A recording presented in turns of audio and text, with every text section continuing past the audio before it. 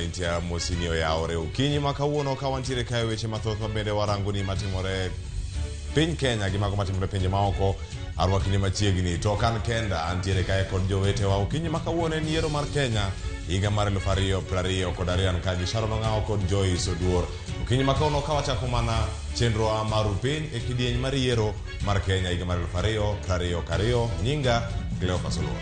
Oyaore nyakoramge Joan kamoro mintiere en geno mara ni iru e yo makare kawuono chieng' tich ang'wen tarik 8 dwe mar 9 higa mar 2022 arwakini machiegni chenro machakre sani nyaka saa 6 mar odiechieng' nyinga Sharon Ong'aw. Oyaore nyakoramge Joan kamoro mintiere ageno ni Ruoth Nyasaye oyaw ne piny e yo makare kendo isikori makare mar tudri kodwa e chenro marwa mar piny odiechieng' makawuono kama bende weche mathoth igeno ni biro timore kinde mabende jood bura ma pacho kae biro bedo kod romo margi mokwongo kaka jood bura mag 13 ma pacho kae ka kamano machiegni e chenro marwa ukinyi makawuono nyinga Joyce Oduor. Joyce machiegni Erokamano ahinya Cleophas. En thuolo machielo ma Nyasaye omiyo ni mondo wachop kar kae to ichiew nade injo ka dendi chal nade? Achiew maber wagone Nyasaye erokamano del nyalo bedo malit matin kata kamano iwacho ni changa wuok kuom Nyasaye achiew maber kendo achiew kategno kinyi makawuono mak mana in kaachiel kod Sharon. An bende achiew makare agone Nyasaye erokamano kata kamano koth emuchiro anyo koth wuon chiemo akiani Sharon koro kan wachomo weekend iwacho ni kawuono en Thursday tarik 8 kendo gik mathoth timore kani chiew yo machalo nade wanyalo dhi manyo oduma moro yolondiani koso watem nade an kauna chiew mana ka jajni Cleophas ko mantiere bore Nairobi ni dininde kata malongo ana chiew koth bende chue sani onyidho oko ka akenya koramge Joan kama intiere chal nade kor lwasi bende nyalo nyiso ni chal nade bore Nairobi ka ana chiew makare mana kamano nyakoramge Joan ka waduto wantiere kare wagero ni bende chiew yo makare ka yudo gwenge ma Kisumu Mabei Migori intiere Kisii Nyamira koso intiere kama Siaya bore Nairobi ka uchiew ka ntiere koyo kono ne chal mar kor lwasi kamoro ma intiere kanyo e kono ni bende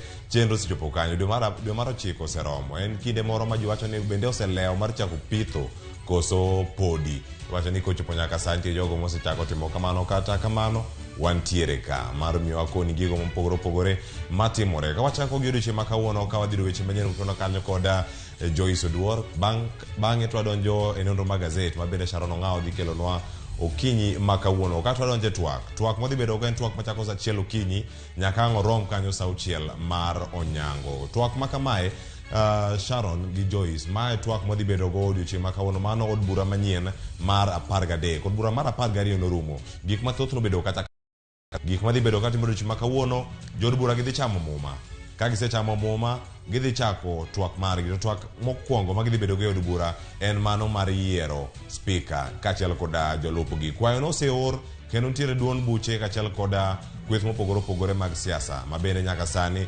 osechwalo nying jogo madagier no bede kombe 2 go akiani nyaka sani Joyce gi Sharon inyanene gi yo machano chako di kata Joyce ka wang'iyo wanyalo wacho ni mano ema nyalo bedo rakruok mogika wanyalo bedo ni wabiro neno e kind kweth mar Azimio la Umoja kaachiel kod kwethno mar Kenya Kwanza kalure ni giduto gintiere kod jogegi ma bende ginyalo bedo kod gombo ni oyombe ng'wejno mar laro kom speaker ka wang'iyo kaachiel od burano mar Senate gichwalo nyinga Kalonzo Musyoka mar mondo mi obed speaker margi to bende ka wang'iyo kwan nyaka sani wang'eyo ni kwethno mar Kenya Kwanza emantiere kod jood bura mathoth e od bura mamalo kacha ka wang'iyo od burano mar Senate bende kwethno mar Kenya Kwanza nitiere kod Karen mare mantiere Karen ma bende ngene biro na wuok e juma mabiro kodhi State House Kenya Kwanza kono seromo Azimio bende no romo waneno gai mar ODM Raila Odinga nantiere kacha jakom mar kweth mar Azimio bende nantiere kacha mano Uhuru Kenyatta koro nagisepango odgi ka bende na kwa jo kweth mopogore mana mar Kenya Kwanza Azimio ka gidhi kacha to gisir jogi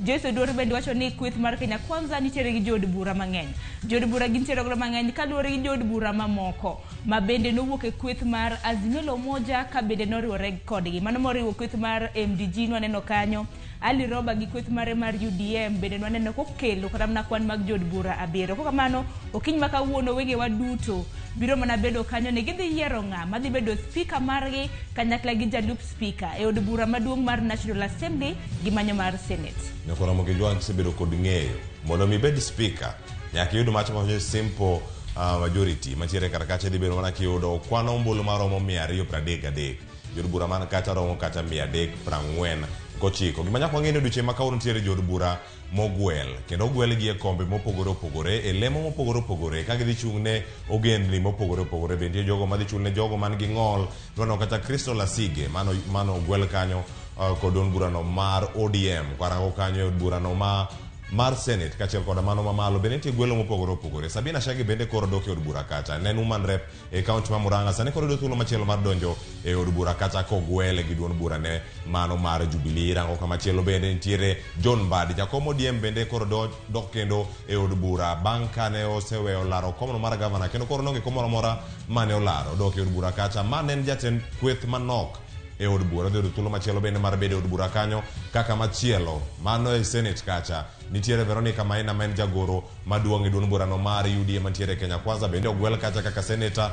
Kaka machielo bende korka ODM jakom manochung' ne wechego mag yiero, mano Catherine Muma, bende koro nitiere kacha, kotenore kod jotelo mamoko maniyudo gwelo makamago. Wadhi nono gi okinyi makawuono ka gin bende gidhi chopo kacha e od bura. Nitie moko bende mochopo kacha kaka jogo ma ochung' ne ojende, mochung' ne wakeni mopogore opogore. Mago duto bende wadhi bedo ka wanono to warango ni gwelo makama otime e yo machalo nade. Bende nitiere geno e gwelo mantiere kar ka, wacho ni en gwelo motim kaluwore gi pek mari e siasa ka ni timo tich maromo nade. Mano bende nitiere kanyo, kachiel koda namba mane yudo e party list mari nyakwara Ramogi Tv. Ka wantiere kad sani sa 12 nyaka sa 5 mar onyango, wang' wakelo weche gi duto mamedo tuchwa, kendo kakelo gi achiel kachiel kamoro amora ma intiere. Tudri koda Ramogi TV, Facebook, Twitter, kachiel koda Instagram, mano Ramogi TV. Download Citizen Digital App mondo iyud Ramogi TV live. Ponono ni ne wuoth, intiere safari di kamoro amora, iyudo Ramogi TV kamoro amora ma intiere seche duto, seche 24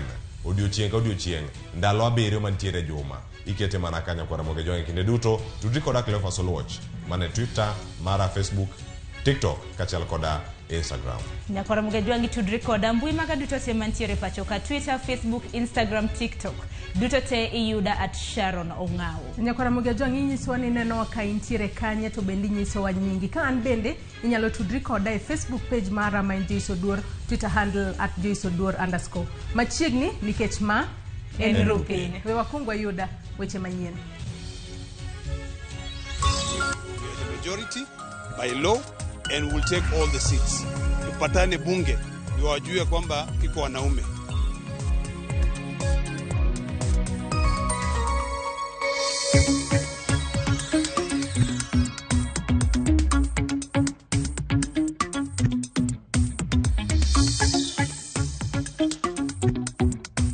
The governor's house is going to cost us 44 million, and the deputy governor's house is going to cost about 35 million. Total plus VAT is 79 million.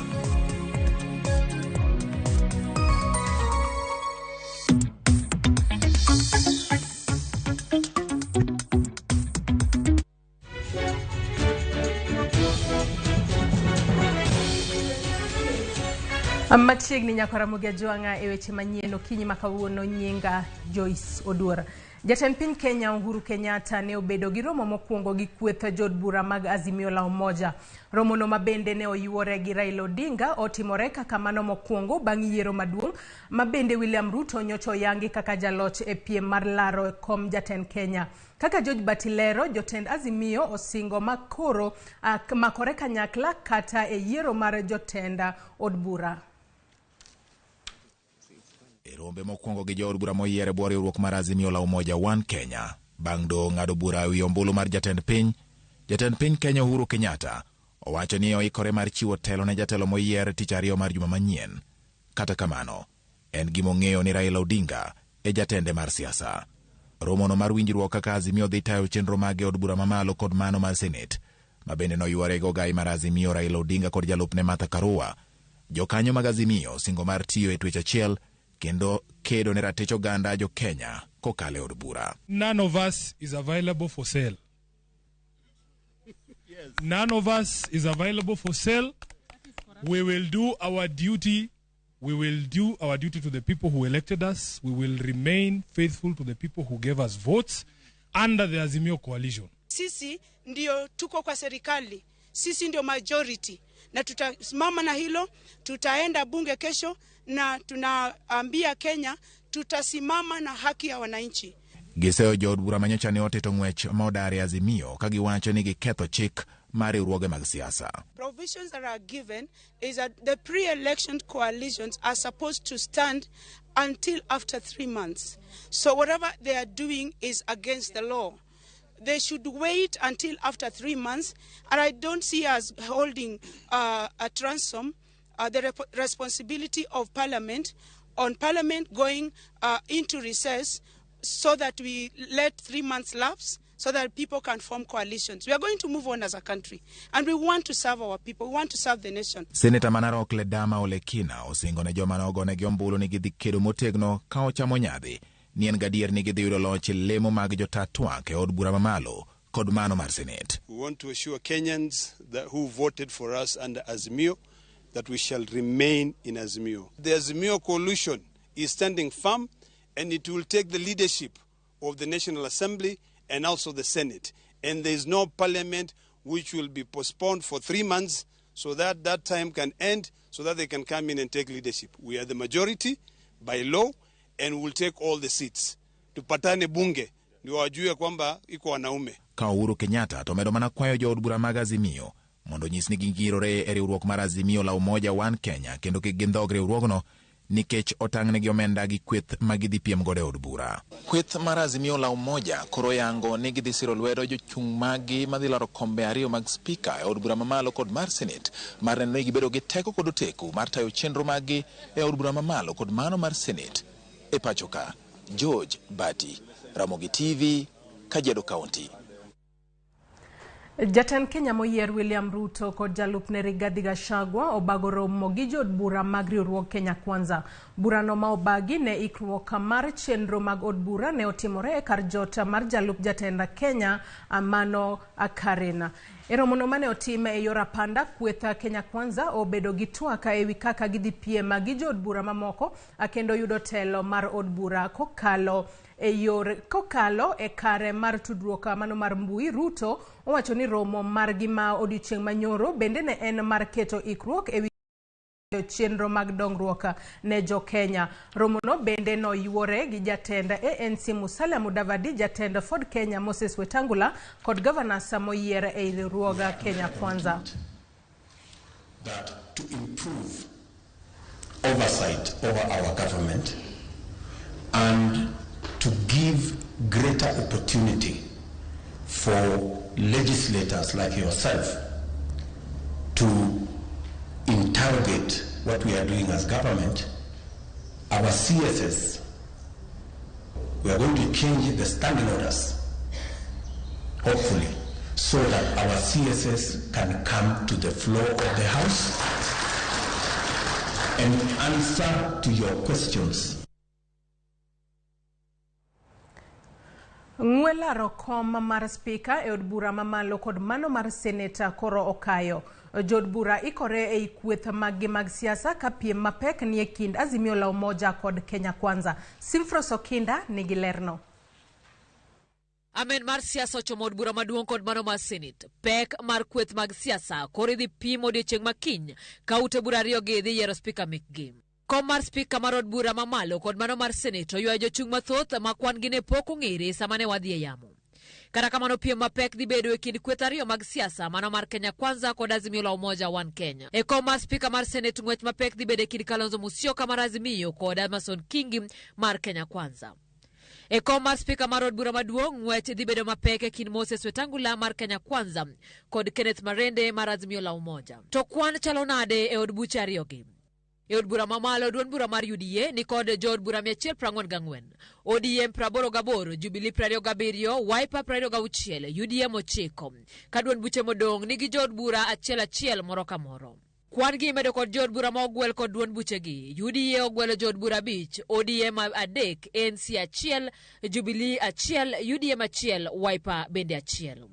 Duond buche gi orore bwo kweth ariyo mag siasa mondo ji umbi magi od buche manyiso ni Azimio la Umoja emotelo kod kwan jood bura 168, iluwe kod Kenya Kwanza 167, jo independent gina 12, duond buche modong' nitiere kod jood bura achiel manyiso ni jood bura duto gin 349. Kawadhi od bura mar Senate ma en kwan senators kaka noyier Pradek Gareyo, ODM Prario, Jubilee Beach, Wiper Ngwene, Duon Buche Modong, nitiere koda jod bura achiel kachiel, duto gin senators prauchiel koda abiriyo. Kwan senators mogwel gi Duon Buche gin UDA ogwelo senators 10, ODM 7, Jubilee UDM Wiper ogwelo jaod bura kata senator achiel moro ka moro. Duto gin senators prariyo mogwel. Makoro nyiso ni Kenya Kwanza ni kod kwan senators mathoth ka gin 34 kiluwe kod Azimio la Umoja mochung'e 32. Chenro mar yiero spika biro timore od bura ma Senate kod mano mamalo tok jod bura chamo muma mar apisi. Watakao kuwemo katika uchaguzi ule watakuwa ni ambao watakuwa wameteuliwa, na uchaguzi ule utaendeshwa kwa siri. For you to be declared elected speaker, you have to garner the support of 2/3 of all members of the National Assembly. So that is 2/3 of 349. If no candidate is supported by the 2/3 of all members, we'll go to the next round. In this next round, only 2 candidates participate. Highest number of votes and the one with the next highest number of votes. If they are tying, all those 2 are tying, will go to the next round. In the next round, the member who gets the highest number of votes, that is the one who is elected. If they tie again, we will continue until one member emerges as a winner. Wege duto koro menyo od bura ariyogi. Imanyo jal mabiro kawo kar Justin Muturi, mane en spika mar od bura mar 12, kod nyawadgi Kenneth Lusaka, mane en spika mar od bura mar Senate mar 12. Simfros Okinda, Ramogi TV.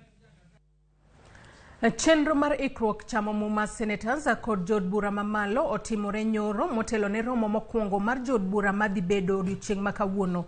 Wenge menyo piem mapek madhi bedo e od bura mar 13 masani ni kod kweth ariyo madongo mag siasa magin Azimio la Umoja One Kenya Alliance to koda Kenya Kwanza. Chris Owino miyo waler. Ikruok ne romo mokwongo mar od bura mar Senate ochopo e ng'ende chieng' tich adek. Senators moyier oyudo thuolo mar chwalo otese maggi kaachiel gi luwo chike matayo twak mag od bura mar Senate. E komachielo, karende mag od bura mar Senate bende ne keto okenge mogik motelo ne chamo muma mar senators. Sanduge mag goyo ombulu bende inono mar neno ni onge ombulu moro amora ma olwar eigi. Bang' chamo muma, chenro mokwongo dhi bedo yiero mar spika, kama piem mapek mar siasa kind Kenya Kwanza kod Azimio la Umoja dhi yangore. Kenya Kwanza ochwalo nying gavana machon ma Kilifi Jeffa Amason Kingi ka Azimio to siro lwedo jatend duond bura mar Wiper Kalonzo Musyoka. Moko kuom chenro ma senators chano miyo mahinogi oting'o loso chike madhi bero kendo rito telo mag gwenge, neno ni piny owacho mag counties otiyo maber kod omenda mag jopiny kaachiel gi tieko ywarruok mosebedo kind piny owacho mamalo kod piny owacho mag counties. Wadwa ikore mondo walos office mar county mabiro yawo Kisumo mondo tine ji ma Kisumo, kendo mondo wachak tich mar oversight mar ng'iyo ni to county government ma Kisumo tiyo nade. Ma en tich madhi tiyo maduong' mondo ji Kisumo wang'i yo mar yore mag pur maber, yore mag lupo o fisheries maber, yore mag energy, yore kaka pesa momi county tiyo te e migepe te, ndeche miloso, kaka miyo ikonyo jopur gi joma timo tije moko e Kisumu County. Bring on board, wealth of experience on implementation of devolution as pioneer governors that started devolution and served 2 terms, and now coming in as a senator. Ours is just to make it better. Adding the experiences we've had to see where we need to bridge and help and make it better. Our mission is to strengthen devolution. Senator Mabusia Okia Omtata wacho ni nitiere dwaro mar loso chike mar bugo apisi mar governor kaka yo mar tieko lweny ma kinde ka kinde e kind governors kod MCAs. Things I want to really address is to enact proper legislation on impeachment of governors. I feel governors are heavily exposed and the impeachment structure is not airtight. It allows for a lot of political machinations and witch hunting. So I would really want that the thresholds for impeaching a governor be set in law and be airtight. E od bura mamalo Azimio ema otelo gi jood bura 168 ka Kenya Kwanza nigi jood bura 157. Kenya Kwanza nigi senators 24 ka Azimio la Umoja to nigi senators 23. Bang' pimo mbi margi mar siasa e yiero ma tarik 9 dwe mar 8 higani, riwruok mar Kenya Kwanza kod Azimio la Umoja dhi pimo tekogi kendo chieng' tich ang'wen e kinde yiero mar spika mar od bura mar Senate kod mar od bura mamalo. Chris Owino, Ramogi TV, Senate Chambers, Nairobi. Gikone dul matayo yiere pachoka IEBC ochapo nyinge jod bura mogwel e ute bura ma pachoka. Listino otingo jod bura mogwel e od bura mamalo kod mag Senate. Judith Omondi miyo walerno. Duol matayo yiero e pachoka IEBC ogolo lipot kokalo e oboke moyiedhi mar piny owacho e wi jod bura ma ogweli e pachoka ma kumoriwo jod bura mag Senate kod mag od bura mamalo. E listi mar jod bura mamalo, jokanyo mag duond bura mar UDA gin ji 5 ma kuma oriwo Jackson Kipkemoi, Teresia Wanjiru, Abdisirat Khalif Ali, Dorothy Muthoni kod Joseph Wainaina Iraya. Duond bura mar ODM ne omi thuolo mar ji 3. Irene Nyakerario Mayaka en achiel kuomgi, John Mbadi kod Haron Mohamed. Duond bura mar ANC oyudo thuolo mar ng'at achiel ei kombe mag od bura mamalo. Mano en Joseph Hamisi Denar. Duond bura mar Jubilee manie bwo umbrella mar Azimio ne oyudo thuolo mar ng'at achiel bende, ma en Sabina Wanjiru Chege. Duond bura mar UDM oyudo jal ma ogwel achiel, mano Suleika Harun. Duond bura mar Wiper pod ok omi thuolo kaluwore gi chik mane ogol kod doho. Od bura mar Senate, jood bura mamine. Duond bura mar UDA oyudo thuolo mar ji 8, magi gin Veronica Waheti, Miraj Abdillahi, Roslinda Tuya, Gloria Magoma, Joyce Korir, Karen Nyamu, Paris Pesi Tobiko kod Maureen Tabitha Mutinda. E Senate ka, duond bura mar ODM ni kod thuolo mar ji 5. Beatrice Akinyi Oyomo, Catherine Muyeka, Hamida Ali, Betty Batuli kod Beth Kalunda. Ng'at achiel kende ma ogwele od bura mar Senate kowuok e duond bura mar Jubilee, ma en Margaret Jepkoech. UDM bende ochiwo ng'at achiel e od burano. Mano en Miriam Sheikh Omar. E od bura mar Senate, duond bura mar Wiper oyudo Shakila Abdalla Mohamed. Rowere 2 bende ne oyudo thuolo e od bura mar Senate, ma kuma oting'o Hezena Lemaletian mar ODM kod Rafael Chimera mar UDA. Jogo man kod ng'ol mopogore opogore bende omi thuolo, ma kuma oting'o Crystal Kagehi mar ODM kod George Mungai mar duond bura mar UDA. Judith Omondi, Ramogi TV. Ogai mar doho Mathako me opuoyo okenge ma Kenya osegoyo e jiwo ratiro kendo luwo chike matayo piny. Kome wacho ni okenge ma Kenya osegoyo koro keto piny kama ber mar rito ratiro mar migepe duto. Kome oloso bang' kanyocha otelo ne joyala buche mag doho mamalo mogika e puodho yiero mar William Ruto kaka jatend Kenya mar 5. Oloso e nyasi mar Ikmoro e kaunti ma Meru. But that God who saved me that time has held me by his palm, being respected now not only in the region but in the entire Africa and even the whole world, saying they are looking upon Kenya for leadership and also for independent institutions, especially the institution of the judiciary. This is not because of my power, this is not because of my might, this is because of the faithful God that we serve. Chenro mag ikruok chamo muma mar jatenda Kenya moyier William Ruto kod jalupne Rigathi Gachagua matimore e alap ma Kasarani nodonjo odiochieng' mar 2 nyoro. Jolweny ne timo ikruok margi ka komiti matayo nyasi no bende ne pango kaka ji biro beta e nyasi ma tarik 13 dweni. Odiochieng' no ma en chieng' tich 2 mabiro ne oyangi kaka chieng' yweyo mondo ochiw thuolo ne ji mabiro yuoro e nyasi makamano. Nyasi no oyaw ne jo Kenya duto kendo kanyo ema Ruto biro yudo thuolo mar chako tich ayanga kaka jatend Kenya marabich. Kenyans that we are ready to work. And so far, we've walked around with the senior officials here, and we are very happy with what we've seen. We are a team from the former Deputy President's office, and I've been working with him, and so far so good. We have made a few changes to ensure that there's proper flow of traffic and proper flow of the VIPs that will be coming here. County ma Siaya biro tiyo gi siling milion 79 mar gero od gavana kod jalupne. Mae county no wacho ni biro timore nikech sirikal mamalo koro osechungo chulo governors omenda mar kuonde jota ma ong'ere kaka house allowance. Jalieta nigi ler e wachni.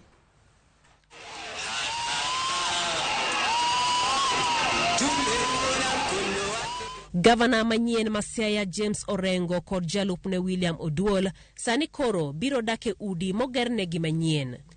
Udi ma ibiro ger e lo ma koro osepuodh kod county ma Siaya biro chamo siling milion 79 kende. The governor's house is going to cost us 44 million, and the deputy governor's house is going to cost about 35 million. Total plus VAT is 79 million.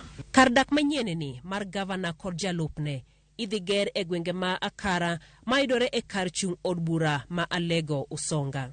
This piece of land comprises a number of buildings. The county speaker should also have a space here, and the governor has the major space.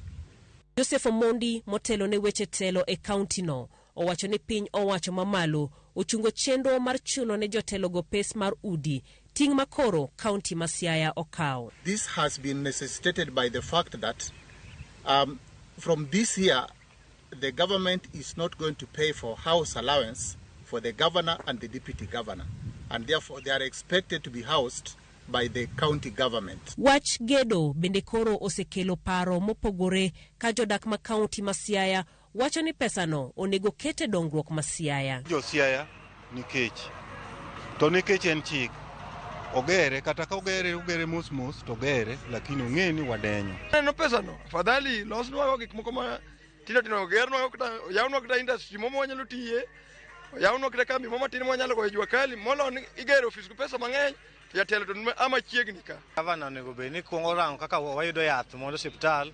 ochulnwa daktache owe gomo mondo eka bang'e obiogero ot nwach pod wang'eni higni 5 mabiro pod en mobiro donjo komo ka imar jua kali ka bed ni nyalo chiere mi mondo kata vijana oyud tije moko ma ginyalo ga okinyi kokinyi to gidhi tiyo kanyo bedo gimoro maber nikech wan jojua kali kata sani onge kata kamoro ma inyalo ga munde gokinyi tichome.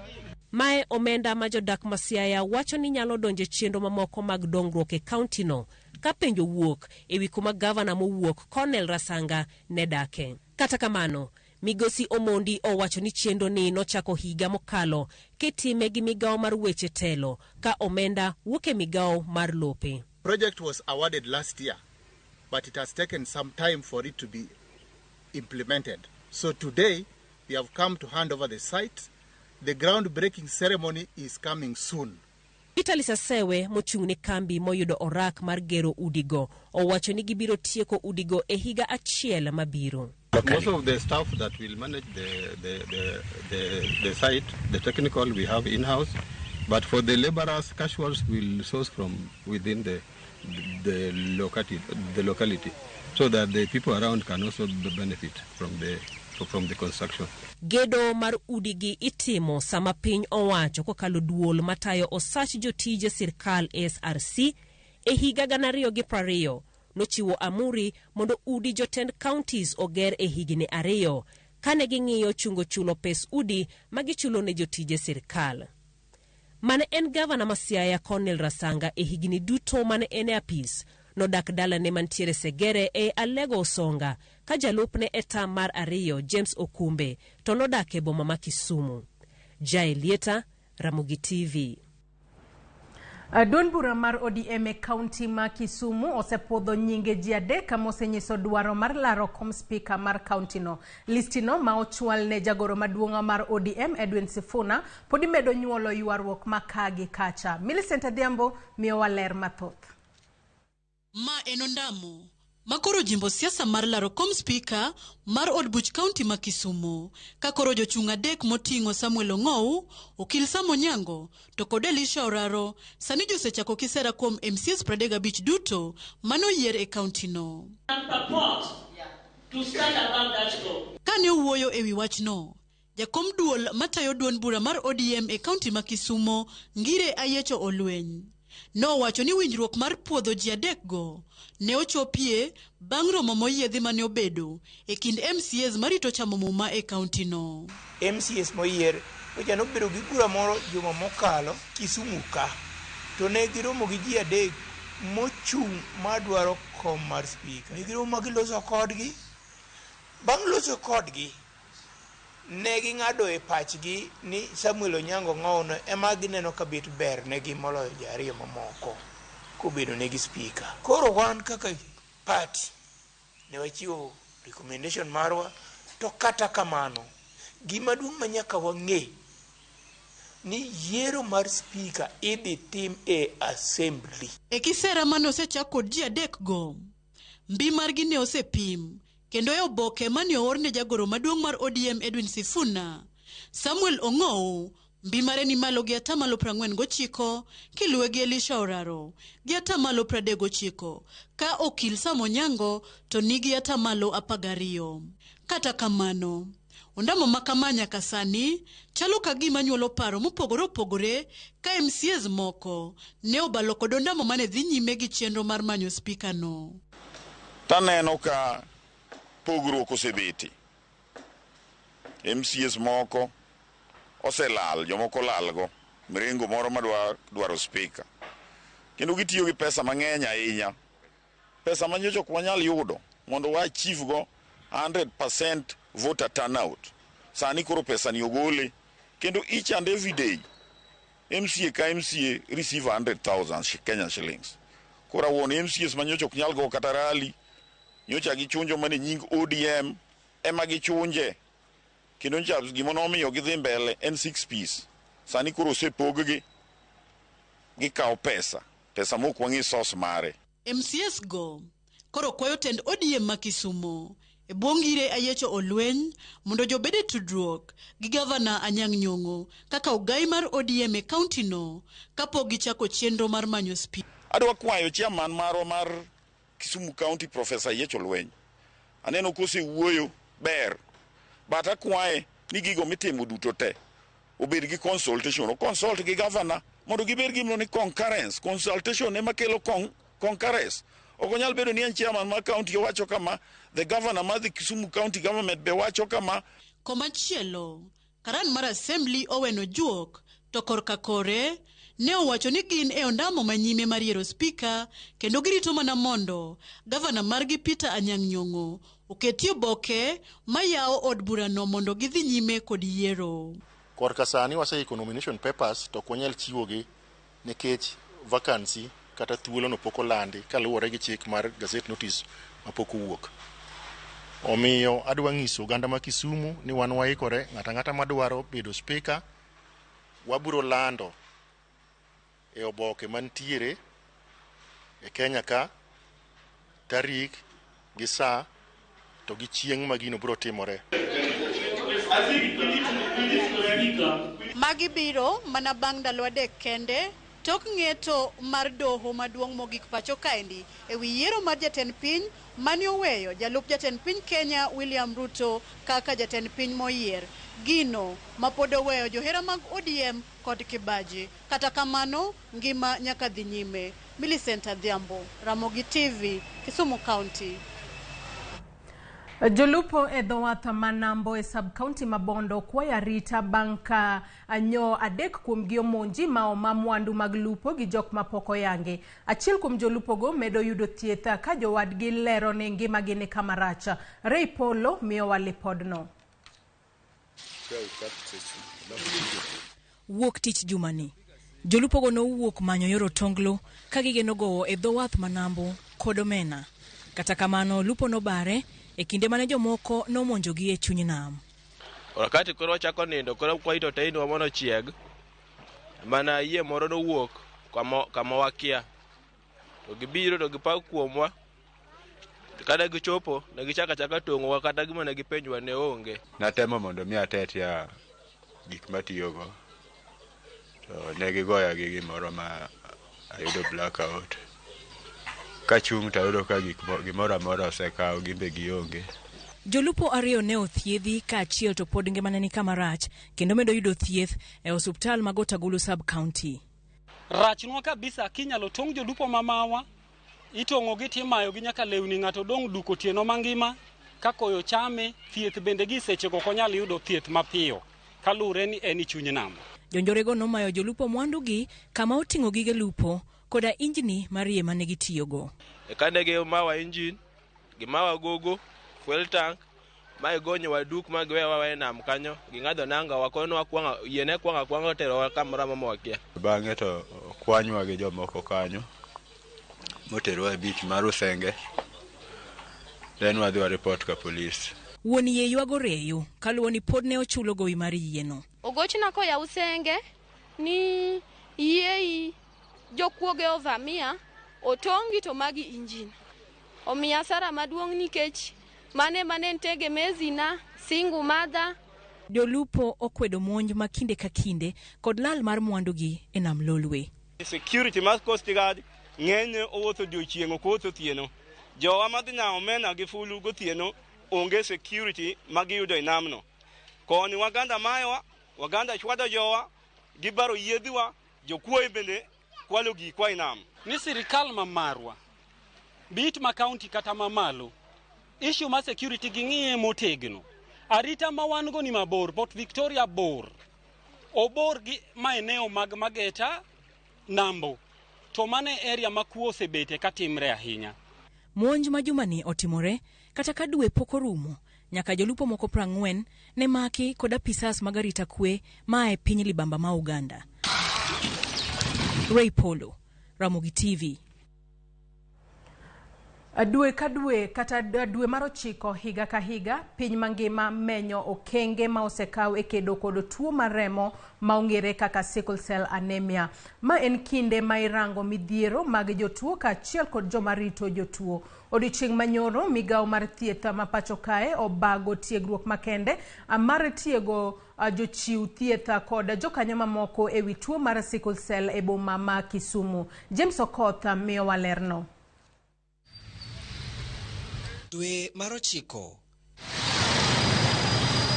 dwe ma piny ngima rangoe okenge mag kedo gi tuo mar remo ma iluongo ni sickle cell anemia ka kaunti ma Kisumu bende ok ne odong' chien. Chenro makamano ne ochakore ayanga gi puonj mar oganda e wi tuo makamano. Ma e kaka laktar George Rai ne olero tiend tuoni. Omiyo gik mamiyo remo bedo makwar ka iluongo ni cells. Gimakore to gilokore kaka mpira to gidino leche matindo matero remo to gi muya e dendi te. Seth Otieno en achiel kuom joma kedo gi tuo mar amuodra kendo olero safar mare. Kaka an sani ng'eni wenge okethre alafu isitoshe sani awuotho gi scratches nikech no timna total hip replacement. Mane gima seswel no chwada go maduong' ahinya. No maya ifs gate.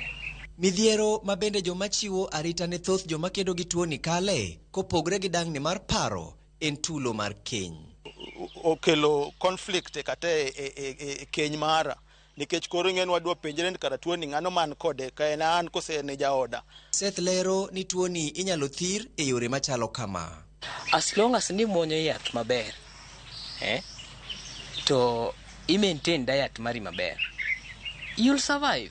Laktar George Rai ma en jata tije e kar thieth ma Jaramogi Oginga chiwo pache kaka inyalo tiek tuo mar remo e higni 15 mabiro. Couples madwa kendore to wadwaro ni sirikal olos policy ma kapok giriwore to giyudo test to gibedo cancelled.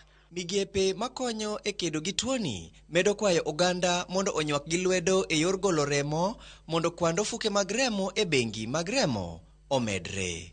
Ka bende gikwayo joma kedo gi tuoni mondo owuog oko kendo owuoth kanyakla gi jowetegi kuonde miyude kony kata support centers. Organizing what we call Warrior Speak Conference, where we invite adult professional people living with sickle cell disease over 50 years, parents, married, to come and talk. Magi emoko kuom puonj kod jip mayudore kuom jogo makedo gi tuo mar amuodra kata sickle cell anemia bang' yudo ni tuoni inyalo geng' kendo thir. Nyasaye nong'eyo kaka kapok nochweyi ni idhi bedo asikla. Koro embrace it, muony yedhegi, and move on with life. Ka remo iketo mobedo stable, ma ok odog piny, ok odog malo, en kamoro kanyo, nyathi onge stress. Magi emoko kuom kwayo mag thoth joma kedo gi tuo mar remo. Wakwa sirikal kokalo migawo mar thieth, Ministry of Health, mondo ging'iye yedhe mag jo sickle cell gi. Sama piny ngima dhi nyime gi ingo dwe mar tuo mar remo, kwayo maduong' kuom joma kedo gi tuoni en ni tend kaunti kaachiel gi mano mamalo okonygi e keto okenge manyalo miyo giyud kony kowuok e aguch thieth mar NHIF. James Okoth, Ramogi TV. Nyakaramogi Jwanga gi lipota mar James Okoth no kowuok e kaunti ma Kisumu emochopo godo e giko weche manyiena okinyi makawuono kamoko kuomu benda neno koseriwore kodwa e Facebook kata kama wantiere live.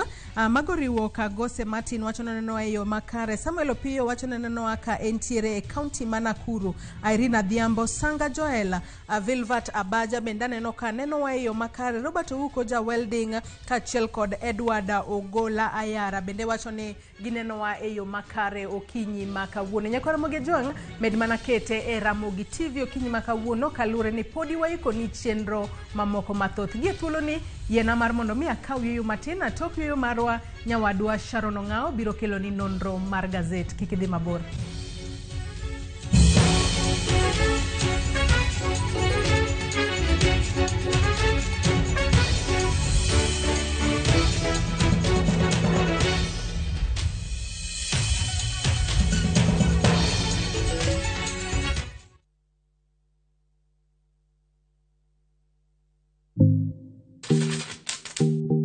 Nyakaramogi Jwanga wang'ni poko pogore obiro e gwenge mag Nyanza.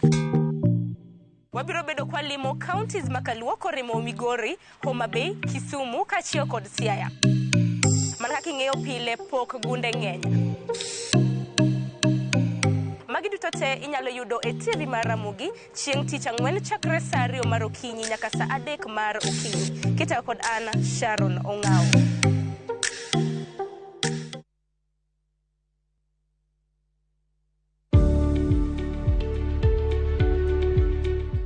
Chudo maromre kodi kaito iti kod omenda matin ne chudo miyudo.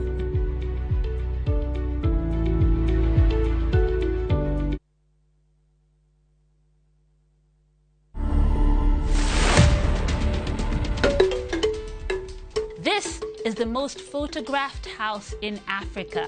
We have 5 rooms. There's a family room that can take 4 people. We have the Lamu room, Moroccan room, and the Bakuba room. Those are teams. That's simply because most of the artifacts that you'll find within those rooms are from the regions that I've mentioned. People come here for just to go through the tour and learn about our heritage and see these things that most of them you can't find anywhere right now.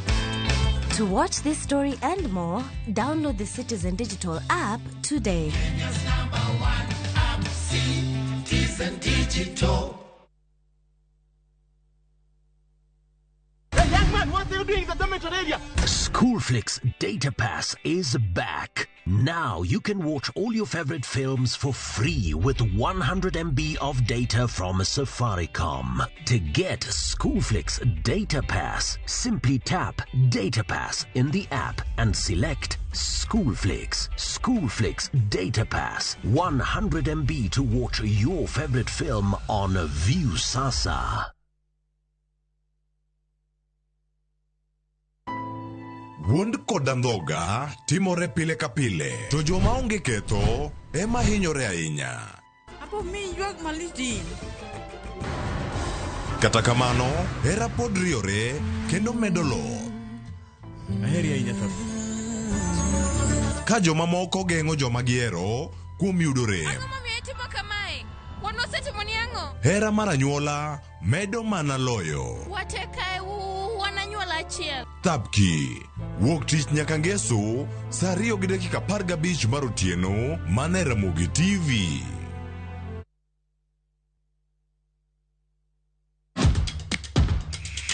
E pewe mag tuke ma ihero, hero mar adhula, kendo ipako gi ilo. Tudri kod James Opondo, japicha, gi Milton Ochieng Jaka Black e pau tuke. Chieng' ngeso ka ngeso, chakre saa 8 odiochieng' nyaka saa 10, mana e Ramogi TV.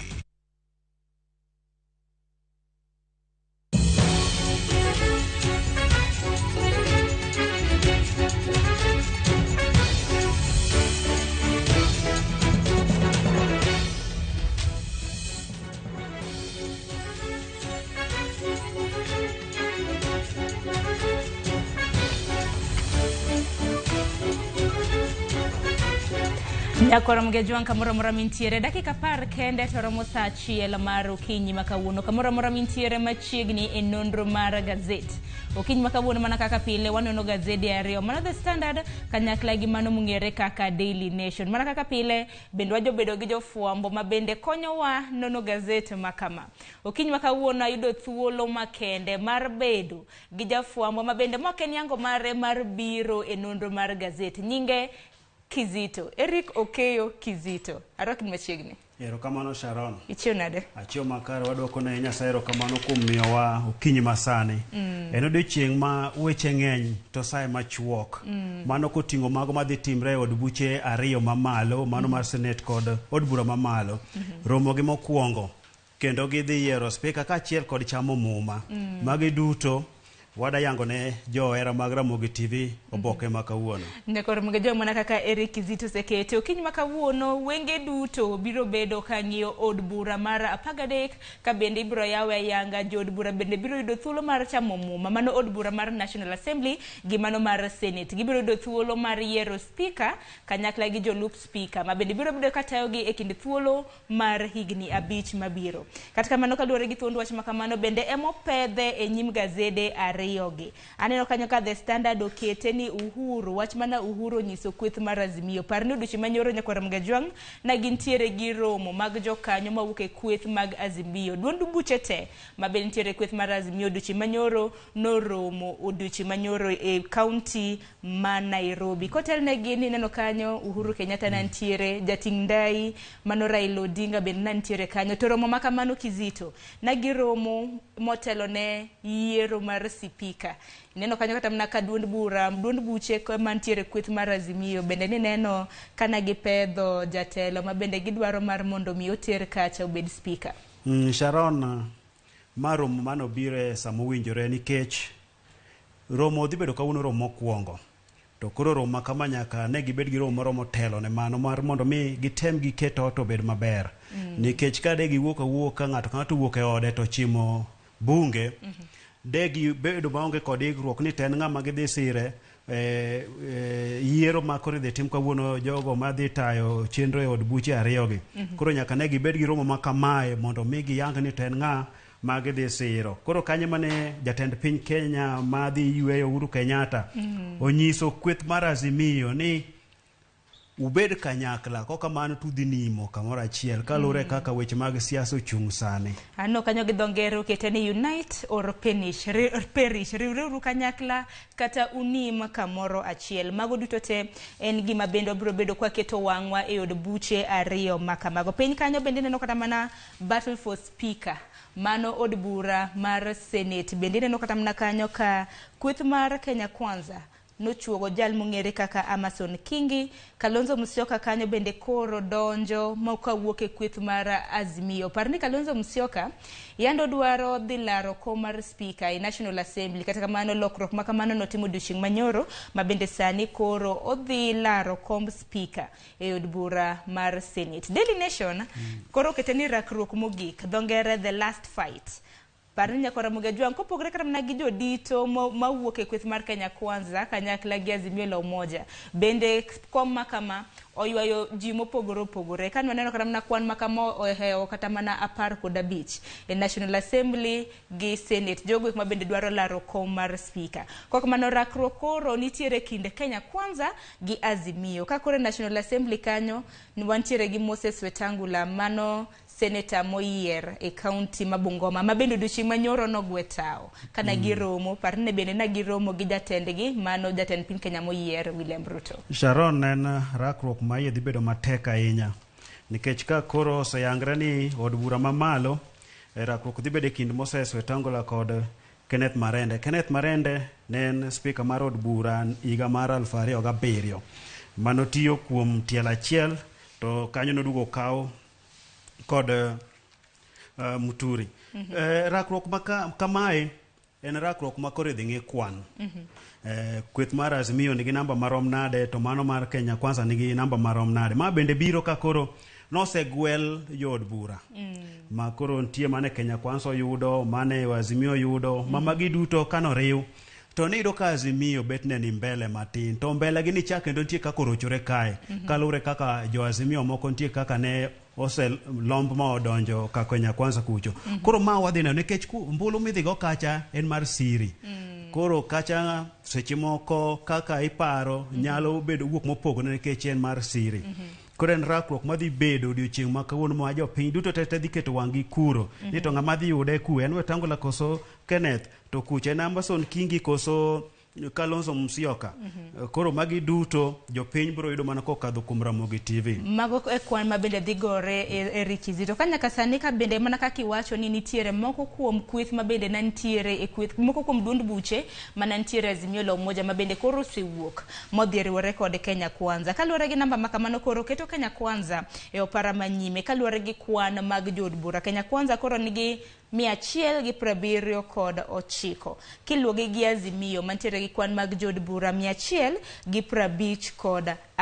Parni National Assembly kanyo nitiere gi kwan mag jod bura duto te kiroro nyaka mogwel gintiere 349. Mano kiroro nyaka kwan mag woman rep mag jod bura mag county. E Senate kata mana king'iyo kweth mar Kenya Kwanza, kweth mar Azimio independent gi mobedo nominated, Kenya Kwanza bende pod aneno kotelo gi 35 kwan mag senators mantiere od bura mar Senate ka iluwogi gi Azimio mantiere gi 32. Kata kamano ni wacho ni nyalo bedo ni chung' gi chama, kata kamano yiero koro en mar jaod bura en wuona. En mar jaod bura, to thothne jiloga yo momigi kod jatendgi. Mamane mosebedo koro seche moko nya bedo ni joge dhi luwo yo mano ochiwnegi. To wach mantie bende ni Moses Wetangula ne en senator moyier ma Bungoma mane orito chamo makocha, to nyogwe tao mar mondo bi olar kom makoni. To ncha winjo kanyo kiwacho nang'o ni sama nogwe tao nonego bed ni otero oboke nene speaker. To speaker mar Senate nodhi molaro kom mar governor ma Bungoma, ma koro nyiso ni Senate kacha onge speaker. Koro wach nitie kanyo ni to oboke nyotero ne clerk mar Senate nogwe tao. Kora kiani kanyo dhi bedo magi gik mang'eni rakruok achiel kuom rakruok madhi bede od bura. Ma jogo nyalo chik penjo ni to Wetangula man kae ni nooro oboke ne mar gweta oneng'a. Mago duto te nyako Ramogi Tv. Jofombo magwa bende osemolo gintiere od bura maduong' ma pachoka. Ka wan chenro makamano wan chako gibiro bedo ka ginyisowa gik ma bende dhi nyime e od bura mar National Assembly gi mano mar Senate. Kaka mano kizito wachak gi The Standard, kama bende thuond wach waneno kanyo tipo mar jatend piny Kenya mar ang'wen Uhuru Kenyatta. Kanyo koro Uhuru nitiere gi milome ne kweth duond buche mantiere riwruok mar Azimio. Onyisogi ni giriwre kanyakla kata ginim kanyakla. Okang' ma kama endi biro bang' romo ma bende na gibedo godo odiochieng' manyoro mar loso odgi kanyakla. Odiochieng' manyoro bende nwaneno Raila Odinga mano jating' ndai mar Azimio ma bende nochopo e romo makamano. Wach makamano aneno komi pek e it gazet mar Ang'wen. E romo makamano Kizito kata mana ka niwinjo ka Uhuru twak. Uhuru nowacho ni en pod obiro siro jatende ma en Raila Amolo Odinga. Owacho ni en kata mana ponono ni obiro bedo kata mana kochiwo lokruok mar telo. En jatende pod en mana Raila Amolo Odinga. Gine kinde mosekalo josebedo kata mana ka penjore ni bende Uhuru Kenyatta biro chopo e nyasi mar chieng' tarik 13 mano mar nyasi mar sidho William Ruto kaka jatend piny Kenya mar 5. Katika mano odiochieng' manyoro Uhuru Kenyatta nwacho ni obiro chopo e alap mar tuke mar Kasarani kama nyasi ma kamano biro timore kendo biro neno ni lokruok otim e yo makare. Uhuru Kenyatta nokoni an koro luwo chike ma kokete katiba ma koro dhi chiwo ne jatend piny Kenya moyier William Ruto telo. Ma koro nyo onyiso gi kanyo ni kata kochiwo ne telo to en jatend en pod mana Raila Amolo Odinga. Koro kanyo bende wach ni pod itiere anjo kanyo moko penjo ni koro Uhuru Kenyatta kaka ne en jakom mar Azimio cha en ma koro pod odhi telo ne kweth ni koso dhi bedo nare. Koro magi bende weche mag siasa man kanyo kata koro jatende pod en mana Raila Amolo Odinga to nyiso jogi ni mondo gibed kanyakla kokamano to gidhi nimo.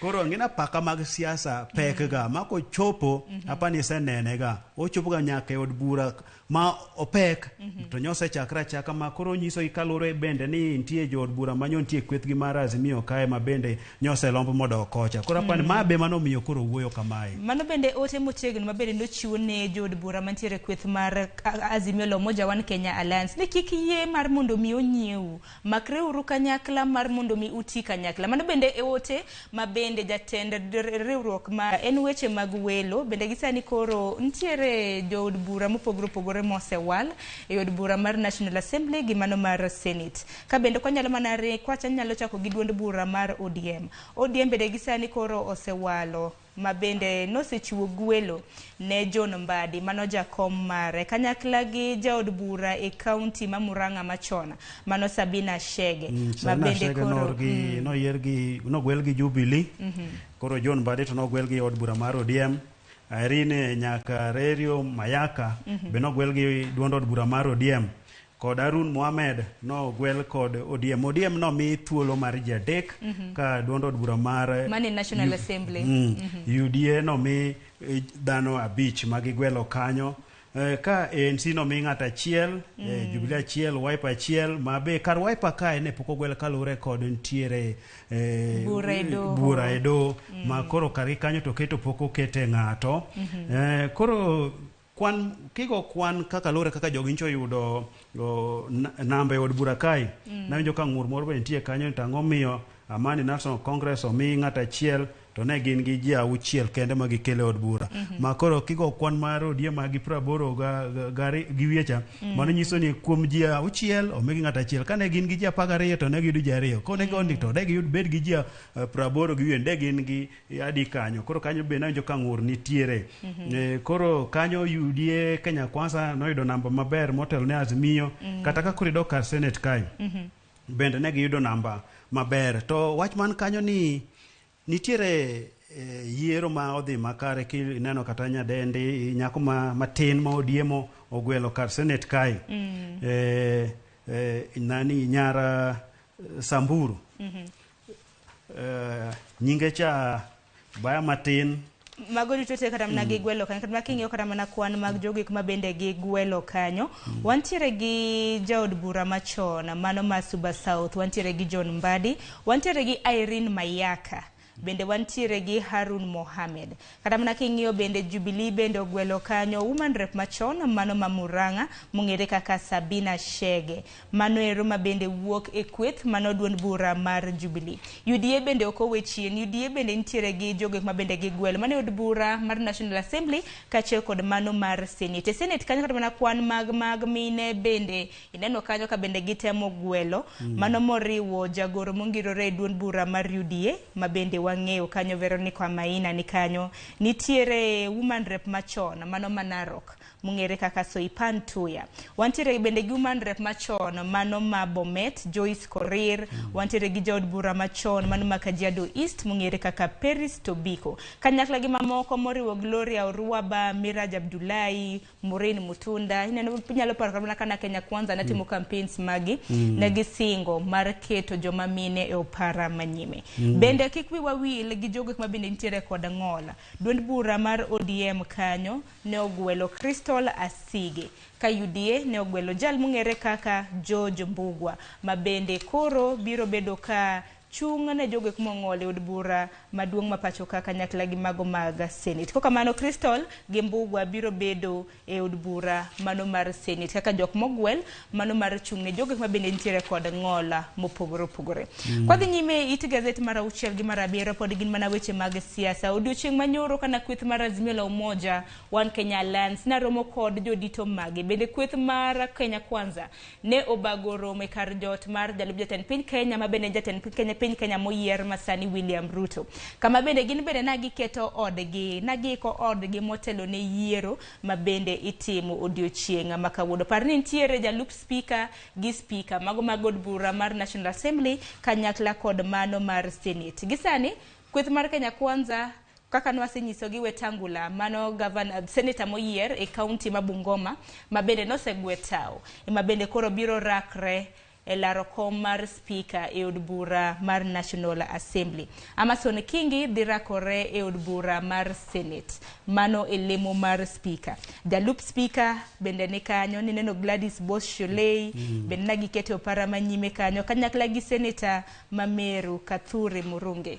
Sharon koro wacho ka ni gibene gi romo makamano mano dhi nyaka dier otieno ineno kondik kamano mar mondo mi giketo odgi obed kanyakla. Ngini en lweny ma ji dhi en lweny ma iye tek ma kok iketo odi kanyakla tinya yudo ko tek nikech en lweny midhiye gi kwan. Inyalo we ni in gi kwan to kara kwan nyalo dhi bare kucho ka dipono ni seche moko kelo dhano mainga achiel. Koro mane gidwa ni gigol ng'at achiel ma ombulu duto mag kwethgi odhi ne ng'at achiel mondo mi gine ka ginyalo yudo jago madhi tayo chenro e od buche ariyo go duto. Koro mano romo ma gibene gitimo kanyo ma Azimio be nyotimo margi Masai Lodge kocha.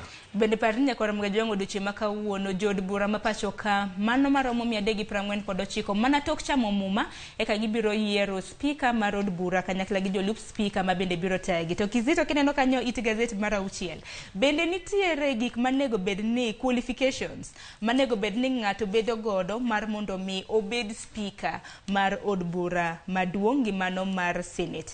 Nyaka ibed ja Kenya, ibed Kenyan citizen. Gibed ja Kenya, kibed ni nindikri kaka jalutombolo. Na kibed bende nindikri kaka jalutombolo, registered voter. Mago bende okenge ma bende gibiro bedo ka ging'iyo. Kapo nono ni nine koma mose yiere bende isegwetao. No aneno kanyo ka Moses Wetangula bende nogweyo tao odiochieng' manyoro. Yore mag somo kod kido makare bende oket kanyo. Nyakibed ni ok bed ni oyieri kaka koro wasewacho no Moses Wetangula nyogwe tao mar mondo mi eka odhi orakre dwaro speaker mar od bura mamalo.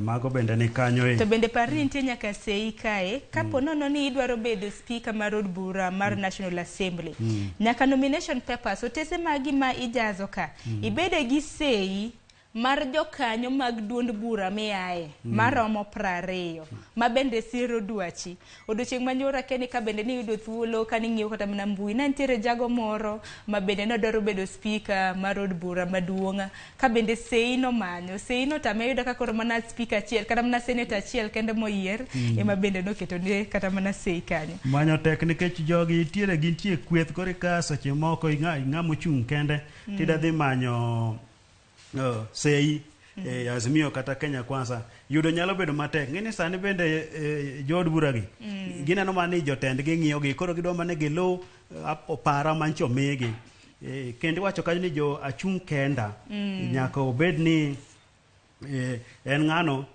mano yudo ombulu maromo 1,000 constituency mano ma okwuok e duond bura mano mochung' kar kende jachung' kenda ni embe oketne kanyo gigo monego bed ni oluwo eka mar mondo mi ochope rang'iny mar bedo kata mar mondo mi odonje ng'wech mar laro kom mar speaker.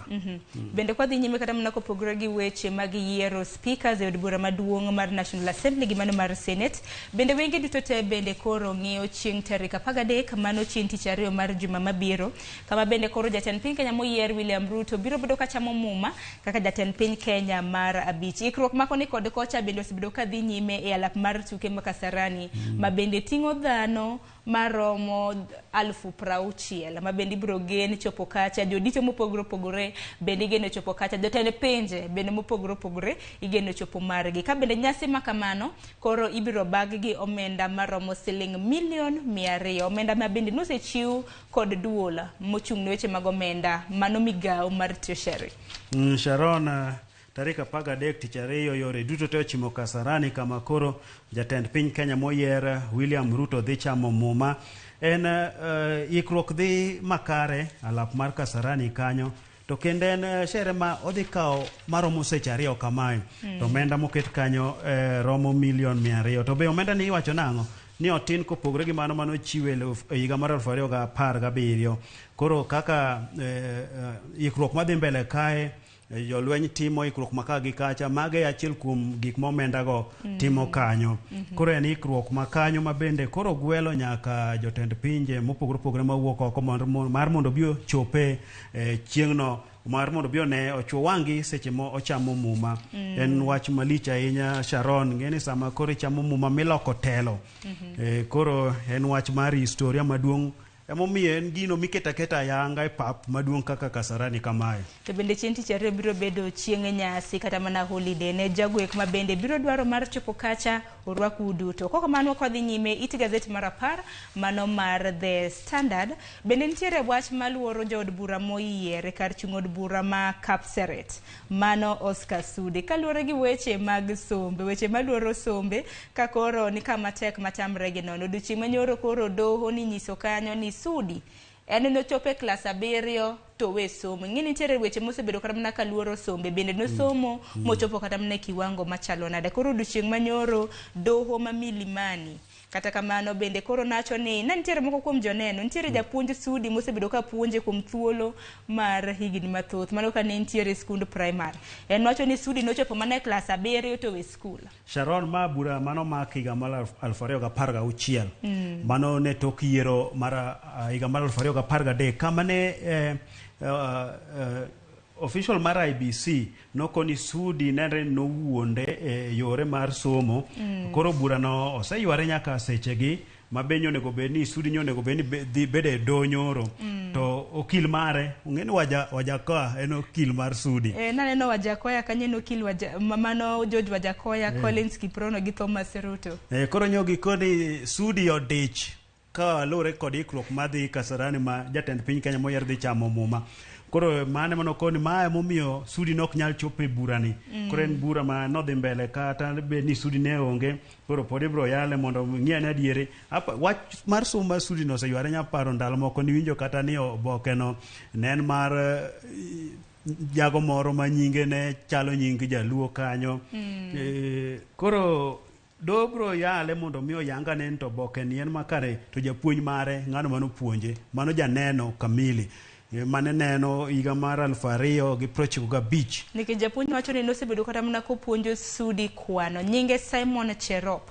Mano ne nitiere janene doho mano mana bura makamano dhi odiochieng' manyoro. Nyinge Simon Cherop wacho ni ne en japuonj Sudi machon, nopuonje kwano. Nopuonje kwano. Ma koni nyaka admission mar Sudi nen 770 ong'e malong'o ahinya. Koro mane janeno man kanyo ma koro bende nitie bura mar momako Sudi e wach mar sombe no. Kendo giwacho nyaka kata mana skund primary mana Sudi ochope mano some. Nying no be bor en Tulwop Ngetuny Primary School. Koko mano mago gin weche mabende pod luwo Rose Kasudi kanyo kaluwore gi sombe. Adwaro mar mondo wadhi nyime gi tieko gazeti makama kapok wadonjo e Daily Nation. Kwadhi nyime it gazeti mar ariyo, koro Ngirishi mano jaod bura mar machon e kaunti ma Kirinyaga, mano woman rep e kaunti ma Kirinyaga machon, mong'ere kaka Wangui Ngirishi, bende gisani koro nopedho neno e doho maduong' mogik, bende nodonjo ne Anne Waiguru, mano gavana ma Kirinyaga, ni no okoyudo loch e yo makare. Koro Ngirishi wacho ni koro osedhi kanyo mano ndikore e doho maduong' mogik kaluwore gi loch ma bende Anne Waiguru noyudo mar telo ne Kirinyaga. Owacho kanyo ni weche mag ombulu nokodhi makare, kowacho kacho ni jogo manowuok mane oluto ombulu atamalo mano ket kanyo mano mag joma nowuok opogore gi mano ma koro ndiki. Oko ni atamalo manowuok ne e kind 60 gi 75, to kata mano mondiki kanyo en 81. Mano kong'iyo kar od bura mar Mwea, Ndia mayudre Kirinyaga, Ndia kod Kirinyaga Central. Koro wacho ni atamalo moket kanyo no pogore kod mano mag jogo manowuok mano luto ombulu. Ebe koro odhi kanyo mondo mi omanya ne ratiche, ko wacho kanyo ni ne okoyombe yo makare. Mago duto te gin mana ng'ur ma bende koro osechwal e doho maduong' mano High Court, ma bende koro kosechwal e doho to koro iweyo tije obed ne jong'ad bura kanyakla gi okinde e doho kacha. Kopogre gi mana daro ni mondo watiek gi mbaka moro ma bende nolombo wang'a e ito boke mar Apaga Beach, mano mar The Standard. Nitiere tipo mara Lazarus Mukwana. Lazarus en jatweng'o mong'ere gi dho ngere kaka Taylor. Osebedo kotweng'o kuom thuolo mar higni mathoth. Sani entiere gi higni 87. Nyaka sani nyalo kata mana kizito jalno ero mabende entiere gi higni 87. Inyalo neno samoro wang'e nyalo bedo ni osechako chande matin tin konen. Koko mano fundine en kata mna sosi ndana kene in ke sosi ndane usi ka koran sani ma sosi ndano nyaka kawa thuolo mang'eny mar mondo mi ayuda burno mondo mi usi donji. To en king'iyo ike iwacho ni pod otiyo tijni e yo makare, kendo sindano sasa makare. Mano tich mosebedo koro mna kotimo kuom thuolo malach. Koro en Taylor kata mana jatweng'o ma osebedo ka twengo e aming'a mano e boma ma Kakamega. Osebedo ko twengo kuom thuolo mar higni mathoth. Meso ni gini olonye. Gini olonye ma koro ang'eni onyono kata ka sut ang'eno nyanyono na maber kabisa. Mano koro mano thuon. Wacho ni magi gini thuondi ma bende kun godo kanyo. An bende daher mar lime, en mana ni Kakamega to koro bor. Adaro mar mondo mi watieki machinglo mantiere it gazeti mar 16 kapok wadonjo Daily Nation. Machinglo naneno mana ka ng'ato go yawa, what just happened? Moro bende wacho ni ngai, we need to conduct a postmortem. Machinglo ni kaluwore gi ni nene nade? Machinglo ma koro jopiny be pod nigi machal gi mineno ket kaeni. Ang'ano timore. En yawa ma pod dhano penjo to yawa. Ang'ano timore. Kech obiro mopogre gi geno. Mano oganda nitie godo. Koro dhano dhogi nono kae. Ineno kata ka giting'o rengo kanyo dhogi nono to ang'o motimore. To kineno kitugudu man kanyo no, mano nyiso ni magi jotelo ker mag Luo, jotelo mag Luo, magi jodongo mag Luo. Koro gipenjo to ang'o manodhi ma ok wanyal yudo gini. Koro gipenjo ang'o manodhi ma ok ginyal yudo gini, kech kinyo kit rwakruok ma to nyiso magi jodongo mag Luo. Ema koro penjre ni to yawa ang'o notimre, wadoga ne chien mondo ang'en to nokethre gi kanye. Ne koro maga jang monen machinglo kata mna katun mantiere it gazeti mar 16 kanyo ma The Standard. Ponono ni nene in bende nyalo nyiswa ni machinglo ma kamano iwinjo nade. Kizira adwaro mar mondo mi watieki in kata kamano ni nyiswa ni isiro kweth mar Manchester United. Koro jo Chelsea odiochieng' manyoro bende coach margi mong'ere kaka Tuchel bende koro no riemb tich mano Thomas. Kosi luonge ni Thomas. En Thomas koso Thomas. Charon weche nyokethore. Mane tok kane omigi gol achiel mano koro Champions League. Weche nyokethore ne koro gikone ok wadhi mbele kodi. Koro nyaka imiwa toki mondo miwa many ng'ama chielo. Koro sani joera mag Chelsea ang'eni kama gintiere giwinjo matek. To ng'eni en juma ma joera mag Manchester United kaka Cleophas Oluoch, Willis Raburo gin gi mor, chunygi pod ne gi mor kaluwore gi mano manotimre Jumapil. Mok wadwa ni wawach mang'eny, ok wadwa ni wachwan chuny jomoko, to kamano kaka nobedo. To ng'eni Champions League be nchogore chieng' tich ariyo kod tino manyoro mayudo ka team mar Liverpool bende noyudo matek. Angeni Kizito weche mag tuke to koro nyalo ledhonwa nyaka macha tonga. Koko mano Tuchel noseriembi mano jata kweth kata mana coach mar Chelsea. Koro akeni giseyiero ng'ato koso? Podi menyo. Koro wan gi menya.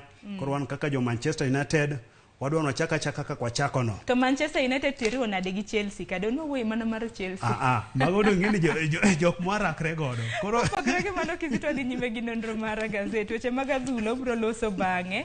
Daily Nation nyaka Ramogi Tv en rakruok mogik mana kaka okete gi dongere kanyo the last fight manen kaluore gi rakruok makawuono mano kom mar speaker mar od bura mar Senate gi mano mar National Assembly en ng'a mabende biro kawo kwan mag numbers bende kanyo kwan mag jod bura mantiere kweth mar Kenya Kwanza gi mantiere riwruok mar Azimio la Umoja mana kaka nosewacho jod bura mano wuok e kweth kata na riwruok mar Azimio kana dhi Kenya Kwanza bende omedo kwan mag namba e riwruok mar Kenya Kwanza mabende gisani kwan mag jod bura Kenya Kwanza gin 179 ginyalo mana paro moko kuom duond buche mano wuok e kweth mar Azimio riwo mano mar UDM wantiere gi UPIA gi wantiere gi mano mar MDG duto te mabende gintiere gi jod bura 9. Sharon kaune ndu chieng' ma licha ahinya en rakruok mogik. Rakruok mokwongo ichobedo chieng' mar Tombolo, rakruokno nochopo nyaka e doho mamalo mano timo ng'eto mare. Koro kawuono odhi e od buche ariyo, mano mar Senate kod mano mamalo. Makanyo oseyangonwa Moses Wetangula, Kenneth dhirakre Kenneth Kalonzo, dhirakre gi Amason Kingi. To Azimio kaka nowacho nyen gi kwan mamalo to koro kwan nyokethore. Koro wakia kaka dhi bedo kini tiele bende mopogre ma midhi many kaka mago jok motelo ne kweth mathoth kod jogo madhi telo ne kweth manok e od buche gi. Koro penjo bende nitiere to kara koro jo Azimio moko manodok kochacha nyalo bedo ni mani imiya tigo kosidhi tigo kod kwan mar jogo manoyudi e yiero kalure kod winjruok manitiere e riwruoge gi. To ngini kalure gi chik pod kata mana kana gisedar pod gintiere nyingi pod nitiere e kweth mabende na giwuoke. Nyingi ni kocha tiyudo ka gibe koro ne pod giwacho kucho ni koro wan gi kwan mang'eny. Koro kwano ana gima ng'eyo ni pod idhi ti mana gi mano ket man ka register of political party chas ema pod idhi tiyo mar mondo mi giyud lemo gi. Koro lemo no ki ne od bura speaker dhi bedo ni seche moko wuok Kenya Kwanza jogo motelo ne kweth mathoth wuok e Azimio ne kako dhi kikre odhi bedo ma tudruok gi tuomruok.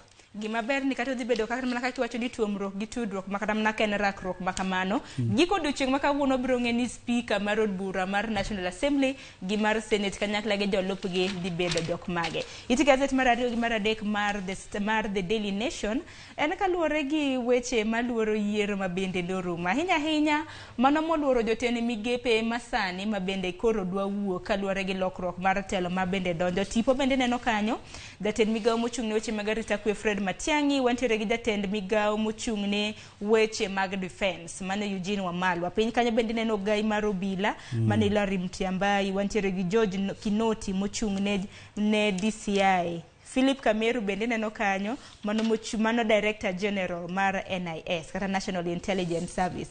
Giduto te kata neno thund wach mondik kanyo.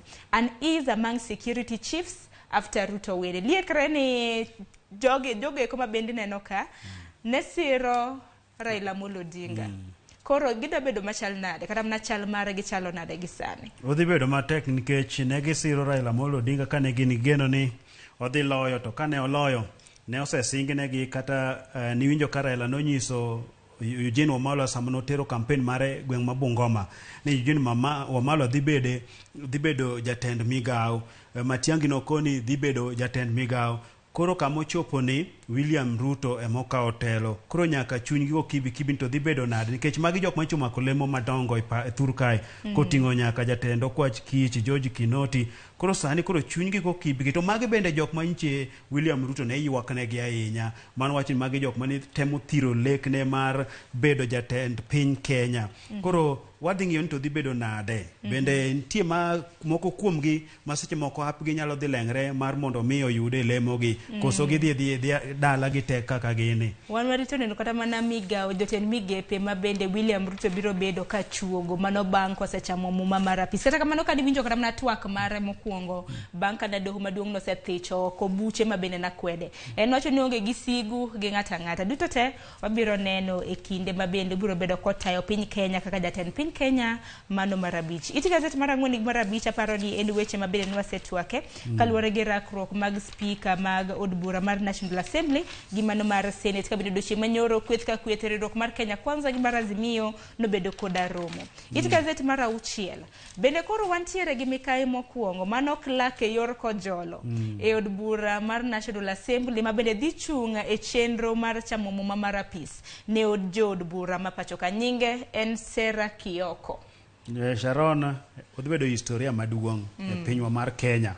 Odhibedo miyo mokwongo mar chiwo ne jood bura moyier muma. En odiochieng' malich ahinya Sharon ka koro bed ni mitelo kanyo ni miyo rwedhi ka chamo muma. Iwinjo kata ka koro tokwi juol, iwinjo ka tokwi bor, iwinjo ka in gi nyadhi moro kanyo matin. Koro mae madhi timre kae en wuoth mar aboro. Koni en wuoth mar aboro ma koro chopo ne koro kawuono tich nitie lwete tich mare. Mana kaka wacho dhi loso historia kaka miyo mokwongo ma bende biro telo e nyasi mar chamo muma ne jood bura maromo 337 ma bende dhi chamo muma odiochieng' ma kawuono. Nyinge en Sera Kioko ka bende en clerk ma kojolo e od bura mar National Assembly. Sigane ponono ni nyiew gazet ma Daily Nation ibiro somo sigane e yo matut kanyo.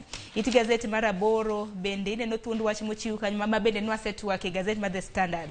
Kaluwore gi jatend piny Kenya mar ang'wen Uhuru Kenyatta ma bende wacho ni en kochopo chieng' tich ariyo chieng' tarik 13 mar juma mabiro obiro neno ni ochiwo lokruok mar telo e yo makare ka bende osingo mar chopo e nyasi mar chamo muma Kasarani. Kono dhi chiwe kobuonjo, odhi chiwe komoto. Kata kamano ni jatende to pod dong' mana ni en Raila Amolo Odinga. Ng'eni en ga wach moro ma bende lit ka seche michiwo telo ichiwo ne telo ng'ama nchoki siro.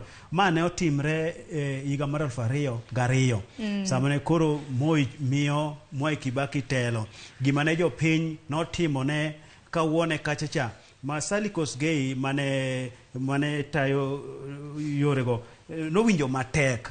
Koro ngeni sami chiwo telo ne ng'ano manchoki sir nitie seche moko jopiny koro nyalo ng'urni ni nichi tamri sire to obedo kako betno. Koro magi duto warito mar neno kako bro chiwe kanyo, wabro temo somo wang'e kako neno. Ngeni wang' be kaka neno bende nyiso ga gik moko mag picha duto ma jofwambo bro somo to lero ne jopiny. Manen tipo ma bende kata neno kanyo komuso Kenneth Marende kanyo kineno kata mna toke king'iyo kata mna background neno Farah Malim kanyo. Raila Odinga bende nitiere kanyo ma bende notelo ne kweth mar Azimio ne jating ndai mar kweth mar Azimio la Umoja. Odiochieng' manyoro ne girome magawa moro mong'ere kaka Masai Lodge mantiere e county ma Kajiado. Kata kamano Uhuru Kenyatta bende noloso mathoth odiochieng' manyoro.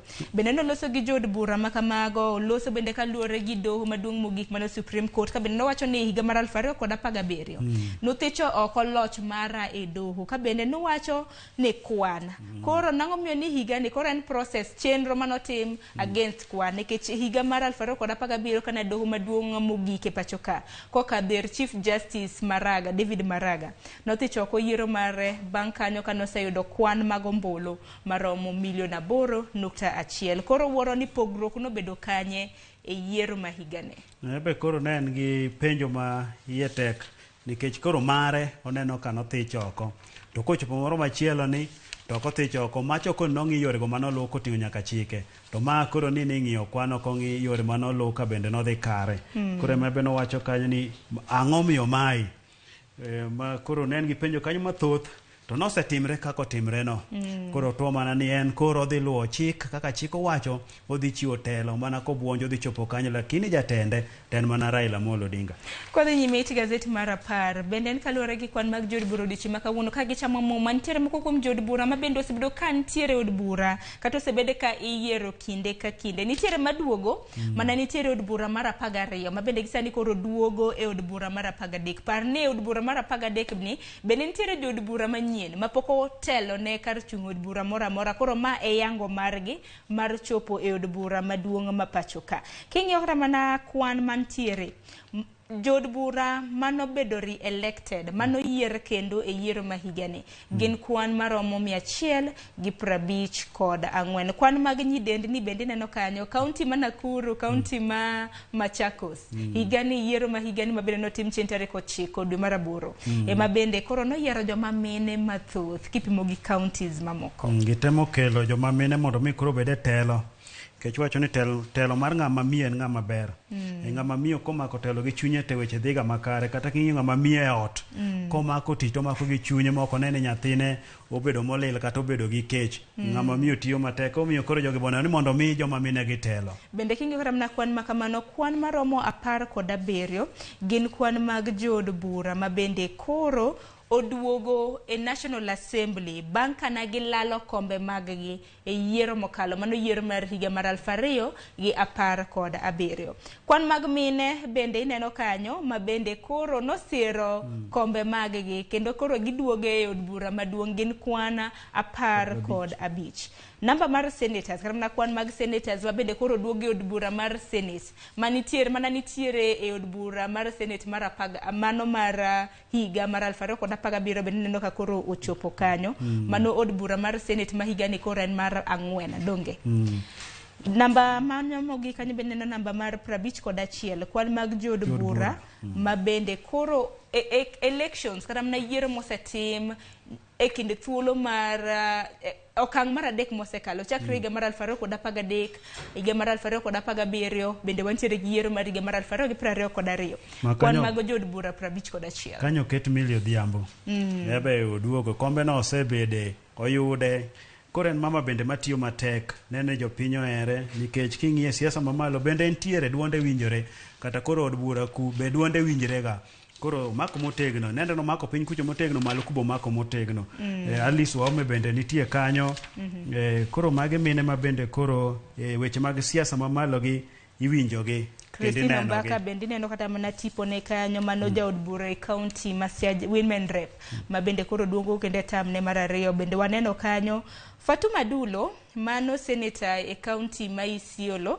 Bende wantiere gi Agnes Kavindu. Agnes Kavindu no yier bang' tho mar senator e county ma Machakos kendo yiero ma higani bende nochako yudo lemo makamano makoro ma en tam matono wacho ni mar 2 ma bende koro dhi tayo Machakos kaka senator mare. To Machakos bende parne governor bende en miyo. En miyo. Mano Wavinya Ndeti. Koro Agnes Kavindu ni bende gene siasa mare nyopogre gi wuon pargi machon.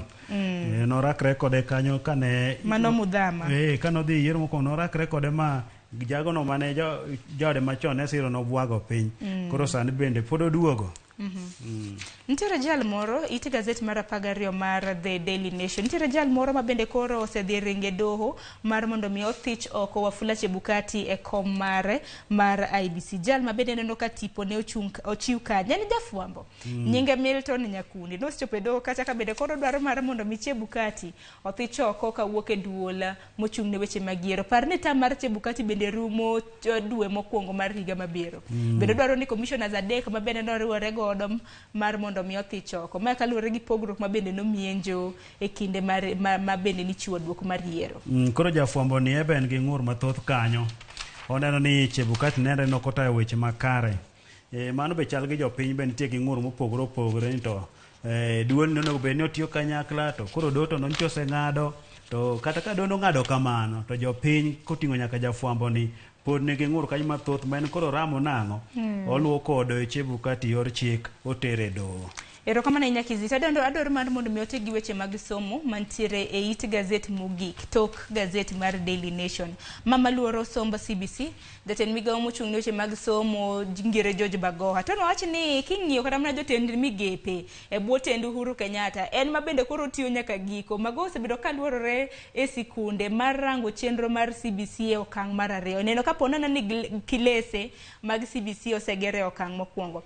Par ni nyithindo mantiere grade 6 higa mabiro ka gidonje grade 7 gibiro bedo e classes mung'ere kaka junior secondary. Kata kamano nitiere paro ka muchiu mopogore opogore mabende koro nitiere moko kuom ji mabende dwaro mar mondo mi junior secondary obed skunde ma nyathi dhi to duogi dokot ok obed boarding midake. Kaluwore gang'o giwacho ni nyithindo go tindo ka gidhi kacha to giromo go nyithindo wetegi ma samoro nie form 1 form 2 ineno ka nyithindo go samoro hikgi oseniang' matin. Sharon, nyithindo gi moko pod tindo. Gitindo ma seche moko idwa golo nyathi kaluo titere Alliance kuchocho. En wuoth marabora kendo kuro dhi yudo bende jok madongo. Ten nyathi matin ma bende ko dhi chako luwo gik ma jok madongo ka timo seche moko ntiere kweth e skunde go ma ok tim giko makare. Tinya yudo ka gini bende nyalo loko kite mar dongo. To kendo kata arita margi. Nyathi matin tie gik mang'eny ma pod ok onyal timo ma koro nyaka obed machiegni gi jonyuol mataye timo yorege mondo mi odongi koluwo yore makare. Nyathi matin bonego bed ni pod bet but janyuol mondo mi oyud puonj makare kuwuok kuom janyuol, to kotin to poge gi janyuol kuom ndalogo. Ng'eni kosepoge kotin kama otere skul ma ji dake mabor kucho, koro en ochalo ng'ama dhi bedo dak mabor gi jonyuol nyaka chope somo mamalo, nikech kodhi nyaka mbalariany pod dhi bedo mana mabor kod jogi. Manyiso ni idhi poge gi chon. Koro ber jogi dwaro union, gidwaro mondo mi gibed e skunde go man machiegni ma odhi to duogo. Mano paro, apane en paro karamna mar union karamna mana kaka iwacho, en paro mabende nochiw gi jopuonje ariyo. Nitiere jagoro mar Kupet manero e gwenge mag Vihiga mong'ere kaka Sambala Inyeni kanyakla gi nyawada gi mano mar Nat mong'ere kaka Morris Chelanga mabende ginte ang'eni giwuok e duonde mago mag jopuonje mabende koro gisiro okang' makamano. Koro gidwaro mar mondo mi junior secondary schools obed skunde ma nyathi dhiye to dok dala mano day schools. Parni kwan mag jopuonjre milion 1.28 higeno ni biro riwore gi junior secondary higa mabiro. Sema mayo wang'wa Kizito wachni mogik watieko. Wachna mogik en mana ne jopiny ni pod wamed mana rito kwe. Ni kata bed ni nchiko dhini makare warita rita kwe ne maduong', kwe ne manyakelo dongruok. To bende en seche makoro oganda joluo nagi nyaka gibed kod riwruok ging'e kaka ginyalo gerore wager thurwa. Erokamano ahinya. Kok manyakora mga jwangi kanya bende makelo wa giko mar nonro mar gazet mabiro en twak mokwongo e chenro mar piny mabende idhi ta kod nyawadwa Cleophas Oluoch. Mano en kaluwore gi od bura mar 13 kik dhi mabor. Gazet monyiewo momori odiochieng' ma kawuono idhi e chiro to inyiewo.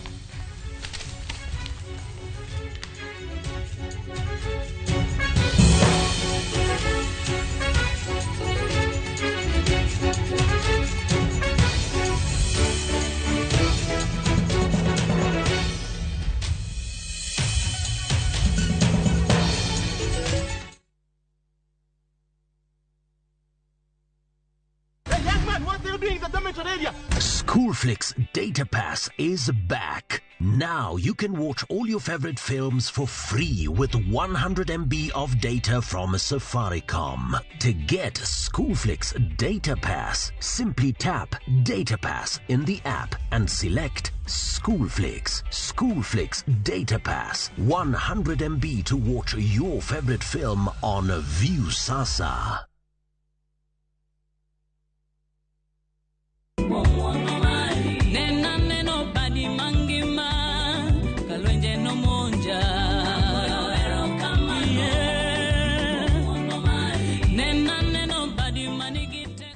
Ponono ni kuom ng'wono ma Nyasaye yiero wenda manyien mar erokamano dina star 8 6 0 star 4 1 6 hash to par niya Ramogi TV e od jower duto. Erokamano.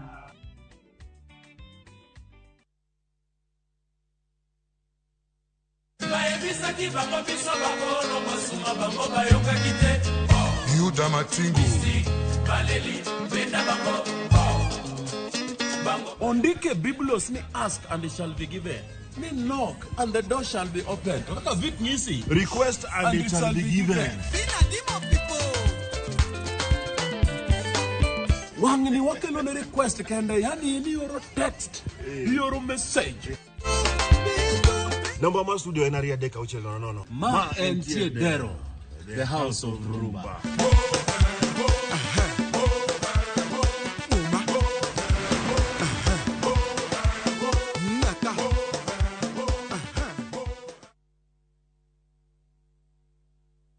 Collect fare kwa boda au matatu ukitumia ViewPay cashless na uqualify for bima ya 100,000 shillings pamoja na medical cover ya 20k na permanent disability cover ya 100k kwa 5 bob pekee. Dial *236# today to start using ViewPay cashless.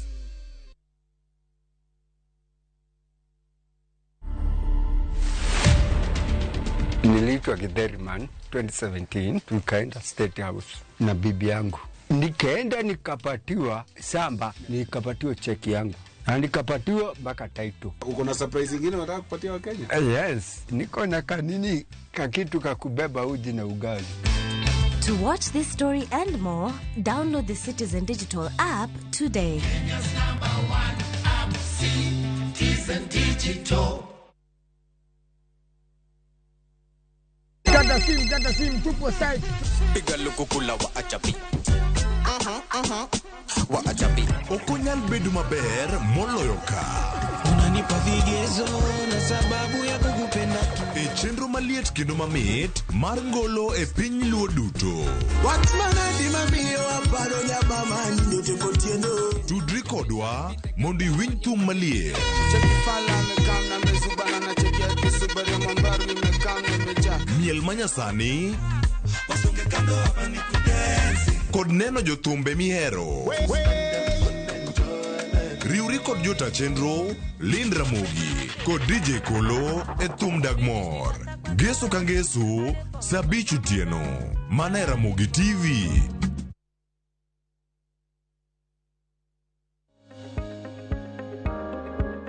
Tiyo gi sukari mang'eny e del nyalo miyo ibedo kod lak matowo kod pek mar del mokalo alama.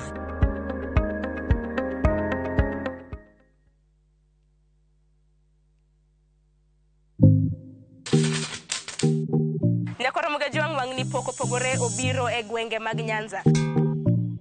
Wabiro bedo kwa limo counties makaluo koremo Migori, Homa Bay, Kisumu, Kachio kod Siaya. Man kaka ing'eyo pile pok gunde ng'eny. Magi duto te inyalo yudo e TV mar Ramogi chieng' tich ang'wen chakre saa 2 mar okinyi nyaka saa 3 mar okinyi. Kita kod Anna Sharon Ong'ao.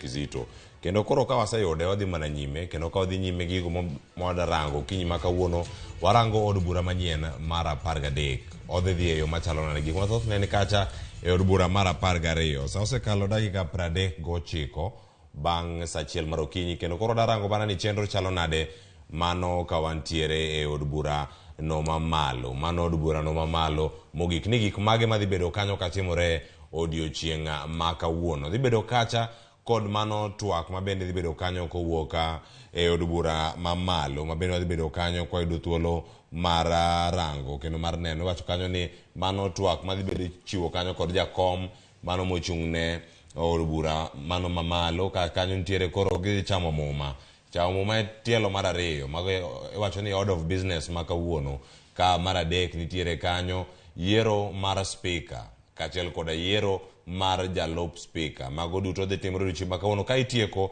te mano muluong kanyo ni adjournment koro iloro mana od bura koselore to kendo kamano ema koro orumo magi chenro madhi bedo okinyi ma kawuono kochako sani gisechako donjo saa 1 mar okinyi jofwambo wago tach kacha kendo koro ka wadhi mana nyime antiere kae kod jolony wacho ni wechegi mag siasa gitatemo mana nono wechegi mag siasa ka irango ahinya bende magi matimore od bura kawuono nitie yiero mar speaker yiero mar jalup speaker siasa to chalo nade kacha rombe no bag nyoro Karen romo machielo no bag e county ma Kajiado mano Masai Lodge mano yuore kacha kod jatend piny Uhuru Kenyatta kachiel kod ogai mar Azimio la Umoja One Kenya mano Raila Odinga. Kalonzo Musyoka bende mageno yudo kom mar speaker mar Senate bende ne ochopo kacha.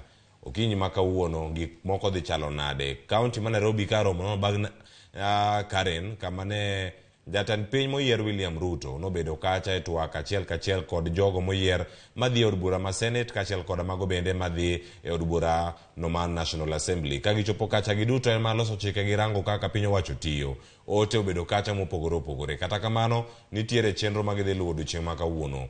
Jafwambo marwa nitiere kacha kendo ka giyawe ang' wabedo kodgi achiel kachiel mana mondo mi warang ni gichamo muma e yo machalo nade. Gisingo ne jo Kenya ang'o, geno magi gin magi. Ka wayudo gi achiel kachiel wadhi yudo thuolo bende mar twak kodgi kendo wadhi kelo gi mana kar kae. Adhi bedo gi wende studio ma Nairobi ka kaachiel kod studio ma Kisumu. Wamed mana ng'eyo ka wapuonjore ni gik mage madhi timore odiochieng' ma kawuono. Nyaka Ramogi Jwang' watiere e kaunti ma Kisumu. E studio marwa ma Kisumu wantiere kod janon weche mag siasa. Mano Philip Ande oyawre ja Kisumu ke chiewo e kaunti ma Kisumu kanyo. Kisumu chiewo nade to odiochieng' ma kawuono ka en odiochieng' ma jogo mane yiero kadhi kombe mopogore opogore dhi chamo muma kaachiel kod yiero madhi timore e od bura. Kisumu kanyo chiewo nade? Yawre ahinya Cleophas gi jo winjo kendo joneno mag Ramogi TV. Kisumu chiewo maber gi koyo. Apane piny pod ywak. Ageno nuchiewo maber Nairobi. Wachiewo e yo makare Philip, kendo koro sani wantiere mana kae. Wacho ni kata ka koyo ng'ich kata ka oganda ywak ka gi kacha wayudo ote gi kendo wasomo ka wamedo mana jiwo chunygi kendo wamedo mana chwalo weche mopogore opogore. Kata kamano odiochieng' ma kawuono ichamo muma e od bura kacha. Jo od bura nitie. Geno mari en mane? Odiochieng' ma kawuono ka irange isebedo kanyo ka ineno apise mokalo ka gichamo muma to sani koro ma dhi bedo e yo mopogore e yo machalo nade nikech od bura chal ka gima koro gidhi bedo kopoge diere mano kaluwore gi kwan mag jo od bura mantiere kacha. Cleophas, wadhi e od bura mar 13 tok yierowa kendo bunge mawang'ni ochalo gi bunge mar 10 mar 2007 tok kane wadhi e yiero mane jakom oyombe President Kibaki. Wanyalo paro ni gie kindeno ne wabunge mag opposition kata ODM ne ng'eny moingo mag PNU. Chalore gi wach mantiere e bunge masani nikech Azimio nigi numbers mabeyo moingo jogo moloso piny owacho kata Kenya Kwanza. To gima nyalo chandowa en koso wacho adieri mar jo Kenya.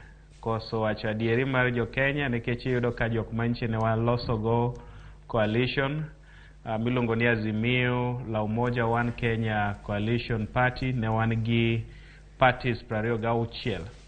Tiyudo ka party maduong' moyudo wabunge 7 gi senators 2 miluongo ni UDM osechako baro kata obedo ni gitimo mano tok chik.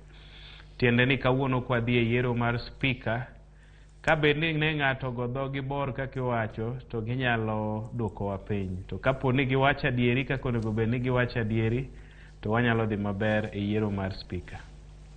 E yiero mar speaker kanyo ema koro kapod wantiere Philip Ande odhi chalo yo machalo nade. Sani nitiere kwetha ariyo madongo madito manyalo wacho ni kacha kata kamano jogo mokwayo oro kwa magi mag bedo kata speaker iromo kanyo oganda moewa beach mano mamalo od bura mamalo kaachiel kod mano bende mar Senate. Sani kirango pogruok mag kwan nikech kata ka irango gazet okinyi ma kawuono mane Sharon bende osekelonwa kae ka warange kweth mar Kenya Kwanza nyaka sani koting'o jogo modar.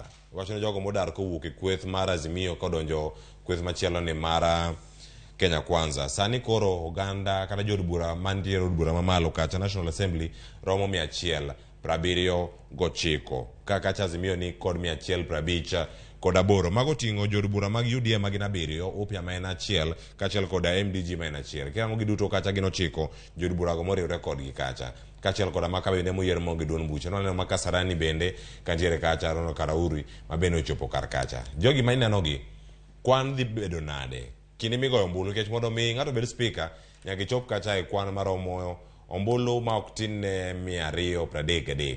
Idhi time nade? Cleophas, mano ombulu mogoyo okang' mokwongo.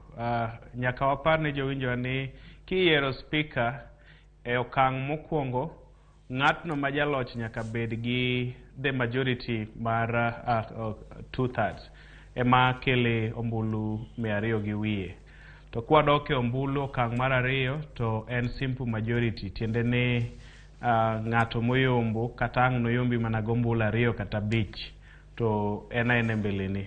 Tiende ni kaluwore gi jowa masani wanyalo kwano ni chalo ka gimodar, to kaka sewacho ni gidar tok chik, nikech kisomo chik manokelowa kamoro achiel kaka coalition, ne wacho ni onge party kata jaod bura manyalo dar e coalition mar Azimio tok yiero nyaka dweche 3 rum.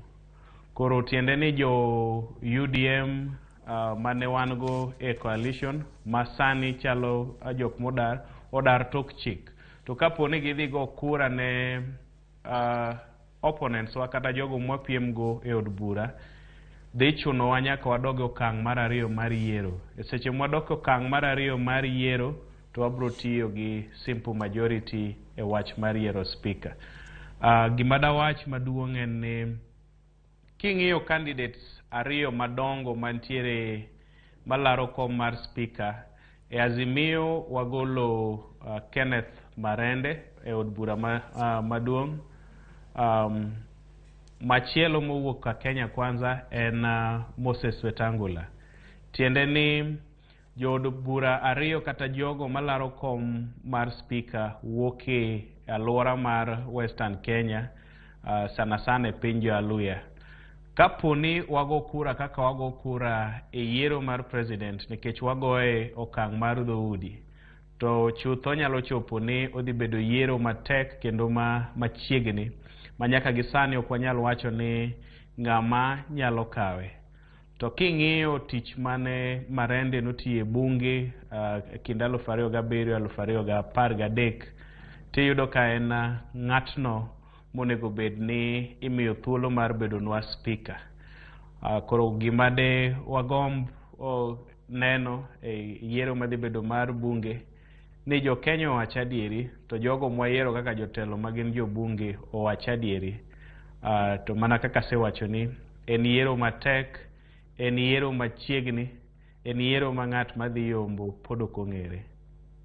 Ka wachre ni en yiero moro machiegni, odhi chalo e yo mane ma gik momiyo wantiere kar kae. To penjo machielo Philip, kapok wadhi nyime kata mabor ahinya, en ang'o momiyo yiero mar speaker ni jo Azimio siko mana wacho weche motenore kod dar mag jood bura moko ka dhi e kweth machielo moro biro ka dong ombulu ni goyo mana ombulu moro mowacho ni secret ballot cha dar ni kata jal mantiere oganda mamoko pod nyalo thuolo mar luto ombulu to kong'e ni ng'amo goye e yo makamano. Koro wach mar dar ni omiyo kibaji nang'o ahinya kata okinyi ma kawuono ka intie? Cleophas, ka ng'ato chiki ni dhi kowi wuoth udhi nyombo kode to un ji adek, kae kochopo godhiambo kiny kudhi wuoth to nyisi ni en koro sut mano oiko nodhi wuoth go cha chalo ma jatweng'o pok otieke. Tiende ni nyalo dhi wuodhono kendi ka ng'at machielo mar ariyo cha be obare. Koro mane luoro mantie kibaji nyaka gowa nikech wasewito kom maduong' mar president. To ng'atno manyalo konyo keto ratiro kata konyo Kenya bedo gi chik ma miyo jopiny winjo maber kata bedo gi yot e seche matek kaka mag yudo nweng'o kama, gi yudo tije, gi duoko piny weche mag corruption, en mana speaker mar bunge mwaluongo ni National Assembly to gi Senate. Tiende ni kok wadhi wayudo speaker maber to weche ok bidhi maber ahinya e od bura. Chik mokwongo kata weche mokwongo mang'eni bro donje e weche mag bunge chalo gi bech mafuta, bech mogo, bech sukari gi gik makamago. Ka in gi speaker mok winj wach japiny, ka in gi speaker mok nyal moderate debate maber e bunge, to tiende ni chandruok nyaka japiny koro ng'igo ang'iya ka onge lokruok kata ber modhi yudo kowuok kuom jotelo mwayiero. Bende nyaka ing'e ni speaker ema yiero jogo mawuoyo e floor mar parliament. Nitiere standing orders mawacho kaka ji onego wuo, to ka ng'ato ok en a fair moderator kata en ng'atno ma ok ng'ine jomoko piny maber, to inyalo yudo ka koro udhi mane bunge tuketho thuolo kabisa. Kata obedo ni nitiere nafas mar minority leader, nafas mar majority leader kaka onego bed ni giwuoyo e low coalitions kata e low duond buche moterogi e bunge. Nitiere weche mang'eny madondore e bunge ma ng'atu kata speaker moyiero maber matabura maber ema nyalo konyo kata kelo lokruok no e bunge. Koro kibaji magowa en ni samoro jowa mane wantiere go manche wawuotho go monego wadhi ge wuoth ma kawuono mar yiero speaker nyalo kuodo winjo piny. En gino mane kata wacho ni yie mane ma oganda nitiere go mawuok e kweth siasa mopogore opogore kenda nera til ka okirango kata ni komane mar siasa ma itenorie okinyi ma kawuono ka yudo thuolo kanyo mar neno Moses Wetangula kachel koda Marende kalaro komno mar speaker mano mar od bura mar National Assembly kama chielo kacha wantiere koda Amason King governor mokwongo e county ma Kilifi kachel koda Ogai mar Wiper mano Kalonzo Musyoka. Jogi duto gin okil kama loka kaluwore gi tich mosebed kata ka ineno inyalo keto pek koma chalo nade to yom nyalo bedo kuom jalma nikech kuom giduto jogi duto bende osebedo kacha e od bura ka ne en ja od bura mar Magarini mano Amason Kingi nitiere kacha e komiti mopogore opogore obedo governor bende notelo ne kata weche go mag loch gwenge mano e duol no mar riwruok mag governors duto mantiere piny Kenya. Irango Marende osebedo kata speaker mar od bura mane sirkal bende mar Mwai Kibaki. Thuolo no duto Wetangula dhi bedo kanyo kachopo e thuolo mokwongo kolaro kom makamae kendo nyaka sani ka ripono osego bade piny kata osegwetao kaka senator moyier e county ma Bungoma odhi chalo nade nyachako mana kanyo kirange bende chal mar siasa en kwano maogo nade gi duon buche gi duto mano mar ODM kachel koda mano mar UD wanyara kanyo ni Azimio kachel kod mago mag Kenya Kwanza nikech wan gi Ford Kenya kachel koda Japa kagilaro kombe mag speaker kawuok e kwethro mar Kenya Kwanza.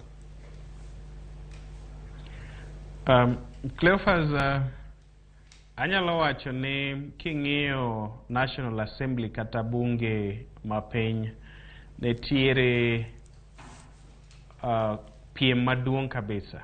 King'iyo an japiny manena e Ramogi TV sani ong'eyo maber ni an aja Azimio, an achung' ne rowere Azimio kendo pod wadhi mbele gi tijno. To adiera mar wach en ni waduto kaka jo Kenya wang'eyo tich mane Marende notiyo ka en speaker e ndalo President Kibaki. Ne samoro ne bed ni paro ne ntiere ni ne kech no ja ODM ne kech iparo ni nen bunge mar tok Kodera ka ne nyalo bedo no dhi konyo jo ODM kata jo partiwa. To kaka ne ota od bura ne en gi ranyisi no nyalo bedo jatelo ma neutral kata jatelo maonge akwede mar dhoudi kata kwede mar chama kata duond od buche. Ne odewo ahinya weche mamiyo japiny duong' kata keto teko kuom japiny. King'iyo Wetangula osebedo minister ma foreign affairs, osebedo minority leader e ndalowa mag kod, osebedo od bura e kinde mathoth kabisa. Make kanyo Philip wadani ka waduogo imaki kanyo angiduogi miwa ineno koro kaka ikele yo malerno gisebedo ka gitingo weche machalo nade ka gi kacha mano lemo ma gisebedo ka gimako waduogo wadarango gigo matimore achiel kachiel e od bura ma pacho ka nyaka sani kono ni chenro osechakwe koro adhi ane achiel kachiel od bura waduogo kuom kaunti ma Kisumo ka wantie achiel kachiel bende gi Masinya Bwala ka osechopo e studio ka wan kodi achiel kachiel nyaka sanya kura moge jwanga pano mar od bura Parliament Road mano nyaka sani olore kirango kan jogo makalo kanyo gin jogo mawuok kadhi e tich to kama chielo gin jogo bende madonjo kacha e od bura nyaka sani kwan jo od bura duto maromo 349 dhi bedo od bura kacha. Ombulu idhi go odiochieng' ma kawuono bang' ka gisechamo muma. Giwacho kacha mondo micham muma en kuong'ruok ma in kacha kikuong'ore idhi tiyo e yo makare ka iloso chikego kendo ka itiyo gi chike e yo makare. Kweth go duto mag siasa dhi bedo kanyo. Kenya Kwanza kaachiel kod Azimio gi kweth mamoko mag siasa kaachiel kod duond buche mamoko. Jogo bende manoyier kaonge duond bura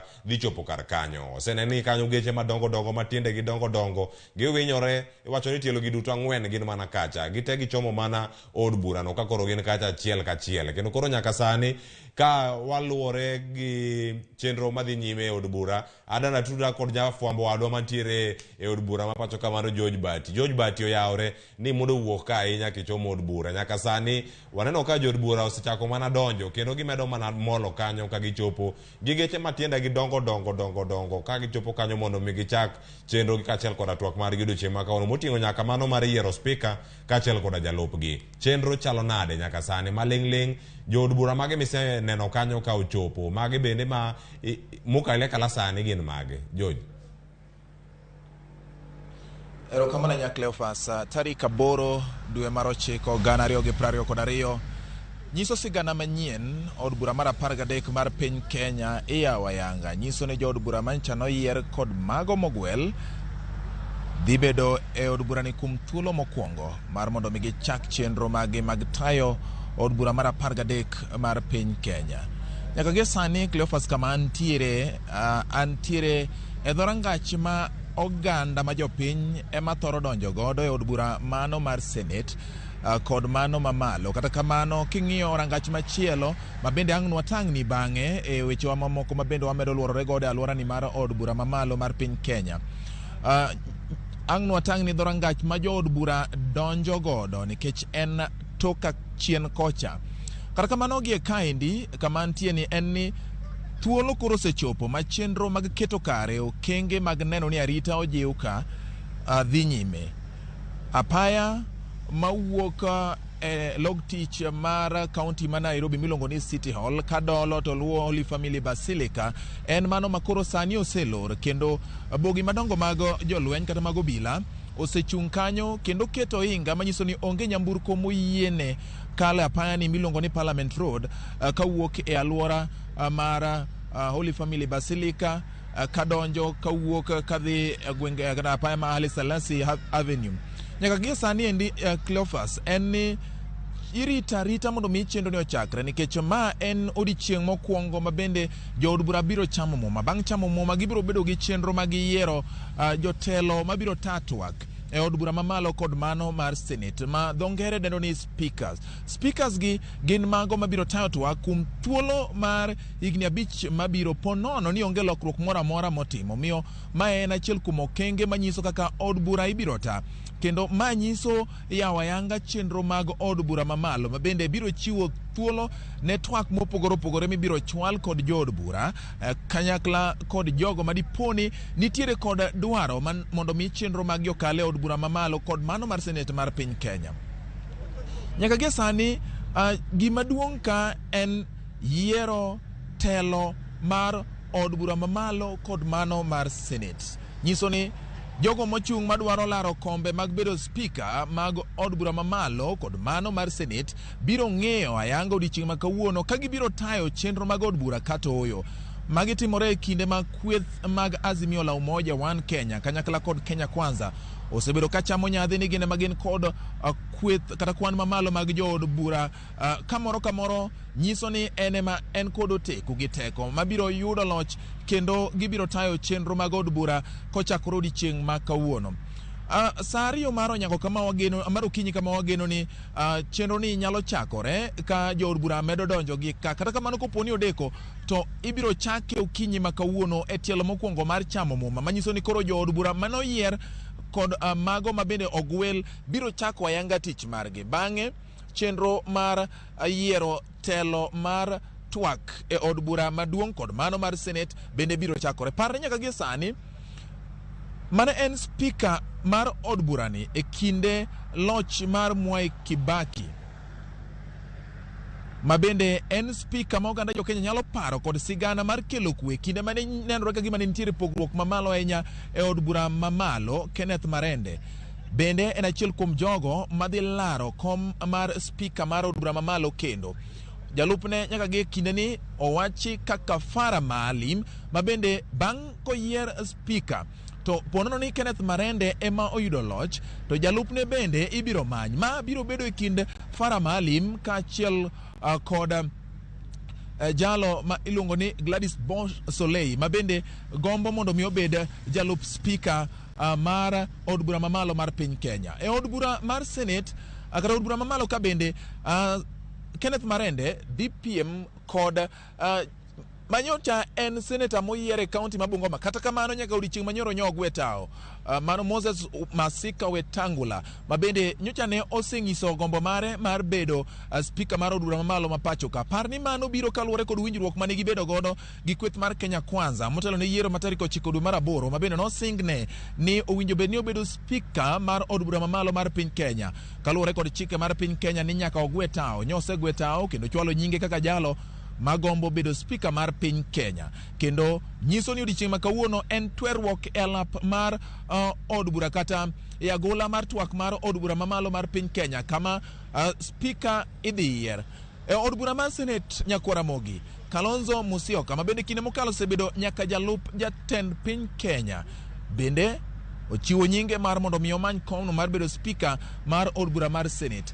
Jalupne iluongo ni Stewart Madzayo kopogore kod bedo ni en jayal buche kaluwore kod lony mare, en jalo mancho bedo kaka jalup jatend kweth manok e od bura mar Senate e od bura mar ariyo mar Senate ma bende nyocha thuolo mare orumo e kinde mancho tim yiero tarik 9 dwe mar 8.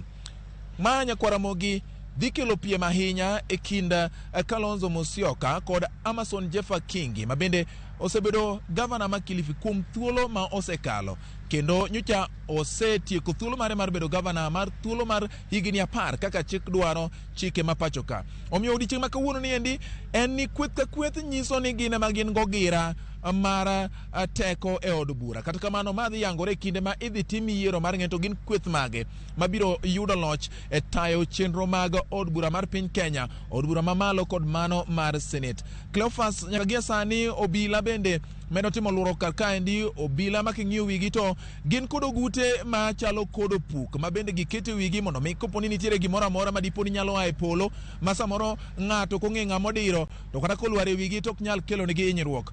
Nyamburko kalo ka achiel kendo maendi nyiso ni koro jok mamedo kata mabiro kalo ka ibiro chak ng'ini to gin joma chalo nade mondo mi kik yiene ng'ata nyamburko moro amora ma diponi nyalo kelo kata mana chochni moro matin e alwora mar apayani mar Parliament Road koro ok bi yienegi. Chenro imedo iki kendo wabiro tang'o ni mago mabiro dhi nyime e kinde ma jood bura bende koro chako donjo ka mondo mi gikaw kombe magi gichak ikruok ni chenro ma kawuono mar yawo ayanga od bura mar 13 mar piny Kenya kendo Senate e twak mare mar 3 kata od bura mar 3 mar Senate ma bende koro biro nyiso ni chike mag piny Kenya chako tiyo e od bura. Twak itimo kaluwore kod chik kendo od bura bedo kod ajalo mabiro tae kuom thuolo mar neno ni chenro mag bura olu kendo otimore kaluwore kod dwaro mar chik. Cleophas kamano ahinya George Bati kuom report maler ma kamano. Kendo waduogo iri kinde moro amora kochako sani gima wang'e bende en adieri ni jogo ma osewala kata jogo mane ogwelo mondo chope od bura mano madhi bedo od bura mar 13 gin bende gisechopo kacha. Mana maling'ling ponono misechopo kanyo bende iseneno mano gwel jod bura mano gwel gi duond buche mopogore opogore. Nitie Sabina Chege man kacha mar Jubilee, nitiere Catherine Muma mar ODM, nitiere Veronica Maina mar UDA, ka itemo rango Beth Siengo gini mag ODM, jogi duto mane ogwel ka gintiere kar kacha. John Badi gini jod bura mogwel gi bende dichopo kacha. Ng'ato nyalo penjre ni chamo muma ni en mar ji te koso nyaka jogi mogwel? Inyalo keto mane ler ni mar jod bura to gin jod bura te giduto nyaka gicham mana muma? Bati Erokamano nya Cleophas, en adieri makende ni sama omi thuolo mar bedo kaka jaod bura. In jaod bura kendo in bende in kod teko kod thuolo mar chwalo pachi, kendo in bende ichwal kata mana moko kuom twak mabiro miyo piny Kenya bedo kod lokruok. Poni nitiere lokruok madwarore kokalo twak mar od bura mamalo kod mano mar seneta. Sama osegweli kaka jalo ma in jaod bura, owinjo bed ni in achiel kuom jogo maluwore gi gimoro amora matimore od bura. Nyiso ni kata mana chamo ma in bende nyaka tim mano, nikech mano en chik mar od bura.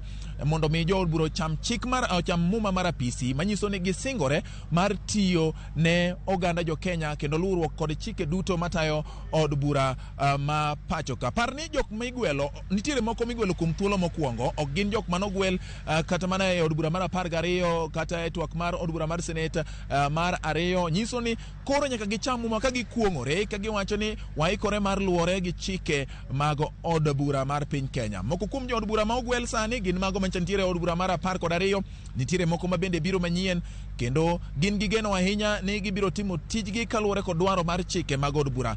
Cleophas kage sani jo od bura medo donjo, kendo kaka naseng'isi motelo ni wabiro tang'o ni dhorangach machielo ma jo od bura gi tiyo godo ka gidonjo e agola mar twak mar od bura, mondo mi nyakwa Ramogi Ajwang' one malong'o kaka jo od bura medo donjo ka, kendo gibiro ng'eyo ni gin jo od bura mage mosedonjo to gin mage ma medo donjo e twak mokwongo mar od bura mar 13 mar piny Kenya. Cleophas. Erokamano ahinya George Bati, ang' waduogo iri kanyo bende ka waseyudo chenro mathoth mantiere kar kanyo. Ka imedo mana tang'onwa, iwacho ni obila man kanyo rwako ogudu kondo machalo mana toko puk. Erokamano ahinya George Bati kawuok e od bura mamalo ma pacho kae. Ang' medo nyisowa mathoth madhi nyime kar kanyo. Kata kamano wadhi nyime warang moko bende matimore kaunti ma Kisumo, nyakwa Ramogi Ajwang' kata okinyi ma kawuono ka gik ma kamago odhi nyime. Wantiere kae kaachiel koda George Bati ma bende koro wasetieko go, warangane mago matimore e od bura kanyo bende koro mineno achiel kachiel mago mawuok e od bura ma pacho ka, mano od bura mamalo mantiere, mago koro pichni mantiere iye kanyo, jotije mantiere od bura kacha. Iwacho ni karende mopogore opogore koro ni kacha ka gitemo rango gigo mantiere kanyo, en mana ikruok ni gigi duto idhi tim e yo machalo nade. Gima nyaka ing'e nyakwa Ramogi Ajwang' koromo kanyo kar saa 3 twak ma kamagi ang' chako, kata kang'o chako kanyo gi twak chamo mantiere kacha. Chamo mani nyapenjo ni an ng'a, gin man jod bura gi machamo muma, gin kata gi jogo madhi bedo kanyo ka timo ni gino ni administration of oath. Maro dhi bedo kacha ka koro itang'o ni mana achiel kachiel, ka koro wacho ni ae to nuoyo kanyo ni ae to wacho nyinge to dhi nyime kanyo to wacho kanyo ni en koro biro tiyo kendo biro tiyo gi katiba yo makare.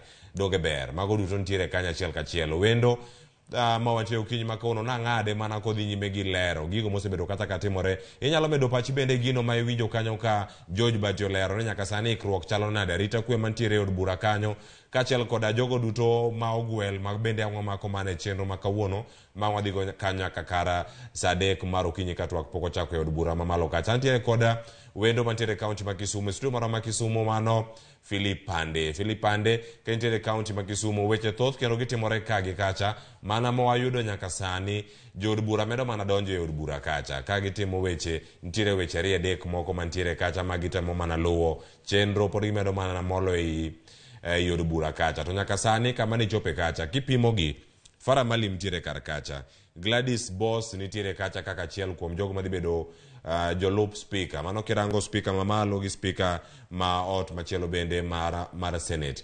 Odhi chalo nade Philip? Erokamano Cleophas. Mana kaka nawacho ni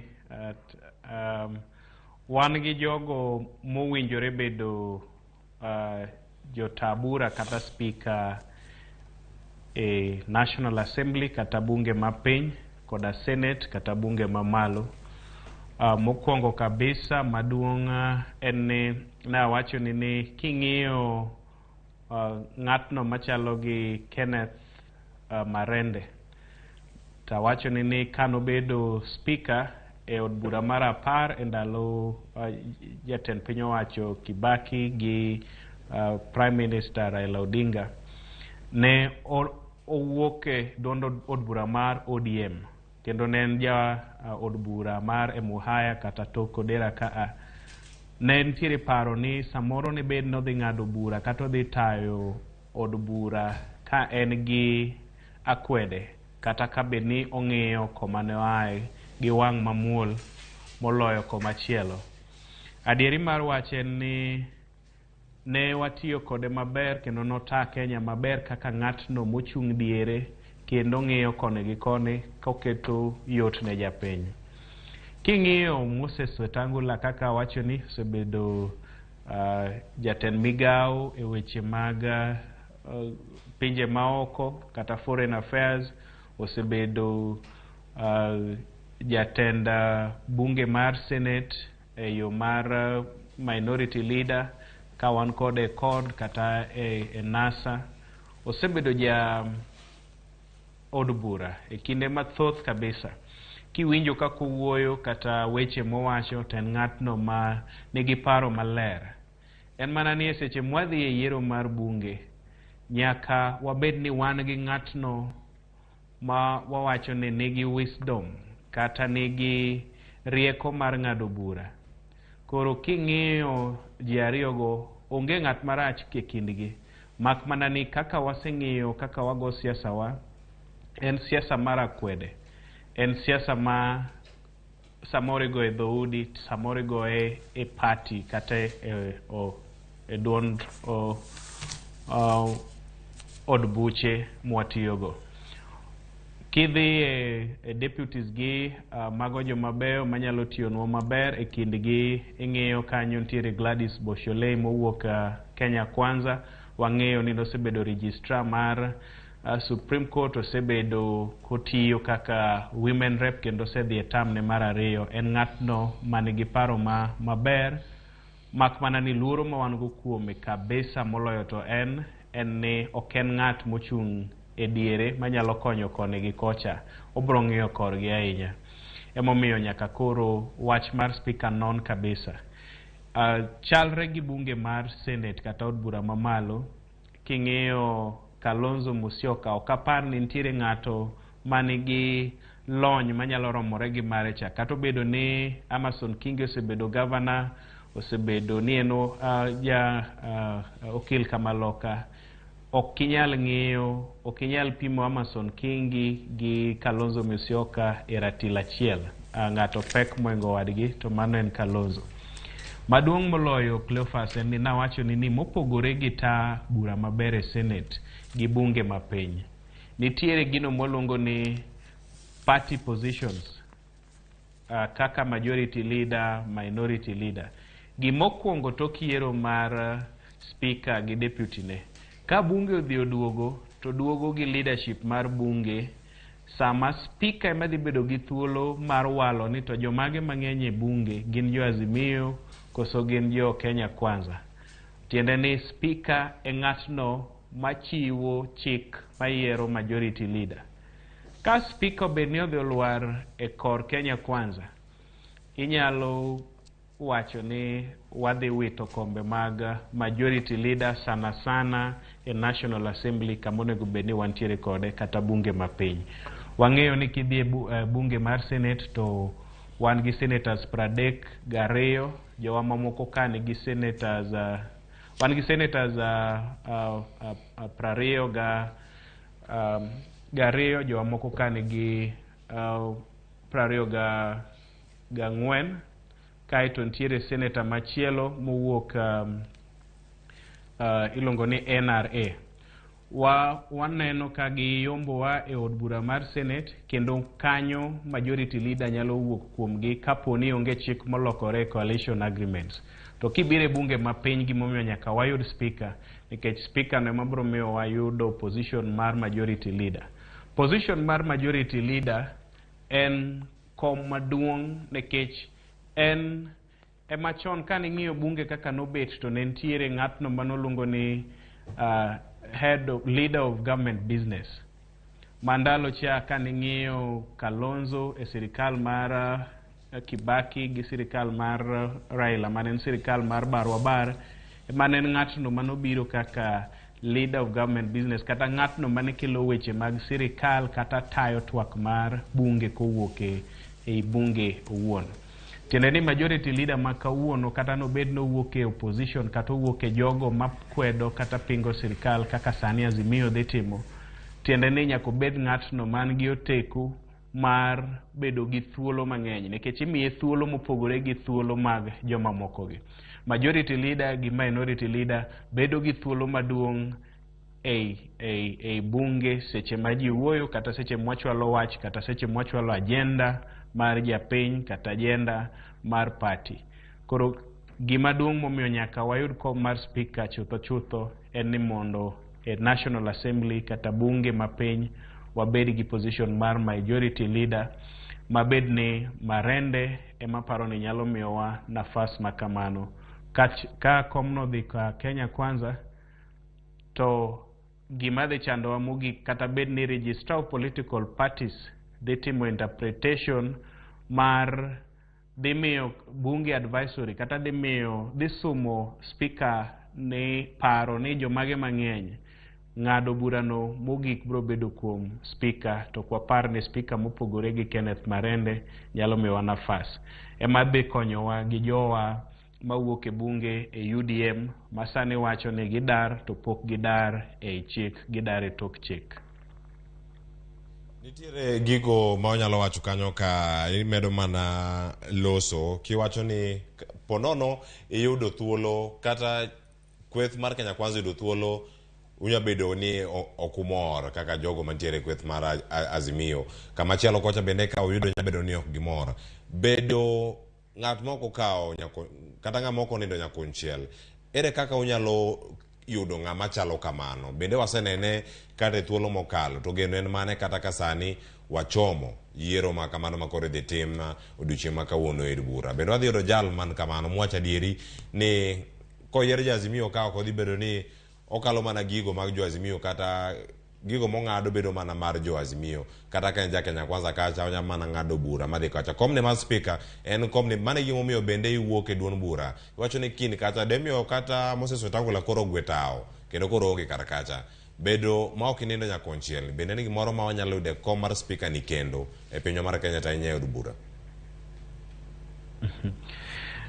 Cleophas wasemedo bunge mokalo ka Justin Muturi nyiche ne speaker kuom thuolo mar higni 10 ing'e maber ni ne ok obedo jang'ad bura makare kata ng'atno moko nindo konchiel ne onindo konchiel ka chutho nyiche ne okonyo komanoayo. Gima duong' mogik en ni waseneno kitelo mar jo Kenya mang'eny aonge gi luor ahinya e bunge mapiny nikech kaka wacho ni Wetangula en ng'atno man gi experience to Marende oloye okang' mar bedo nosebedo speaker to bedo ni en jang'ad bura mwaseneno ka tije ber kabisa kendo ok chung' nyakonchiel. Wan gi thuolo mar bedo gi nafas ni wanyalo bedo gi speaker e bunge mapiny ma ok onindo nyakonchiel.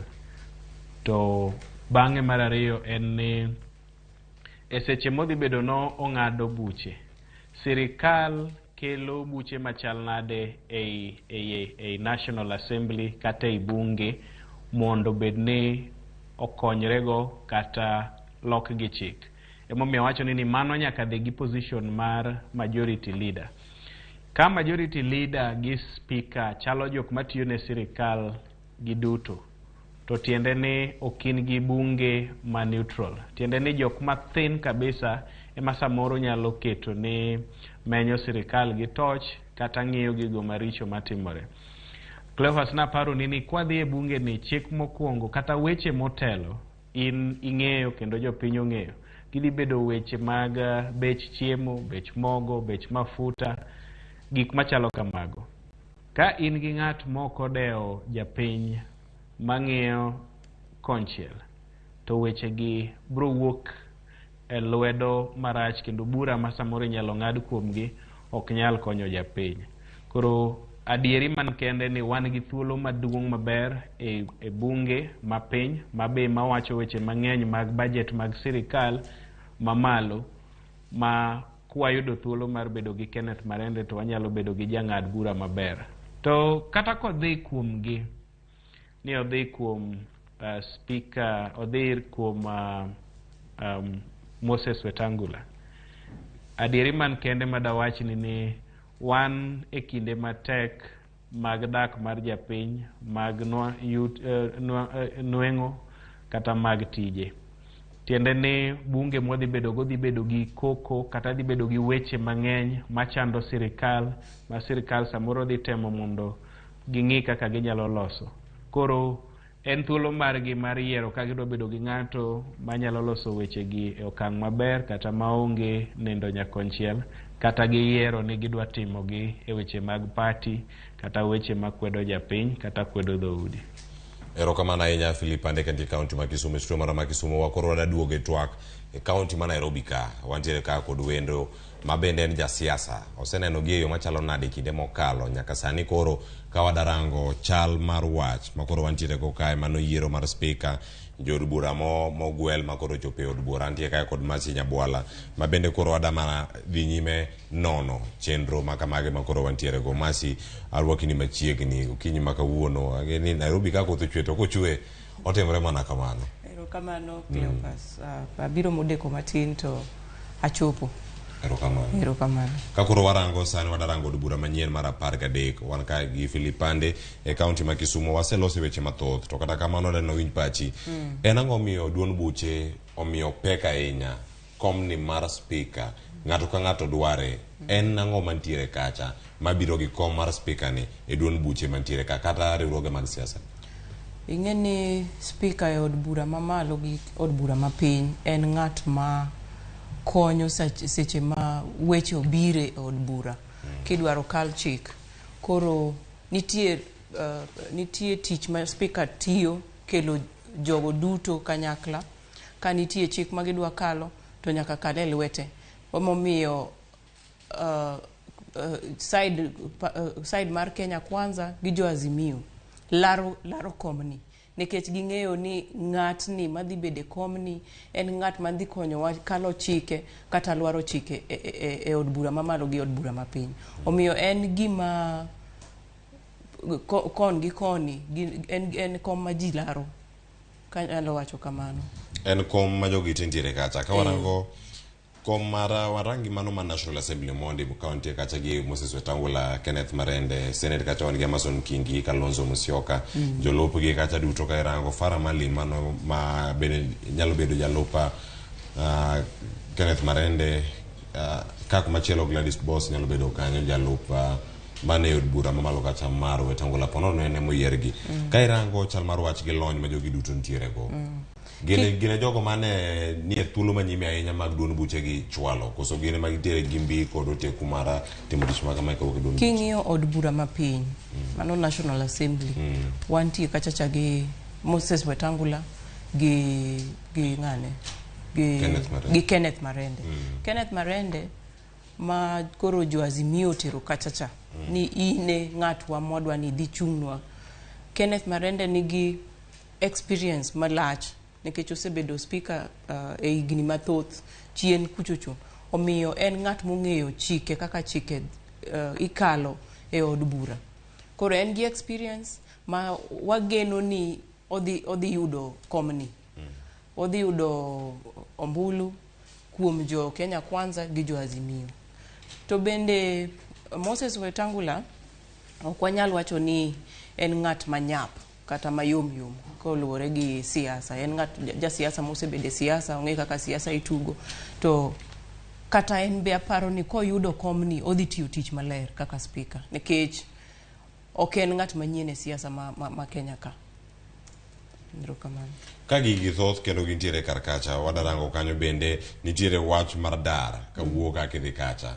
Kane poka dar makama otimore ka kweth mar Azimio wach kacha ni gintiere kod jod boro moromo 167 sani koro gidong 158 ka irango kweth mar Kenya Kwanza sani gichopo kacha 178 ka irango kanyo to ne gitiere mana 170 kanyo ka ne gintiere kar kanyo kata kane Azimio ingo gi kata ka nitie 161 dar makama kelo pogruok mar kwan niyo machal nikech mondo mi yud wacho ni tielo mokwongo kapo nono gi ng'amo chopo kwan maromo 233 tielo mar ariyo biro kaeto ng'ama oyudo kwan mamalo moloyo nyawadgi simple majority no to ng'ane makoro bo bedo speaker koma kamano dar ma kama gi pogruok mag kwan kelo kwan gi duto e yo machal gi ng'wech mar bedo speaker od buche ariyo kani rango nyoro jatend coalition party mar Azimio mano ker ma pod wan godo sani Uhuru Kenyatta noluongo jotelo ma Azimio mondo giwach achiel ariyo adek e wachni to gima ne giwacho mang'eyo ni ne gi discuss en ni wanyalo yudo kombe gi nade nikech kachacha en secret ballot idhi luto mbulu maonge ng'ama ong'eyo ni goyo ne ng'awa kura omiyo gin bende nitie kaka gimanyo jok manitie e Kenya Kwanza mondo gone gi kura ng'e ni kata e od bura matin wan gi jok manodonjo gi chama kata party mag independent magi jok milaro to waseyudo ni ng'eny gi gin jok ose ng'ado nam kata aora magidhi Kenya Kwanza ng'eny gi to Azimio pod onge gi jo independent omiyo mago kwan ma kon gi kon nyaka jogo te go kwan ni wan kaka jo Kenya Kwanza wanyalo medo nade to kaki wacho ni sani jo Kenya Kwanza e od bura matin ochopo 178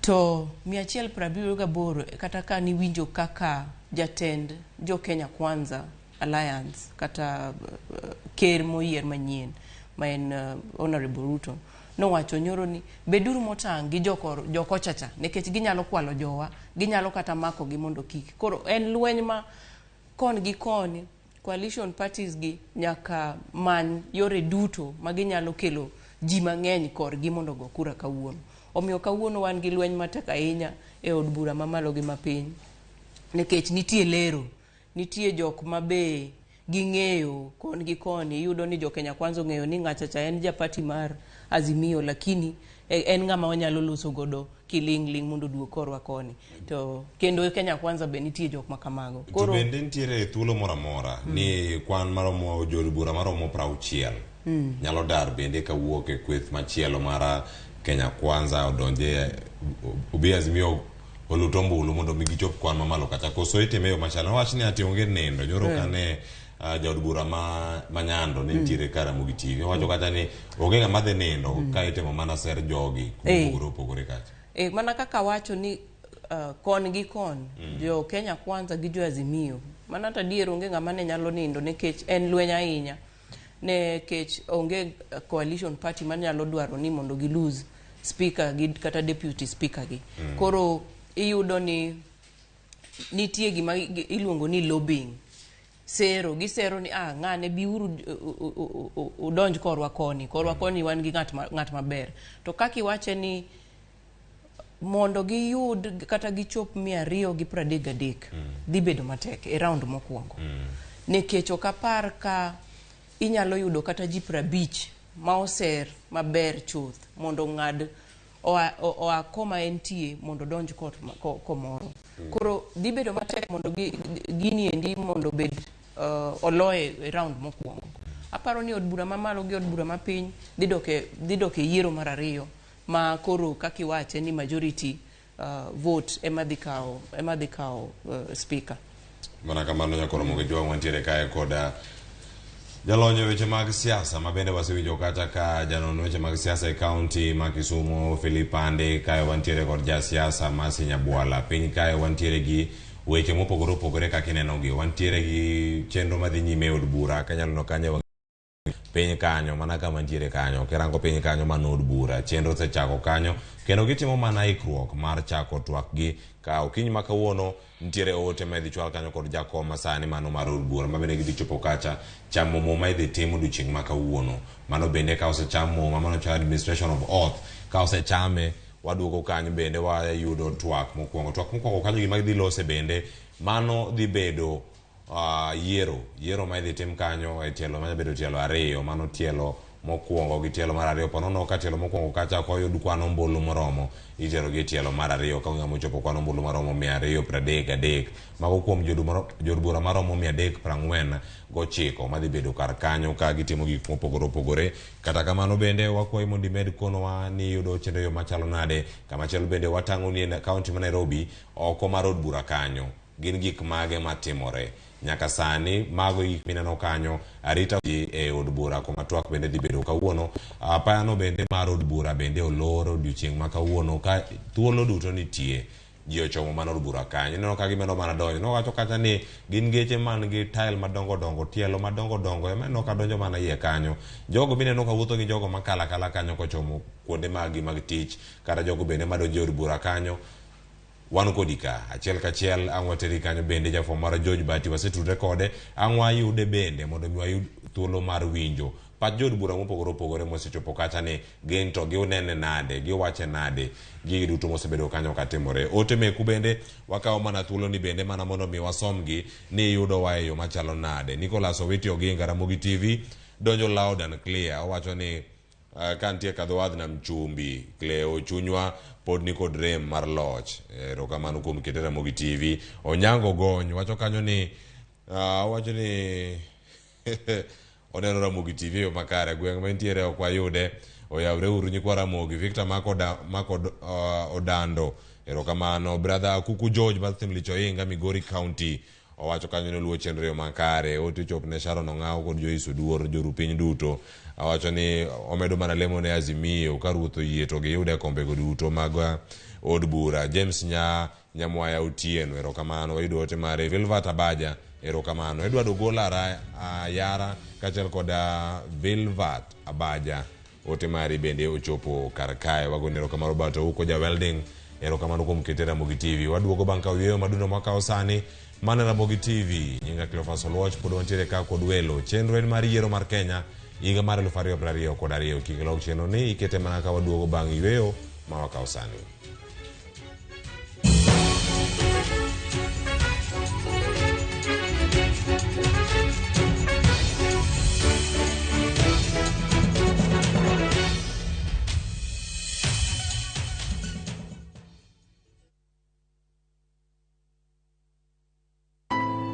Wuond kod andhoga timore pile ka pile, to joma onge ketho ema hinyore ahinya. Apo mi ywag malitin. Kata kamano, hera pod riore kendo medo lo. Aheri ahinya sir. Ka joma moko geng'o joma gihero kuom yudo rem. Ang'o momiyo itimo kamae?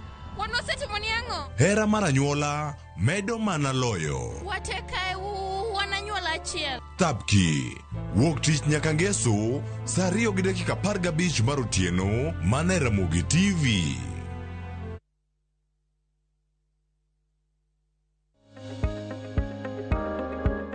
Tiyo gi sukari mang'eny e del nyalo miyo ibedo kod lak matowo kod pek mar del mokalo alama.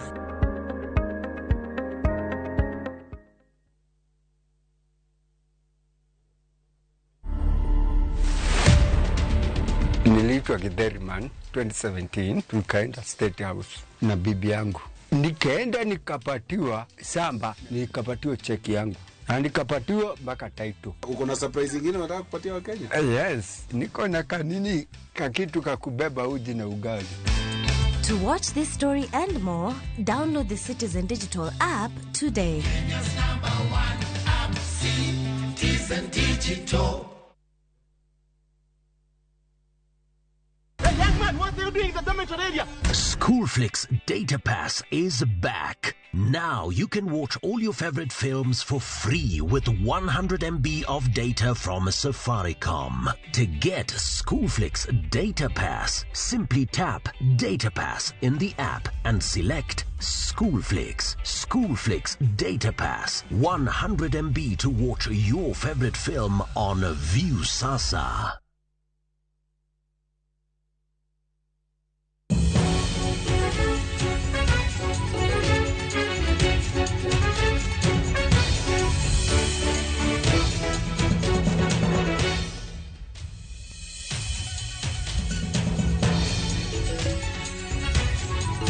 Romo Juang dong koro wasiduogo mana kaka nwa ka oyueyo masani ka waduogo to wadhi mana nyime gigo mosebedo kanyo katimore e od bura ma pacho ka mano od bura mamalo gi mapiny rom kanyo Senate kaachiel koda mano bende mara National Assembly gik mage man kacha jod bura osechopo kacha kiny ma kawuono ne waneno ka jod bura ne medo mana donjo jogo bende ma ogwel bende chopo kacha kendo koro mano kelowa e wach maduong' ma koro wadane warangi sani ka wada nono ni gwelo makamagi kane timo gi duond buche nitiere jogo mane nitiere oko e koyo mar siasa ne gintiere gi kombegi kata kamano ne giweyo mok gilaro komoro amora yiero manokalo dwe mokalo nyaka sani chal mar wach gin mag nitie jogo moyier kanyo mondo ochung'ne rowere nitie jogo modhi kacha wakeini mabende ogwel nitiere jogo modhi kacha kochung'ne jogo man kod ng'ol mopogore opogore ka warango sani nyaka sani adachako kaunti ma Kisumo Philip Ande ang'eni nyaka sani iseromo koda oboke makamano mantiere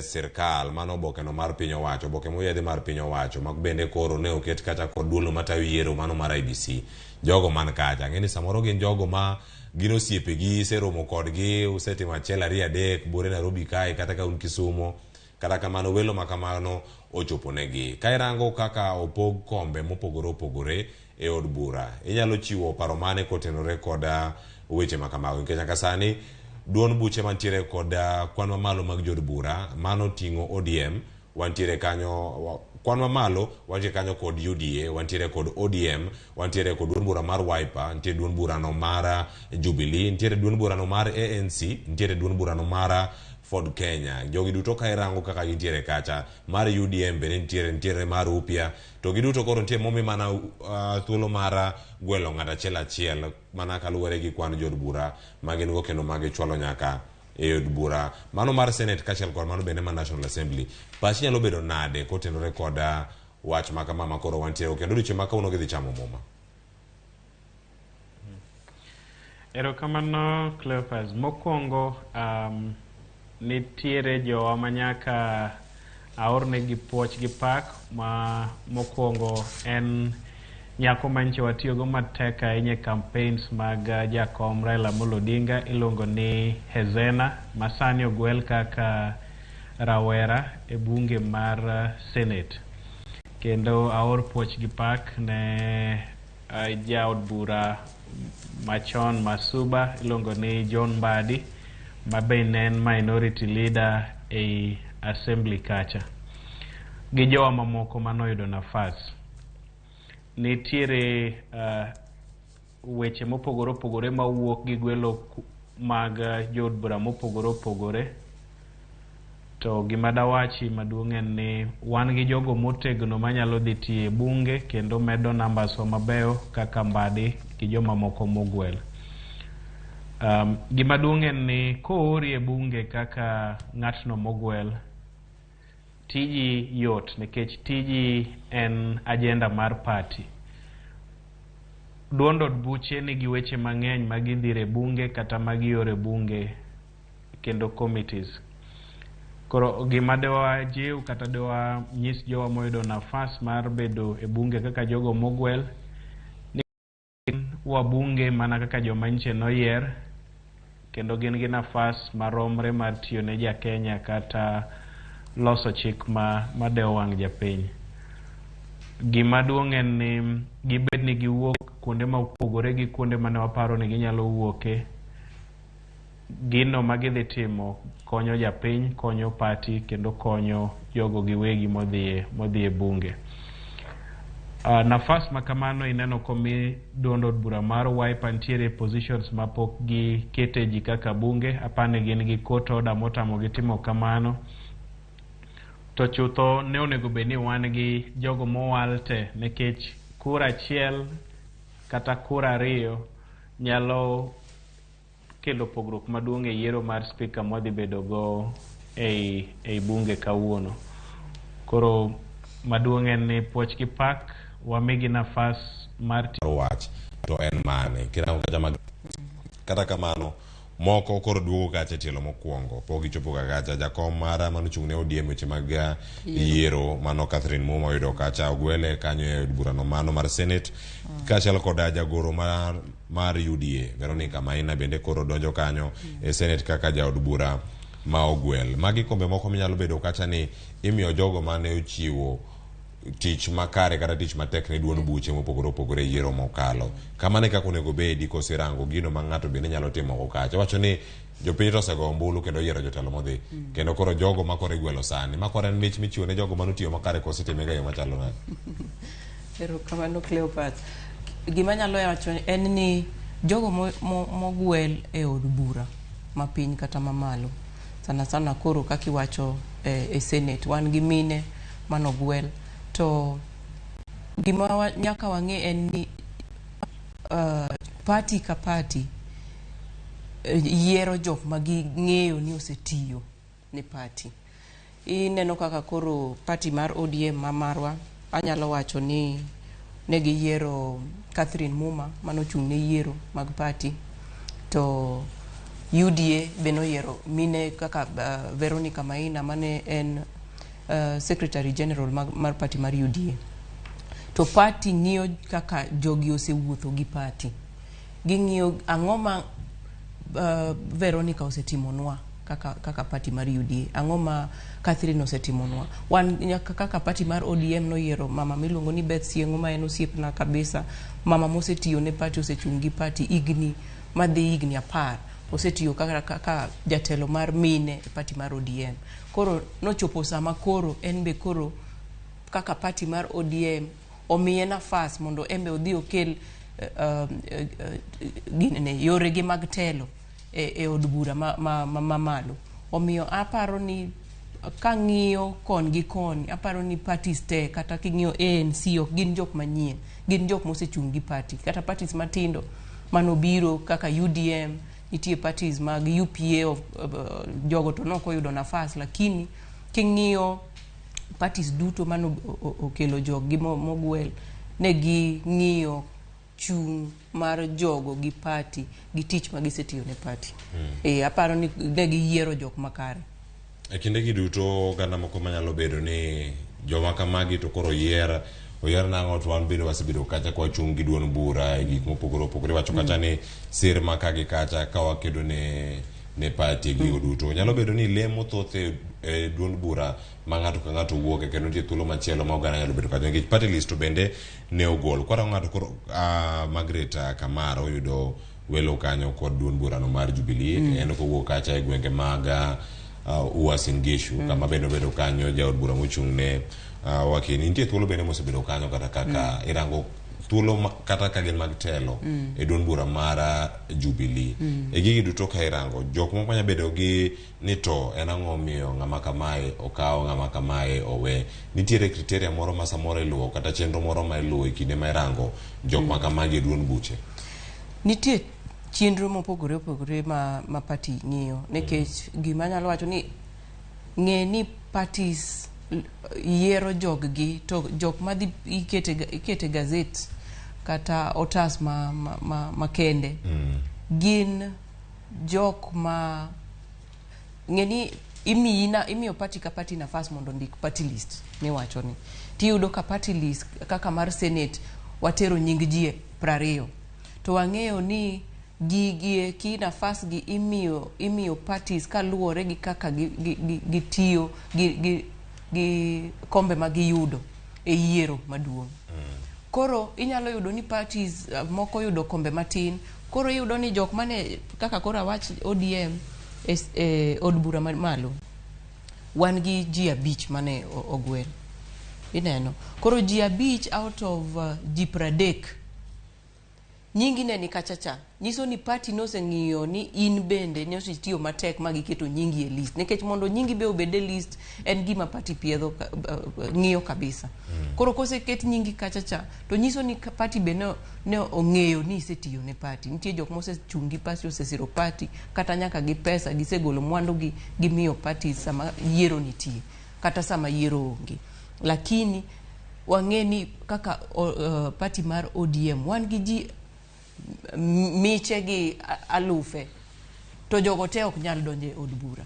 Koro samoro wabedo gi ywak ni ang'o miyo an be oweya wang'ni to asechung' gi party, mane ywak ma wan ga godo kaka jo party.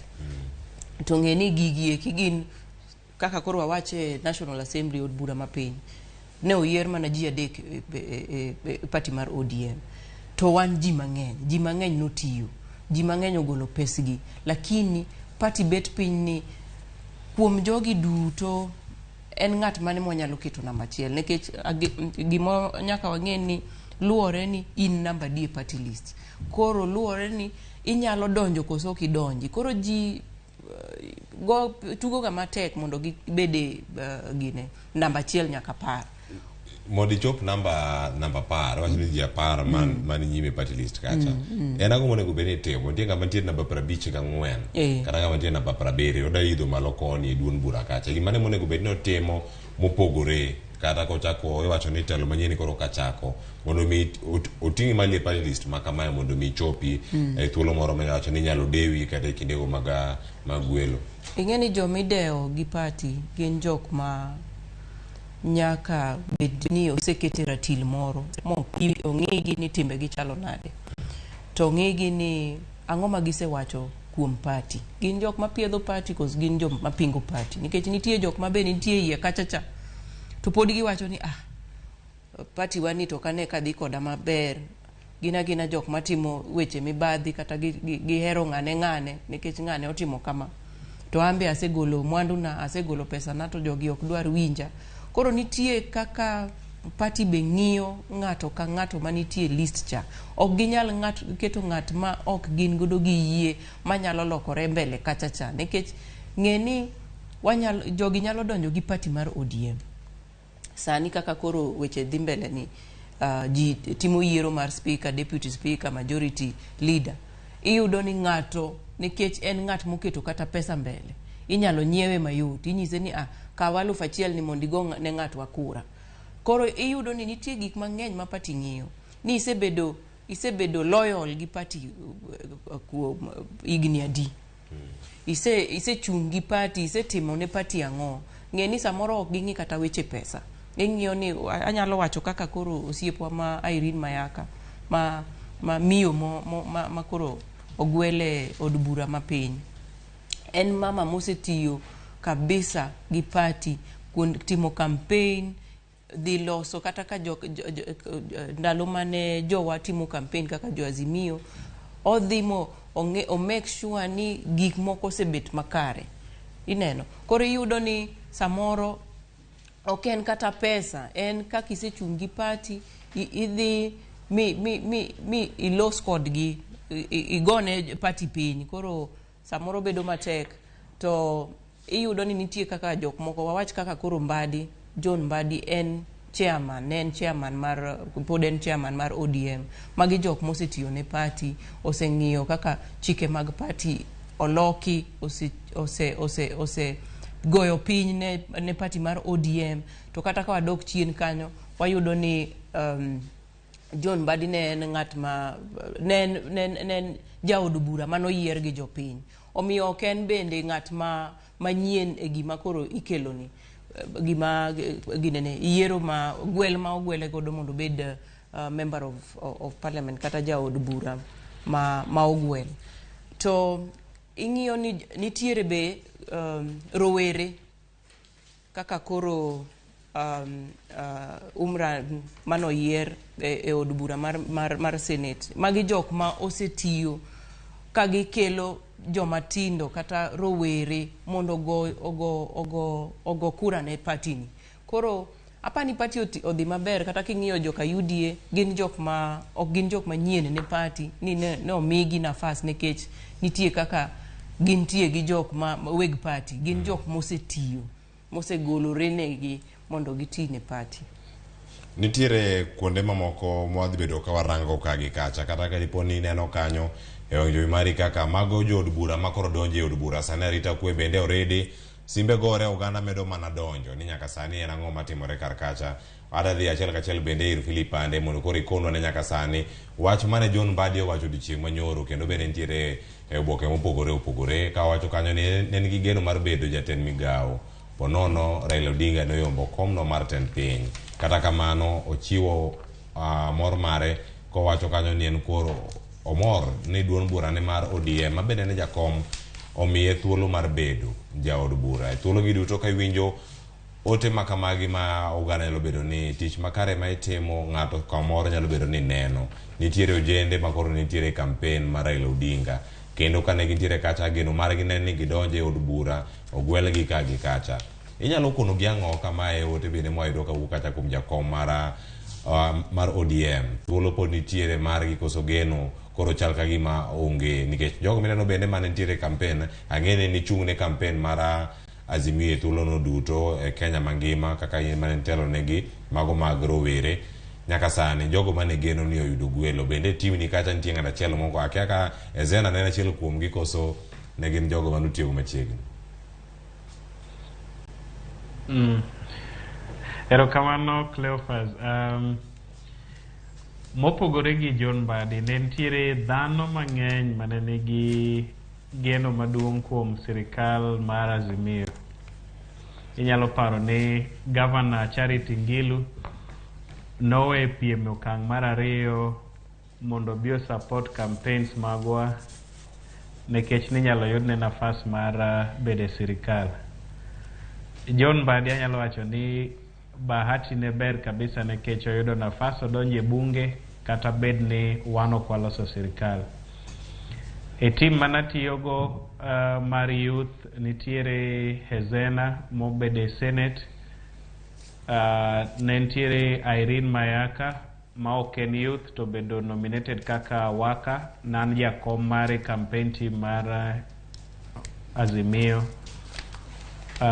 Nitiere joma apano oyudo nafas mabeyo, to ne jomoko oyudo nafas sana sana nitiere osiepna miluongo ni Fikirini Jacobs mawuok Kilifi manowe kom mar Senate mana kaka anbe naweyo, to ne wan gi geno ni nodhi bedo nominated kaka representative mar rowere e Senate, to koro koyudo nafas makamano nikech nafas manowuok odhi kuom youth mamiyo ma en Ezena. Koro nitiere jowa mang'eny moko oyudo nafas. Tapani counties nitiere joma nyalo donje counties biro donjo e counties. Gima dakwa governors mag Azimio en ni nitiere jowa manche notiyo matek e county, manotiyo matek e national level kamanyo komanche no manyo mar presidency. Ka nitiere nafas minyalo migi ng'ato ka ng'ato yud kama nyalo bete mondo tine jopiny, nikech ang'eyo ni maber ni nitiere kwayo mabro bedo nowuok kuonde mopogore opogore. To nikech sirikal en marwa waduto, national government en gino ma konyo japiny te. Jogo man gi thuolo ni pod nyalo donjo e national government gibro yudo gi thuolo no mondo gidonja gitine jopiny e kom mora mora ma ginyalo. To bende adieri ma nitiere joma inche notiyo matek to koyudo nafas mar gwelo e bunge, koyudo nafas mar gwelo e Senate, ok gibedo nafas e county government, ok gibedo nafas e sirikal mamalo. Gima dawach ne gima duong' en ni ngima en kamano, kiny piny noru, ka nafas oyudore minyalo bedo kamoro itiyo tiji mopogore opogore, pod ka thuolo machielo biro wabro tiyo ne piny kata wabro konyo piny kaka wanyalo. Erokamano ahinya Philip Pande kantie kaunti ma Kisumu. Pod wantiere kaya wadarango bende gigo matimore e od bura ma nyaka sani nyakora Ramogi Jwang', gigo mosebedo kanyo katimore ka gi kacha wakelo mane Ramogi TV. Okinyi ma kawuono welo nitie, wantiere nyaka gi jofwambo wamogo tache kaunti ma Nairobi ka e od bura.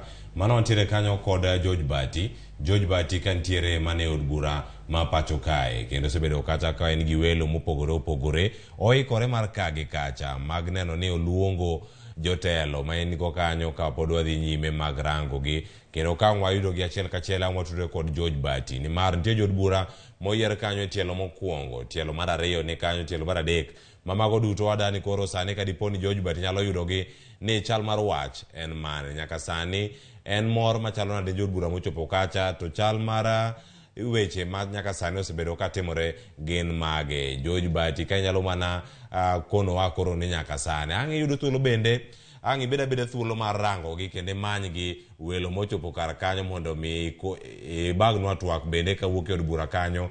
George Bati nyaka kama ne wawe kacha koro kwanya ne ni koro nyaka sani jod bura gi bende koro iseneno gi mantiere kanyo ginyalo wacho ang'o kotenore koda romo ma kawuono madhi bedo twak moko mokwongo chopo e od bura ka gidhi winjo twak kachiel koda yiero mar speaker kod jolupgi. George Bati.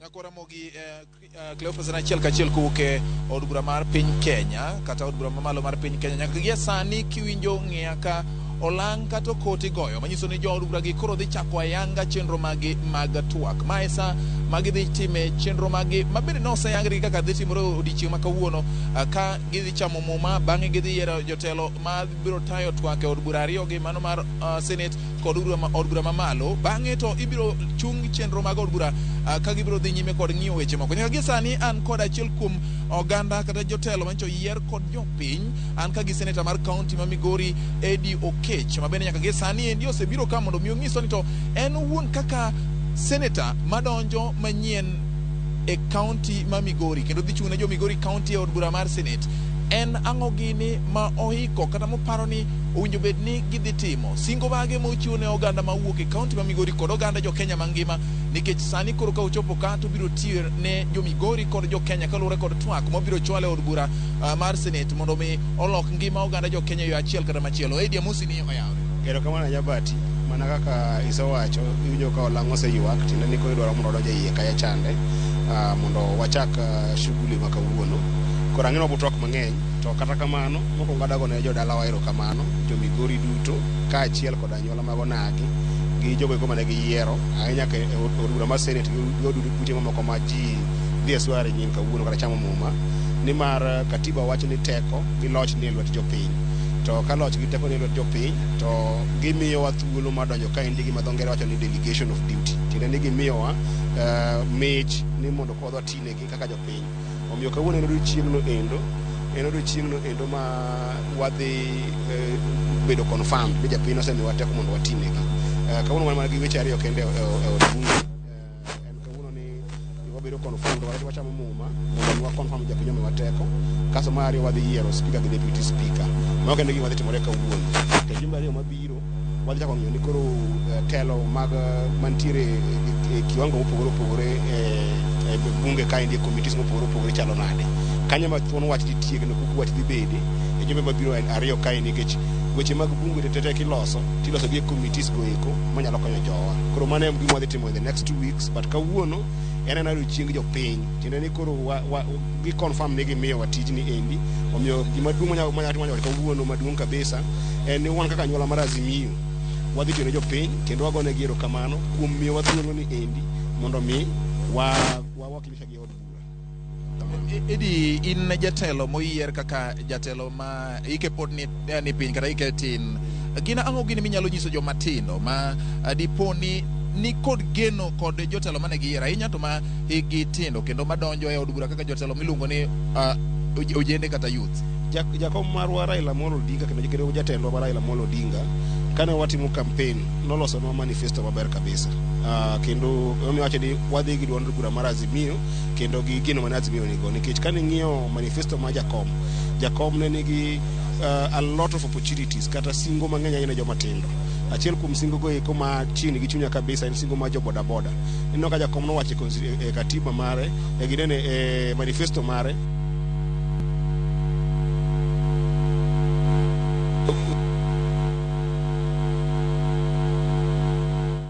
wagomo sahinya kuom ng'ukni ma kamago kata kamano ka giduogo ang' wamedo mana yudogi owinjane kaka oloso podi. Azimio nigo wanyalo temo roket gi duond bura e migawo mopogore opogore machalo kaka committees ma strategic kaka ng'ama tin nitie weche joma tindo mang'eny gi weche mine mang'eny mane nitiere e manifesto mag Jakom makanyende ma adhi kawe rieko gi paro kech Jakom pod miyowa direction kaka wadhi mbele. Koro sani endi wan jo Azimio kendo wan representative mag jo Azimio nyaka wadhi gi lek mane wan go kande mondo wang'ini e kanye migepe mag manya ketogie mondo gidonje iye kaya chande. To kane ng'iyo manifesto mar Azimio wan gi lek mang'eny ahinya joma tindo gi joma mine. Erokamano nya Eddie zaidi. Abro wei mondo mi dhi gie sani nikech pod wan gi mathoth ahinya ma bro wacho. Kang'iyo gikine ni aneno ka in jalo moikore ne tiyo ne oganda. Hawi maber e kinde midhi chamo muma mondo mi iti ne oganda jo Kenya bang' mi thuolo mar chopo e od bura mar Senate mondo mi iti ne jopiny. Nyakora Mogi mago mana moko kuom jotelo ma oyier gie sani manitiere e od bura mamalo mar piny Kenya kama gidhi time twak margi mokwongo moting'o chamo muma kod yiero jotelo mabiro tayo chenro mopogore opogore. Ma en dhorangach ma jotelo moyier donjo godo kendo nyaka gie sani olang' pod ywak manyiso ni chenro ni koro chakore ayanga Nyakora Mogi. Omiyo wan ka mondo mi waket ni e yo ma inyalo winje, inyalo ng'eyo gigo matimore od bura mamalo kod mano mar Senate odiochieng' mokwongo ma od bura mar 13 chako tich mage odiochieng' ma kawuono. Ka kamano aduoki achiel kachiel e studio Cleophas mondo mi med nyiso Nyakora Mogi moko mabende samoro diponi gigombo mondo mi ging'e kowuok e konde duto ma jofwambo magwa nitiere odiochieng' ma kawuono ma tarik 8 dwe mar 9 2022. Erokamano ahinya George Bati. Iwacho kanyo ni koro kibaye koni to toki kanyo aneno ka iloro dhorangajno koro ji osedonjo kacha kendo koro gibet. Erokamano. Ang' wawinjo twak achiel kachiel bende kangitieko ang' imako achiel 2 3 kuomgi man kanyo. Isemako Eddie Oketch, rangane imanyo kimako Professor Tom Ojienda ma Kisumu, imakane Moses Kajwang' ma Homa Bay, imanyane kaunti ma Siaya. Daktari Oburu Oginga bende nyalo yudo kanyo gi jotelo mamoko mantiere Kaluowa ni ka gisechamo muma to koro tiende nang'o tich chakore koso tich pod dhi tiyo abich moro pod omigi. Erokamano ne George Bati. Nyakora Mogi Jwang' pod wantiere kae warango gigo ma pod timore konde mopogore opogore to sani koro wadatere achiel kachiel nyaka e od bura. Inoko loro dhod rangach koro waseyudo thuolo mar donjo iye kacha kendo koro ka wasedonjo e iye mago koro jod bura gintiere iye kanyo kendo koro girito mondo twak ochaki. Ino kanyo ka ponono gichako rwako mana lewni machalo lewni go chala kendo ne gitwang'o suit. Kane gisetwang'o suit koro gin kanyo jod bura mopogore opogore donjo kanyo koro Mogi Jwang' mana kaka inyalo mana neno to weche makamagi Masi kineno geno ma Eddie Oketch olero kacha ken gi George Bati ma tiende nang'o? Tiende ni awinjo kaka Eddie loso mokwongo wacho ni gidwaro sani koro chakre kawuono koko omigi tich makende manyiso ni omigi karatas ni an Eddie ng'ane ayie tiyo ne jopiny kama kama.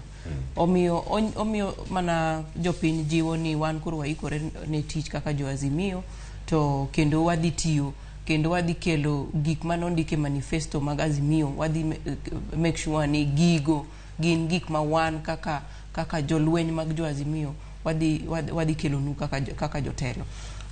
Kendo mar ariyo ochako wacho ni yiero makawuono en yiero makende to yiero speaker gi yiero deputy speaker, yiero majority leader, mano gima gidhi tiyo matek mondo gi make sure ni gin kaka jo Azimio gikelo numbers. To ang'e ni jo UDA ma bende pok yudo kachacha gime gitiyo matek mondo giket katgi kacha. Mana kama Nyakora Mogi Jwang' koro twak chako ayanga ineno kanyo koting'e mano mes mano gino manyiso ni nitie koro teko e ot kanyo mano e od bura ma koro ting'o jod bura gi duto gichopo mago karende ma koro dhi bedo kacha kae motelo ne chenro gi duto kaka gin kacha achiel kachiel itemo mana rango gi kar kanyo kantiere Sera Kiokioi mane nying mantiere kanyo Sara Kioki mano mana achiel kuom jogo karende mantiere kanyo ma koro datayo chenro mantiere kanyo ang' wawinjo kaka giloso. The offices of leaders and parliaments for the welfare of society and the just government of the people, we beseech you to behold with your abundant favor us your servants, whom you have been pleased to call to the performance of important tasks in this republic. Let your blessings descend upon us here assembled, and grant that we shall treat and consider all matters that shall come under our deliberation in so just and faithful a manner as to promote your honor and glory, and to advance the peace, prosperity, and welfare of our country and of those whose interests you have committed to our charge. Amen.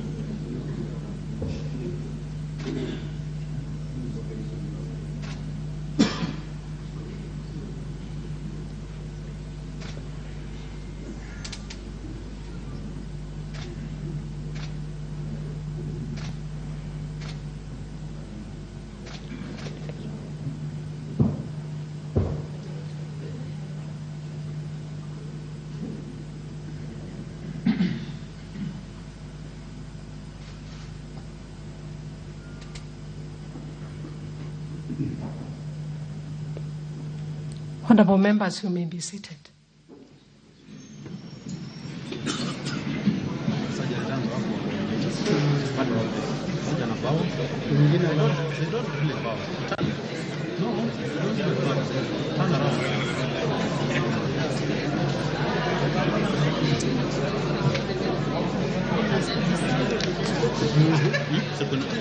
Communication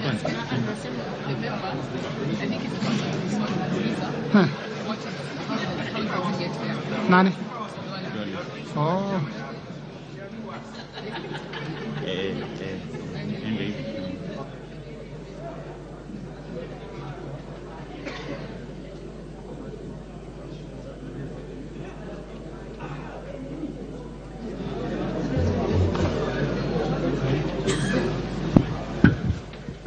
Honorable members, please take your seats, those who are upstanding.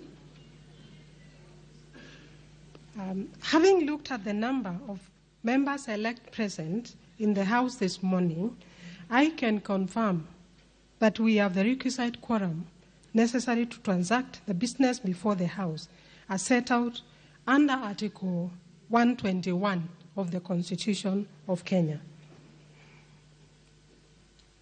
Honorable members, I have the following communication to make. On behalf of the staff of the National Assembly and on my own behalf, I wish to welcome you all to this first sitting of the National Assembly of the 13th Parliament. I take this opportunity to particularly welcome back all members who have been re-elected from previous parliaments. I also extend a special welcome to the members joining the National Assembly for the very first time. Congratulations to you all on your elections as members of this august House.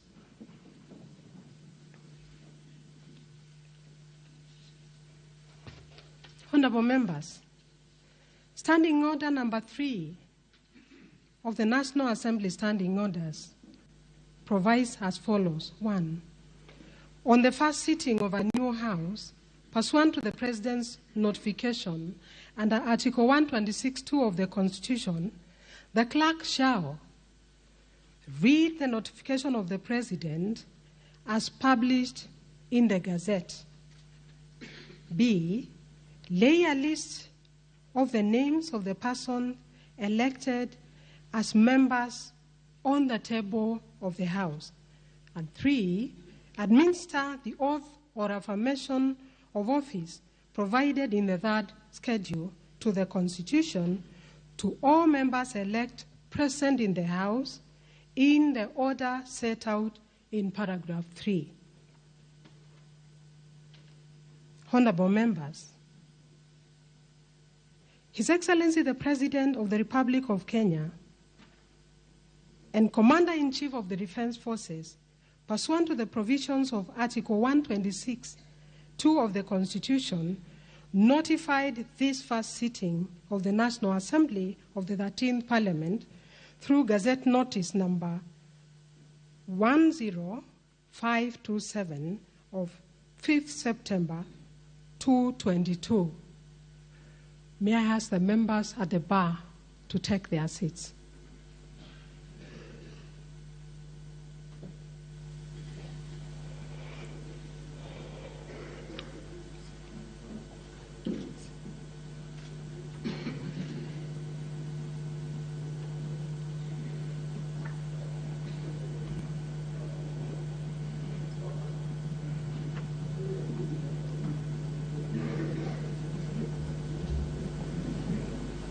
Please take your seats.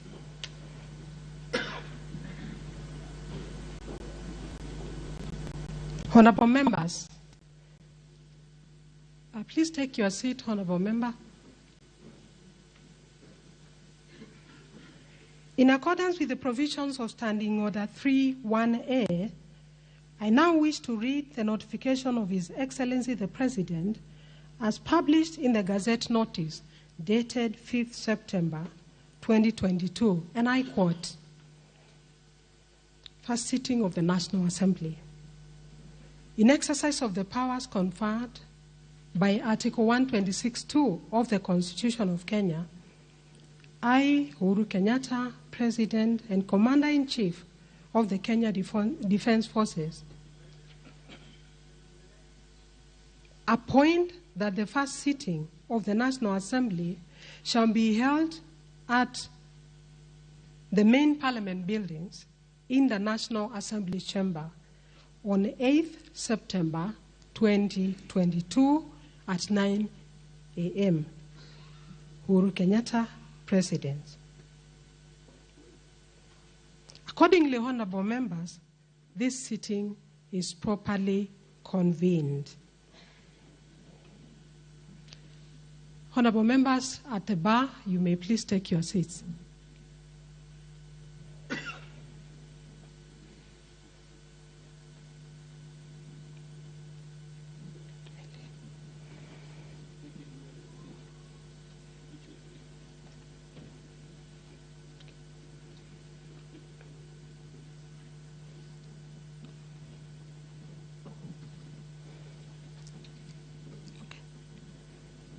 Honorable members, in accordance with the requirements of Standing Order 13B, I will now proceed to lay on the table of the House a list of the names of persons elected as members to the National Assembly as published in the Kenya Gazette by the Independent Electoral and Boundaries Commission, White Gazette Notice number 9948 of 23rd August 2022, Gazette Notice number 10533 of 6 September 2022, and Gazette Notice number 10537 of 7 September 2022.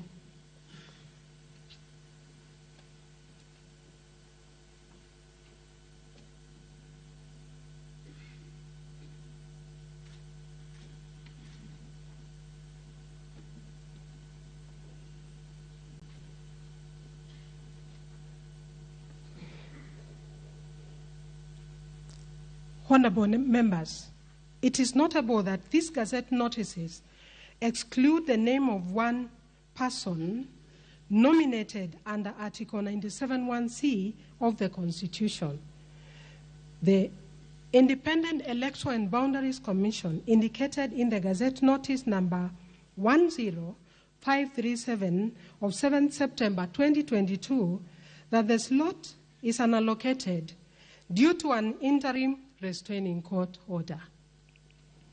This notwithstanding, I am guided by the provisions of Article 121 and 124(3)(a) of the Constitution, providing for quorum of the House and the proceedings of the House respectively.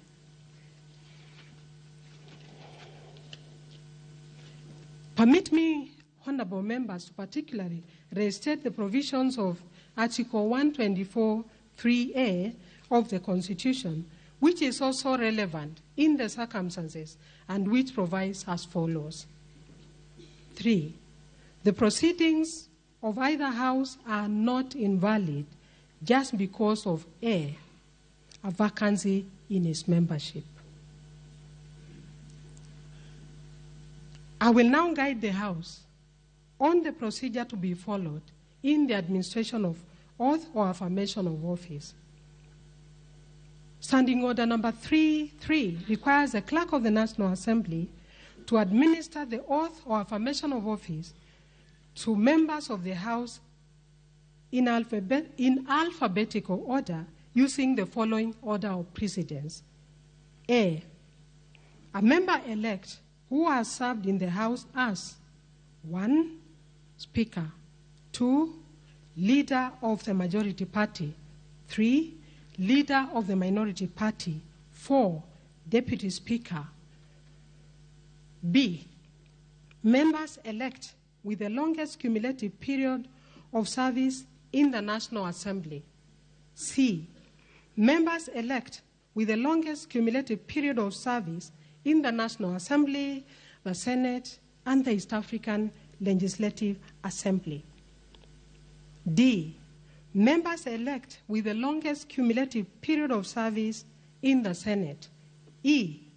Members-elect with the longest cumulative period of service in the East African Legislative Assembly. And F. All other members-elect. In this regard, honorable members, I would like to confirm that I have, in accordance with the above provisions, prepared the list containing names of all members-elect as published by the Independent Electoral and Boundaries Commission in the Gazette notices I have referred to. I therefore now direct the Deputy Clerk to lay on the table of the House the list of members-elect arranged in the order of precedence prescribed under Standing Order number 33 on order of precedence. Deputy Clerk.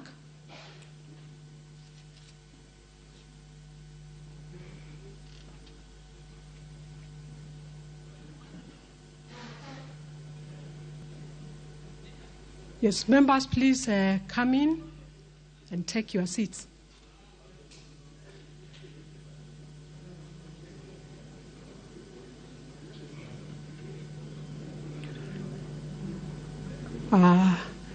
Please take your seats, honorable members, so that we proceed. Take your seats.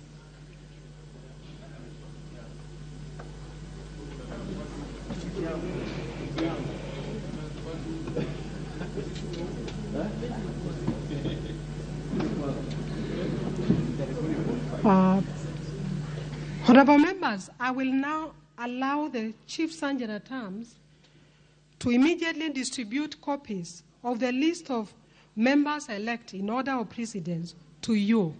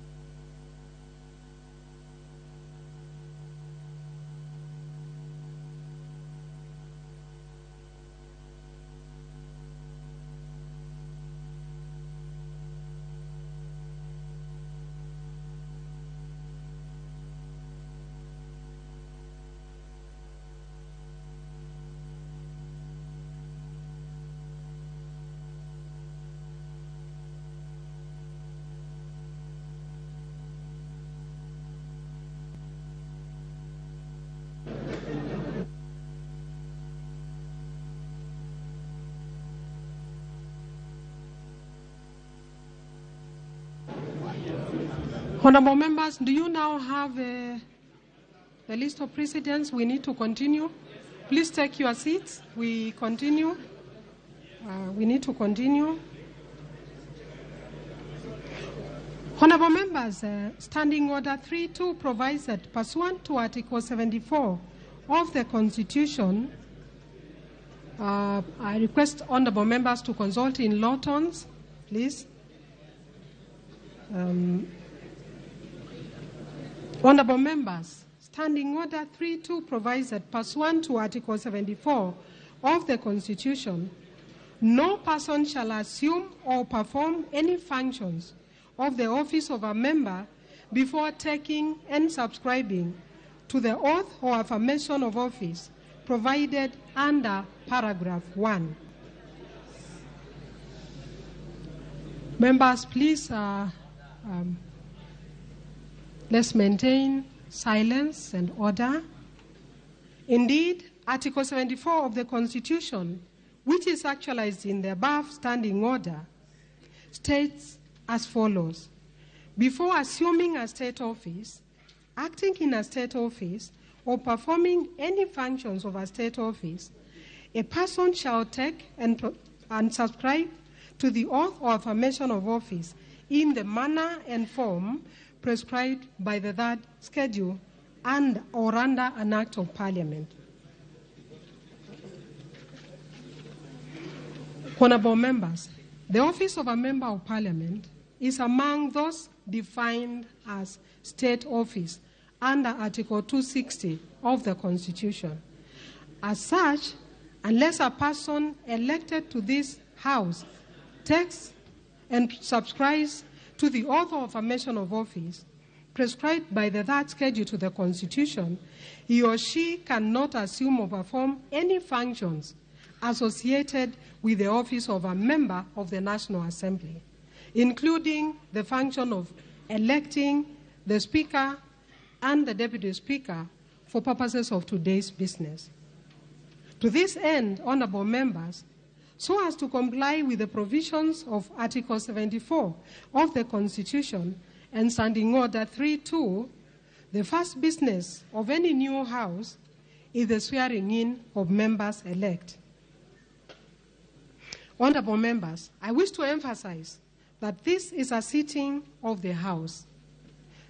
Therefore, all members are expected to be orderly and to follow the rules of procedure set out in the standing orders which this House has passed. The Speaker's rules, the established precedents, customs, procedures, and traditions of the House. Members are, however, at liberty to sit freely, as there are no reserved seats today. I shall now proceed to administer the oath or affirmation of office to all members here present in the order of precedence set out under Standing Order 3.3. And in so doing, the name of each member-elect will be called out, following which the member-elect will proceed to the space between the chair and the table and indicate whether to take and subscribe to the oath or affirmation of office. After taking and subscribing to the oath or affirmation of office, the member shall proceed to the designated area and subscribe to the oath or affirmation of office by signing the oath or affirmation book.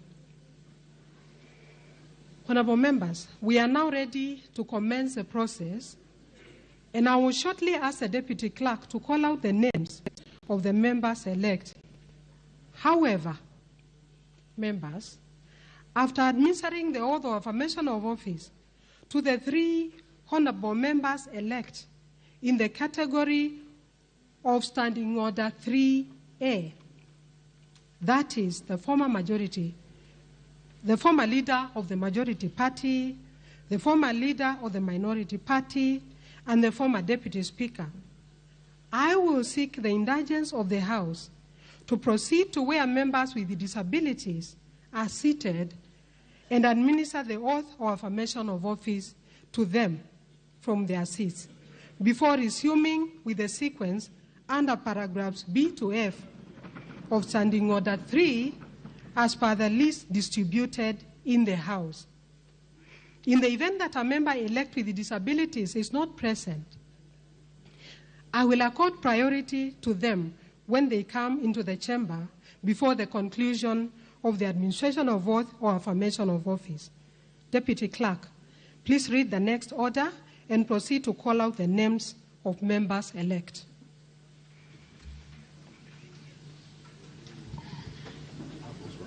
Order number 2, administration of oath.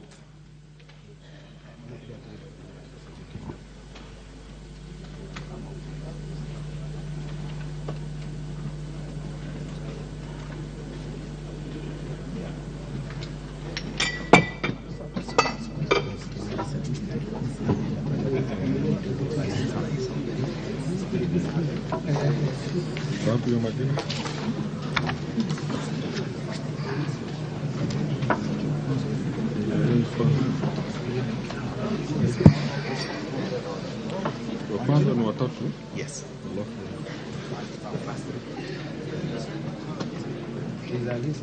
Disability members.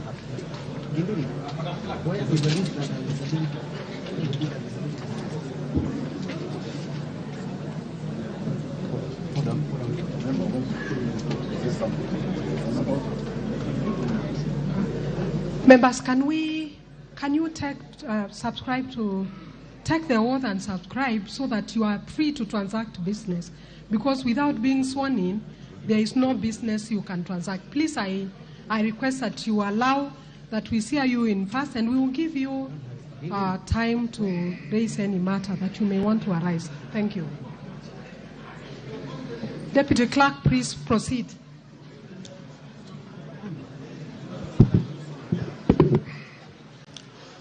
Duale Adan Bare, Ngongo John Badi, Maalim Farah.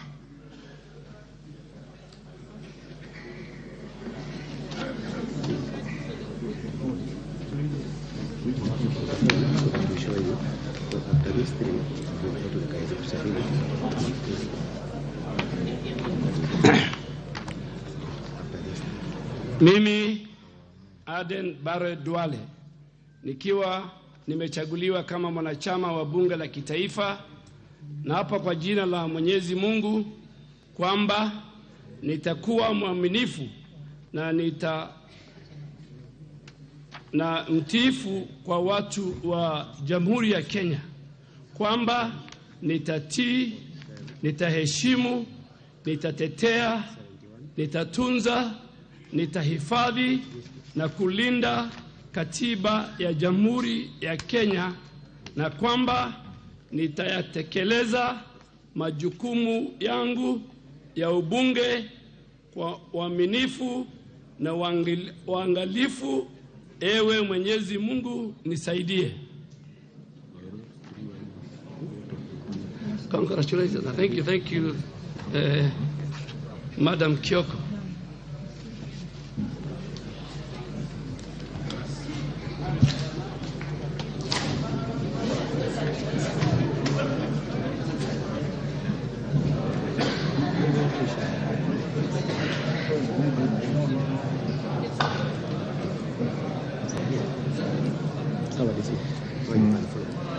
I, John Badingongo, having been elected a member of the National Assembly, do swear in the name of the Almighty God that I will bear true faith and allegiance to the people and the Republic of Kenya, that I will obey, respect, uphold, preserve, protect, and defend this Constitution of the Republic of Kenya, and that I will faithfully and conscientiously discharge the duties of a member of Parliament.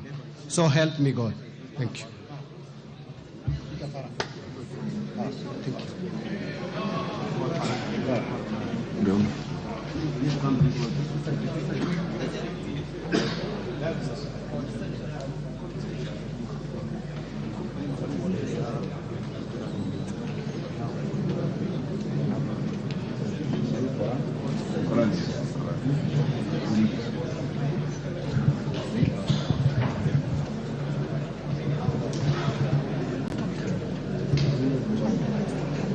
I first the camera, okay.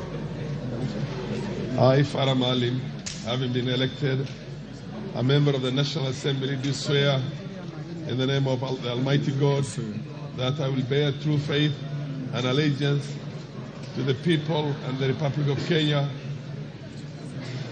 that I will obey, respect, uphold,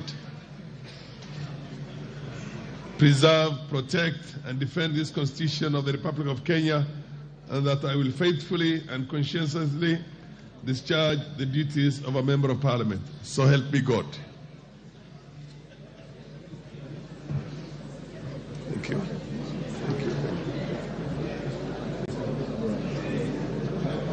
From the members now, we will administer the oath for affirmation of office to members with disability. Mumo Rose Museo.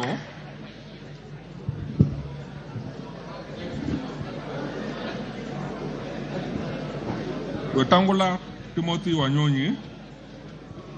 Lomwa Joseph Samal. Musara Peter Francis. Kosgei Jackson Kipkemoy. Nishike wapi?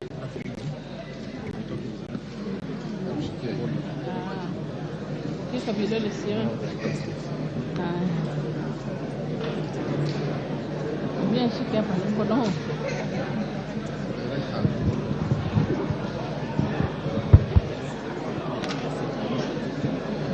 Okay, ushike.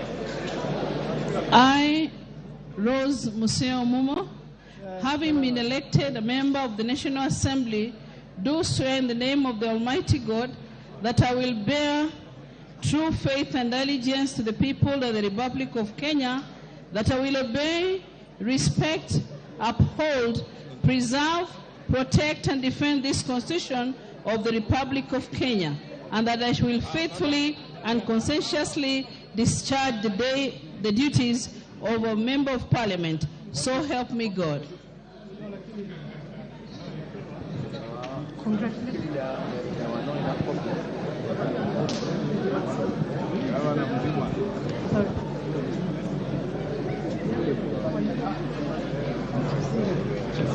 Yes.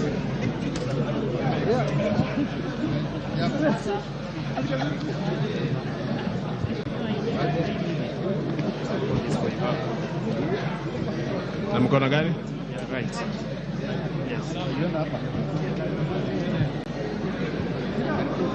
Niendelee. Mimi Timothy Wanyonyi Wetangula nikiwa nimechakuliwa kama mwanachama wa bunge la kitaifa, na hapa kwa jina la Mwenyezi Mungu kwamba nitakuwa mwaminifu na mtiifu kwa watu wa Jamhuri ya Kenya, kwamba nitatii, nitaheshimu, nitatetea, nitatunza, nitahifadhi na kulinda katiba ya Jamhuri ya Kenya, na kwamba nitayatekeleza majukumu yangu ya ubunge kwa uaminifu na uangalifu. Mwenyezi Mungu nisaidie.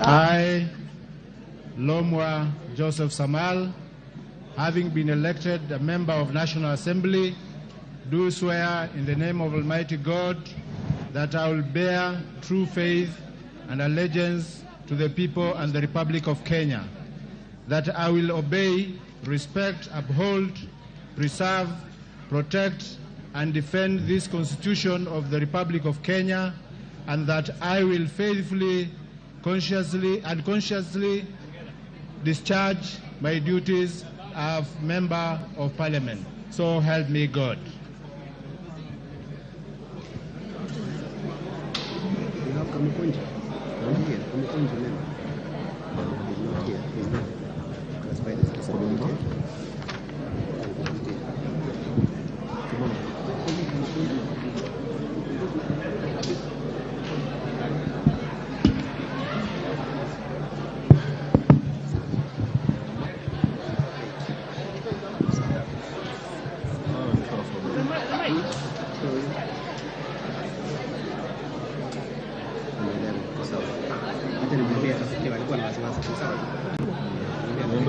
Honorable members, we will continue with calling of the names in the order of precedence Please maintain order. Thank you.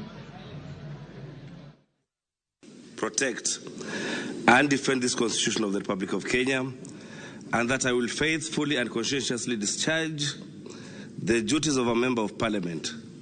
So help me God. Thank you so much.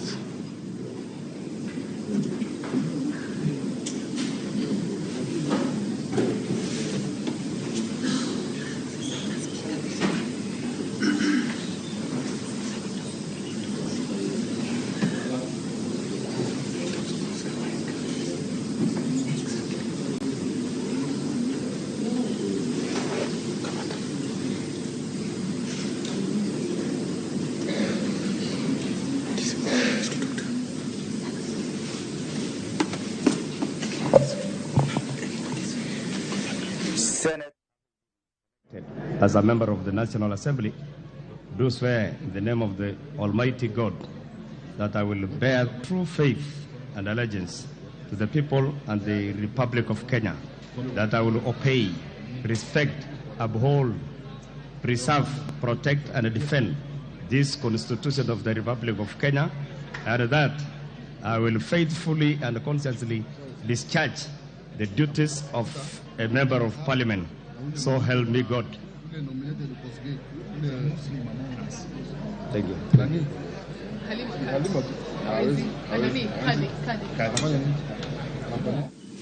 Mimi Mohamed Faki Mwenyehaji, nikiwa nimechaguliwa kama mwanachama wa Seneti, na hapa kwa jina la Mwenyezi Mungu kwamba nitakuwa mwaminifu na mtiifu kwa watu na Jamhuri ya Kenya, na kwamba nitatii, nitaheshimu, nitahifadhi, nitalinda na nitaitetea hii katiba ya Jamhuri ya Kenya, na kwamba nitatekeleza majukumu yangu ya ubunge kwa uaminifu na uangalifu. Ewe Mwenyezi Mungu nisaidie. Na Jamhuri ya Kenya kwamba nitatii, nitaheshimu, nitatetea, nitatunza na nitahifadhi na kulinda katiba ya Jamhuri ya Kenya, na kwamba nitatekeleza majukumu yangu ya ubunge kwa uaminifu na uangalifu. Ewe Mwenyezi Mungu nisaidie.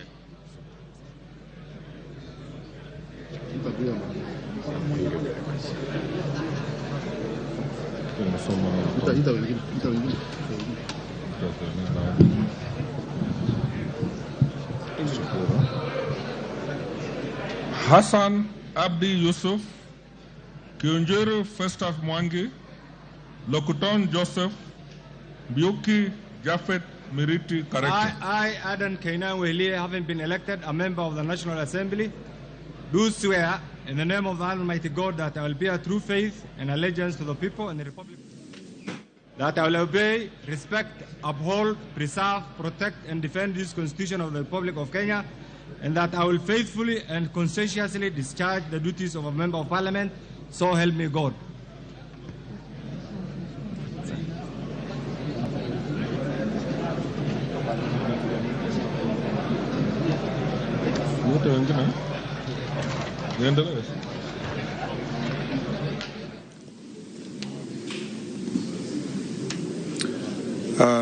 Mimi Onesimus Kipchumba Murkomen, nikiwa nimechaguliwa kama mwanachama wa Seneti, na hapa kwa jina la Mwenyezi Mungu kwamba nitakuwa mwaminifu na mtiifu kwa watu wa Jamhuri ya Kenya, kwamba nitatii, nitaheshimu, nitahifadhi, nitalinda na nitaitetea hii katiba ya Jamhuri ya Kenya, na kwamba nitayatekeleza majukumu yangu ya ubunge kwa uaminifu na uangalifu.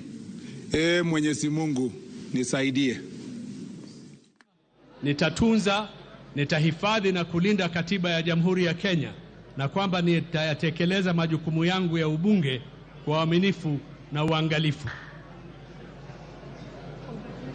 Thank you. Susan.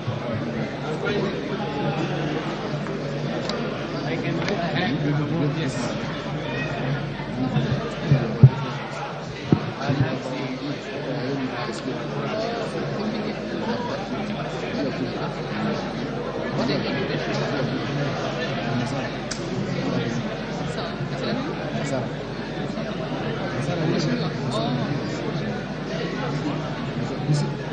I, Shakil Ahmed Shabir Ahmed, known as Onyango Wonmogo, having been elected as a member of the National Assembly, do swear in the name of Almighty God that I will bear true faith and allegiance to the people and the Republic of Kenya, and that I will obey, respect, uphold, preserve, protect, and defend this Constitution of the Republic of Kenya, and that I will faithfully and conscientiously discharge the duties of a Member of Parliament.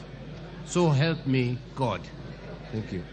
Nikiwa nimechaguliwa kama mwanachama wa Seneti, na hapa kwa jina la Mwenyezi Mungu kwamba nitakuwa mwaminifu na mtiifu kwa watu na Jamhuri ya Kenya, kwamba nitatii, nitaheshimu, nitahifadhi, nitalinda na kuitetea hii katiba ya Jamhuri ya Kenya, na kwamba nitatekeleza majukumu yangu ya ubunge kwa uaminifu na uangalifu. Ewe Mwenyezi Mungu nisaidie. Asante. Thank you.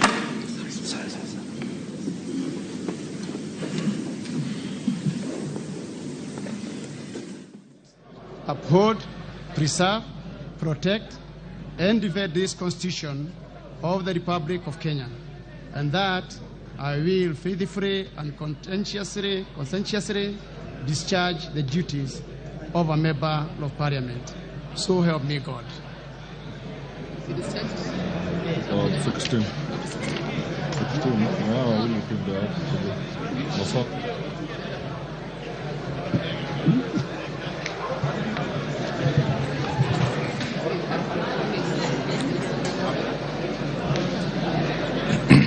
I, Joseph Lekuton, having been elected a member of the National Assembly, do swear in the name of the Almighty God that I will bear true faith and allegiance to the people of the Republic of Kenya, that I will obey, respect, uphold, preserve, protect, and defend this Constitution of the Republic of Kenya, and that I will faithfully and conscientiously discharge the duties of a Member of Parliament. So help me God. Odhiambo Millie Grace Akoth, Sirma Musa Cherutich, Wanjala Raphael Sauti Bita, Abdul Rahim Dawood. I, Japhet Kaleke Mbiuki, having been elected a member of the Senate, do swear in the name of the Almighty God that I will bear true faith and allegiance to the people and the Republic of Kenya, that I will obey, respect, uphold, preserve, protect, and defend the Constitution of the Republic of Kenya, and that I will faithfully and conscientiously discharge the duties of a Member of Parliament. So help me God. Thank you very much.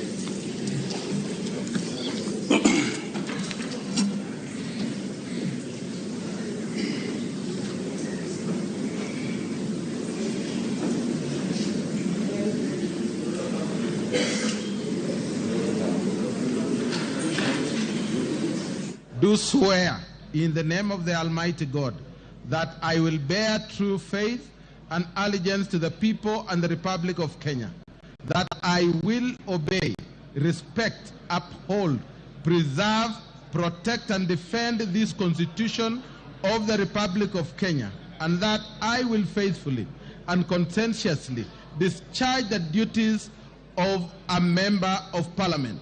So help me God. Thank you.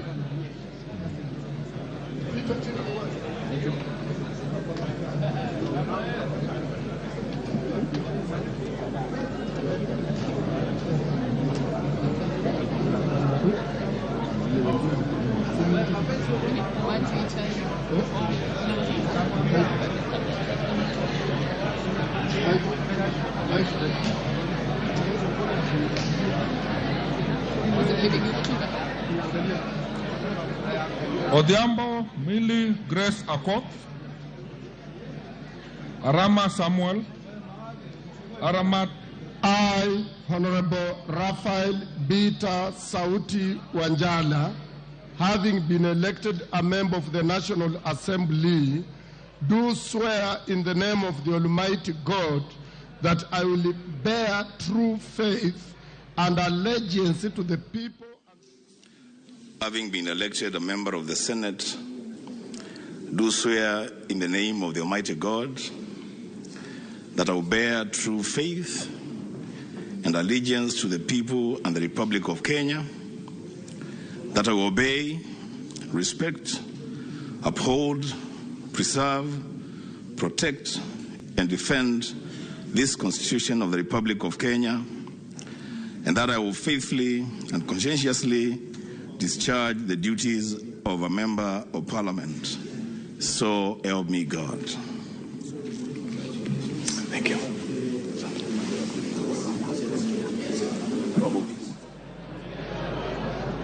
Mimi Abdul Rahim Daud nikiwa nimechaguliwa kama mwanachama wa bunge la kitaifa, na hapa kwa jina la Mwenyezi Mungu kwamba nitakuwa mwaminifu na mtiifu kwa watu wa Jamhuri ya Kenya, kwamba nitatii, nitaheshimu, nitatetea, nitatunza, nitahifadhi na kulinda katiba ya Jamhuri ya Kenya, na kwamba nitatekeleza majukumu yangu ya ubunge kwa uaminifu na uangalifu. Ewe Mwenyezi Mungu nisaidie. Bismillah.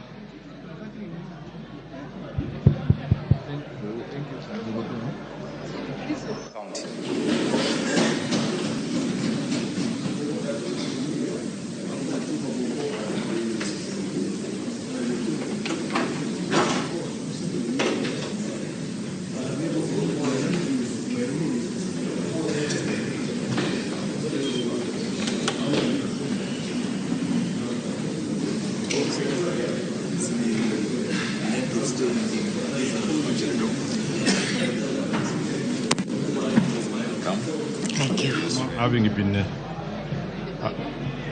Having been elected a member of the National Assembly, do swear in the name of the Almighty God that I would bear true faith and allegiance to the people and the Republic of Kenya, that I would obey, respect, uphold, preserve and protect and defend this Constitution of the Republic of Kenya, and that I would faithfully and conscientiously discharge the duties of a member of Parliament. So help me God.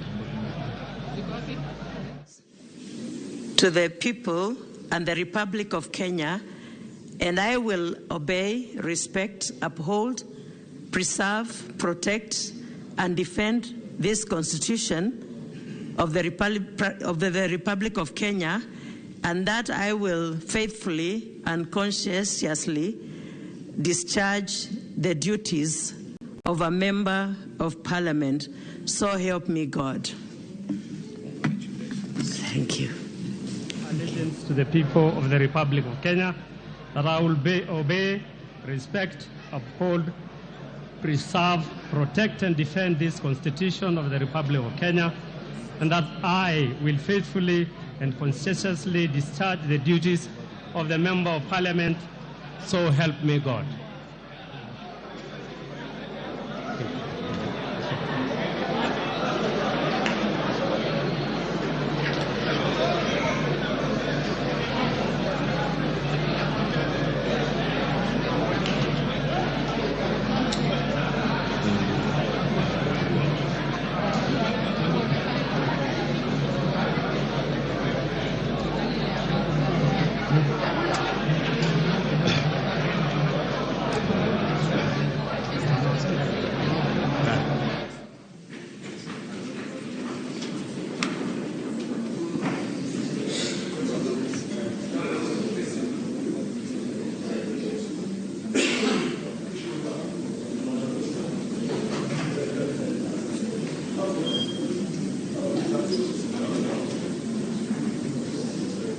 That I will obey, respect, uphold, preserve, protect, and defend the Constitution of Kenya, and that I will faithfully and conscientiously discharge the duties of a member of Parliament.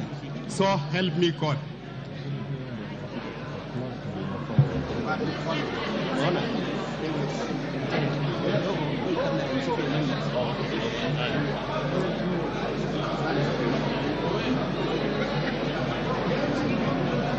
Mohammed Haji, having been elected a member of the Senate, do swear in the name of the Almighty God that I will bear true faith, allegiance to the people and the Republic of Kenya, that I will obey, respect, uphold, preserve, protect and defend this Constitution of the Republic of Kenya, and that I will faithfully and conscientiously discharge the duties of a member of Parliament. So help me God.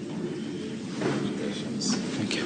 I will obey, respect, uphold, preserve, protect and defend this Constitution of the Republic of Kenya, and that I will faithfully and conscientiously discharge the duties of a member of Parliament. So help me God. Chepkonga Kiprono Samuel, Chesebe Fred Kapondi, Francis Kajwang Tom Joseph, Gakuya James Mwangi.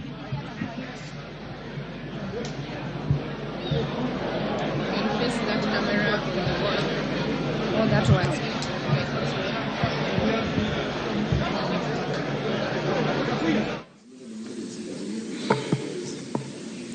Senator Oginga Oburu, Siaya County.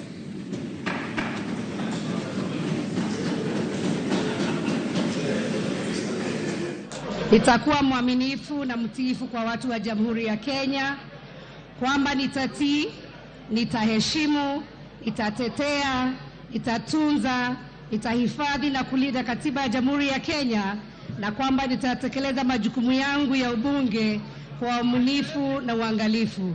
Ewe Mwenyezi Mungu nisaidie.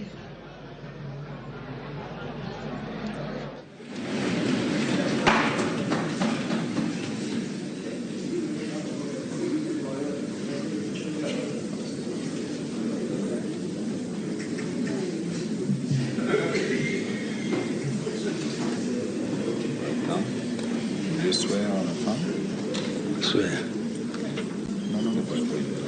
English or Swahili? No, English. English. This is English. Okay. I, Dr. Buru Oginga, having been elected as a member of the Senate, do swear in the name of the Almighty God that I will bear true faith and allegiance to the people and the Republic of Kenya, and that I will obey, respect, uphold, preserve, protect, and defend the Constitution of the Republic of Kenya, and that I will faithfully and conscientiously discharge the duties of a member of Parliament. So help me God. Thank you. Thank you.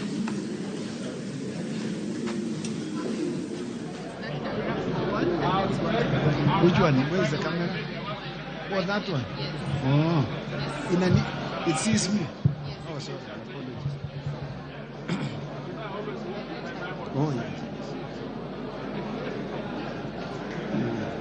I, Samuel Kiprono Chepkonga, having been elected a member of the National Assembly, do swear in the name of the Almighty God that I will bear true faith and allegiance to the people of the Republic of Kenya, that I will obey, respect, and uphold them, and preserve, protect, and defend this Constitution of the Republic of Kenya, and that I will faithfully and conscientiously discharge the duties of a member of Parliament. So help me God.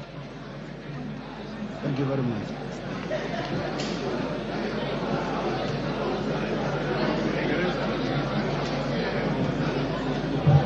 That camera on the wall. Speak things that are mine. Thank you. Take the Bible.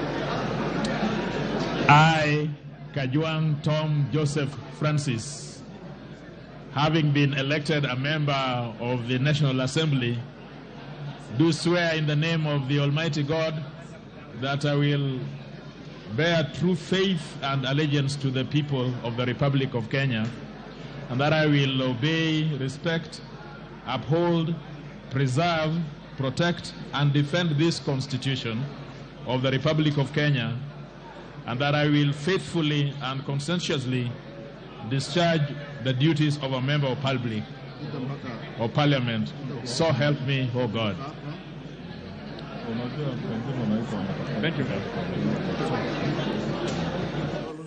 Having been elected a member of the Senate, do swear in the name of the Almighty God that I will bear true faith and allegiance to the people and the Republic of Kenya, that I will obey, respect, uphold, preserve, protect, and defend this Constitution of the Republic of Kenya, and that I will faithfully and conscientiously discharge the duties of a member of Parliament. So help me God.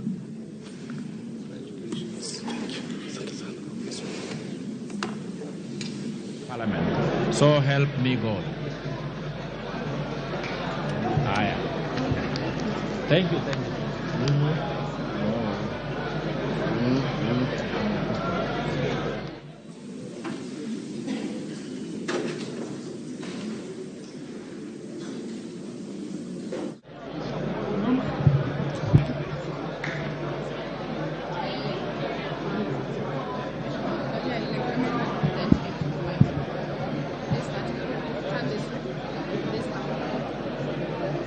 This way.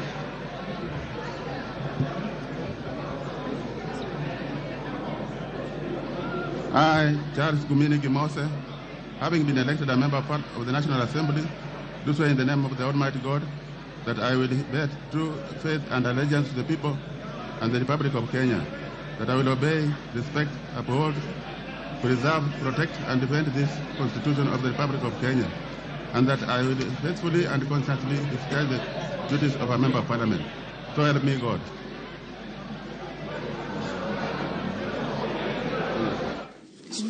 Yes.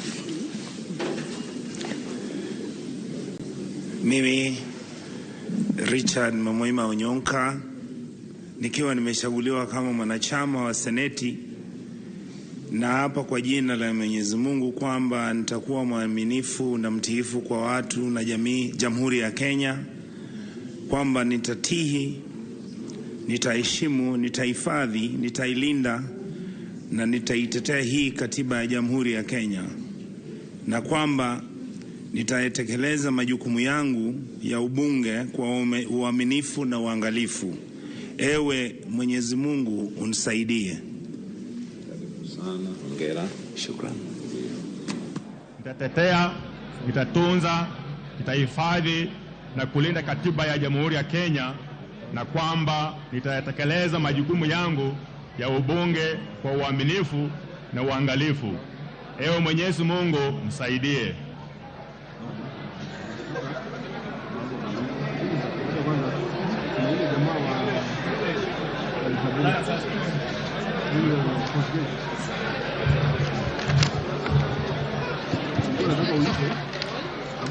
Which one?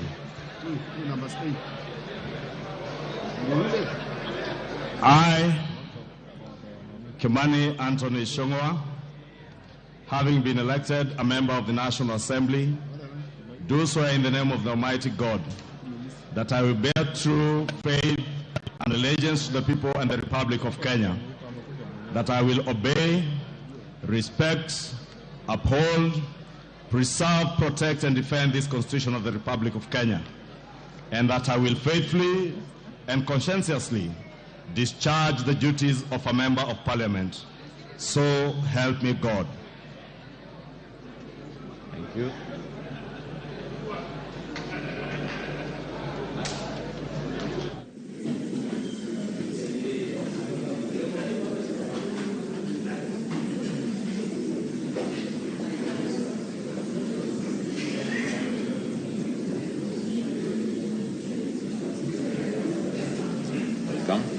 Thank you.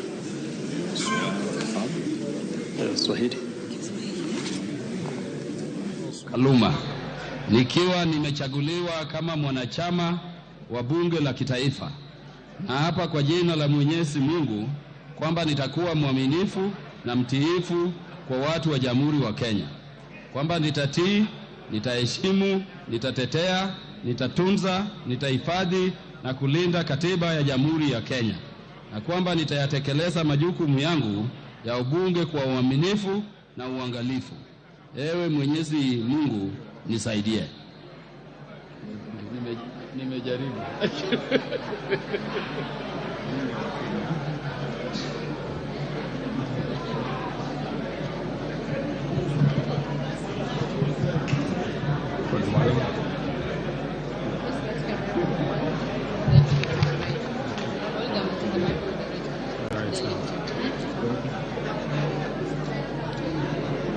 I, Elijah Memusi Kanchori, having been elected member of the National Assembly, do swear in the name of the Almighty God that I will bear true faith and allegiance to the people and the Republic of Kenya, that I will obey, respect, uphold, preserve, protect, and defend this Constitution of the Republic of Kenya, and that I will faithfully and conscientiously discharge the duties of a member of Parliament.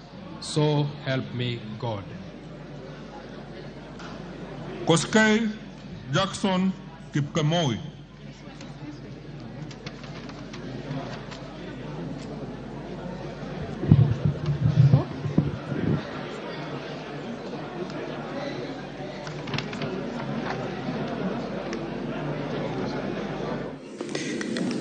Having been elected as a member of the Senate, do hereby swear in the name of the Almighty God that I will bear true faith and allegiance to the Republic and to the people and the Republic of Kenya, that I will obey, respect, uphold, preserve, protect, and defend this Constitution of the Republic of Kenya, and that I will faithfully and conscientiously discharge the duties of a member of Parliament. So help me God.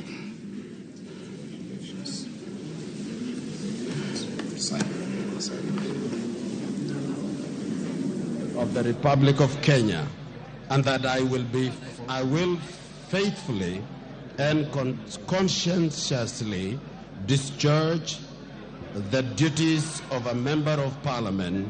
So help me God.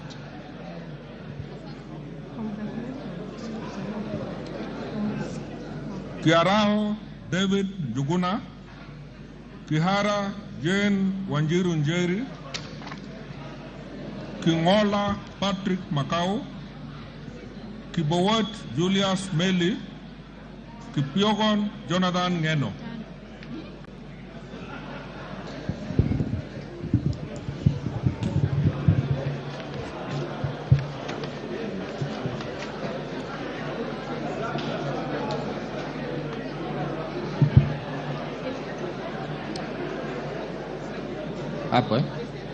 That way.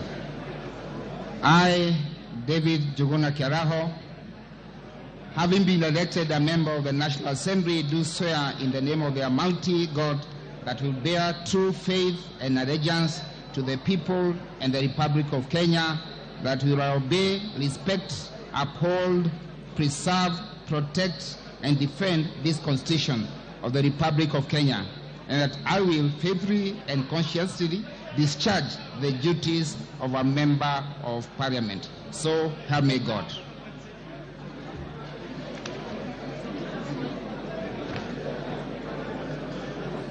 Nitalinda na nitaitetea hii katiba ya Jamhuri ya Kenya, na kwamba nitatekeleza majukumu yangu ya ubunge kwa uaminifu, uangalifu na uadilifu. Ewe Mwenyezi Mungu nisaidie. Thank you. Wa bunge la kitaifa, na hapa kwa jina la Mwenyezi Mungu kwamba nitakuwa mwaminifu na mtiifu kwa watu wa Jamhuri ya Kenya, kwamba nitatii, nitaheshimu, nitatetea na nitatunza, nitahifadhi na kulinda katiba ya Jamhuri ya Kenya na kwamba nitatekeleza majukumu yangu ya ubunge kwa uaminifu na uangalifu. Ewe Mwenyezi Mungu nisaidie.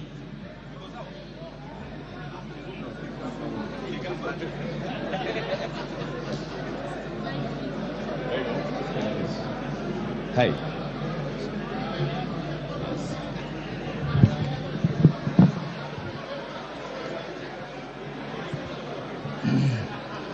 I, Patrick Makau Kingola, having been elected a member of the National Assembly, do swear in the name of the Almighty God that I will bear true faith and allegiance to the people and the Republic of Kenya, that I will obey, respect, uphold, preserve, protect, and defend this Constitution of the Republic of Kenya, and that I will faithfully and conscientiously discharge the duties of a member of Parliament.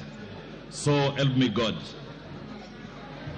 Kibowot Julius Meli, Kipiogon Johanna Ngeno, Kombe Harrison Garama, Korere Sarah Paulata, Koi John Waluke.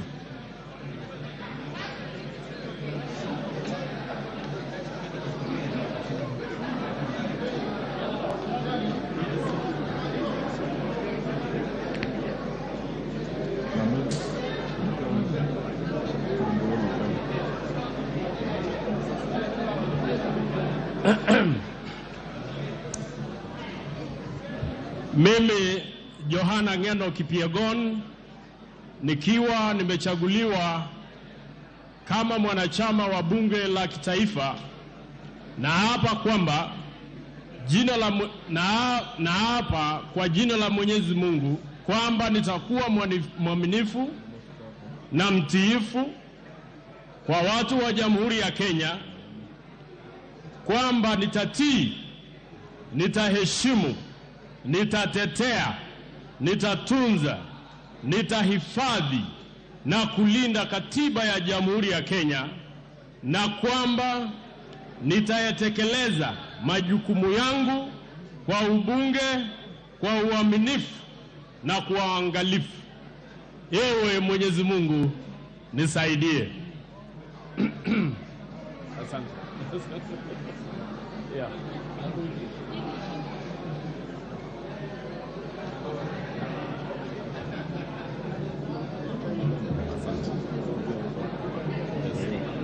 Okay. I, Julius Kibiwot Meli, having been elected a member of the National Assembly, do swear in the name of the Almighty God that I will bear true faith and allegiance to the people and the Republic of Kenya, that I will obey, respect, uphold, preserve, protect and defend this Constitution of the Republic of Kenya, and that I will faithfully and conscientiously discharge the duties of a member of Parliament. So help me God.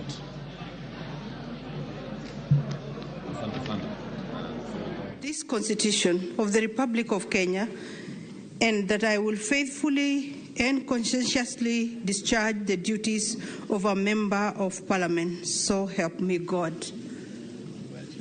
Thank you.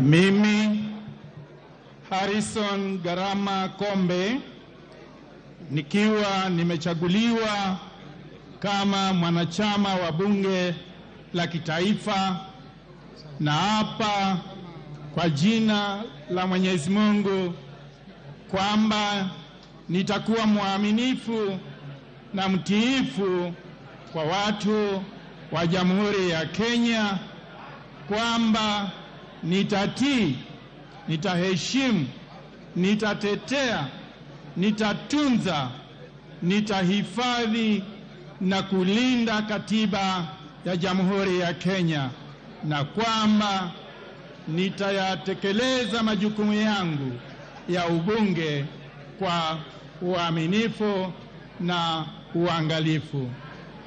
Mwenyezi Mungu nisaidie.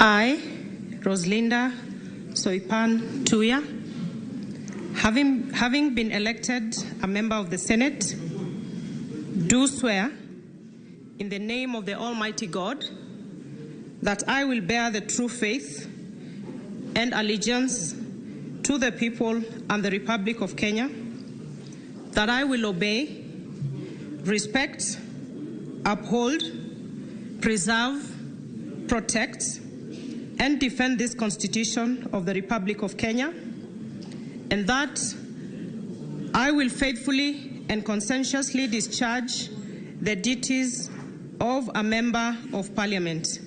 So help me God. Thank you. Nduku Kiko, Mboko Mishi Juma Kamisi, Mbui Robert.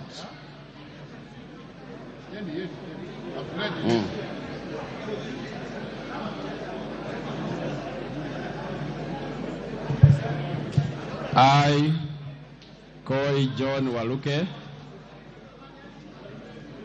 having been elected member of the National Assembly, do swear in the name of the Almighty God that I will bear truth, faith, and allegiance to the people and the Republic of Kenya, that I will obey, respect, uphold, preserve, protect, and defend this Constitution of the Republic of Kenya, and that I will faithfully and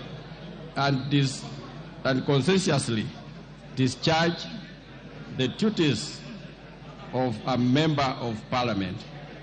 So help me God.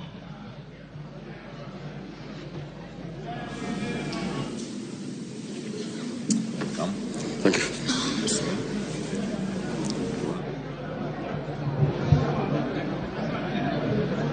Thank you.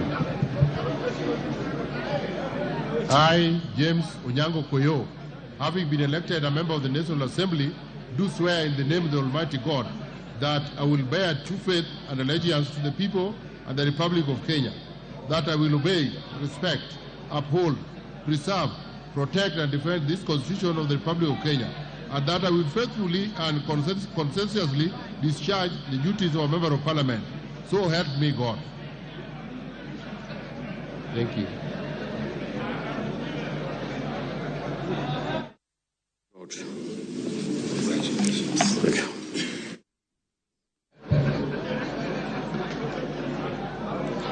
Mimi Mishi Juma Hamisi Mboko, nikiwa nimechaguliwa kama mwanachama wa Bunge la Kitaifa, na hapa kwa jina la Mwenyezi Mungu kwamba nitakuwa mwaminifu na mtiifu kwa watu na Jamhuri ya Kenya, kwamba nitatii, nitaheshimu, nitatetea, nitatunza, nitahifadhi na kulinda katiba ya Jamhuri ya Kenya, na kwamba nitayatekeleza majukumu yangu ya ubunge kwa uaminifu na uangalifu. Ewe Mwenyezi Mungu nisaidie.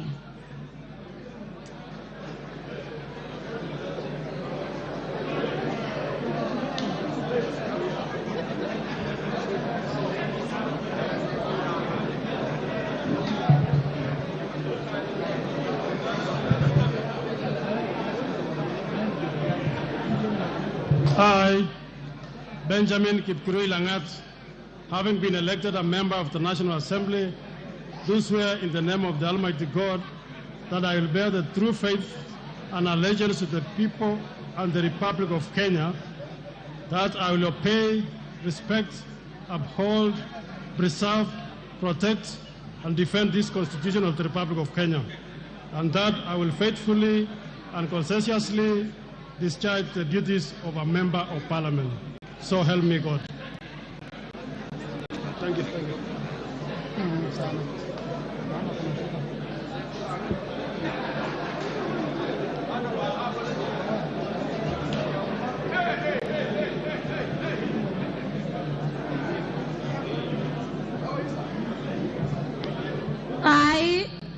Jessica Nduku-Kikombalu, having been elected as a member of the National Assembly, do swear in the name of the Almighty God that I will bear true faith and allegiance to the people and the Republic of Kenya, that I will obey, respect, uphold, preserve, protect, and defend this Constitution of the Republic of Kenya, and that I will faithfully and conscientiously discharge the duties of a member of Parliament.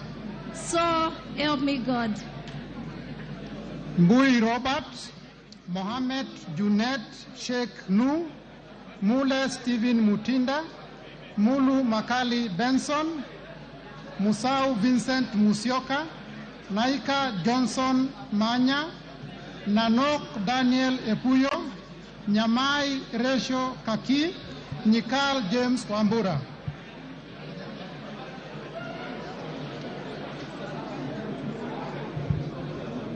I, Robert Mbui, having been elected as member of the National Assembly, do swear in the name of the Almighty God that I will bear true faith and allegiance to the people and the Republic of Kenya, that I will obey, respect, uphold, preserve, protect, and defend this Constitution of the Republic of Kenya, and that I will faithfully and conscientiously discharge the duties of a member of Parliament. So help me God. Mohamed Junet Sheikh Nu, Mule Stephen Mutinda, Mulu Makali Benson, Musau Vincent Musyoka, Naika Johnson Manya, Nanok Daniel Epuyo, Nyamai Resho Kaki, Nikal James Wambura, Ochieng David Ouma, Odanga Geoffrey Mahoha. Yani Kiswahili. Mimi sitaki kudanganya.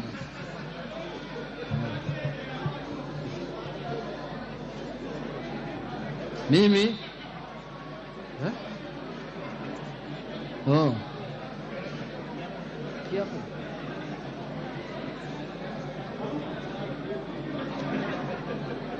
You say your name.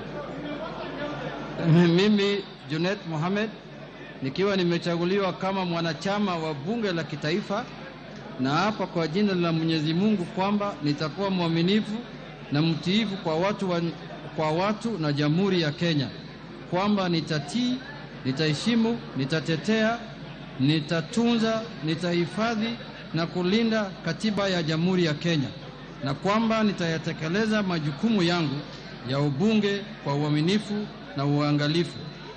Ewe Mwenyezi Mungu nisaidie. Thank you very much. Asante sana.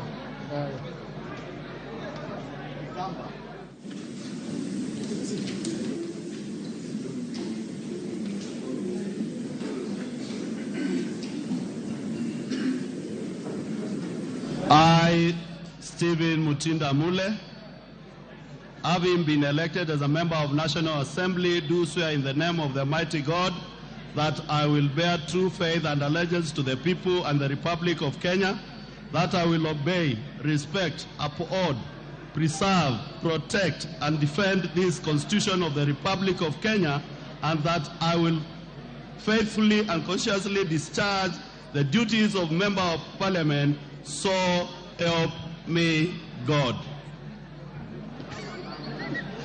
Thank you.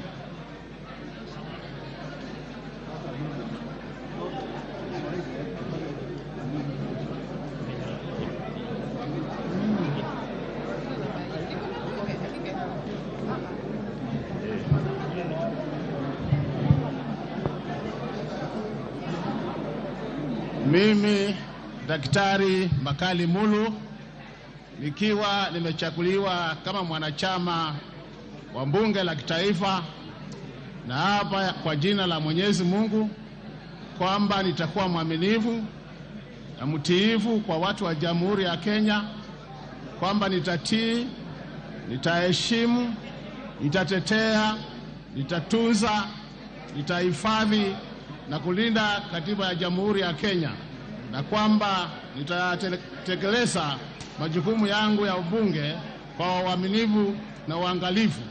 Ewe Mwenyezi Mungu nisaidie. Amina. Thank you.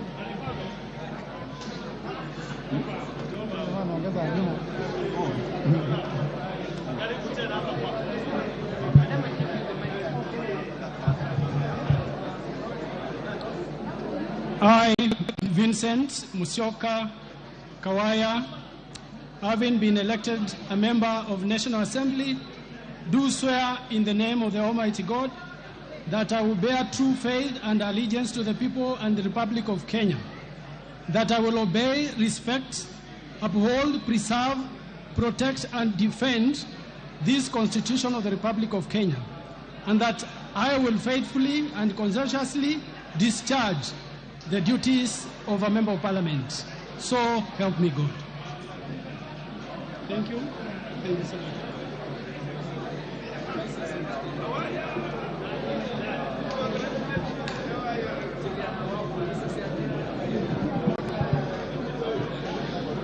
Mimi Rachel Kaki Nyamai nikiwa nimechaguliwa kama mwanachama wa bunge la kitaifa, na hapa kwa jina la Mwenyezi Mungu kwamba nitakuwa mwaminifu na mtiifu kwa watu na Jamhuri ya Kenya, kwamba nitatii, nitaheshimu, nitatetea, nitatunza, nitahifadhi na kulinda katiba ya Jamhuri ya Kenya, na kwamba nitayatekeleza majukumu yangu ya ubunge kwa uaminifu. Ewe Mungu nisaidie. Ewe Mwenyezi Mungu nisaidie. Thank you.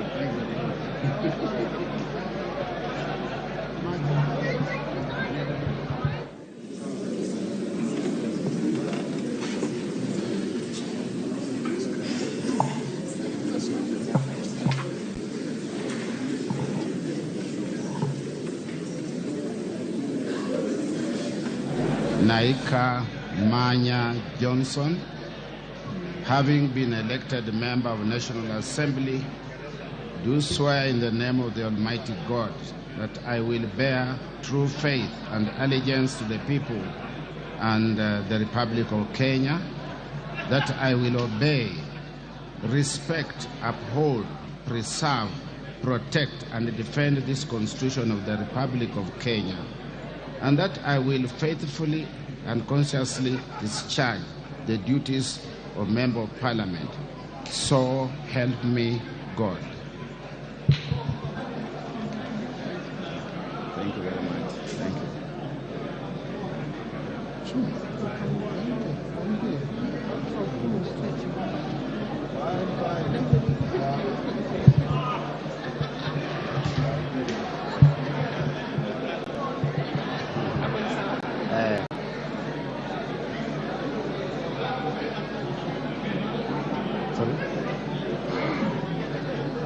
I, Daniel Epuyo Nanok, having been elected a member of the National Assembly, do swear in the name of the Almighty God that I will bear true faith and allegiance to the people and the Republic of Kenya, that I will obey, respect, uphold, preserve, protect, and defend this Constitution of the Republic of Kenya, and that I will faithfully and conscientiously discharge the duties of a member of Parliament. So help me God. Thank you.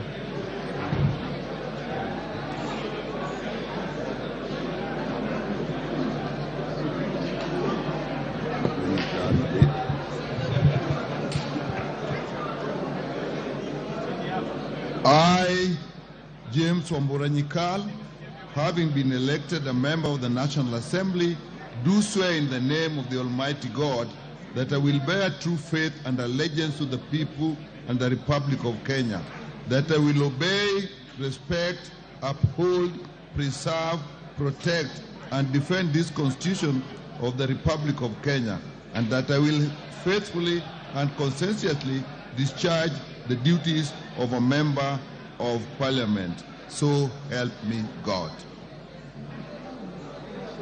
Thank you.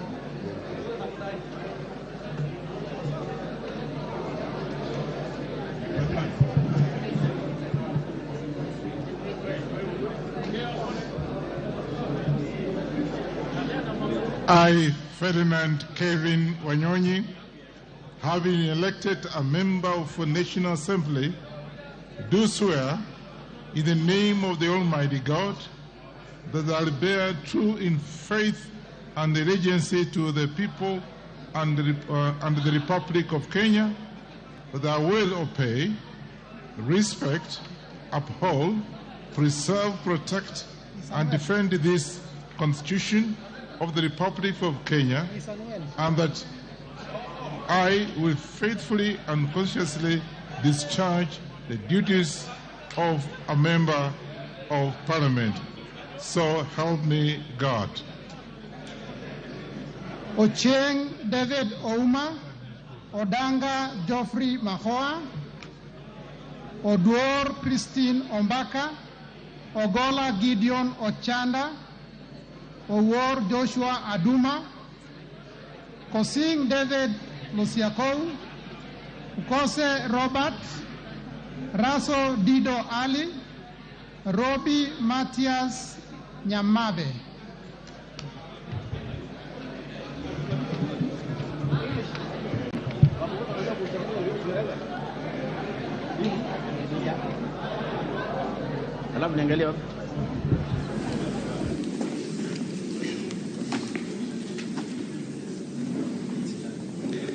I, Paul Karugo Wadhangwa, having been elected a member of the Senate, do swear in the name of the Almighty God that I will bear true faith and allegiance to the people and the Republic of Kenya, that I will obey, respect, uphold, preserve, protect, and defend this Constitution of the Republic of Kenya, and that I will faithfully and conscientiously discharge the duties of a member of Parliament. So help me God. Thank you, sir.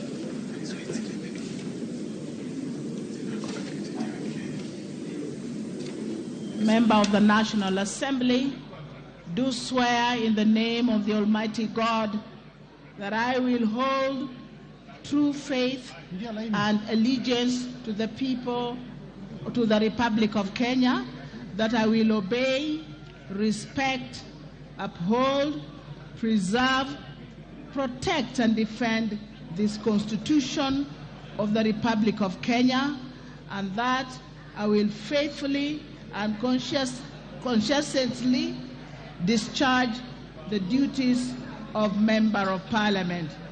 So help me God.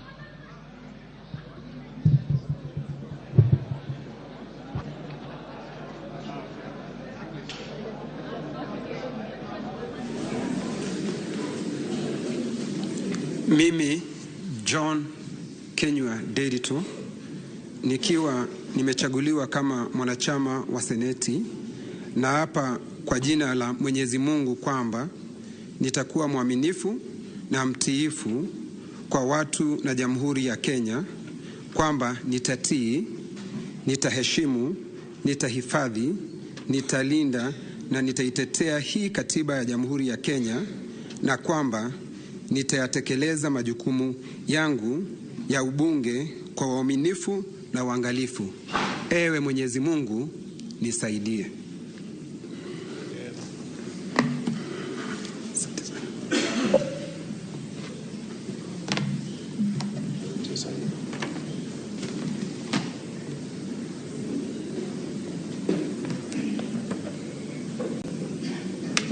Elected a member of the National Assembly, do swear in the name of the Almighty God that I will bear true faith and allegiance to the people and the Republic of Kenya, that I will obey, respect, uphold, preserve, protect, defend this Constitution of the Republic of Kenya, and that I will faithfully and conscientiously discharge the duties of Member of Parliament. So help me God.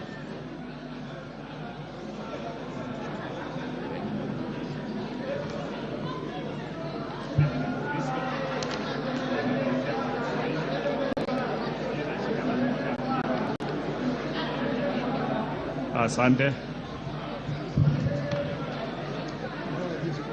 Kiapo cha mwanachama wa bunge la kitaifa. Mimi Daktari Robert Pukose, nikiwa nimechaguliwa kama mwanachama wa bunge la kitaifa, naapa kwa jina la Mwenyezi Mungu kwamba nitakuwa mwaminifu na mtiifu kwa watu na Jamhuri ya Kenya, kwamba nitatii, nitaheshimu, nitatetea, nitatunza, nitahifadhi na kulinda katiba ya Jamhuri ya Kenya, na kwamba nitayatekeleza majukumu yangu ya ubunge kwa uaminifu na uangalifu. Ewe Mwenyezi Mungu unisaidie. Ochieng David Ouma. Asante. Odanga Geoffrey Mahoa. Robi Mathias Nyamabe. Chimbwa Omar Mwinyi. Shinali Bernard Masaka. Sitati Daniel Wanyama.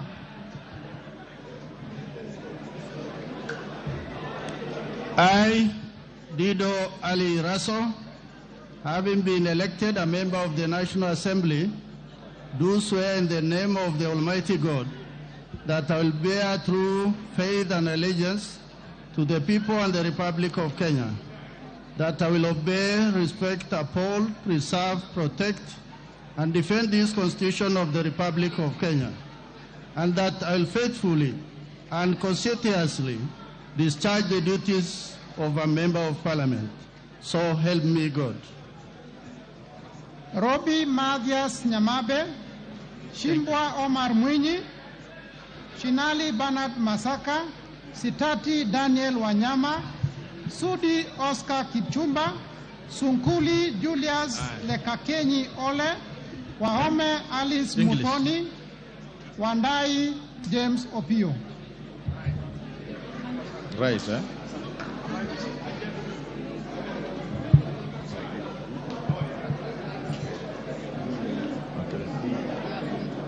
I, Matthias Nyamabe Robi, having been elected a member of National Assembly, do swear in the name of the Almighty God that I will bear true faith and allegiance to the people and the Republic of Kenya, that I will obey, respect, uphold, preserve, protect and defend this Constitution of the Republic of Kenya, and that I will faithfully and conscientiously discharge the duties of a member of Parliament. So help me God. Thank you, thank you. Yes.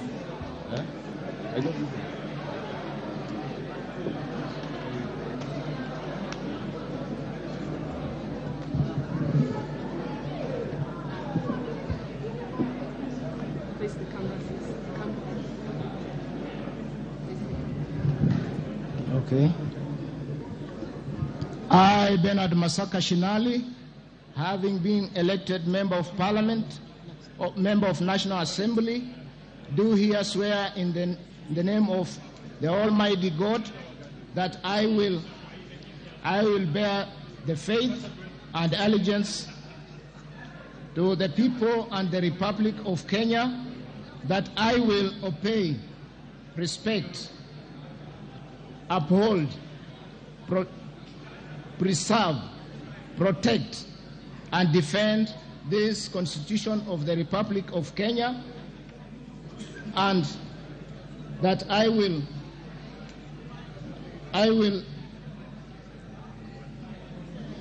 faithfully and conscientiously discharge the duties of the Member of Parliament. So help me God. Thank you. Seneti, Na hapa kwa jina la Mwenyezi Mungu kwamba nitakuwa mwaminifu na mtiifu kwa watu na Jamhuri ya Kenya, kwamba nitatii, nitaheshimu, nitahifadhi, nitalinda na nitaitetea hii katiba ya Jamhuri ya Kenya, na kwamba nitatekeleza majukumu yangu ya umbunge kwa uaminifu na uangalifu. Ewe Mwenyezi Mungu nisaidie.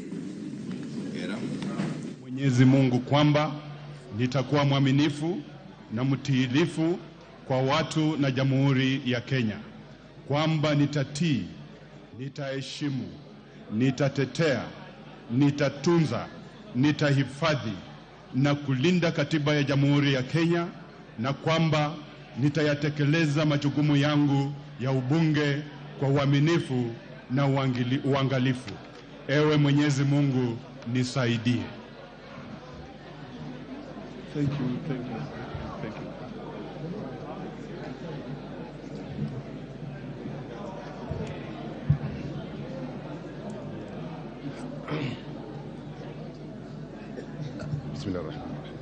Mimi Omar Mwinyi Shimbwa nikiwa nimechaguliwa kama mwanachama wa bunge la kitaifa, na hapa kwa jina la Mwenyezi Mungu kwamba nitakuwa mwaminifu na mtiifu kwa watu na Jamhuri ya Kenya, kwamba nitatii, nitaheshimu, nitatetea, nitatunza, nitahifadhi na kulinda katiba ya Jamhuri ya Kenya, na kwamba nitatekeleza majukumu yangu ya ubunge kwa uaminifu na uangalifu.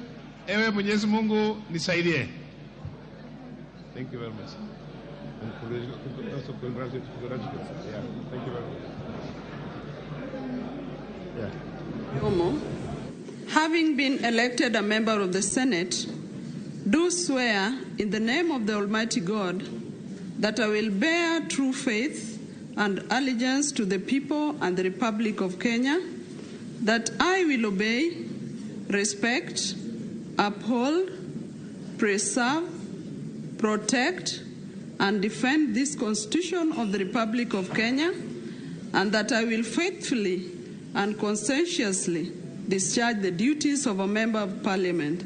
So help me God.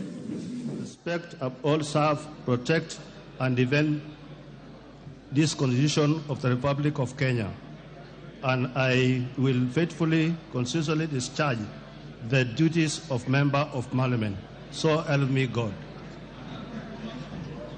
Wahome Alice Muthoni, Wandai James Opio, Wangwe Emmanuel, Wanyonyi Chelule Lisa Chepkorir, Lesuda Josephine Naisula. I, Julius Lekaken Olesunguli, having been elected a member of the National Assembly, do swear in the name of the Almighty God that I will bear true faith and allegiance to the people and the Republic of Kenya, that I will obey, respect, uphold, preserve, protect, and defend this Constitution of the Republic of Kenya, and that I will faithfully and conscientiously discharge the duties of a member of Parliament. So help me God.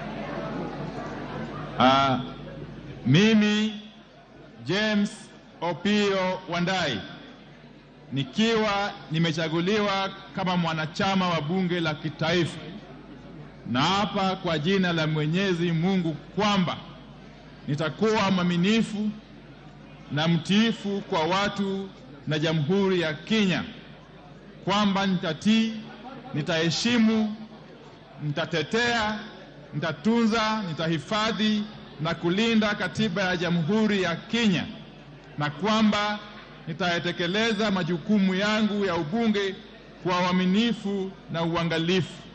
Ewe Mwenyezi Mungu nisaidie. Lesuda Josephine Naisula, Wanjira Martha Wangare. To the people and the Republic of Kenya, that I will obey, respect, uphold, preserve, protect, and defend this Constitution of the Republic of Kenya, and that I will faithfully and conscientiously discharge the duties of a member of Parliament. So help me God. Thank you.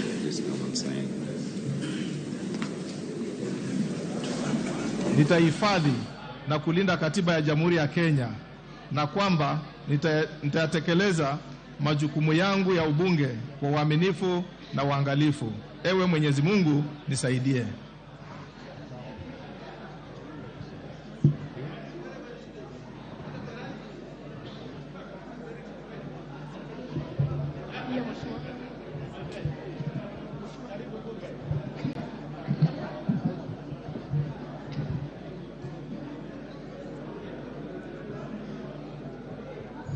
Sorry. Mimi Liza Chelule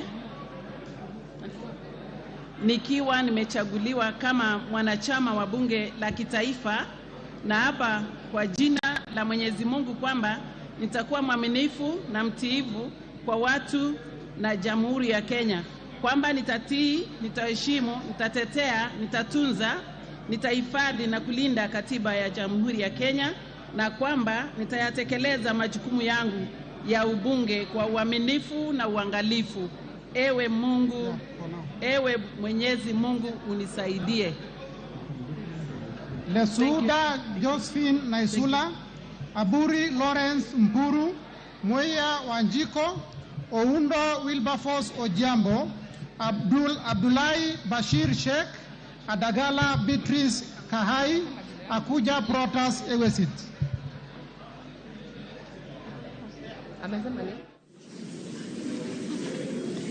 I, Senator Betty Batuli Montet,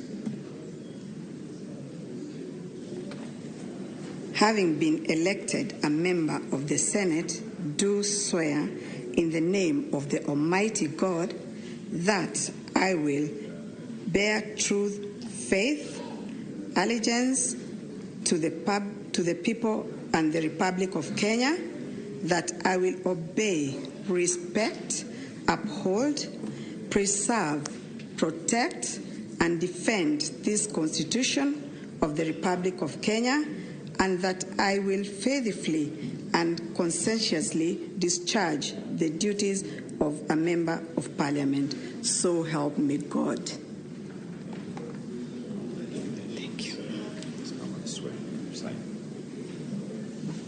Lesuda, having been elected a member of the National Assembly, do swear in the name of the Almighty God that I will bear true faith and allegiance to the people and the Republic of Kenya, that I will obey, respect, uphold, preserve, protect, and defend this Constitution of the Republic of Kenya, and that I will faithfully and conscientiously discharge the duties of a member of Parliament. So help me God. Thank you. Asante. Thank you.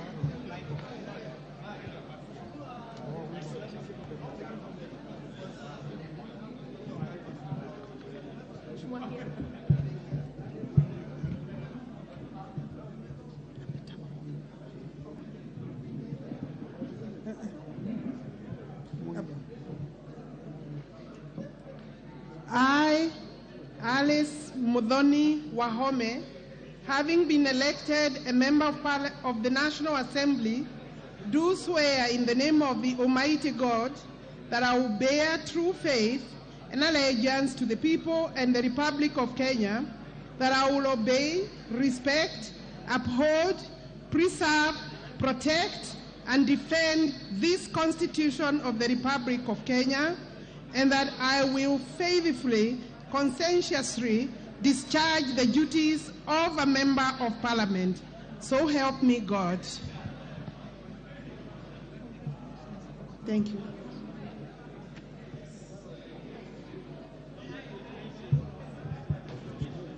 That's okay.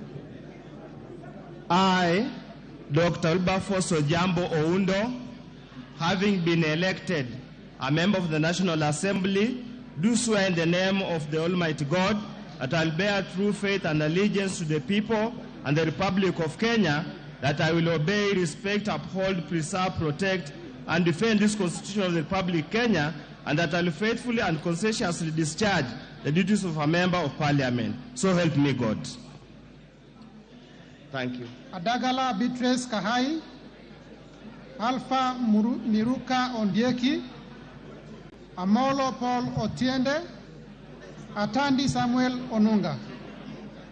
Okay.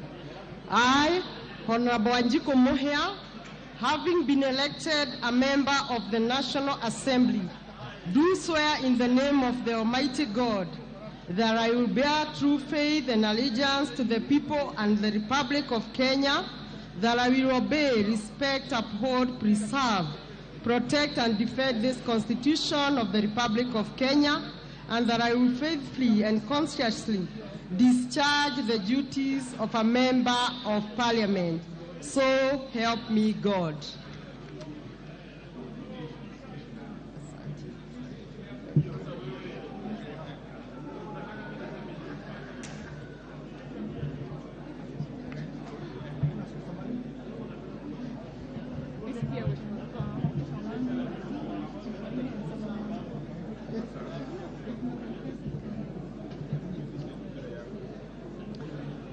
I, Major Retired Bashir Sheikh Abdullahi, having been elected a member of the National Assembly, do swear in the name of the Almighty God that I will bear true faith and allegiance to the people and Republic of Kenya, that I will obey, respect, uphold, and preserve, protect, and defend this Constitution of the Republic of Kenya, and that I will faithfully and conscientiously discharge the duties of a member of Parliament. So help me God. Badair Salim Faisal, Baya Owenia, Bedzimba Rashid Juma, Buyu Rosa Akinyi.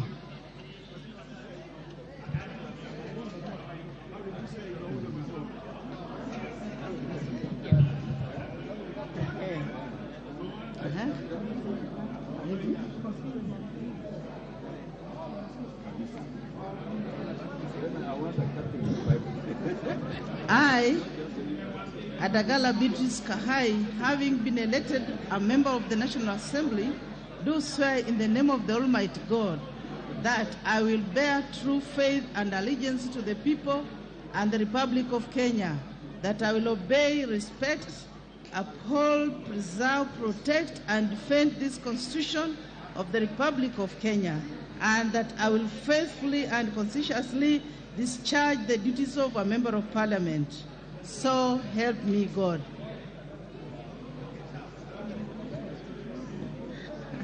Thank you.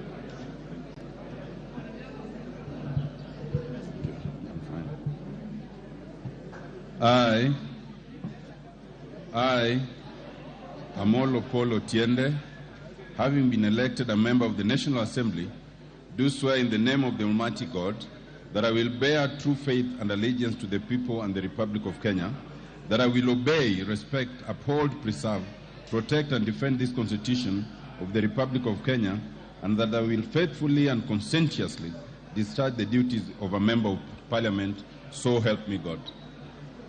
Thank you.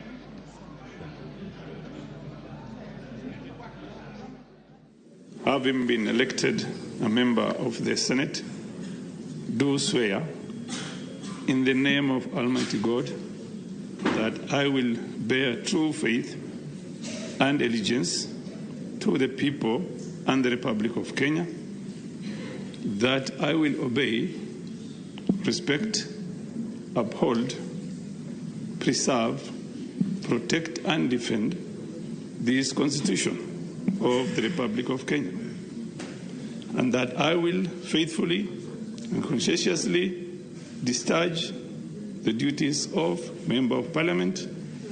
So help me God.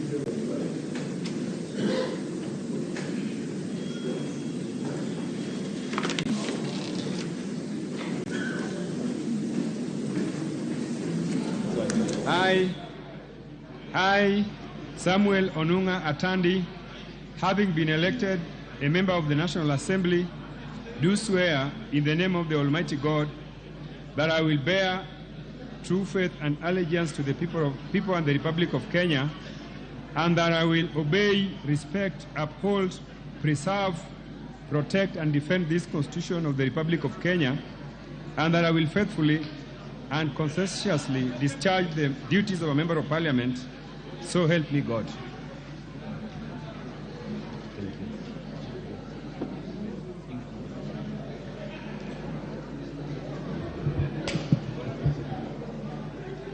I, Alpha Onyeke Miruka, having been elected a member of National Assembly, do swear in the name of Almighty God that I will bear true faith and allegiance to the people of the Republic of Kenya, that I will obey, respect, uphold, preserve, protect, and defend this Constitution of the Republic of Kenya, and that I will faithfully and conscientiously discharge the duties of a Member of Parliament. So help me God. Aburi Lawrence Mpuru, Gashope Samuel Kinodia, Gadiru Mejadong Benjamin, Gitari Joseph Gashoki, Gitau Faith Wairimo, Gedenji Robert Gishimo, GK George Masharia Karaoke. Having been elected a member of the Senate, do swear in the name of the Almighty God that I will bear true faith and allegiance to the people and the Republic of Kenya, that I will obey, respect, uphold, preserve, protect, and defend this Constitution of the Republic of Kenya, and conscientiously discharge the duties of the Member of Parliament. So help me God. Thank you.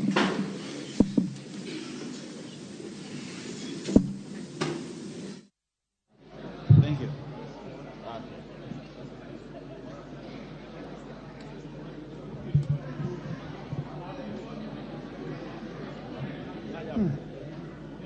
Bismillahirrahmanirrahim. Mimi Rashid Juma Bezimba, nikiwa nimechaguliwa kama mwanachama wa bunge la kitaifa, na hapa kwa jina la Mwenyezi Mungu kwamba nitakuwa mwaminifu na mtiifu kwa watu na Jamhuri ya Kenya, kwamba nitatii, nitaheshimu, nitatetea, nitatunza, nitahifadhi na kulinda katiba ya Jamhuri ya Kenya, na kwamba nitatekeleza majukumu yangu ya ubunge kwa uaminifu na uangalifu. Ewe Mwenyezi Mungu nisaidie. Asante.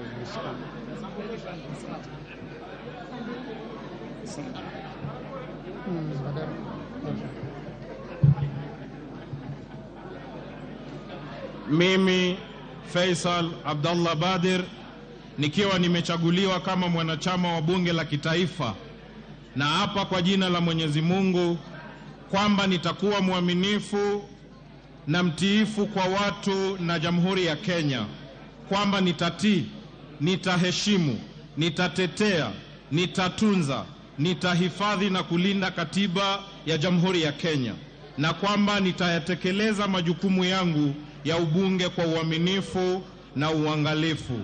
Ewe Mwenyezi Mungu nisaidie. Gogo Lilian Achieng, Guyo Ali Wario, Hassan Kulo Mahalim. Bear truth, faith, and allegiance to the people and the Republic of Kenya, that I will obey, respect, uphold, preserve, protect, and defend this Constitution of the Republic of Kenya, and that I will faithfully and consistently discharge the duties of a Member of Parliament. So help me God. Of the Republic of Kenya, and that I will faithfully and conscientiously discharge the duties of a Member of Parliament. So help me God.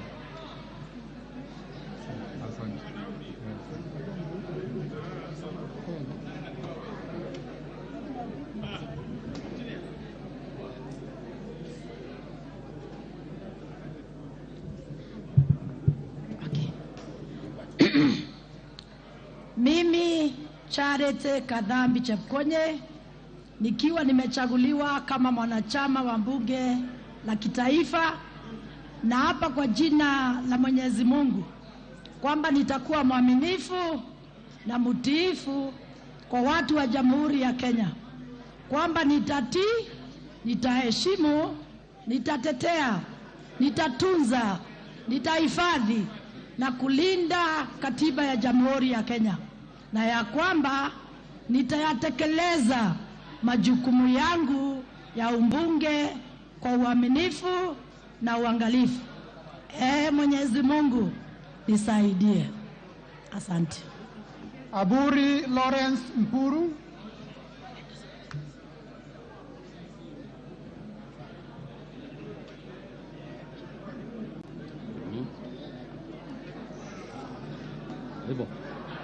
Bwana, nikiwa nimechaguliwa kama mwanachama wa Seneti, na hapa kwa jina la Mwenyezi Mungu kwamba nitakuwa mwaminifu na mtiifu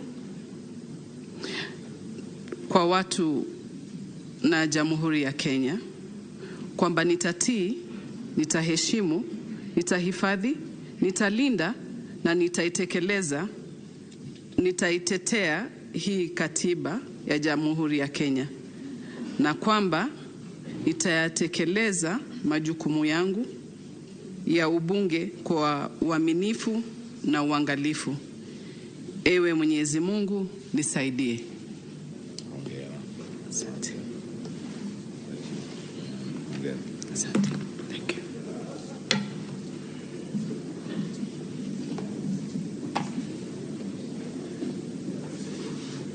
Do swear in the name of Almighty God that I will bear the truth, faith, and allegiance to the people and the Republic of Kenya, that I will obey, respect, uphold, preserve, protect, and defend this Constitution of the Republic of Kenya, and that I will faithfully and conscientiously discharge the duty of a member of Parliament. So help me God.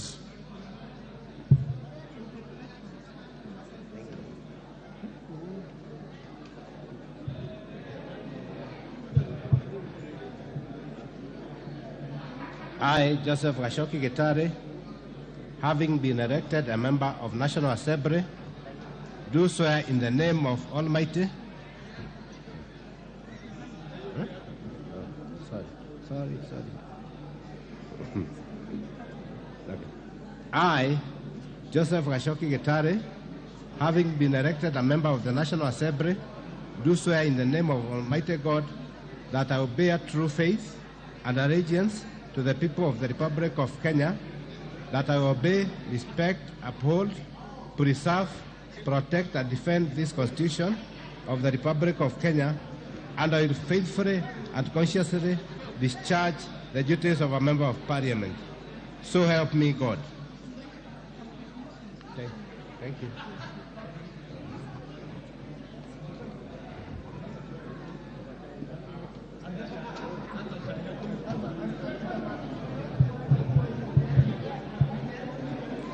I, Faith Wairimu Getao, having been elected a member of the National Assembly, do swear in the name of the Almighty God that I will bear true faith and allegiance to the people and the Republic of Kenya, that I will obey, respect, uphold, preserve, protect, and defend this Constitution of the Republic of Kenya, and that I will faithfully and conscientiously discharge the duties of a member of Parliament. So help me God.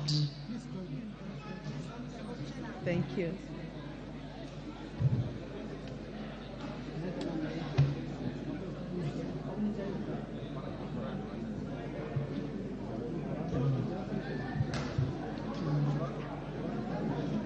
Bismillahirrahmanirrahim.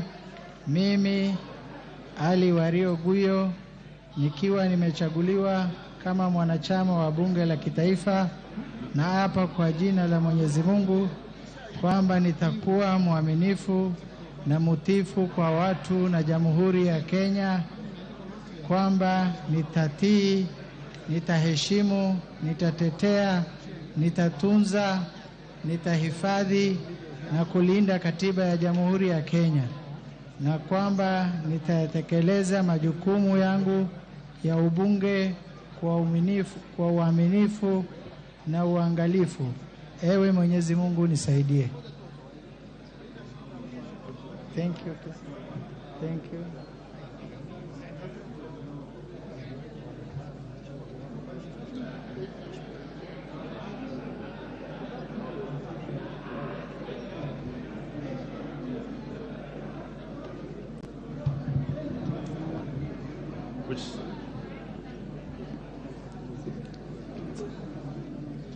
I, Kulong Malim Hassan, having been elected a member of the National Assembly, do swear in the name of the Almighty God that I will bear true faith and allegiance to the people and the Republic of Kenya, that I will obey, respect, uphold, preserve, protect, and defend this Constitution of the Republic of Kenya, and that I will faithfully and conscientiously discharge the duties of a member of Parliament. So help me God. That I will bear true faith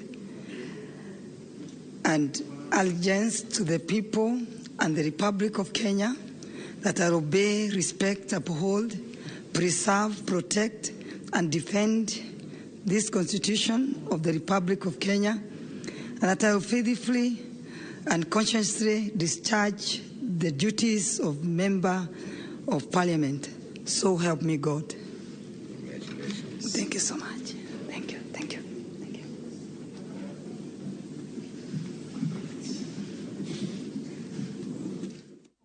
God.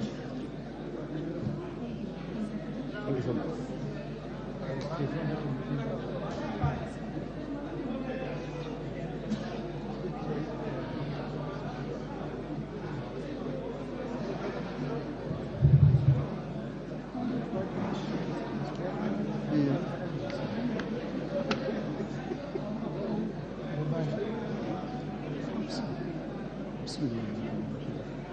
Mimi Saidi Buya Hiribae, nikiwa nimechaguliwa kama mwanachama wa bunge la kitaifa, na hapa kwa jina la Mwenyezi Mungu kwamba nitakuwa mwaminifu na mtiifu kwa watu wa Jamhuri ya Kenya, kwamba nitatii, nitaheshimu, nitatetea, nitatunza, nitahifadhi na kulinda katiba ya Jamhuri ya Kenya, na kwamba nitayatekeleza majukumu yangu ya ubunge kwa uaminifu na uangalifu.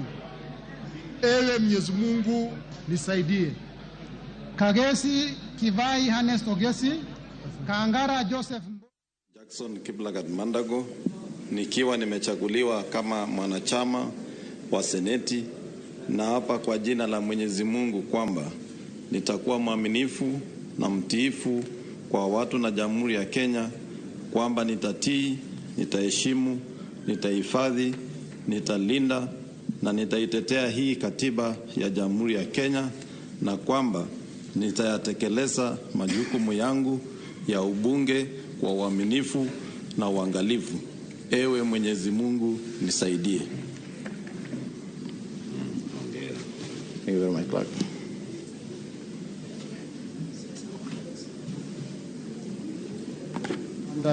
And that I will faithfully and conscientiously discharge the duties of a member of Parliament. So help me God. Thank you, Madam.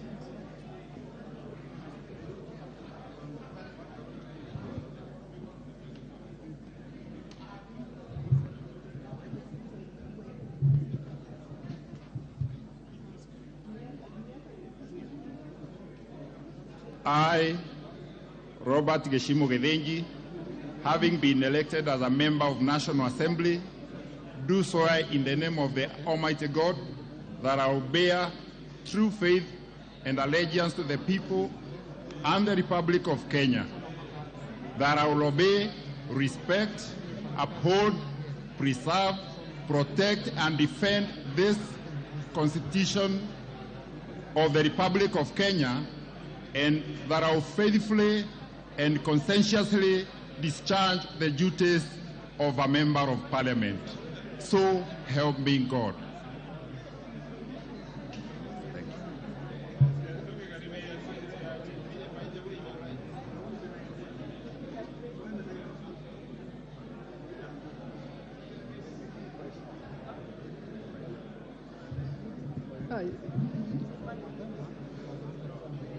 I, Rosa Akinyi Buyu, having been elected a member of the National Assembly, do swear in the name of the Almighty God that I will bear true faith and allegiance to the people and the Republic of Kenya, that I will obey, respect, uphold, preserve, protect, and defend this Constitution of the Republic of Kenya, and that I will faithfully and conscientiously discharge the duties of a member of parliament. So help me God.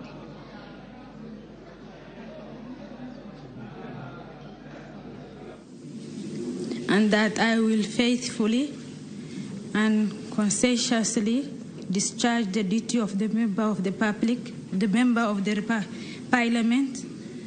So help me God. Congratulations. Thank you.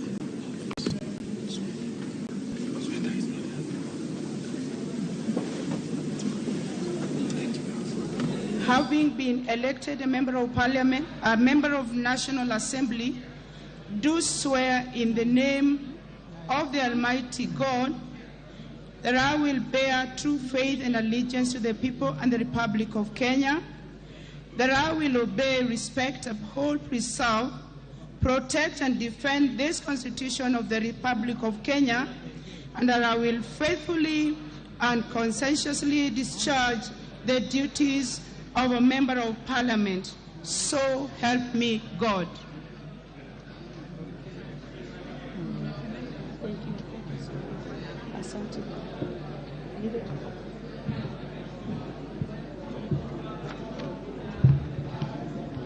Thank you. I, Kalasinga Joseph Wekesa Simeyu Majimbo, having been elected a member of the National Assembly, do swear in the name of the Almighty God that I will bear true faith and allegiance to the people and the Republic of Kenya, that I will obey, respect, uphold, preserve, protect, and defend this Constitution of the Republic of Kenya, and that I will faithfully and conscientiously discharge the duties of a member of parliament. So help me God. Ocheng David Ouma, Odanga Geoffrey Mahoa. Of Kenya, that I will obey, respect, uphold, preserve, protect, and defend this Constitution of the Republic of Kenya, that I will faithfully and conscientiously discharge the duties of a member of parliament. So help me God. Thank you. Asante. At the Republic of Kenya, and I will obey, respect, uphold, preserve, protect, and defend this Constitution of the Republic of Kenya, and that I will faithfully and conscientiously discharge the duties of a member of parliament. So help me God.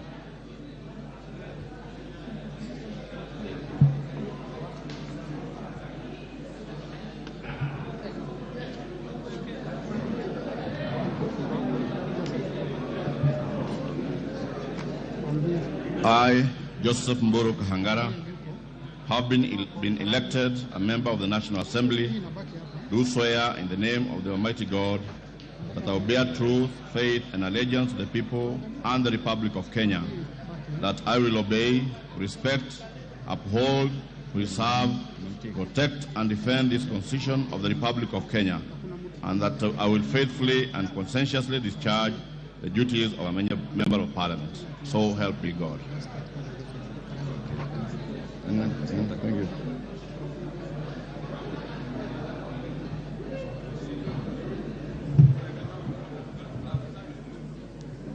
I, Joyce Kamene Kasimbi, having been elected a member of the National Assembly, do swear in the name of the Almighty God that I will bear true faith and allegiance to the people and the Republic of Kenya, that I will obey, respect, uphold, preserve, protect, and defend this Constitution of the Republic of Kenya, and that I will faithfully and conscientiously discharge the duties of a member of Parliament. So help me God.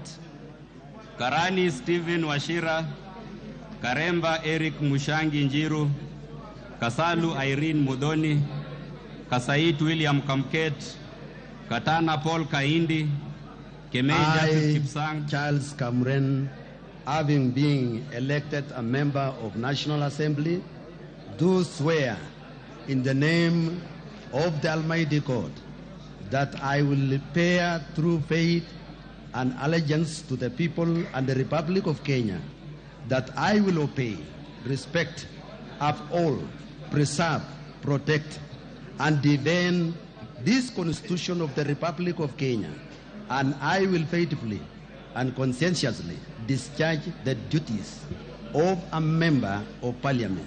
So help me God.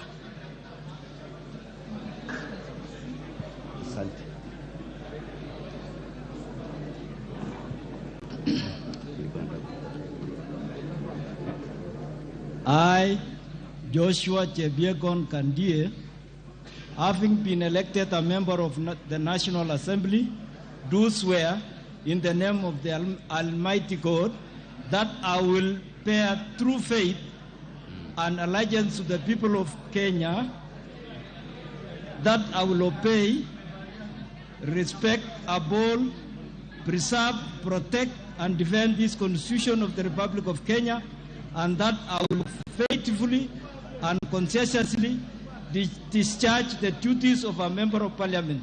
So God help me. So help me God. Okay.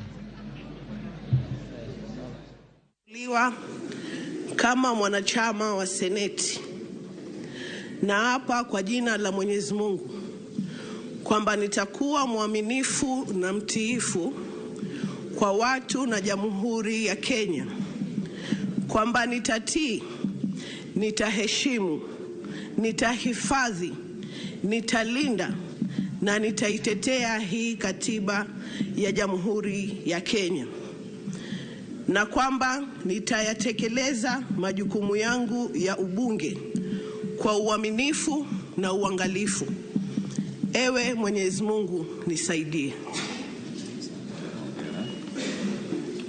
Asante.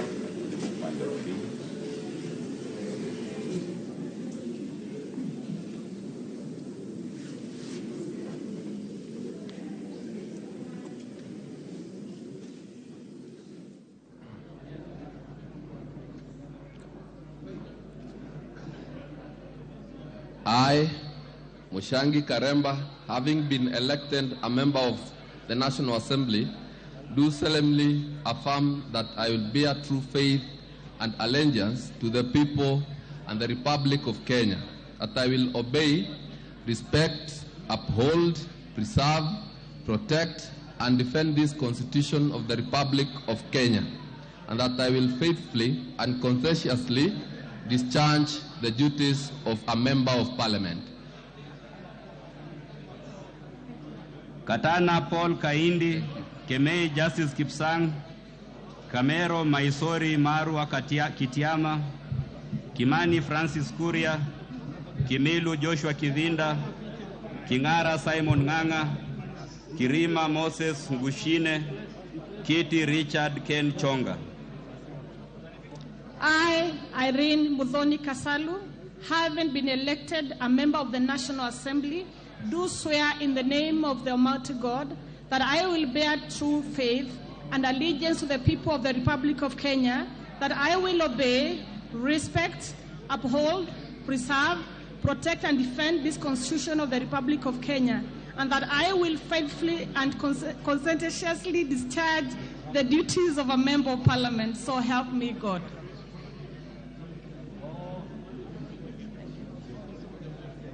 faith and allegiance to the people and the Republic of Kenya, that I will obey, respect, uphold, preserve, protect, and defend this Constitution of the Republic of Kenya, and that I will faithfully and conscientiously discharge the duties of a member of Parliament, so help me God.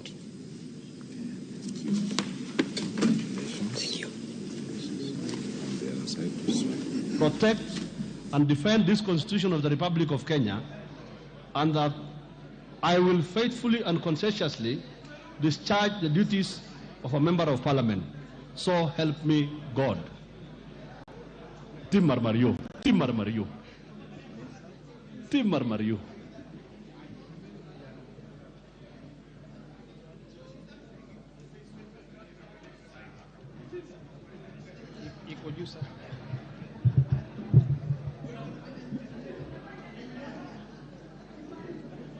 Mimi Paul Kahindi Katana, nikiwa nimechaguliwa kama mwanachama wa bunge la kitaifa, naapa kwa jina la Mwenyezi Mungu kwamba nitakuwa mwaminifu na mtiifu kwa watu wa Jamhuri ya Kenya, kwamba nitatii, nitaheshimu, nitatetea, nitatunza, nitahifadhi na kuilinda katiba ya Jamhuri ya Kenya, na kwamba nitayatekeleza majukumu yangu ya ubunge kwa uaminifu na kwa uangalifu. Mwenyezi Mungu nisaidie.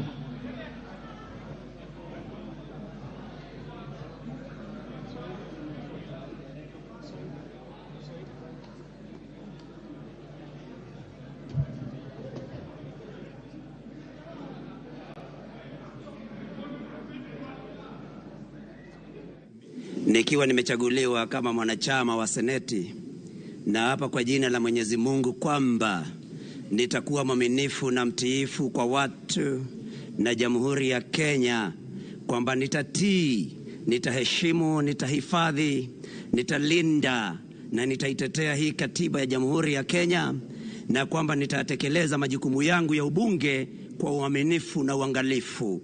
Ewe Mwenyezi Mungu nisaidie.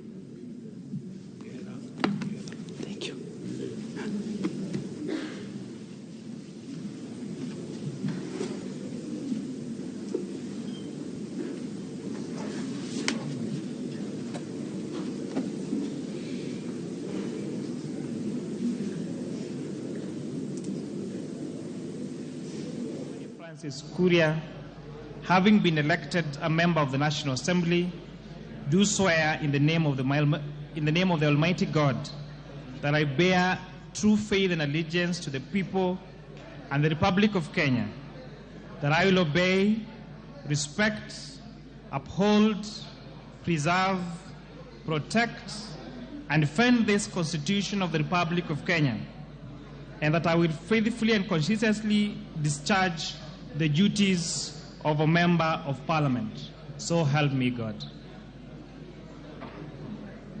Thank you very much.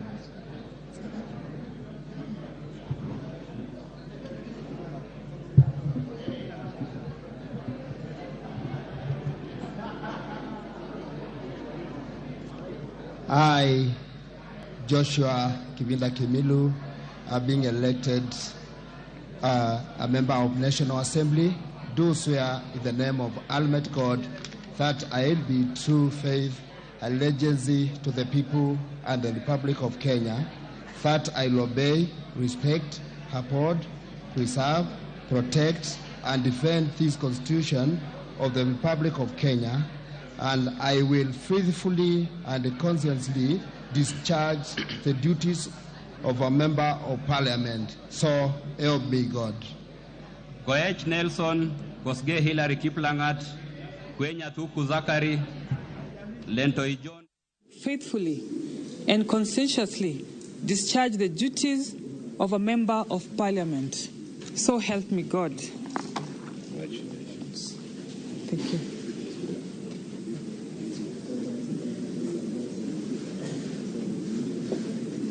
Kitaifa naapa ya kwamba mimi Simon Ng'ara nikiwa mwanachama wa bunge wa bunge ya kitaifa, naapa ya kwamba jina la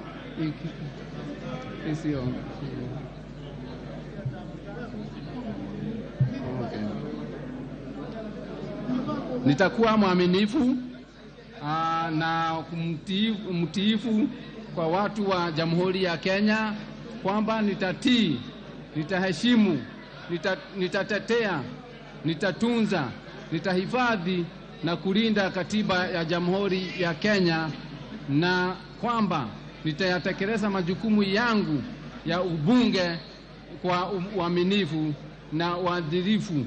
Yeye Mungu nisaidie.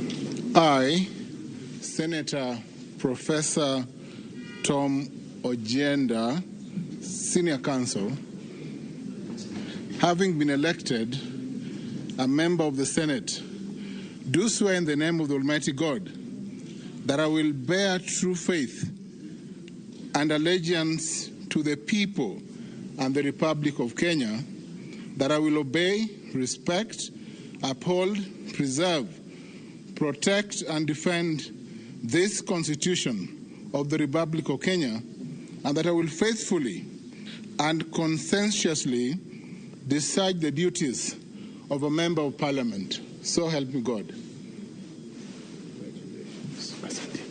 Asante. Thank you.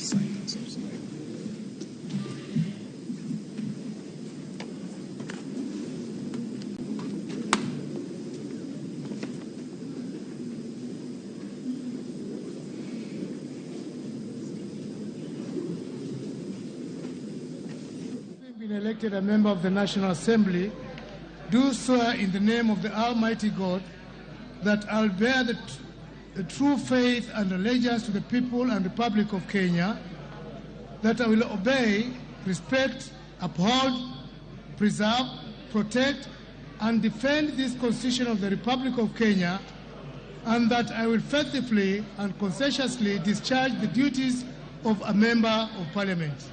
So help me God.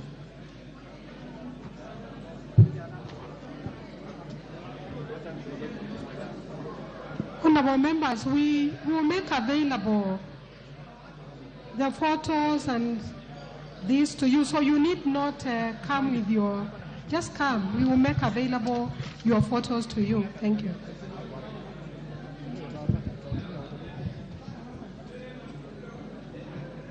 Mimi Gikaria David nikiwa nimechaguliwa kama mwanachama wa bunge la kitaifa, na hapa kwa jina la Mwenyezi Mungu kwamba nitakuwa mwaminifu na mtiifu kwa watu ya Jamhuri ya Kenya, kwamba nitatii, nitaheshimu, nitatetea, nitatunza na kuhifadhi na kulinda katiba ya Jamhuri ya Kenya, na kwamba nitatekeleza majukumu yangu ya bunge kwa uaminifu na uangalifu. Ewe Mwenyezi Mungu nisaidie. Thank you, my dear. Protect and defend this Constitution of the Republic of Kenya, and that I will faithfully and conscientiously discharge the duties of a member of Parliament. So help me God. Congratulations. Thank you so much.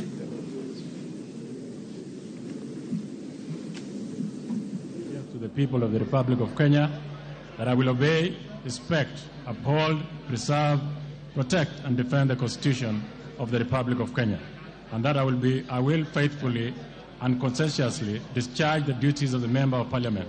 So help me God. Thank you very much.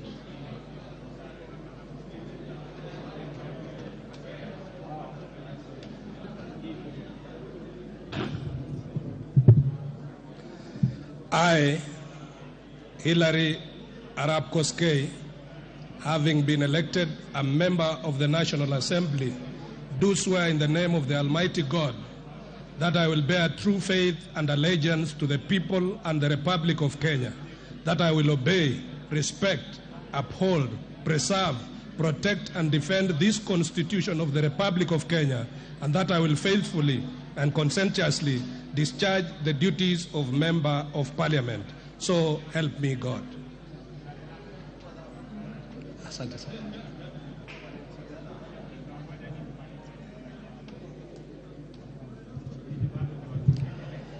I, Zachary Kwenya Thuku, having been elected a member of the National Assembly, do swear in the name of the Almighty God that I will bear true faith and allegiance to the people and the Republic of Kenya, that I will obey, respect, uphold, preserve, protect, and defend this Constitution of the Republic of Kenya, and that I will faithfully and conscientiously discharge the duties of Member of Parliament. So help me God. Omtata Okoiti Andrew, nikiwa nimechaguliwa kama mwanachama wa Seneti, nathibitisha kwa dhati kwamba nitakuwa mwaminifu na mtiifu kwa watu na Jamhuri ya Kenya, kwamba nitatii, nitaheshimu, nitahifadhi, nitalinda na nitatetea hii katiba ya Jamhuri ya Kenya, na kwamba nitatekeleza majukumu yangu ya ubunge kwa uaminifu na uangalifu. Mwenyezi Mungu unisaidie.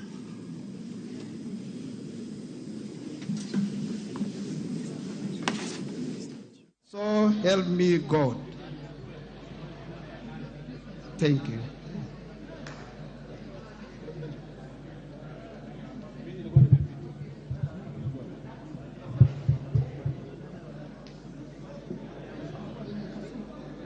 I, Peter Lochakapong, having been elected a member of the National Assembly, do swear in the name of the Almighty God that I will bear true faith and allegiance to the people and the Republic of Kenya, that I will obey, respect, uphold, preserve, and protect and defend this Constitution of the Republic of Kenya, and that I will faithfully and conscientiously discharge the duties of a Member of Parliament.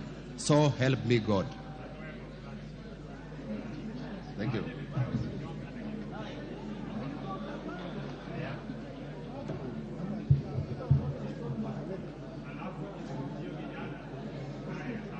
I, Marwa Kimero Kitayama Maisori, having been elected a member of National Assembly, do swear in the name of the Almighty God that I will bear true faith and allegiance to the people and the Republic of Kenya, that I will obey, respect, uphold, preserve, protect, and defend this Constitution of the Republic of Kenya, and that I will faithfully and conscientiously discharge the duties of a Member of Parliament. So help me God. This way. Na Jamhuri ya Kenya, kwamba nitatii, nitaheshimu, nitahifadhi, nitalinda na nitaitetea hii katiba ya Jamhuri ya Kenya, na kwamba nitatekeleza majukumu yangu ya ubunge kwa uaminifu na uangalifu. Ewe Mwenyezi Mungu nisaidie.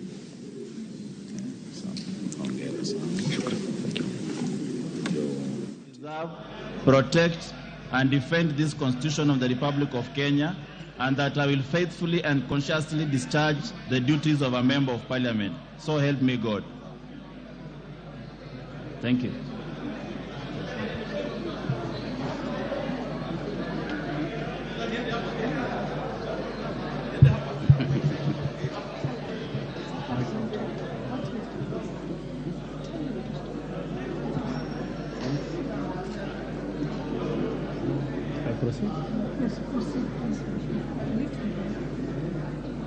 I, Julius Musili Mawade, having been elected a member of the National Assembly, do swear in the name of the Almighty God that I will bear true faith and allegiance to the people and the Republic of Kenya, that I will obey, respect, uphold, preserve, protect, and defend this Constitution of the Republic of Kenya, and that I will faithfully and conscientiously discharge the duties of a member of Parliament.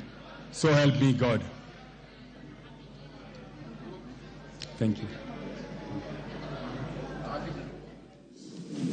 I, Ali Ibrahim Roba, having been elected a member of the Senate, do swear in the name of the Almighty God that I will bear true faith and allegiance to the people and the Republic of Kenya, that I will obey, respect, uphold, preserve, protect, and defend this Constitution of the Republic of Kenya, and that I will faithfully and conscientiously discharge the duties of a member of Parliament. So help me God. Congratulations.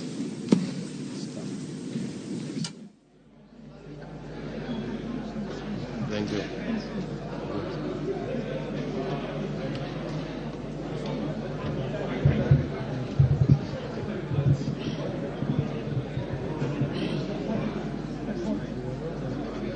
Mimi Lydia Haika Mizigi, nikiwa nimechaguliwa kama mwanachama wa bunge la kitaifa, na hapa kwa jina la Mwenyezi Mungu kwamba nitakuwa mwaminifu na mtiifu kwa watu wa Jamhuri ya Kenya, kwamba nitatii, nitaheshimu, nitatetea, nitatunza, nitahifadhi na kulinda katiba ya Jamhuri ya Kenya, na kwamba nitayatekeleza majukumu yangu ya ubunge kwa uaminifu.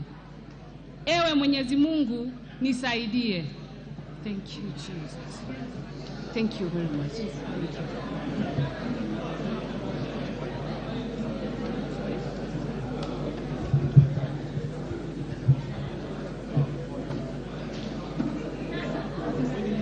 Okay. Mimi Michael Mwangi Mushira, nikiwa nimechaguliwa kama mwanachama wa bunge la kitaifa, na hapa kwa jina la Mwenyezi Mungu kwamba nitakuwa mwaminifu na mtiifu kwa watu na Jamhuri ya Kenya, kwamba nitatii, nitaheshimu, nitatetea, nitatunza, nitahifadhi na kulinda katiba ya Jamhuri ya Kenya, na kwamba nitayatekeleza majukumu yangu ya ubunge kwa uaminifu na uangalifu. Ewe Mwenyezi Mungu nisaidie.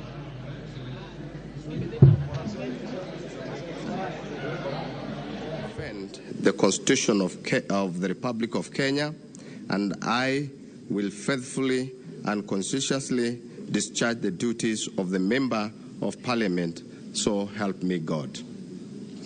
Congratulations. Thank you.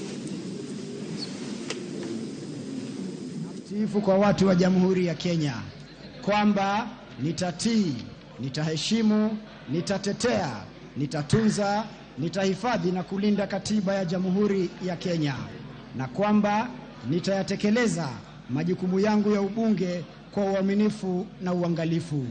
Ewe Mwenyezi Mungu nisaidie. Asante. Thank you. I, Millie Grace Akoto Diambo Mabona. I, Millie Grace Akoto Diambo Mabona, having been elected a member of the National Assembly, do solemnly affirm that I will bear true faith and allegiance to the people and the Republic of Kenya, that I will obey, respect, uphold, preserve, protect, and defend this Constitution of the Republic of Kenya, and that I will faithfully and conscientiously discharge the duties of a member of Parliament. Thank you. Thank you. Thank you. Elected a member of the Senate, do swear in the name of the Almighty God that I will bear true faith and allegiance to the people and the Republic of Kenya, that I will obey, respect, uphold, preserve, protect, and defend this Constitution of the Republic of Kenya, and that I will faithfully and conscientiously discharge the duties of a member of Parliament. So help me God.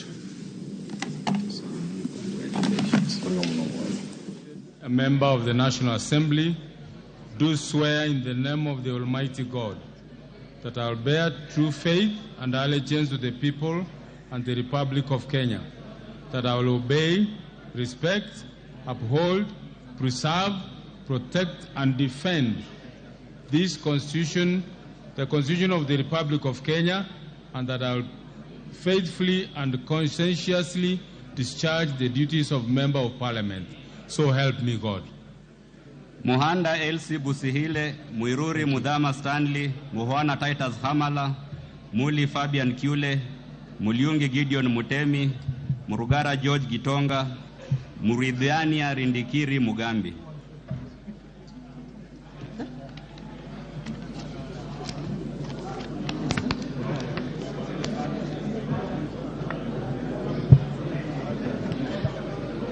I, Jerusha Mongina Momany, having been elected as a member of the National Assembly, do swear in the name of the Almighty God that I will bear true faith and allegiance to the people and the Republic of Kenya, that I will obey, respect, uphold, preserve, protect, and defend this Constitution of the Republic of Kenya, and that I will faithfully and conscientiously discharge the duties of a member of Parliament.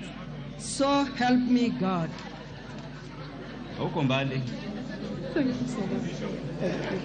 Protect and defend this Constitution of the Republic of Kenya, and that I will faithfully and conscientiously discharge the duties of a member of Parliament. So help me God. Congratulations. Thank you. Appreciate it. Do swear in the name of the Almighty God that I'll bear true faith and allegiance to the people and the Republic of Kenya, that I will obey, respect, uphold, preserve, protect, and defend this Constitution of the Republic of Kenya, and that I will faithfully and conscientiously discharge the duties of Member of Parliament. So help me God.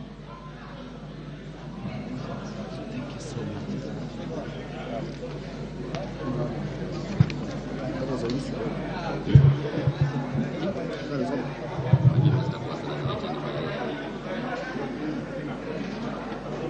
I, Elsie Muhanda, having been elected a member of the National Assembly, do swear in the name of the Almighty God that I will bear true faith and allegiance to the people of the Republic of Kenya, that I will obey, respect, uphold, preserve, protect, and defend this Constitution of the Republic of Kenya, and that I will faithfully and conscientiously discharge the duties of a member of Parliament.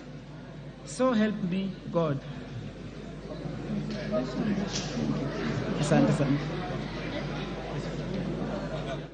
Protect and defend this Constitution of the Republic of Kenya, and that I will faithfully and consciously discharge the duties of a member of Parliament. So help me God. Thank you. Thank you. Thank you very much.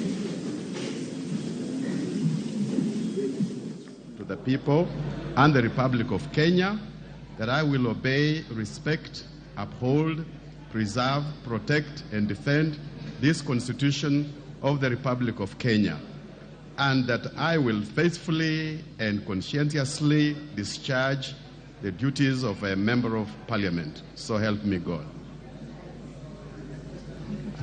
Thank you.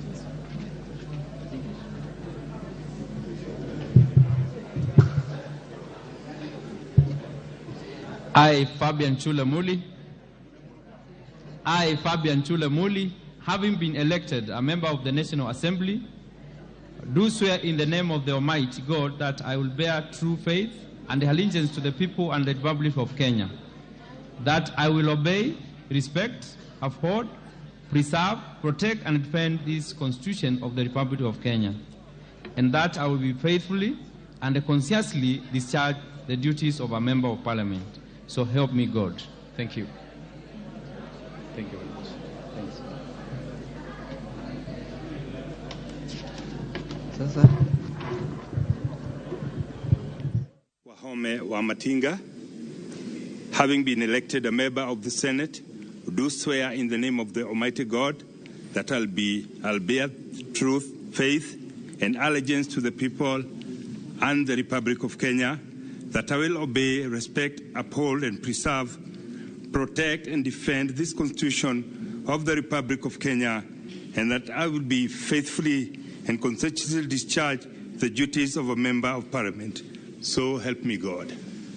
Congratulations. Thank you. Thank you. Sign the oath.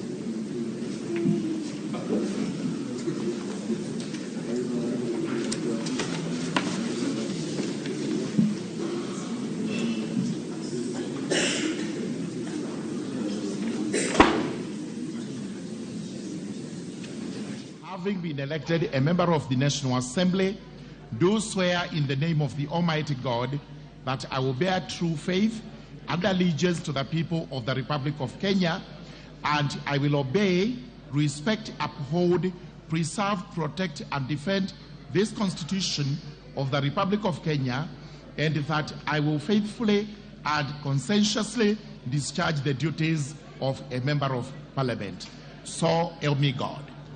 Mutua Didmas Wekesa Baraza, Mutunga John Kanyuidhia, Mwakuona Danson Mwashako, Mwale Nicholas S. Tindi, Mwalika David Mboni, Mwanyanje Gertrude Mbeyu. Mimi Stanley Mwiruri Mudhama, mbunge wa Lamu Magharibi, nikiwa nimechaguliwa kama mwanachama wa bunge la kitaifa, na hapa kwa jina la Mwenyezi Mungu kwamba nitakuwa mwaminifu na mtiifu kwa watu na Jamhuri ya Kenya, kwamba nitatii, nitaheshimu, nitatetea, nitatunza, nitahifadhi na kulinda katiba ya Jamhuri ya Kenya, na kwamba nitatekeleza majukumu yangu ya ubunge kwa uaminifu na uangalifu. Mwenyezi Mungu nisaidie. This Constitution of the Republic of Kenya, and that I will faithfully and conscientiously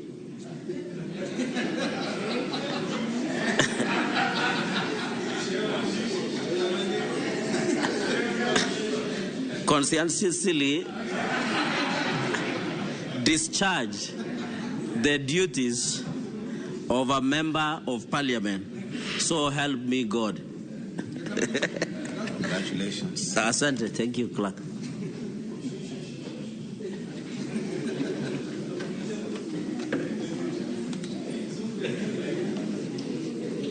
Member of Parliament. So help me God. Asante. Thank you very much.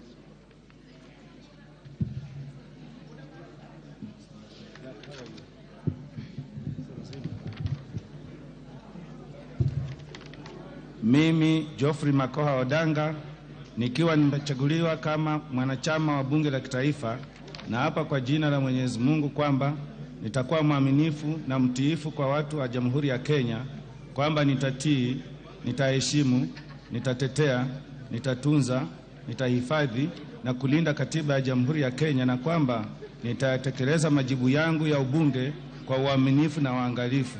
Ewe Mwenyezi Mungu unisaidie. Thank you. Asante.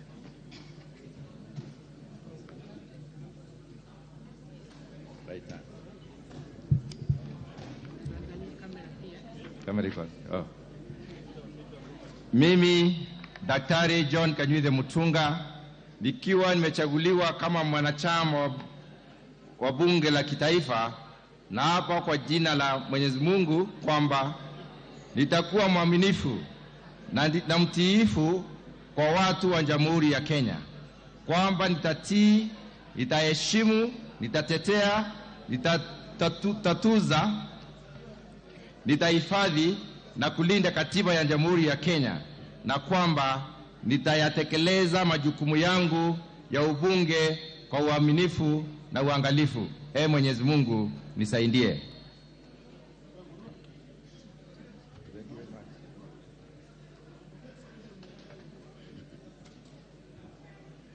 Which one? This one? This one? Okay.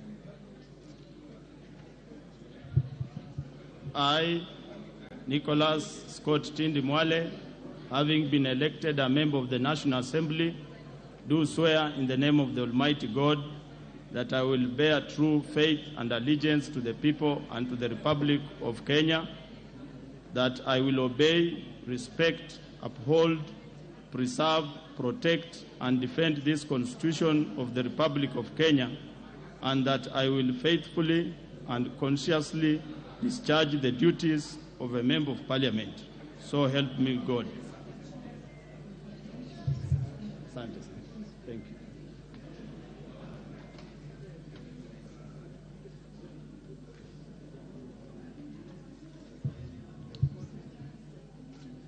I, Mutua Didmas Wekesa Barasa, having been elected a member of the National Assembly, do swear in the name of the Almighty God that I will bear true faith and allegiance to the people and the Republic of Kenya, that I will obey, respect, uphold, preserve, protect, and defend this Constitution of the Republic of Kenya, and that I will faithfully and conscientiously discharge the duties of a member of Parliament. So help me God.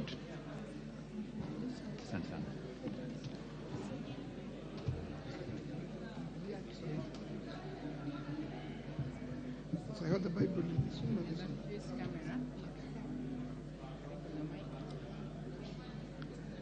Mimi Danson Mwashako Mwakubona, nikiwa nimechaguliwa kama mwanachama wa bunge la kitaifa, na hapa kwa jina la Mwenyezi Mungu kwamba nitakuwa mwaminifu na mtiifu kwa watu wa Jamhuri ya Kenya, kwamba nitatii, nitaheshimu, nitatetea, nitatunza, nitahifadhi na kulinda katiba ya Jamhuri ya Kenya, na kwamba nitayatekeleza majukumu yangu ya ubunge kwa uaminifu na uangalifu.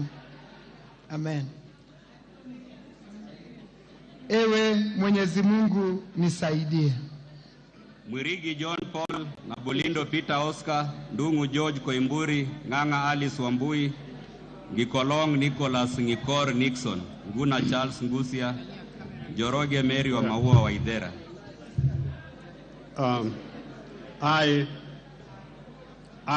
David Mwalika Mboni, having been elected a member of the National Assembly, do swear in the name of Almighty God that I will bear true faith and allegiance to the people and Republic of Kenya, that I will obey, respect, uphold, preserve, protect, and defend this Constitution of the Republic of Kenya, and that I will faithfully and conscientiously discharge the duties of a member of Parliament. So help me God. Thank you. Thank you.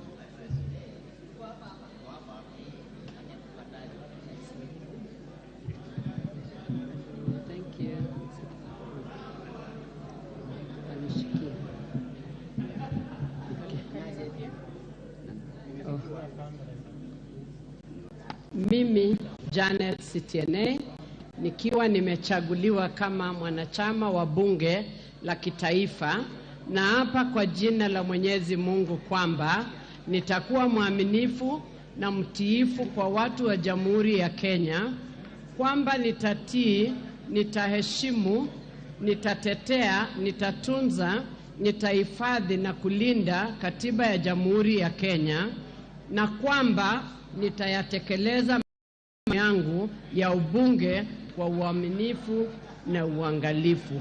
Ewe Mwenyezi Mungu unisaidie. Thank you. Thank you.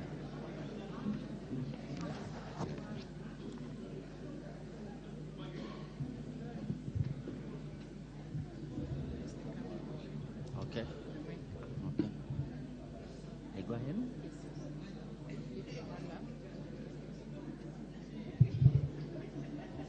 I, Peter Oscar Nabulindo, having been elected a member of the National Assembly, do swear in the name of the Almighty God that I will bear true faith and allegiance to the people and the Republic of Kenya, that I will obey, respect, uphold, preserve, protect, and defend this Constitution of the Republic of Kenya, and that I will faithfully and protect and defend this Constitution of the Republic of Kenya, and that I will faithfully and consciously discharge the duties of a member of Parliament.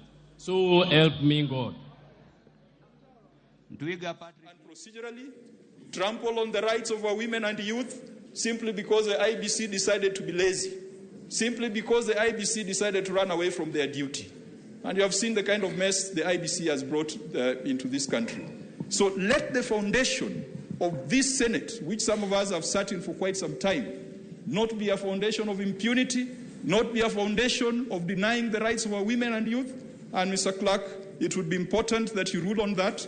And my prayer would be that this exercise and this order be suspended until everyone has been given an opportunity to participate in the rightful manner.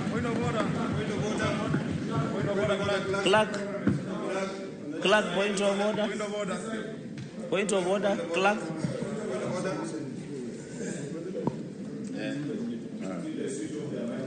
Point of order, Clerk. You will need to, only so many mics can be on at the same time. You need to put them off. There will be opportunity to speak. I will want to go either way, so there will be opportunity to speak. Senator Murkomen.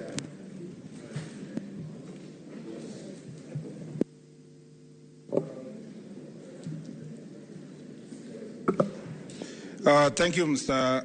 Clerk.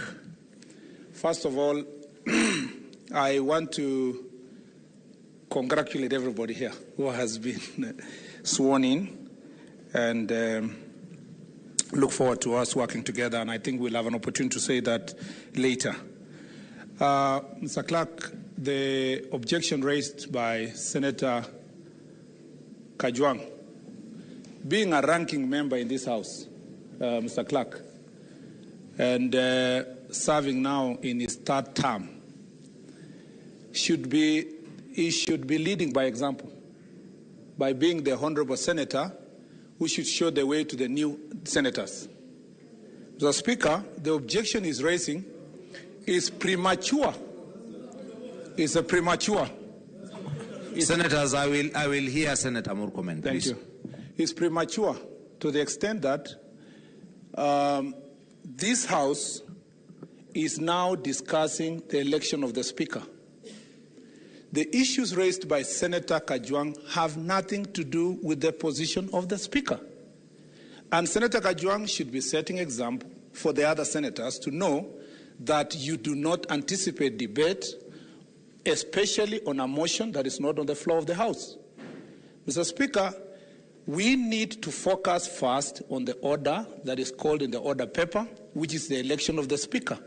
The entire Mr. Speaker, speech of Senator Kajwang is premised on an order that has not been called. He should hold his horses and wait until we reach that order.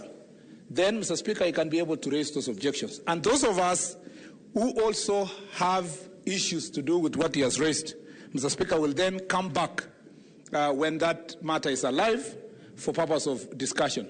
But be it as it may, Mr. Speaker, Senator Kajwang should acquaint himself with Standing Order number 3, which, Mr. Speaker, talks about the role of the clerk insofar as this sitting is concerned. When we reach that order, Mr. Speaker, I will be inviting you to strictly focus on the role of the clerk until we have a Speaker who can have the freedom, the Speaker, to use order number 1 and other order, standing orders to make a ruling on wider issues being canvassed by Senator Kajwang. I think when the Speaker now will be sitting here, after we are done with our first order of this House, then Senator Kajwang will be very free to raise those issues that he has raised. And I think, Mr. Clerk, let us stick fast to the order as called. Otherwise, we will go into a frolic of our own, and members here will be delayed for no reason. The new members, Mr. Speaker, as you have seen, are quietly watching and waiting and anxiously preparing themselves to debate in this House. They need a Speaker to sit there so that they can make their contribution. I thank you, Mr. Speaker. Point of order. Mr. Clark, point of order. Point of order here.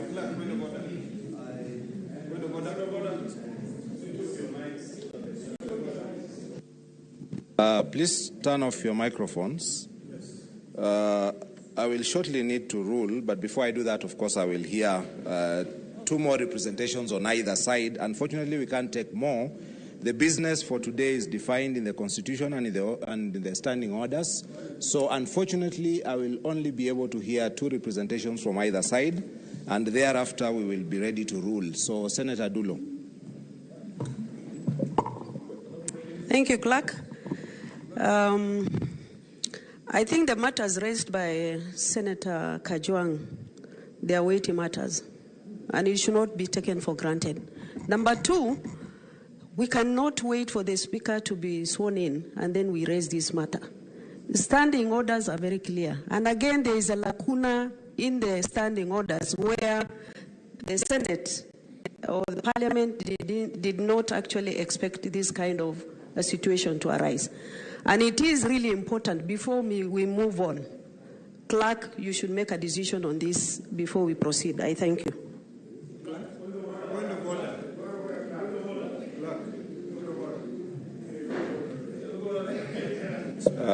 Please turn off either all the mics. As I had undertaken, I would hear one on either side. So we've heard Senator Dulo. If there's any representation on this side, I will hear it. I'm trying to make out who the member is. Senator Halwale.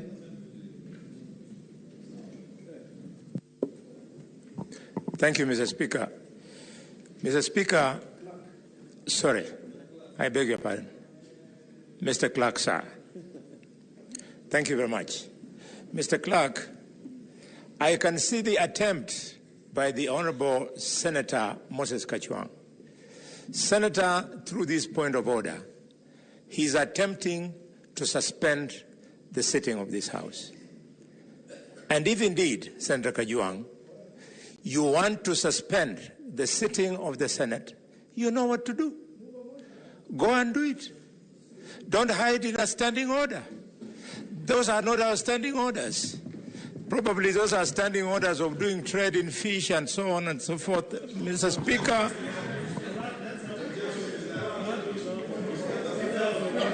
Mr. Clark. Sit down. Listen, honorable senators. A point of order, Mr. Clark. Honorable senators, Senator Halwale, you are out of order. Please withdraw the objectionable remarks and proceed with your speech. You are out of order. Thank you, Mr. Clark. Mr. Clark, I profusely withdraw and wish to advance my point of order. Honorable senators, I have directed Senator Halwale to withdraw. He has done so. He proceeds with his speech. Thank you, Mr. Speaker. Thank you, Mr. Clark. Mrs. Clark, it would be wrong for us to attempt to suspend the Senate when this sitting is actually a special sitting. A special sitting to the extent that, Mr. Clark, we have been invited here for a specific agenda. We have to discharge that agenda, and much as I am willing, and many of us are willing to listen to your persuasion, you have to do it at the right time. Mr. Speaker, Mr. Clark, let us proceed and elect the Speaker. And then when the Speaker is in the chair of the Speaker, he will preside over the House, and you are free, when the motion is moved to elect a deputy speaker, you are free then to stand in your place and try and advance that which you are trying to do. Your attempt to bring in IEBC, Mr. Clark, the country must know that this culture of us refusing to respect constitutional institutions must come to an end if we want to uphold a republic that we call Kenya. Mr. Speaker, you must deny him that opportunity to attempt to suspend the House.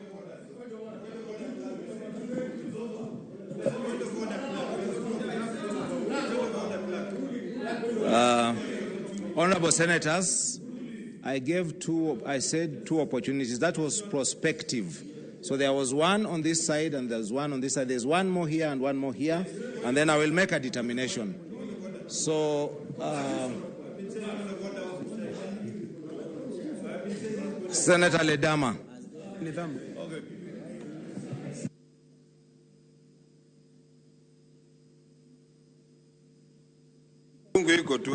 Don't worry. Mr. Clark, thank you. I appreciate you recognizing this matter that is quite weighty.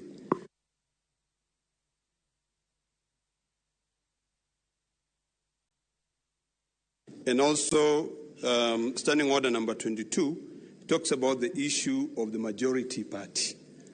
And I know you're going to be talking about... Senator Ledama, please resume your seat. Please resume your seat. Please resume your seat. Senator Ledama, please resume your seat.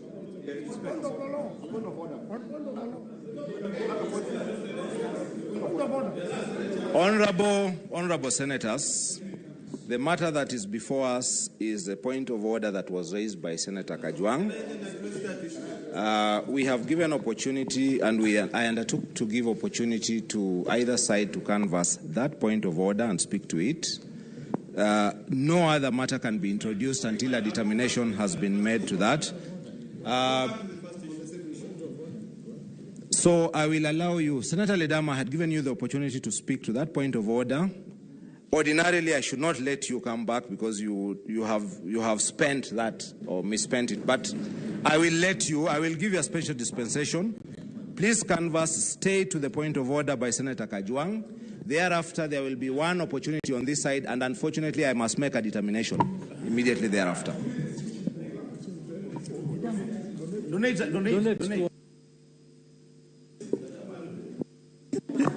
Mr. Clark, thank you for that. I appreciate it.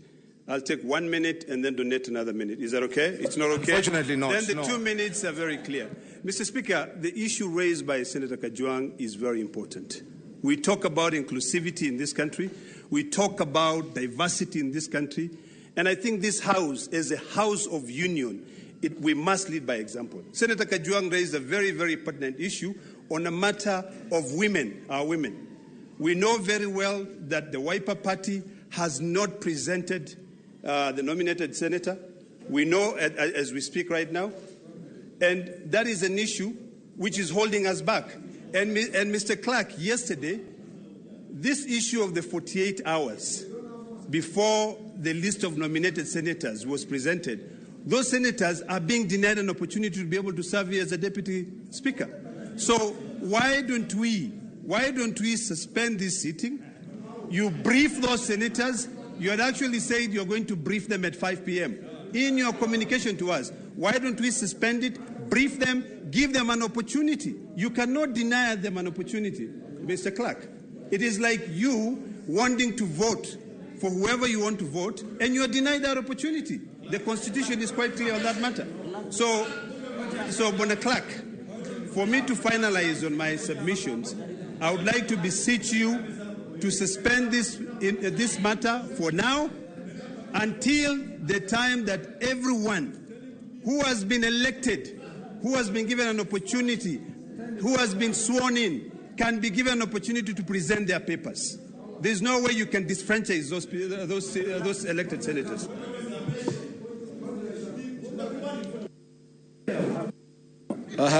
No, you have finished. I'm very happy to be informed. You have finished your speech. I'm sorry. Honorable Senators, You cannot be informed after you have finished your speech. And so, unfortunately, we have one more only on this side, and then we will make a determination. So, for purposes of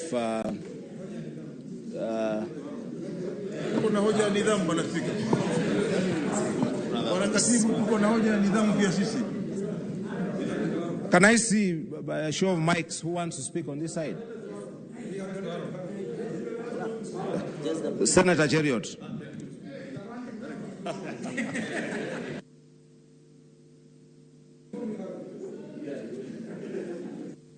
Have the mic, please. Thank you, Clerk. Mr. Clerk, I want to react to the point of order by my good friend, Senator Moses Kajwang. This is a classic filibuster. There is nothing that the minority side is looking for other than an opportunity to stage a walkout because they can see the chances of another imminent defeat in quick succession after they've suffered a quick one in the previous election, Mr. Clerk. That is why, Senator Cheriot. But, Mr. Speaker.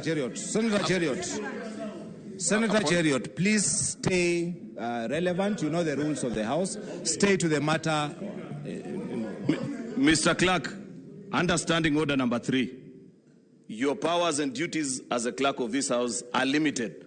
You exercise limited jurisdiction over presiding of this House today and the activities that have been gazetted. I want to give my sure warning, Mr. Clerk, that the decision and the determination that Senator Moses Kajwang is inviting you to make, I'm sorry, is not within your jurisdiction. You have conducted the first duty, which is to carry out the oath of office for members of clerk.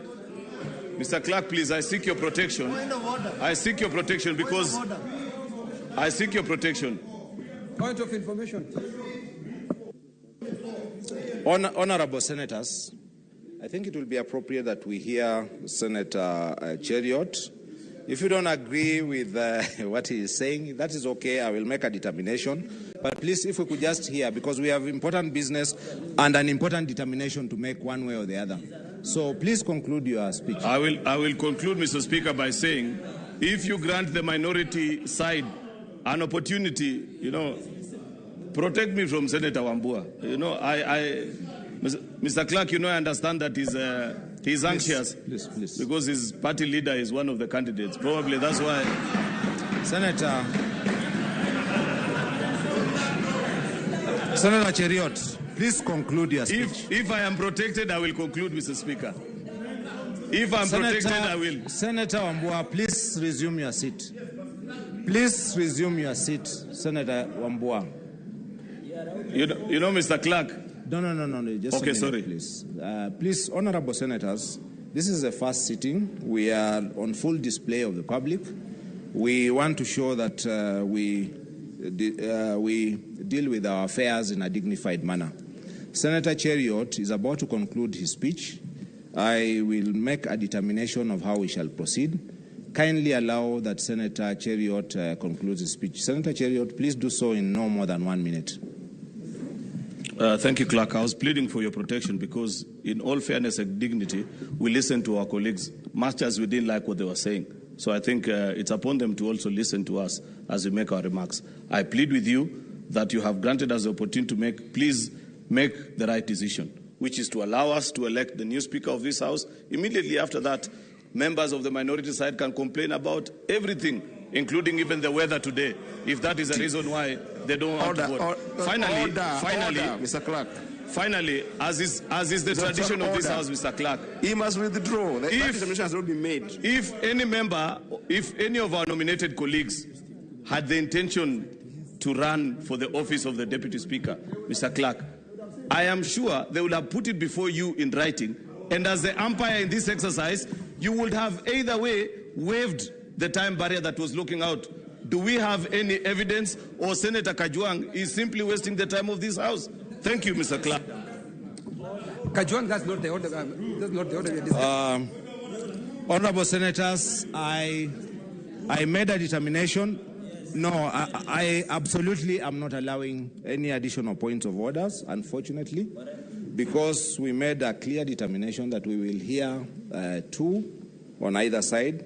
They are spent. The matter which Senator Kajwang canvassed, I think, is quite clear.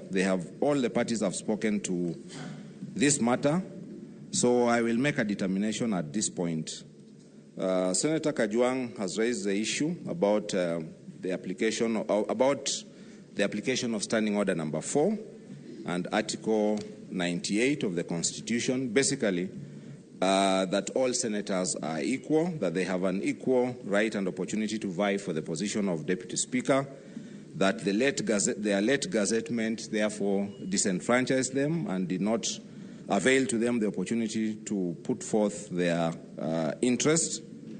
And his prayer was that this order, the order number 4, which is election of the Speaker, be suspended. Senator Murkomen has responded to this point of order to say that in his view it is premature on account of the order we are at, which is order number 4, but also to say that the clerk's role is limited and that he is not able, by dint of Standing Order number 3, to make a determination on this matter. Senator Dulo has said that it's a substantive matter. We cannot wait for the substantive speaker. Senator Halwale basically said that this was a roundabout way to try to suspend the sitting, and also that the right time to canvass this point of order is at order number 5. Senator Ledama, speaking to inclusivity, diversity, House of Union, the need for suspension so that the senators who are belatedly gazetted are briefed and allowed the opportunity to participate. And Senator Cheriot calls it a classic filibuster and says that the jurisdiction of the clerk at Standing Order number 3 is limited and that this is not within my jurisdiction. There are only 2 points over which I will make a determination, and if, depending on the first, may not be necessary to go to the second. The first of this is whether, by the application of Standing Order number 3 and Standing Order number 4, whether the clerk has jurisdiction at this time, or to make a determination on the matters which are in issue. Actually, that is Standing Order number 3, 4. When the clerk is administering the oath or affirmation of office to senators, and before the clerk has administered the oath or affirmation of office to the Speaker, any question arising in the Senate shall be determined by the clerk, who shall during that period exercise the powers of the Speaker. So I make a determination that the clerk has jurisdiction, full and entire jurisdiction for all purposes, up to and until the place at which there is a substantive Speaker elected and sworn. To rule otherwise would mean that the House could degenerate into disarray and that there would be nobody to make a determination. I think that our Constitution cannot have contemplated a situation like that. If it did not provide, so it didn't. So let us, Honorable Senators, let us agree. My determination is that there is jurisdiction for the clerk to rule on the matter that has been raised. Now, coming to the matter raised by Senator Kajwang, I have to say that the objection raised by Senator Murkomen is correct and is appropriate. Namely, and as is well known, the business of this House is canvassed by orders as they are read. At this time, the order that has been read is the order of election of the Speaker. Who is to tell that we shall come to the order of election of the Deputy Speaker at all? It is not known at this time. I therefore rule that we proceed with the business of order number 5. And if we should come to order number 4, and if we should come to order number 5, and if there should be objection to order number 5, that objection will then be canvassed and will be entertained, and a determination will be made. So the order number 5 having been read, number 4, which is election of the Speaker, and the determination having been made, unfortunately, I cannot entertain a point of order again on this matter. Proceed.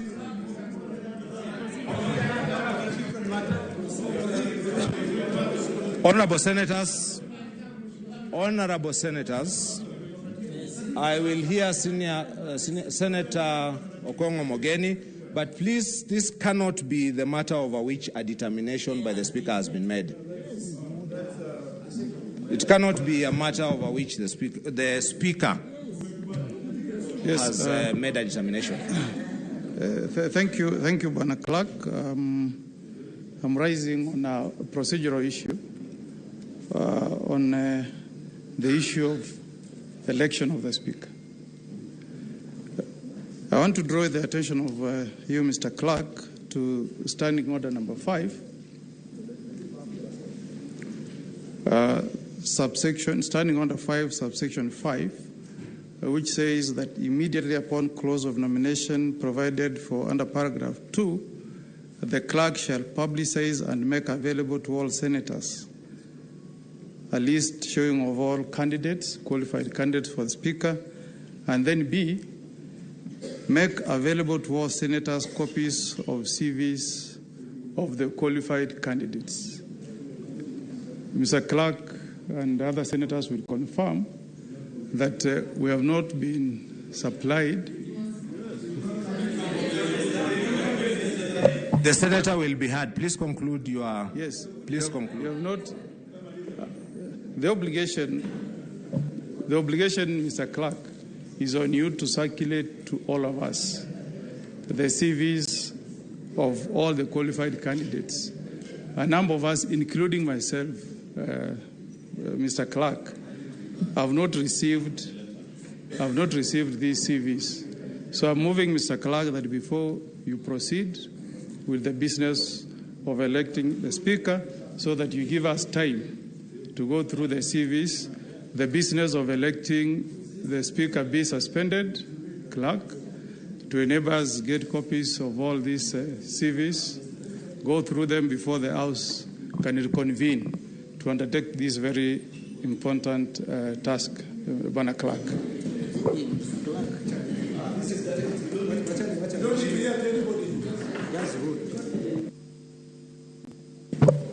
Don't appear to see any concern on this side.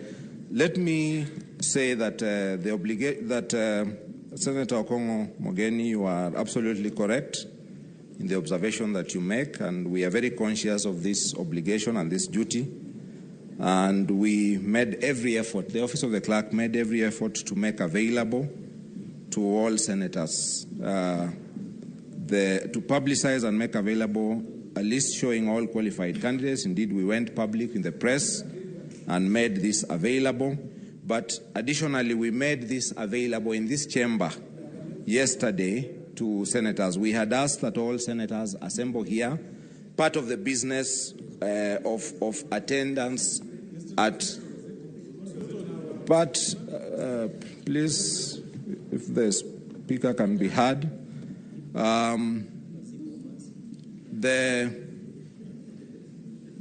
The opportunity was availed here, and we had made public and called upon all senators to be present so that we make available in terms of the obligation we have under the Standing Order number 5. That notwithstanding, I am directing that copies be made available at this time to those who do not have. I will not be suspending the sitting, unfortunately. But, honorable senators, the sitting will not be suspended. The copies will nevertheless be made available at this time. They were made available yesterday. I am also asking that, because we have soft copies of this, be sent to the WhatsApp group of the WhatsApp group. Honorable Senators, I want to draw your attention. To Standing Order number 2.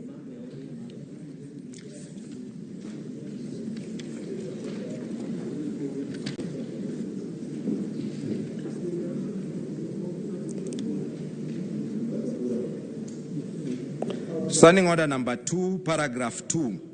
In these standing orders, whenever a document is required to be made available to senators, the document shall be considered to have been so provided or made available if placed in the senators' pigeonholes or in such other place or availed in such other manner as the Speaker may direct. Indeed, honorable senators, the curriculum vitae have been provided in your gadgets. Order. Point of order. So, honorable senators,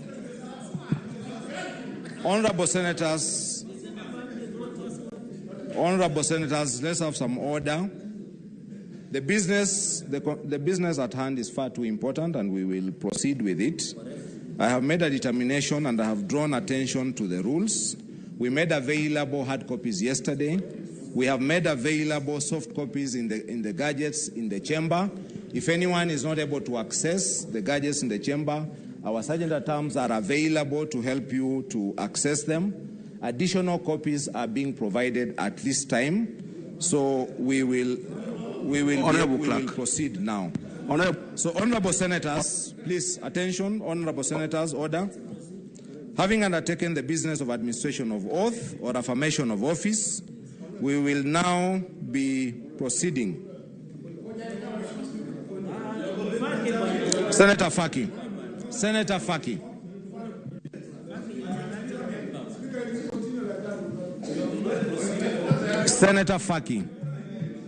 Asante Bwana Katibu, nimesimama Bwana Katibu kulingana na kanuni namba 22 ya kanuni za Senate kuhusiana na chama ama muungano wa vyama ambao ndio wengi katika bunge hili. Mheshimiwa Spika, swala hili lina umuhimu kwa sababu kura itakapopigwa itapigwa na miungano miwili. Kuna muungano wa Kenya Kwanza na muungano wa Azimio. Mheshimiwa Spika, tumesema ni wazi kwamba muungano wa Azimio ulikuwa unajumuisha chama kinachojulikana kama UDM. Na hivi sasa Mheshimiwa Spika, chama cha UDM tumeona kimekaa kwa upande wa Kenya Kwanza, na ni chama ambacho kisheria ya vyama vya kisiasa ni chama ambacho kilikuwa katika muungano wa Azimio, na muungano huo Mheshimiwa Katibu haujafutwa wala haujabatilishwa sheria. Kwa Mheshimiwa Spika, haiwezekani kwamba sheria hii ya vyama ambayo tuliipitisha juzi tu katika bunge hili inaweza kuwa dharauliwa, inaweza kunajisiwa, wakati sisi ambao maseneta ambao tulipitisha sheria hiyo tuko hapa. Mpaka sasa Mheshimiwa Spika, hakuja kuwa na talaka baina ya chama cha UDM na muungano wa Azimio. Kwa hivyo uwepo wao katika muungano wa Kenya Kwanza, Mheshimiwa Spika, ni kinyume cha sheria, na sisi kama bunge la Senate hatuwezi kukubaliana na swala hili. Mheshimiwa Spika, kiongozi wa chama hicho Mheshimiwa Senator Roba yuko hapa na ni Muislamu, na najua kwamba bibi sikia, ni haramu Mheshimiwa Spika kwamba bibi ya mtu aende kwa bwana mwingine bila kuwa na talaka. Asante Mheshimiwa Spika. A point of order.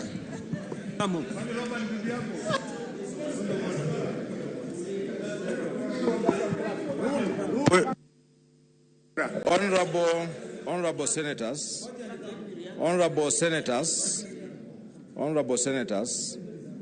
we run the risk of the sitting degenerating into matters which are not at the present time, before the floor. Honorable senators, the matter I allowed Senator Faki to speak to, the matter he has spoken to, I will deal with it, I think, summarily.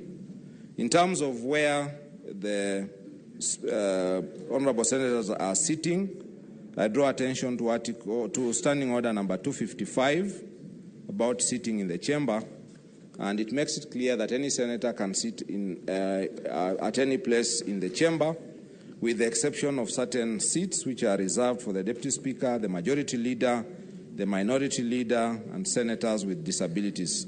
So at this time, the matter of where you sit in the chamber is not one that is an issue.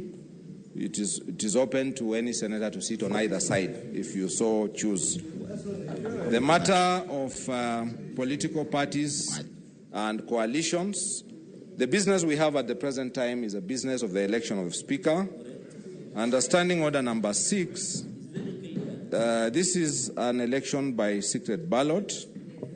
The matter of political parties and political affiliation will not come in issue at all for the purposes of the election.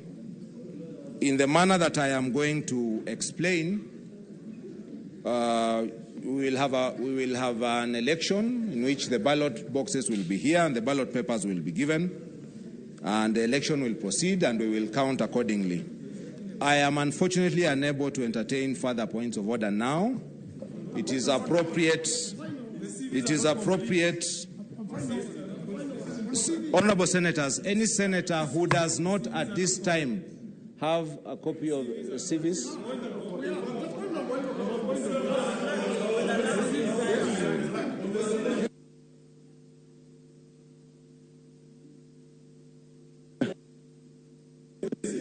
Mr. Clerk, the business that we are about to undertake is very important. All the senators who are in this House went through a very rigorous vetting process before we were cleared by IEBC to run for our respective elective seats. Mr. Clerk, I've just raised a point of order, and you have directed that I be supplied with the CVs of all the candidates whom we are about to elect as our Speaker. And I want to thank you that your order has been complied with, and I've now been given 6 CVs.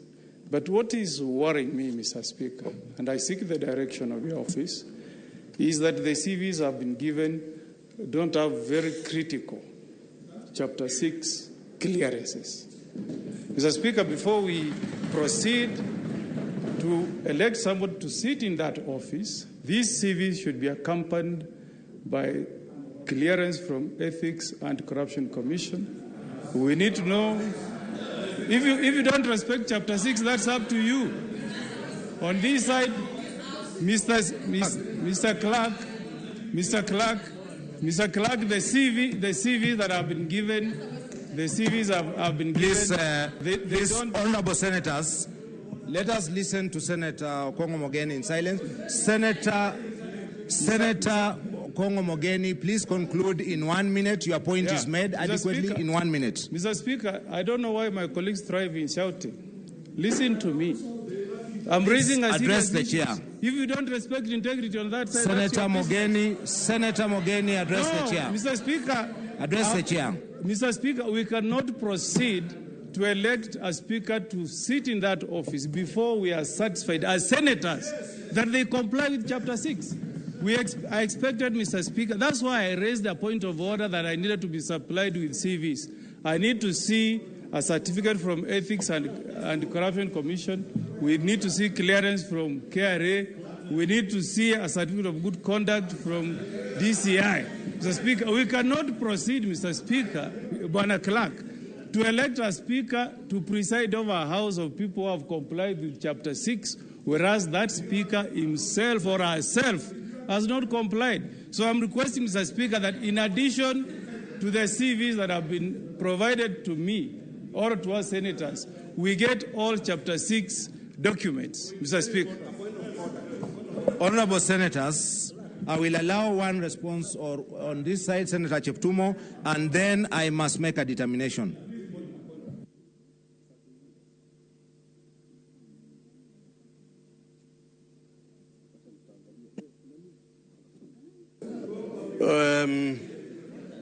Thank you, Mr. Clerk. I think there is very clear deliberate action and intention, Mr. Clerk, to delay the proceedings of this House. Senator Kajwang. And I will explain. Senator Kajwang, I will explain. Mr. Clerk, you had made a decision here that as we supply the CVs, the proceedings of the House will proceed. And I think, Mr. Clerk, the satisfaction as to the qualifications of who to run as a speaker is actually done before it is the business of the House. It is not for us, Mr. Clerk, to come to this chamber and purport to be the ones to dictate the qualifications of who should be able to stand as a clerk. This was done before. And so, Mr. Clerk, I want to plead with you. Proceed with the proceedings of the House because you continue supplying the... Resume your seat. Yeah. Resume your seat. Resume your seat. Resume your seat, and I am making a determination. I am making a determination at this time. Senator Mogeni has raised the issue about the documentation that has been provided. Understanding Order number 5, paragraph 5, which he himself had cited. The Office of the Clerk is required to publicize and make available to all senators a list showing all qualified candidates, and 2, to make available to all senators copies of the curriculum vitae of qualified candidates. It is clear that the intention of this is so that the voters, the electors, can know the profile, the qualifications and the profile of the candidates. No particular format is prescribed by law for the curriculum vitae. The matter of eligibility and clearance is one under Standing Order number 5, which is vested on the Office of the Clerk to determine eligibility. And if there are concerns about eligibility, that can be the subject of petition otherwise than at the present time. At the present time, and by the time that we make a determination of those who are eligible, that decision has been made, and it is not the case that clearances are part of a CV. The CV, as we understand it, and we certainly have not required that clearances be part of the CV. Any clearances that were required, and if or whether they were provided to the Office of the Clerk, is a matter for the Office of the Clerk to have made a determination before determining eligibility. That determination of eligibility having been made, the curriculum vitae having been provided, the curriculum, and any senator who does not have copies of the curriculum vitae, honorable senators, it should not be the case that any senator is asked to leave the chamber on the day of the first sitting. May I request that if there is any senator who has not received a copy of the curriculum vitae, if you could please raise your hand so that we provide this at this time. No. No. Please. Honorable Senator, I have made a determination which I would like to be complied with. Please. Do Do not speak until you are provided the opportunity, please. We are providing all senators. Senator Cherarke, please. We want to provide all senators who do not have copies of the CVs to be provided with. At this time, this is the only business which I am dealing with, which is the provision of curriculum vitae.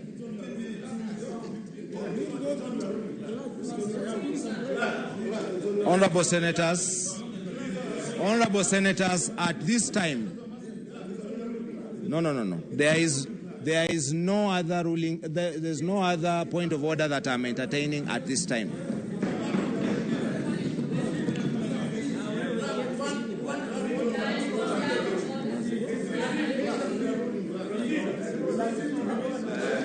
Any senator who does not have a copy of the curriculum vitae, please.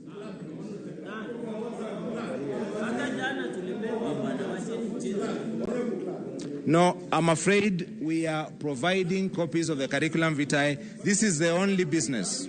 No.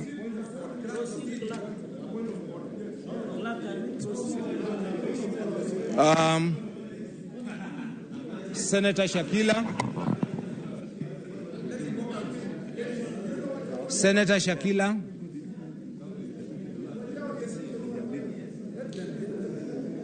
Please provide curriculum vitae to Senator.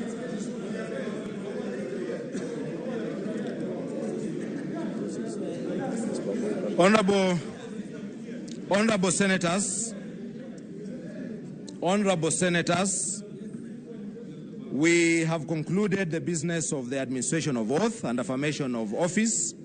We will be proceeding to the next business, which is the election of the Speaker. And in terms of, I am not entertaining points of order at this time.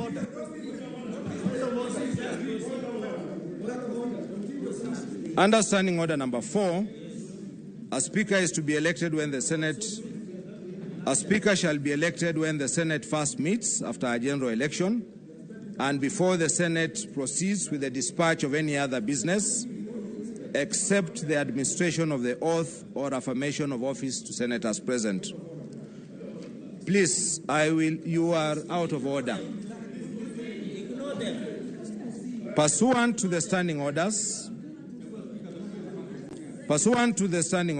a number of activities were required for the election of the Speaker before this sitting.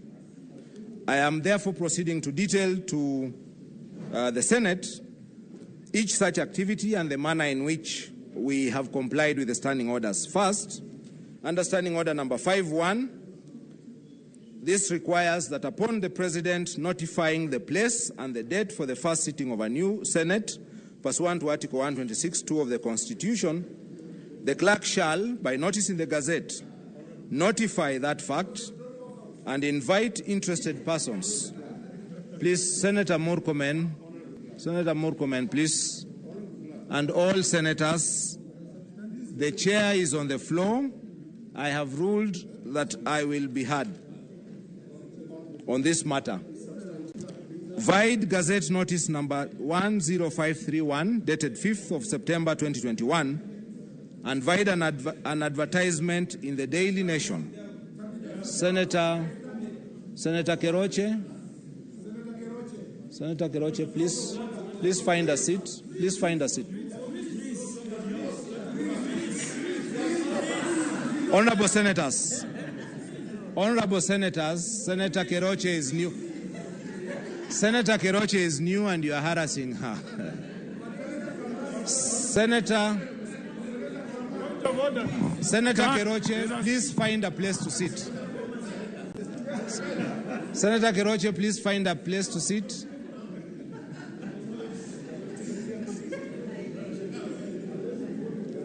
Please find a place to sit. And for the benefit of new senators, when the Speaker is on his feet, you remain seated in your place. And if you should be standing somewhere, you freeze. But I have given a special dispensation to the new senators. So I have explained that we issued a Gazette number 10/531, and we also put an advertisement in the Daily Nation and the Standard newspapers on 6th of September, inviting persons to submit nomination papers for election to the office of Speaker of the Senate.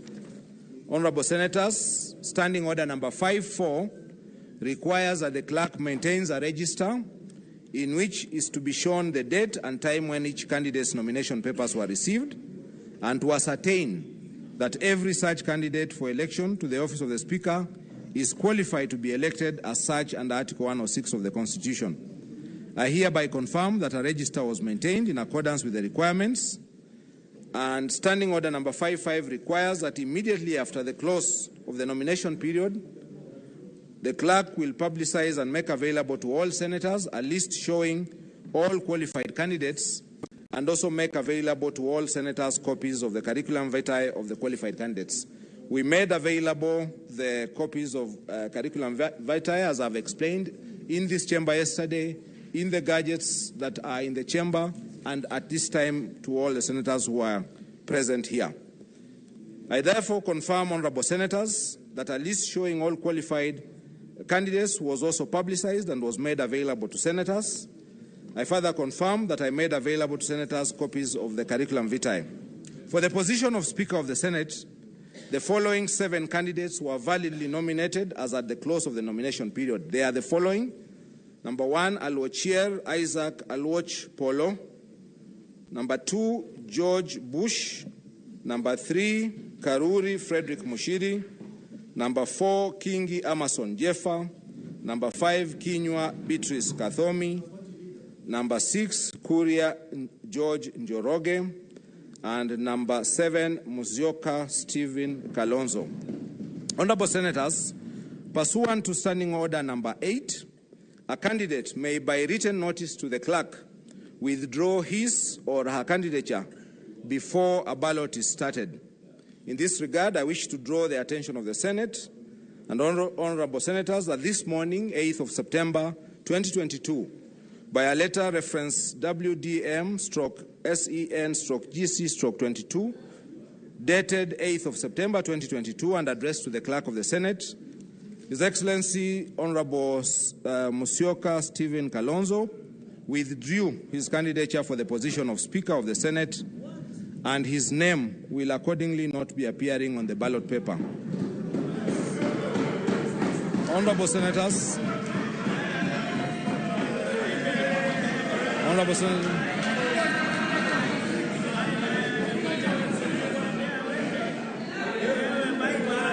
please sit down, sit down. Honorable Senators,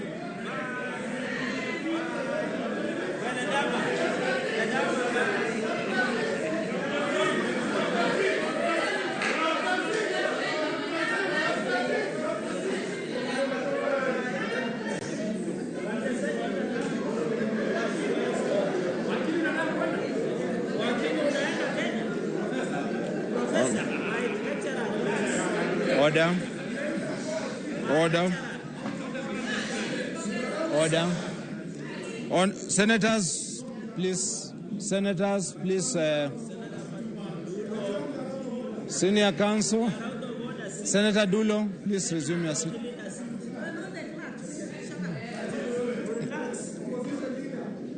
Honorable senators, order, please. Order, honorable senators, please. Order. Honorable senators, Standing Order number 6.1 provides that the election of the Speaker shall be by secret ballot, and polling booths are being provided. If you could please provide polling booths on either side of the table for the marking of ballot papers.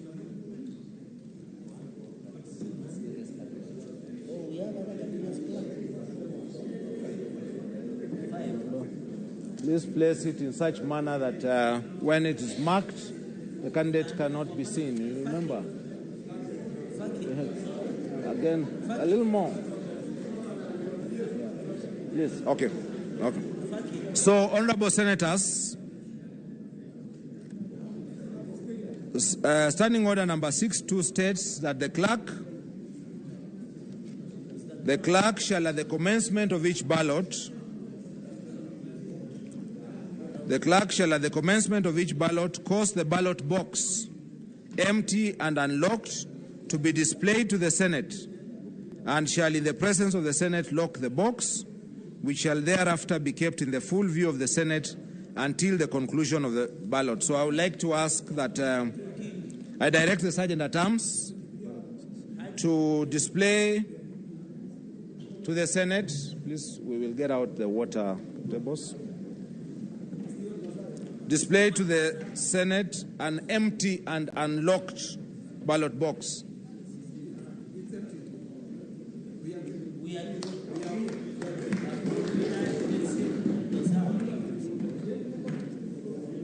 I further direct the Sergeant at Arms to place the ballot box on the table of the Senate and to seal, to lock the ballot boxes.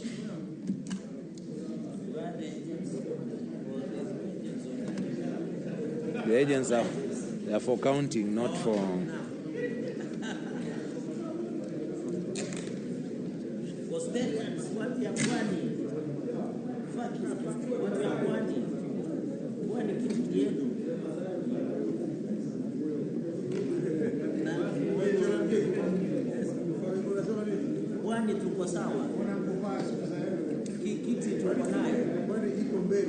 Please,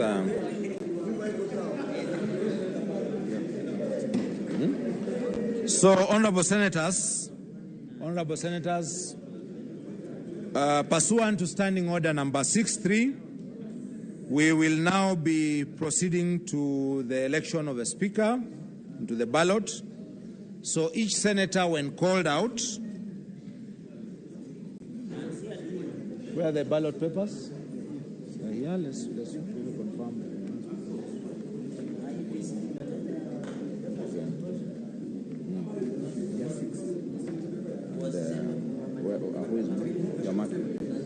So, honorable senators, when we call you out, each senator, when called out, you'll come to the table where we will give you one ballot paper and you will proceed to one of the two polling booths.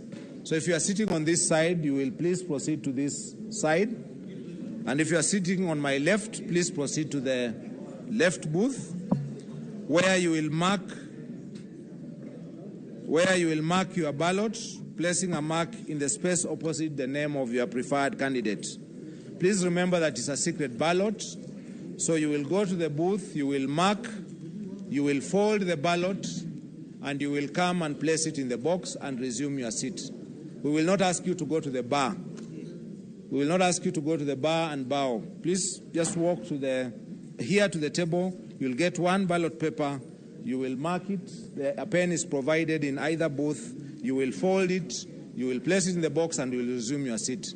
Other senators who have not been called, we will please request that you remain in your seats. Thank you very much, and we are ready to begin.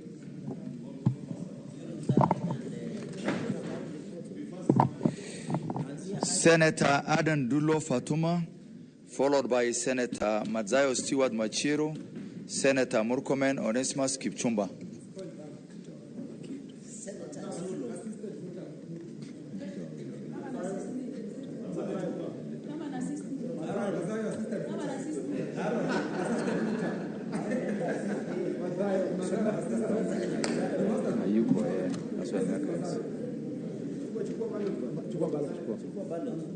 You need to be assisted.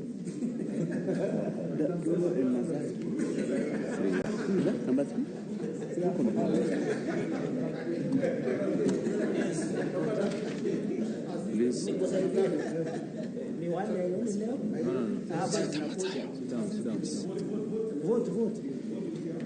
Vote. Senator Kajwang Moses Otieno.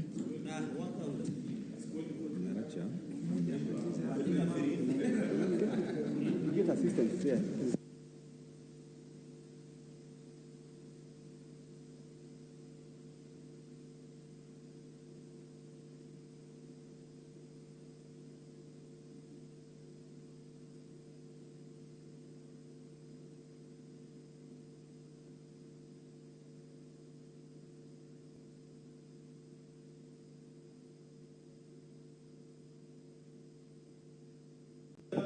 Senator Kajwang Moses Otieno, followed by Senator Cheriot Aaron Kipkurui.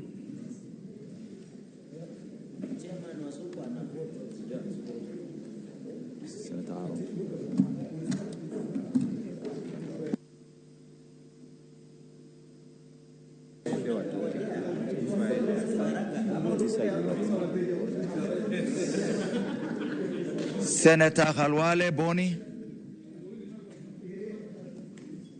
followed by Senator Margaret Jepkoech Kamar.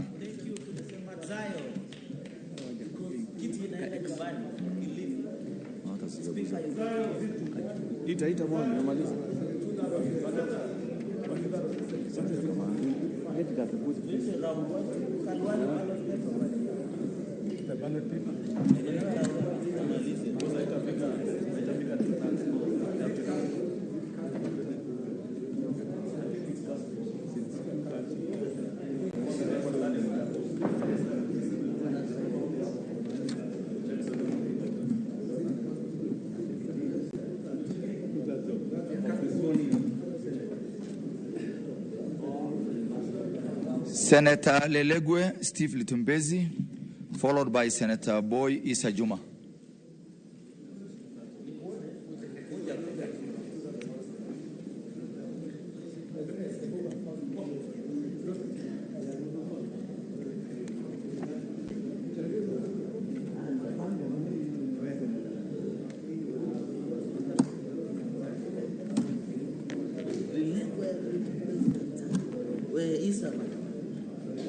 Kiti inakuja nyumbani. It's coming home. This way, left. Left.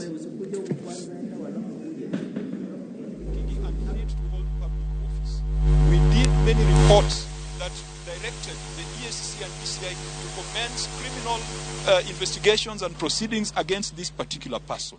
Is that the person we want to sit in Senate that will be oversighting county governments? And I think the third objection that we raised was on the issue of fidelity to the Parties Act. We feel that the clerk did not address the issues that we raised properly.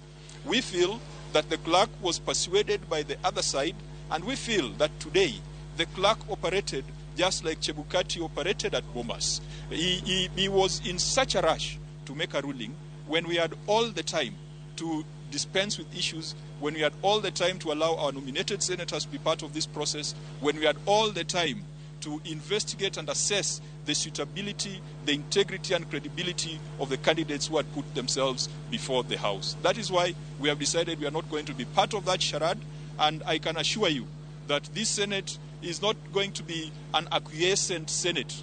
This will be a Senate that will always stand up for the right things. I want to ask the Secretary General of ODM and Senator for Nairobi just to say something. Thank you very much. Pretty much, yes, pretty much have addressed all the issues that have been canvassed, but one of the things that has also offended us badly as senators is that we are being provided with the curriculum vitae of these people at this particular, moment in time when we are supposed to actually be making that decision on who to elect as the Speaker of the Senate. The problems that have been pointed out by my senior, Okongo Mogeni, with that procedure is that even we who went through the elections had been vetted properly to ensure that we have the proper documentation and qualifications to run for the positions that we were running for. So, for instance, Senator Mogeni has asked the question, have we been supplied with the integrity documentation of these people who want to be speakers of the assembly? Young people looking for jobs out there are even asked to produce letters from their chiefs, letters from the EACC, letters from the police, certificates of good conduct. But here, somebody who's going to hold a very serious constitutional office cannot dare to produce a certificate from the EACC showing that he is morally fit to hold the office that he's looking for. So those are some of the objections we've raised. And even another issue on compliance with the political parties. Somebody has stated himself as a holder of a political office in a political party, a partisan position, and yet he wants to be a state officer. So we have not been given opportunity to interrogate the qualifications and suitability of some of these people presenting themselves to be speaker, and especially our strong objection to the party leader of PAA, you know, because of the questions that have been raised by Honorable Kajwang here, who was the chair of PSC. So at this particular juncture, we don't feel the necessity to sanitize a process that is already fraught with corruption. And I weep for the next 4 years of the Senate, because if this is how we are going to begin, then I can assure you that we are going to have a very difficult time, you know, in this particular Senate. Thank you very much.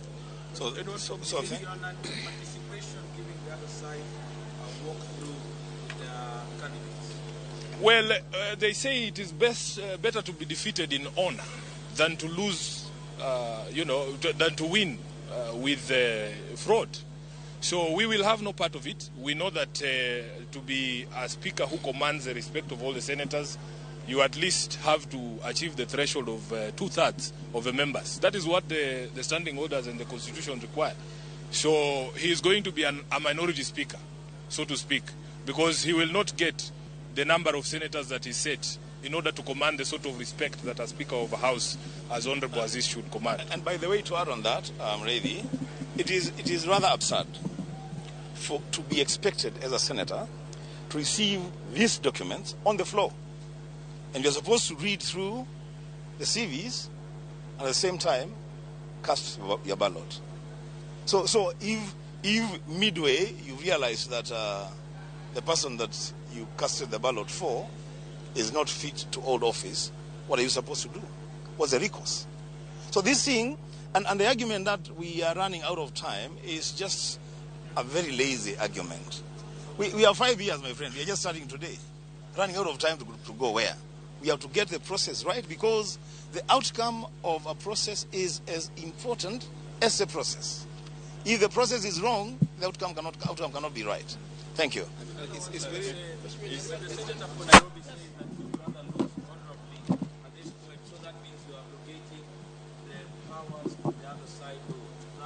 We are refusing to sanitize a process that we have told you has begun on a fraudulent, you know, footing. We will not part of it. We will not be part of it. Yes, absolutely. Yes. Thank you very much. Yes, thank you. I think we stop there. That's it. He's the only one who has attached a certificate. He's the only candidate.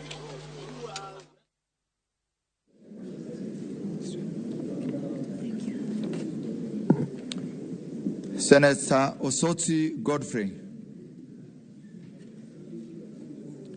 Senator Recha Julius Murgo.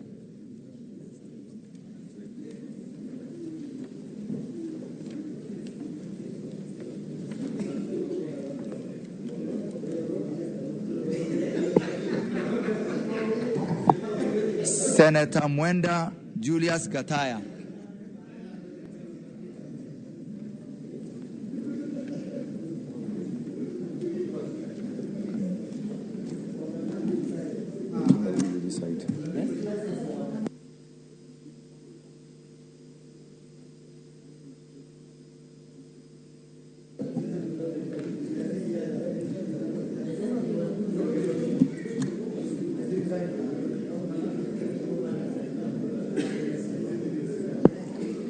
Senator Kamau Joseph Giduku.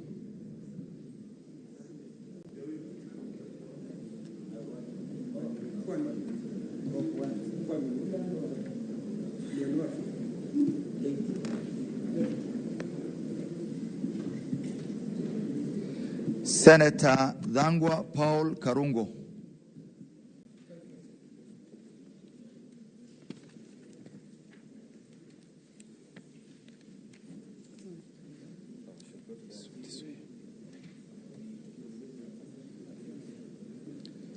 Senator Murango James Kamau.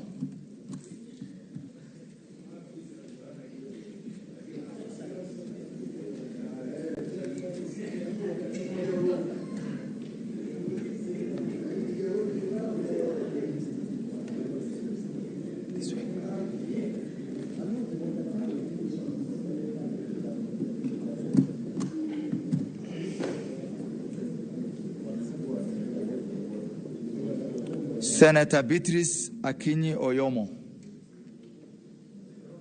Senator Beth Kalunda Siengo. Senator Beth Kalunda Siango. Senator Betty Batuli Montet.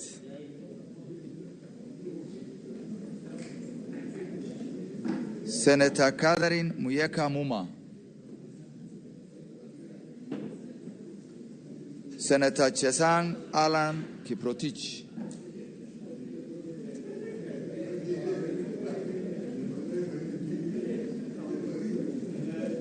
Senator Chute Mohamed Said.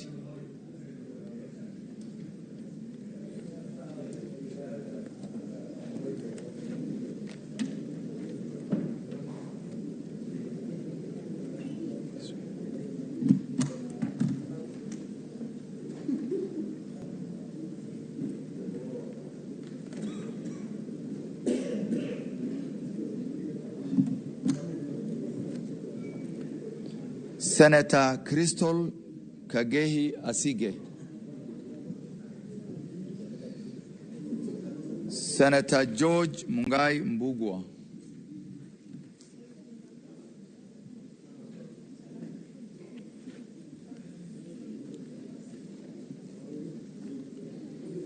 Senator Gloria Magoma Orwoba.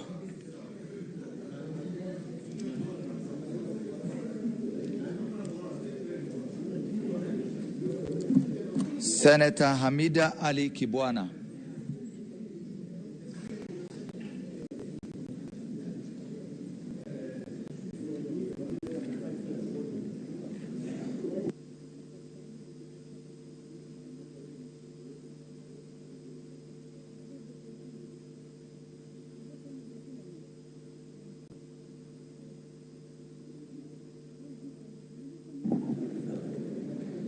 Senator Hamida Ali Kibwana.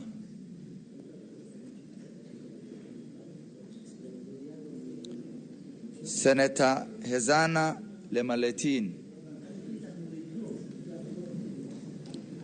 Senator Keroche Tabitha Karanja.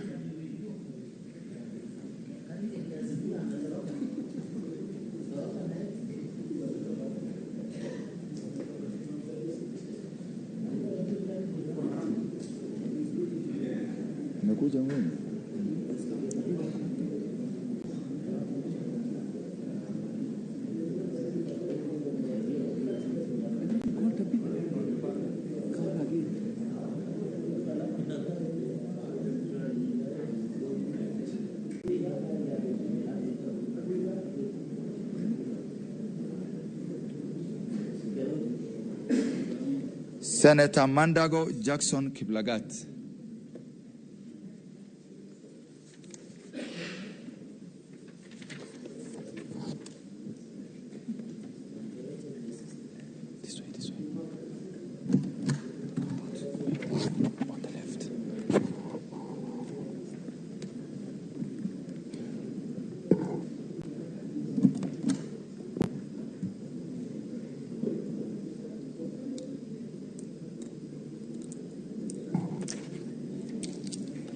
Senator Mariam Sheikh Omar.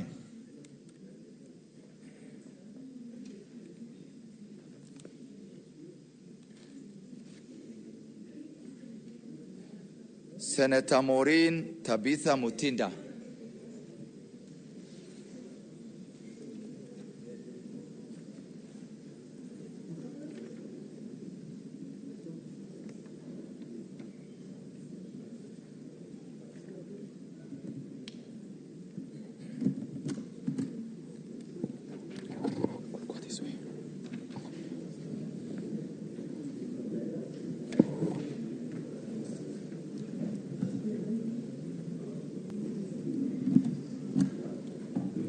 Senator Medu John Muhia.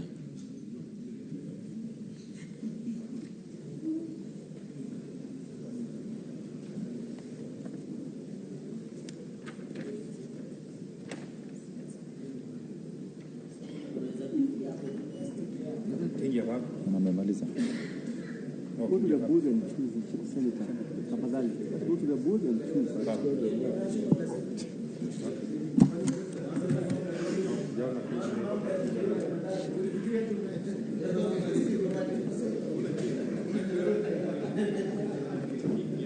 Senator Miraj Abdullahi Abdurrahman.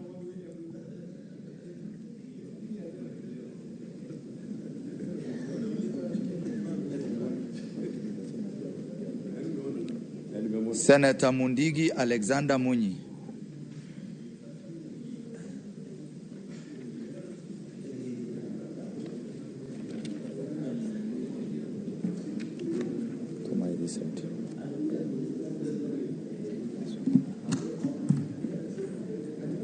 This way.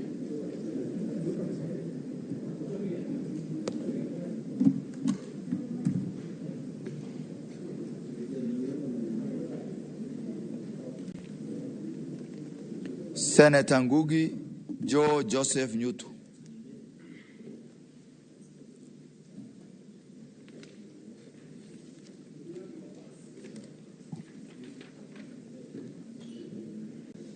Senator Nyamu Karen Njeri.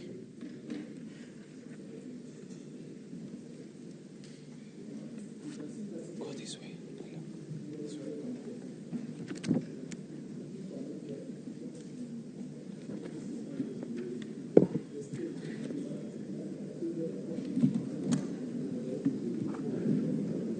Senator Odhiambo Ojienda Tom. Senator Okech Eddie Gishero. Senator Okoiti Andrew Omtata.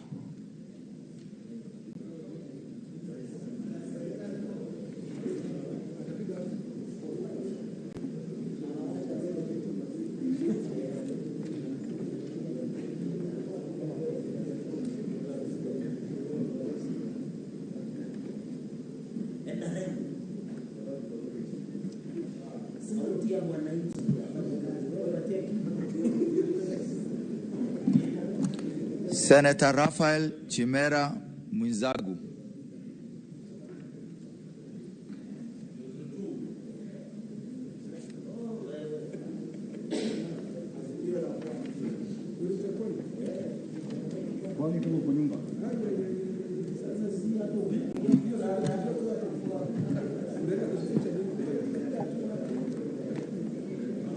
Senator Roba Ali Ibrahim.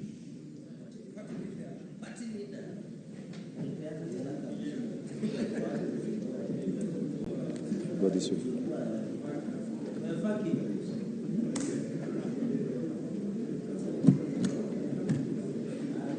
Senator Seki Lenku Olekana.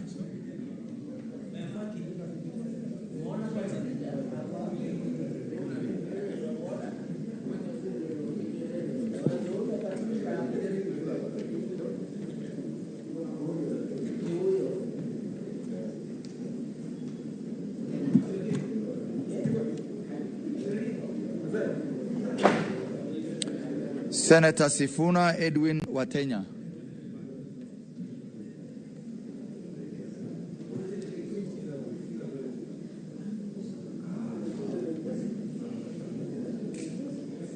Senator Veronica Waheti Nduati.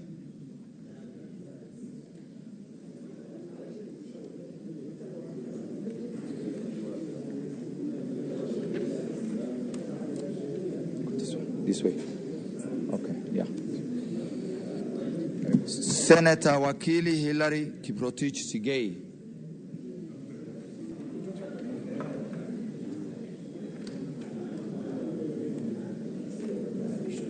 Go this way, the left.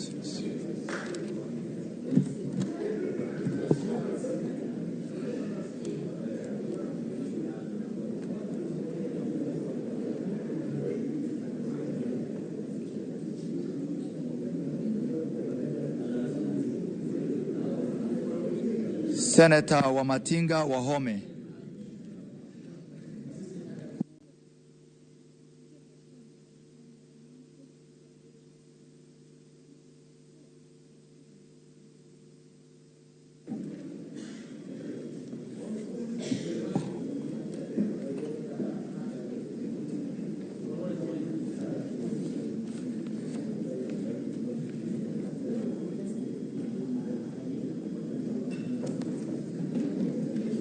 Senator Kajwang Moses Otieno. Senator Kajwang Moses Otieno.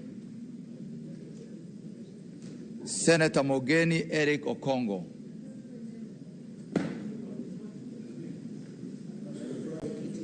Senator Olekina Ledama. Senator Wambua Enoch.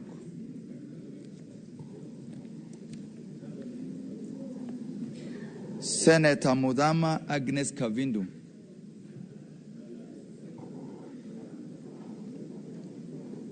Senator Onyonka Richard Momoima.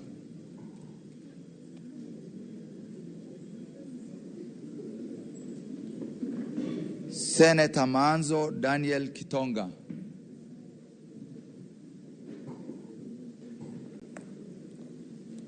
Senator Shakila Abdallah Mohammed.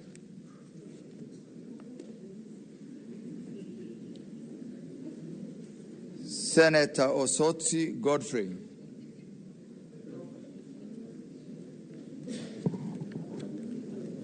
Senator Beatrice Akinyi Oyomo.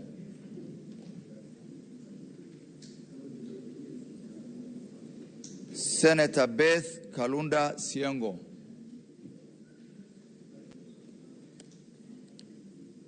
Senator Betty Batuli Montet. Senator Catherine Muyeka Muma. Senator Crystal Kagehi Asige. Senator Hamida Ali Kibwana. Senator Hezena Lemaletian.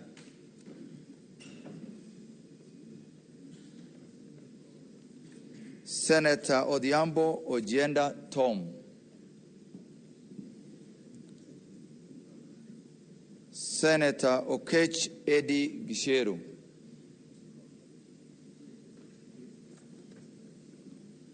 Senator Sifuna Edwin Watenya.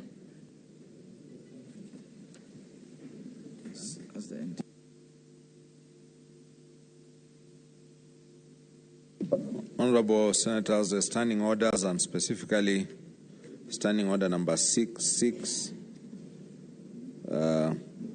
requires that we proceed to count the vote when the clerk is satisfied that all senators who are present and who wish to vote have placed their ballot papers in the ballot box. So we just ascertain that all senators present and who wish to vote have voted. So we will then direct that the box be unlocked and we examine the ballot papers. Before we do so, we have 6 candidates that are left that were on the ballot. And if any of the senators wish to be agents for purposes of ascertaining the ballots on behalf of any candidate, I will invite you here as we open the boxes. So for candidate Alwocher Isaac Alwoch Polo, anybody wants to be agent to witness the counting? You want to do that? No?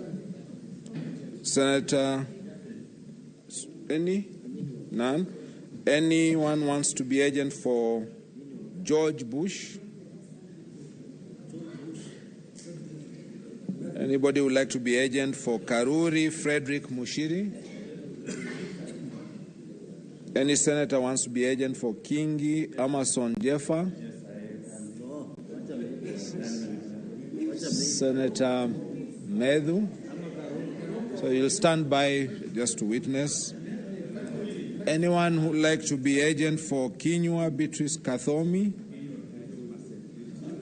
Or agent for Kuria George Njoroge? It would be good to have other senators witness that we are doing the vote properly. No volunteers present to watch?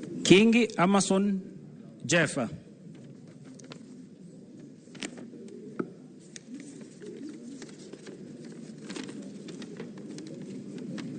Kingi Amason Jeffa.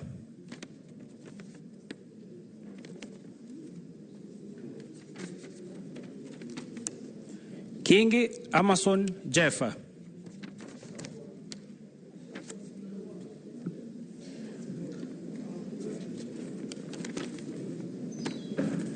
Kingi Amason Jeffa.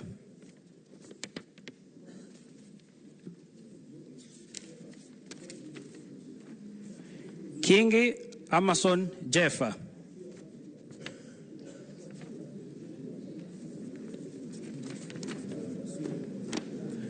Kingi Amason Jeffa.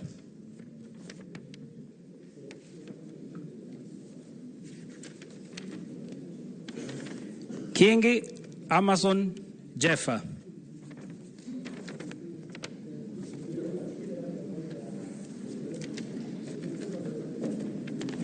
Kingi Amazon Jeffa.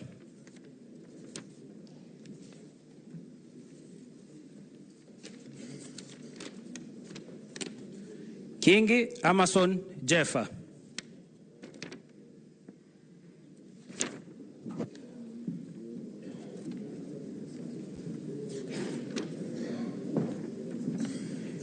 Kingi Amason Jeffa.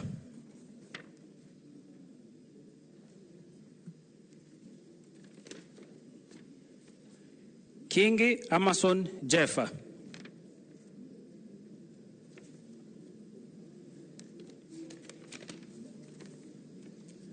Kingi Amason Jeffa.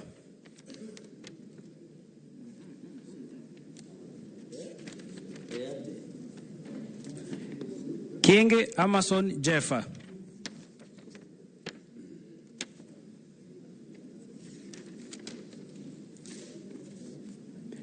Kingi Amason Jeffa.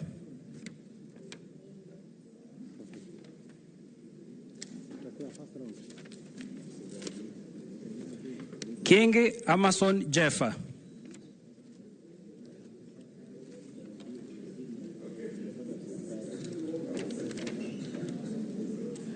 Kingi Amason Jeffa.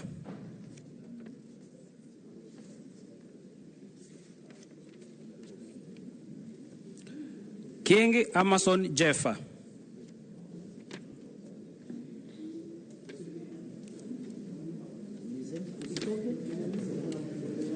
Kingi Amason Jeffa.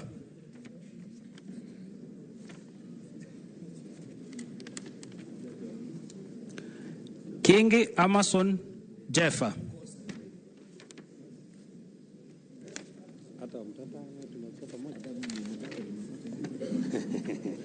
Kingi Amason Jeffa.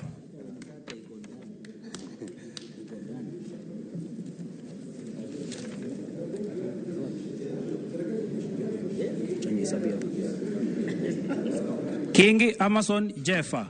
1, 2, 3, 4, 5, 6, 7, 8, 9, 10, 11, 12, 13,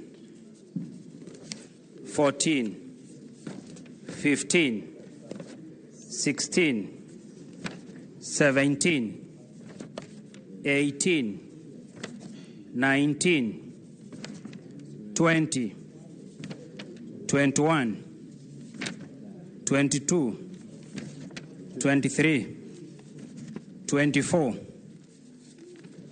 25, 26, 27, 28, 29, 30,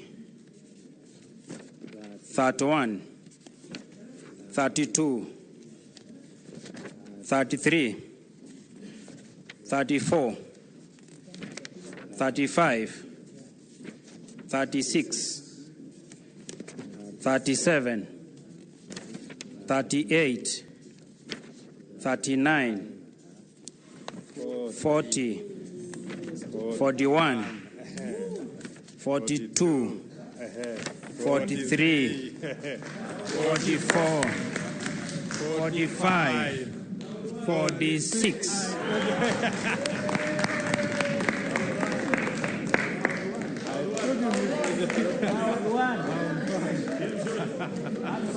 Absolute majority.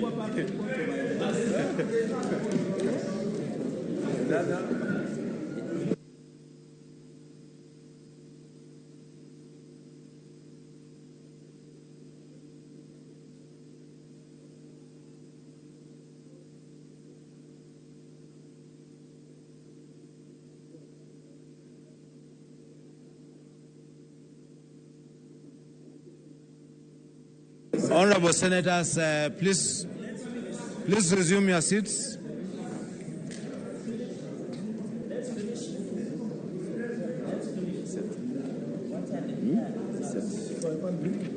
No.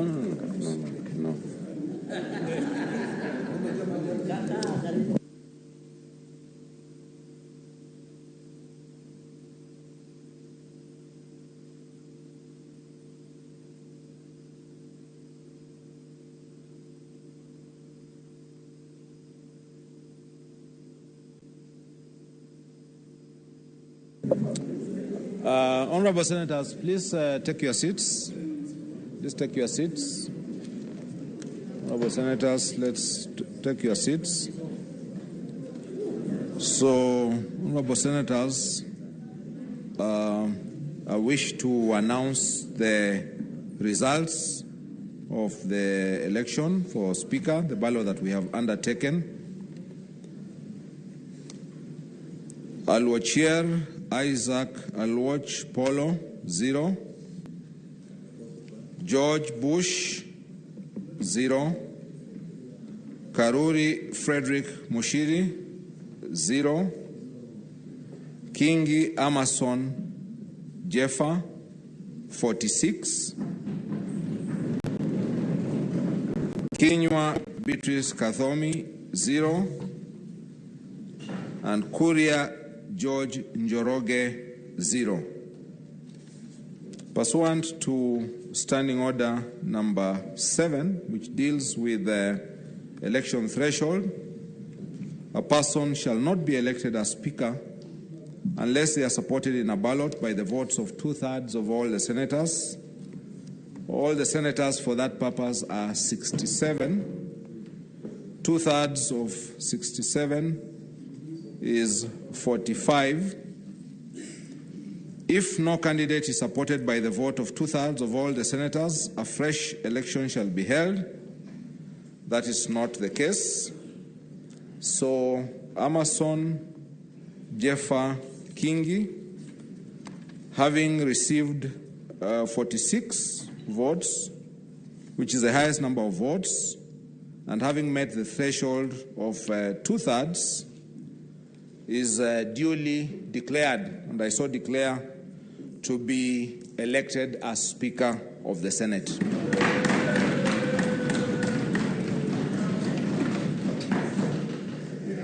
And before we go to the swearing in, and the rules require that upon the conclusion of the voting, that Standing Order number 10 about custody of ballot papers, immediately the results are declared, which I have declared.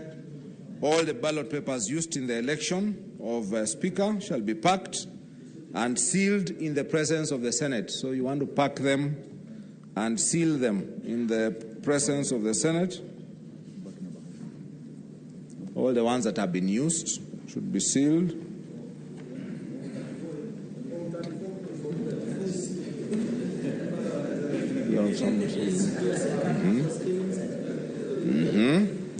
The presence, and they will be kept in the custody of the clerk for a period of 6 months, and thereafter they will be destroyed. So, Standing Order, so taken to my office in the custody of the clerk. So, Standing Order number 12 now, swearing in of the Speaker. Immediately following the election of the Speaker, the clerk shall administer the oath or affirmation of office of the Speaker to the Speaker in the presence of the assembled Senate. So I will now proceed to direct that the Sergeant at Arms proceeds forth and finds the said Amason Jeffa Kingi and brings him to the chamber, whereupon we shall administer the oath to him. And the honorable senators, immediately thereafter, the Speaker will take the chair, the duly elected Speaker will take the chair, and the clerk will resume his place at the table as clerk.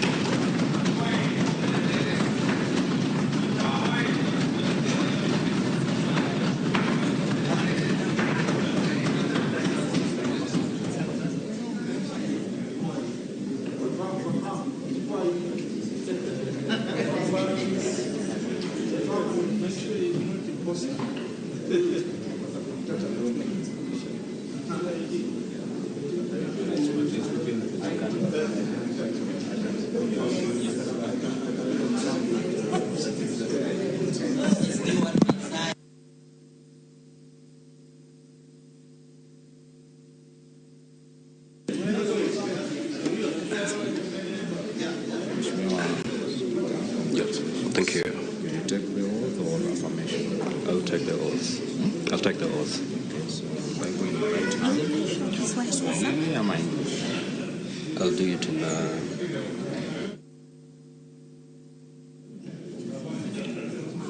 let me do it in Swahili. Let me do it in Swahili.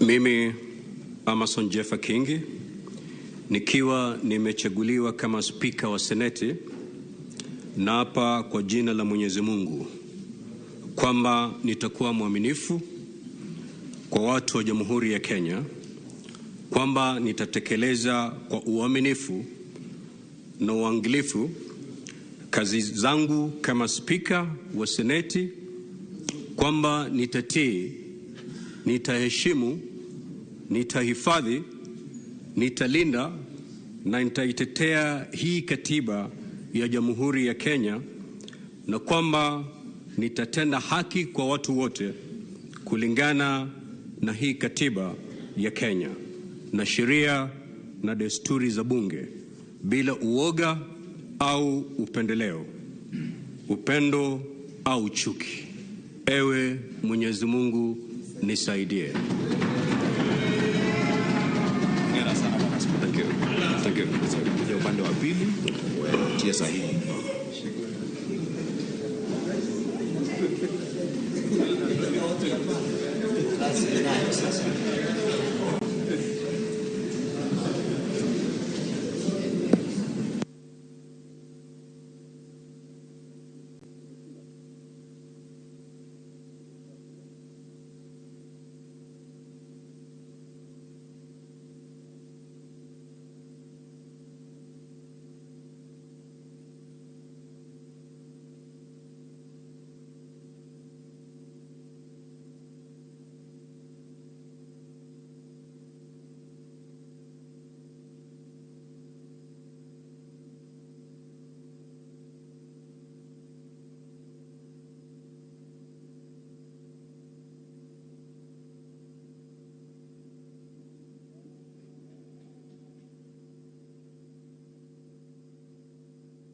Honorable Senators, Mr. Speaker.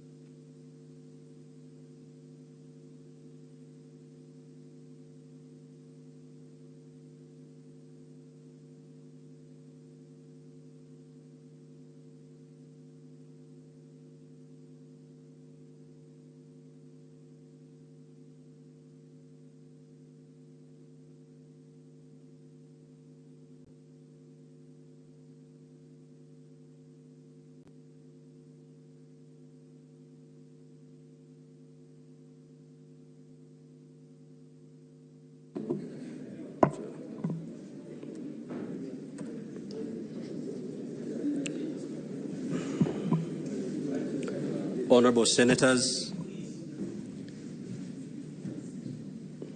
order, members.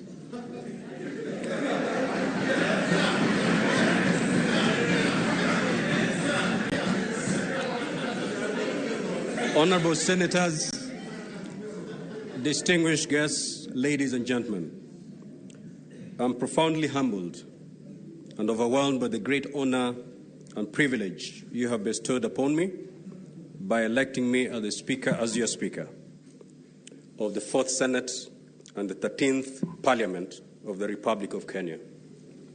I'm deeply humbled and touched by the immense confidence and trust that you have placed on me.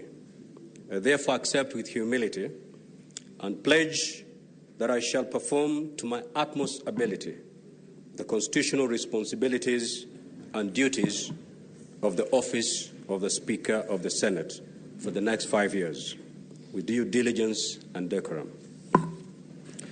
Distinguished Senators, allow me with great pleasure to congratulate and salute all of you, the new Senators of the 4th Senate, for emerging triumphant in the just concluded general elections after a bruising political contest.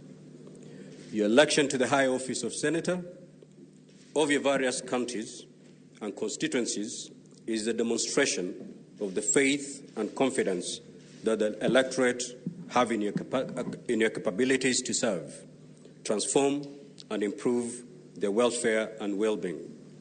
Today, you're invited to grapple with the challenges and work towards meeting the high expectations of the Kenyan people. Honorable Senators, also wish to recognize my worthy opponents, Mr. Isaac Aloch Polo Alocher, Ms. Beatrice Kathomi Kinyua, Mr. George Bush, Mr. Frederick Mushiri Karuri, and Mr. George Njoroge Kuria for the valiant, mature, and well-fought competition. We have ably demonstrated that we can compete democratically and without rancor in a dignified race. Hongera kwenyu.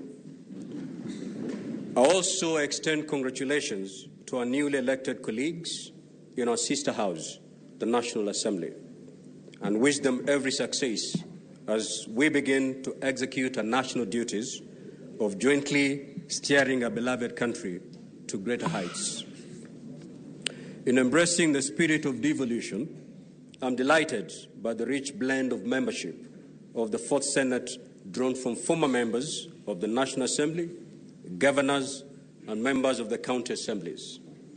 I note that 9 former members of National Assembly and 4 members of the county assemblies have joined the Senate, while some have returned after hiatus. They bring with them invaluable experience that will enrich the House. We're also fortunate to have a diverse blend of professionals joining the Senate, including top legal minds, no less than senior counsel, scholars, doctors, renowned members of the civil society, among others. Let me also take this opportunity to acknowledge the contributions of senators from the Third Senate who did not return, including the 8 members of the Third Senate who are elected as governors. I'm confident that they will continue to serve Kenyans in the different capacities. Kenyans from all walks of life deserve a pat on the back for demonstrating to the entire world that we have a mature and vibrant democracy following the peaceful general elections held on the 9th of August 2022, and the subsequent petition filed and concluded at the Supreme Court. Distinguished senators, permit me at this juncture to pay my singular special tribute to my immediate predecessor, the Right Honorable Kenneth Makelo Lusaka, EGH, who was recently elected as the governor of Bungoma County. He ably presided over the Third Senate in perhaps one of the most challenging periods in our country's history. Historically, the First Senate was established in 1963 and functioned until 1966, when it was dissolved and merged with the House of Representatives to form the National Assembly. The First Senate, under the 2010 Constitution, was inaugurated on the 28th of March 2013, primarily to oversee the implementation of the devolved systems of governance. Honorable Senators, it is worth mentioning that at the onset of devolution, Senate was sailing in uncharted waters. None of the political leadership and pioneer senators had a clear idea what the task ahead entailed. As Speaker Lusaka noted on the 31st of August 2017, they had to learn how to swim by swimming. It was largely trial and error at first. The Senate of the 12th Parliament, to a great measure, played an instrumental role in improving the legislative regime, work systems, and coherence of key processes that have gradually bolstered devolution implementation. My predecessors and the leadership teams, guided by unit of purpose and the will to actualize devolution, initiated work systems, spearheaded a series of retreats, workshops, and seminars that rapidly crafted the framework of transiting and administering Senate in the 11th and the 12th Parliaments. As the renowned American writer and political commentator Walter Lippmann wrote, and I quote, "The final test of a leader is that he leaves behind in other men, and women for that matter, the conviction that the will to carry on." We salute both the Right Honourable Ekwe Ethuro and the Right Honourable Kenneth Lusaka and their leadership teams for their remarkable contributions. The Fourth Senate must now build on the decade of institutional maturity. Permit me, Honourable Senators, to also appreciate and laud the Clerk of the Senate, Mr. Jeremiah Nyegenye, and his team for their unwavering and steadfast support and for making the appropriate preparations for this momentous occasion. Honourable Senators, devolution as a novel development model was meant to ensure balanced, equitable and just development in all regions of Kenya. I can submit without fear of contradiction that so far it is working.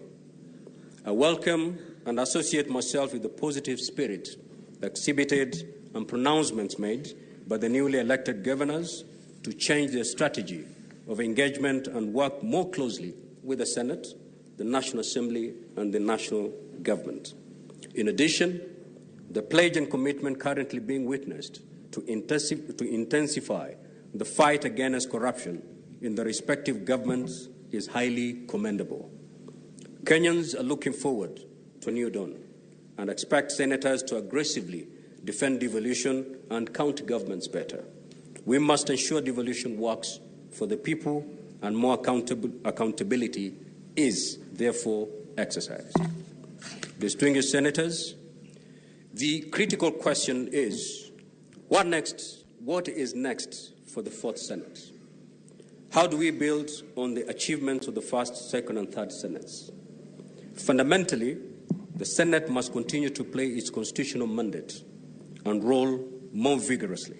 Just to reiterate and remind ourselves, senators, the primary mandate of the Senate is to represent the counties and their governments and protect the interests of the counties and hence successfully implement devolution.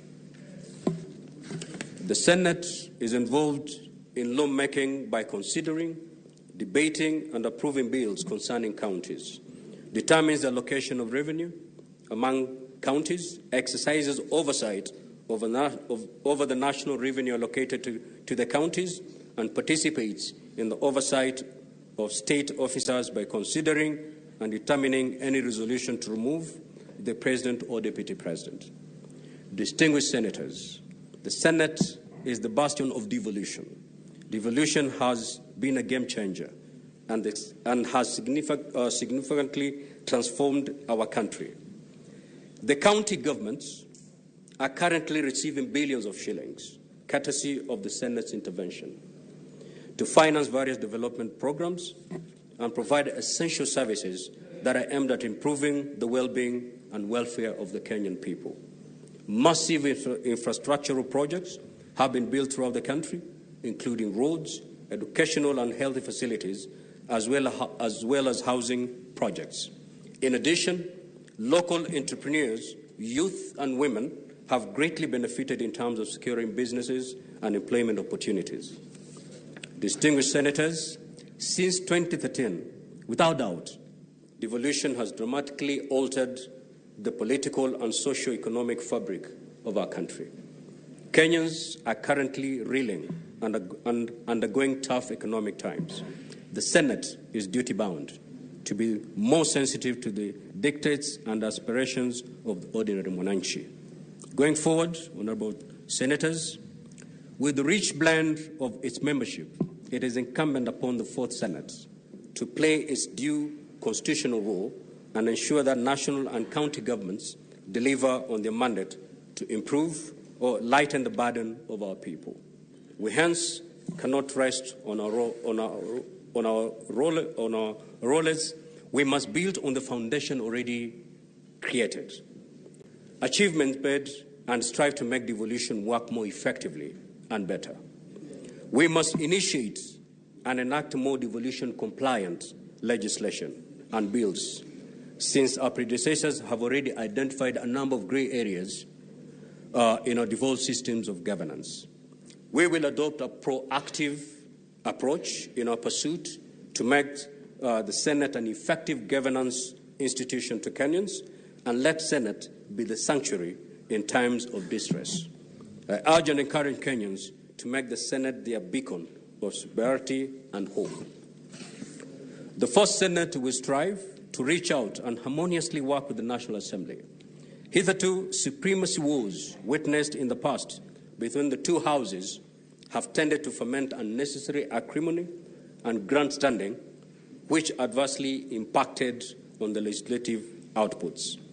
I call upon and encourage honourable senators here to address emerging contentious legislative challenges and resolve them within stipulated mediation frameworks while adopting collegiate approaches, noting that these processes are intended to serve the best interests of the people.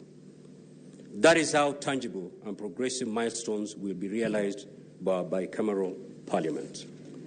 Distinguished senators, I also wish to urge honourable senators to adopt and nurture bipartisan and collegiate leadership approaches that will transform and invigorate the Senate to embrace the various political shades and interests represented in the 13th Parliament and ensure they find their rightful place. Under the new Senate leadership, we will endeavour and ensure to do the following. 1. The Senate work strategy will be reviewed as appropriate to enable senators perform their constitutional and leadership responsibilities through systems that are predictable and adequately facilitated to enable them deliver effectively and quality services. 2. Dynamic and innovative programs and activities of the Senate, guided by the need to respond to key priorities of the counties, shall be initiated to respond to identified challenges. The Senate will continually bolster and strengthen internal collaborative linkages, deepen existing partnerships and engagement between the Senate, national and county government departments and agencies, regional and international development partners, as well as non-state actors, to work closely and harmoniously with the Evolution family. Learning and leadership are indispensable to each other. We will ensure continuous capacity development and empowerment of senators and their secretariats so that they can constantly update their skills and expertise and ensure they acquire requisite parliamentary exposure to enable them handle complex and new frontiers of legislative and public affairs. The Senate will endeavour to be responsive to emergent situations and reignite the manner in which traditional legislative services and relations with our various stakeholders and counties are offered. Honourable Senators, elections come and go. We have concluded the electoral phase and must now proceed to the critical transitional and development phases. After the delicate ballet dance of politics, we have to overcome and begin to heal from our challenges born out of these divisive political alignments. I urge and call upon our people to refocus, embrace unity, and move forward. No Kenyan should feel left out. It is now time to put behind us political rivalries, roll out our sleeves, and together focus on building the new Kenya that we all desire. Distinguished senators, Kenyans expect from us nothing short of servant, responsive, and effective leadership. Let us aspire to be forthright in the performance of our legislative functions, especially in undertaking oversight roles, so that the citizenry can build trust, find refuge, and solace in the Senate of the Republic of Kenya. We should neither entertain nor accept any discourse that will divide or polarize Kenyans. Honourable Senators, as I conclude, I wish to undertake that under my stewardship, my commitment to you, Honourable Senators, and the people we represent, is to be a faithful and impartial servant, ready to discharge my diverse roles and responsibilities with due diligence and in accordance with the Constitution of Kenya and Senate standing orders. Finally, to quote the former United States President, John F. Kennedy, ask not what your country can do for you. Ask what you can do for your country. We have a collective, solemn, and patriotic duty and responsibility to rally fellow leaders and Kenyans to put the interests of our country first and move it to the next level of development and prosperity. On my part, I shall respect and uphold the rule of law, legality, and nurture the culture of constitutionalism. And I shall protect, defend the Constitution of the Republic of Kenya, and always safeguard the mandate and role of the Senate. Honorable Senators, I welcome you all to join me as we embark on this journey together. I thank you. May God bless this Senate, and may God bless our country. Thank you so much. Next order, please. Point of order, Mr. Speaker. Point of order.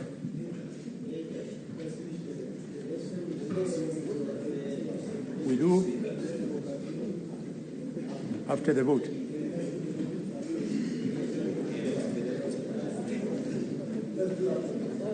Huh?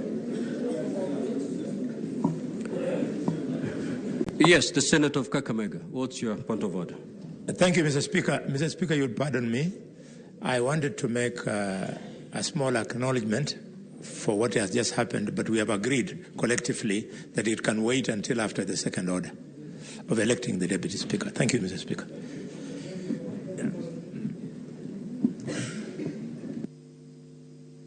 Very well, the Senator for Kakamega. Next order, please.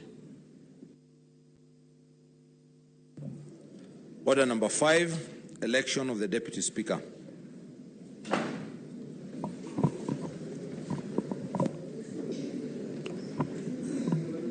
Honorable Senators, Standing Order number 13 provides that as soon as practicable, after the election of a Speaker following a general election, a Deputy Speaker shall be elected. Standing Order number 13.4 further provides that the procedure for the election of the Deputy Speaker shall, with necessary modification, be the same as that prescribed for the election of the Speaker. A number of activities were required for the election of the Deputy Speaker before this sitting. I will proceed to detail each of such activity and the manner in which we have complied with the standing orders. Firstly, Standing Order number 5.1 requires, upon the President notifying the place and date for the first sitting of the new Senate, pursuant to Article 126(2) of the Constitution, the clerk shall by notice in the Gazette notify that fact and invite interested persons to submit the nomination papers for election to the office of the Deputy Speaker. Vide Gazette Notice number 10532, dated 5th of September 2022, and an advertisement in the Daily Nation and the Standard newspapers of 6th September 2022. The Clerk of the Senate invited persons to submit their nomination papers for election to the office of Deputy Speaker of the Senate. Secondly, Standing Order number 5.4 requires that the clerk shall maintain a register in which shall be shown the date and time when each candidate's nomination papers were received, and shall ascertain that every such candidate for election to the office of Deputy Speaker is qualified to be elected as such under Article 106 of the Constitution. Honourable Senators, for the position of Deputy of the Senate, the following candidates were validly nominated as at the close of the nomination period. 1. Mazayo Stewart Shadrach Mochiru, identification number 1059777. 2. Murungi Kathuri, identification number 11544617. Standing Order number 6.1, as read together with Standing Order 13.4, provides that the election of the Deputy Speaker shall be by secret ballot.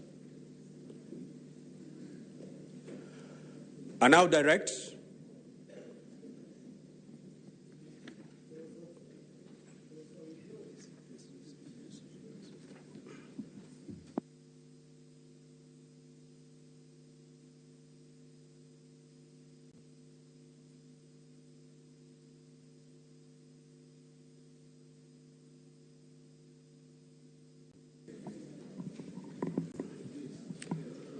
Honorable Senators, pursuant to Standing Order number 8, a candidate may, by written notice to the clerk, withdraw his or her candidature before a ballot is started. In this regard, I wish to draw the attention of the honorable senators that this morning, by a letter dated 8 September 2022 and addressed to the clerk of the Senate, Senator Mazayo Stewart Shadrach Mochiru withdrew his candidature for the position of Deputy Speaker of the Senate. Honorable Senators, Senator Mazayo Stewart Shadrach Mochiru, having withdrawn his candidature for the position of Deputy Speaker of the Senate, we now have only one duly nominated candidate for the position of the Deputy Speaker of the Senate.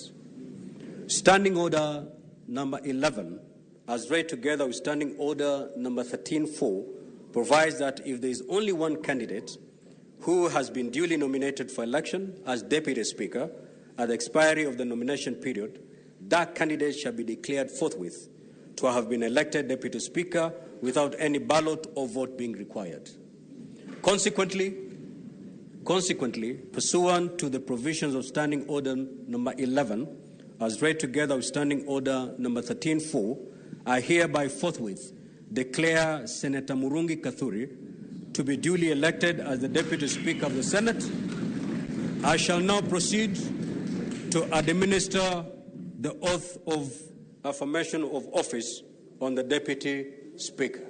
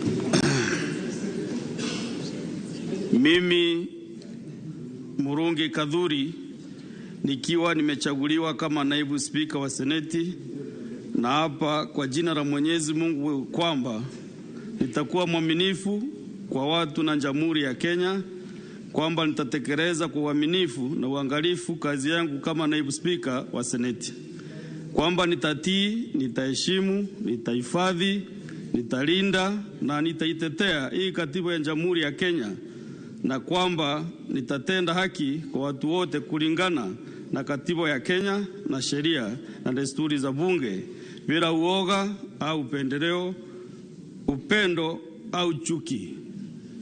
Ewe Mwenyezi Mungu nisaidie. Thank you very much. Thank you. Okay, thank you.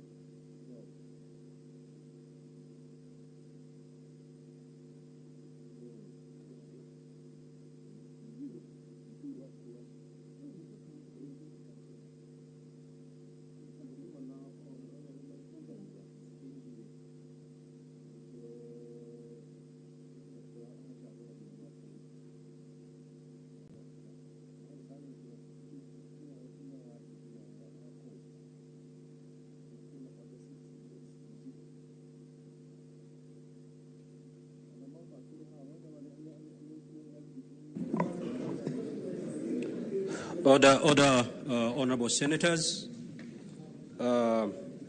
We have prepared for you a reception at the courtyard. So after we rise, we expect all the senators to come for the reception. Point of order, Mr. Speaker.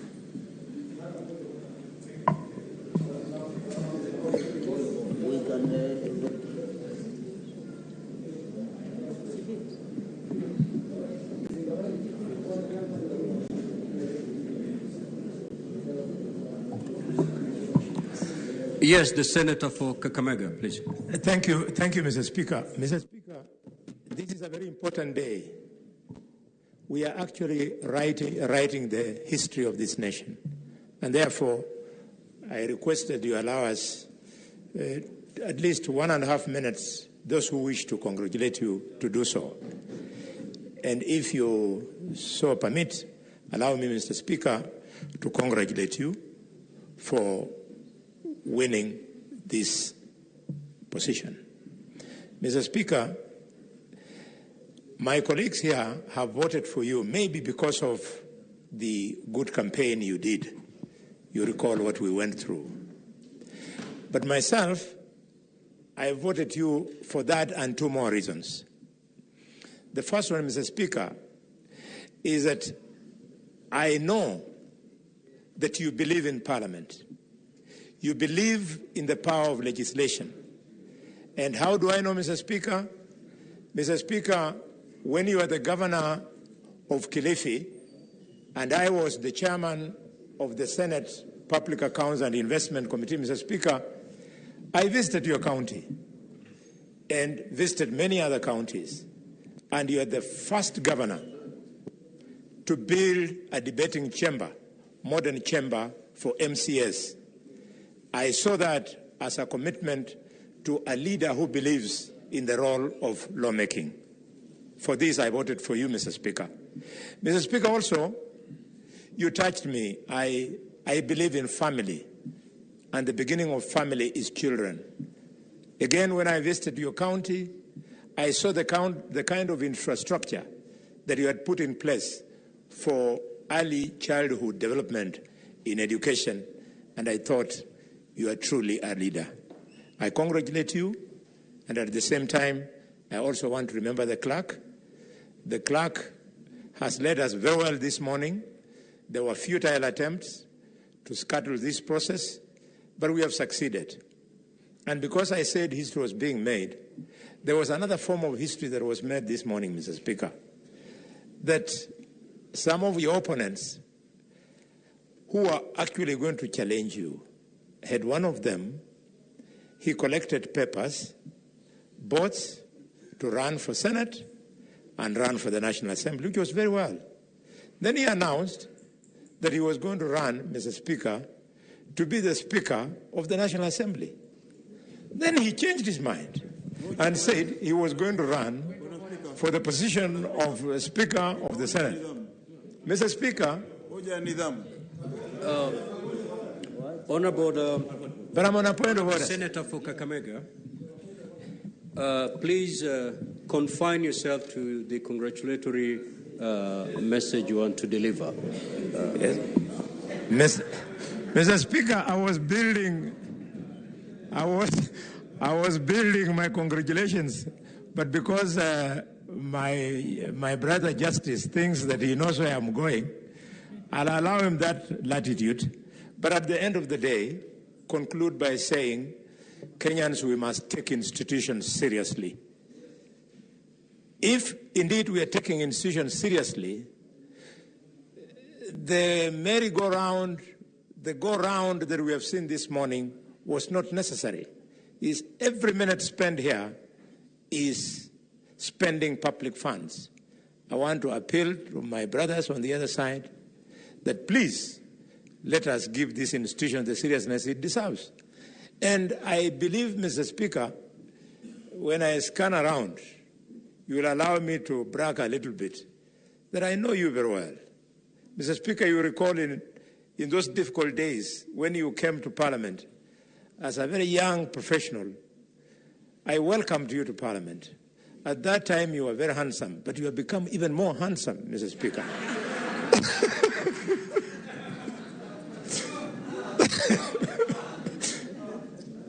Mr. Speaker, I am confident that because you have become older, you're wiser, let us lead this Republic of Kenya so that devolution works. We don't want to demand that we are the senior house. We want to prove that we are the senior house by teaching the lower house how jobs are done in Parliament. Thank you, Mr. Speaker.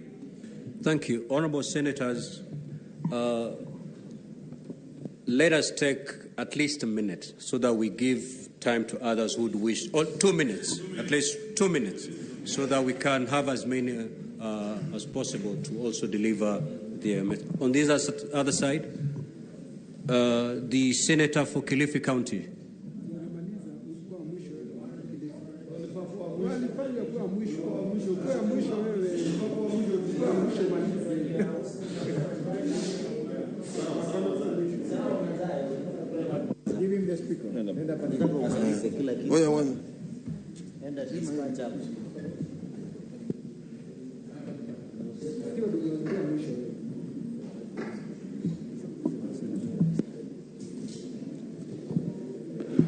Asante Bwana Spika.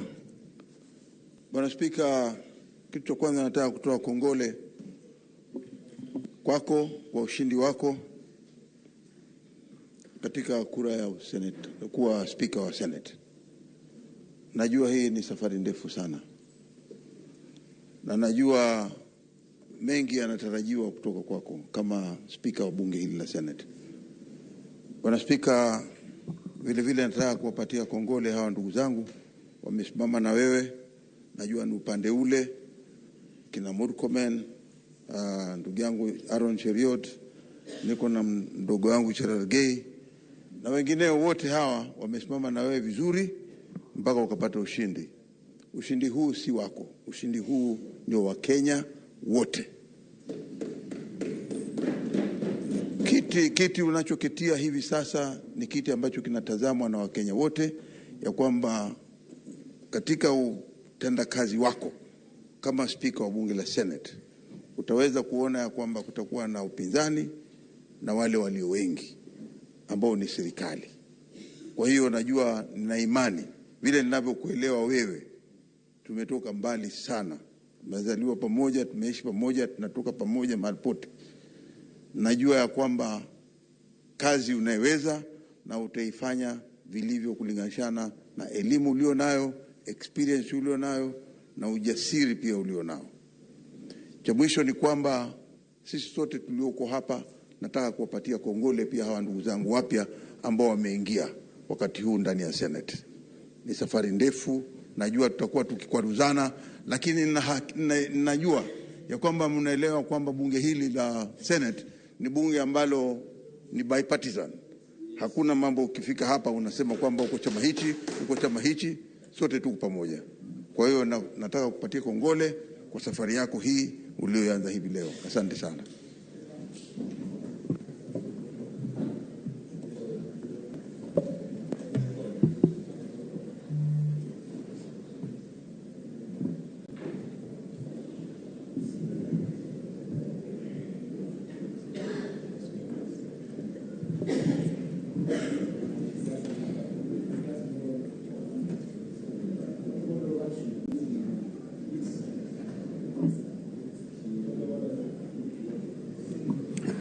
Senator Murkomen.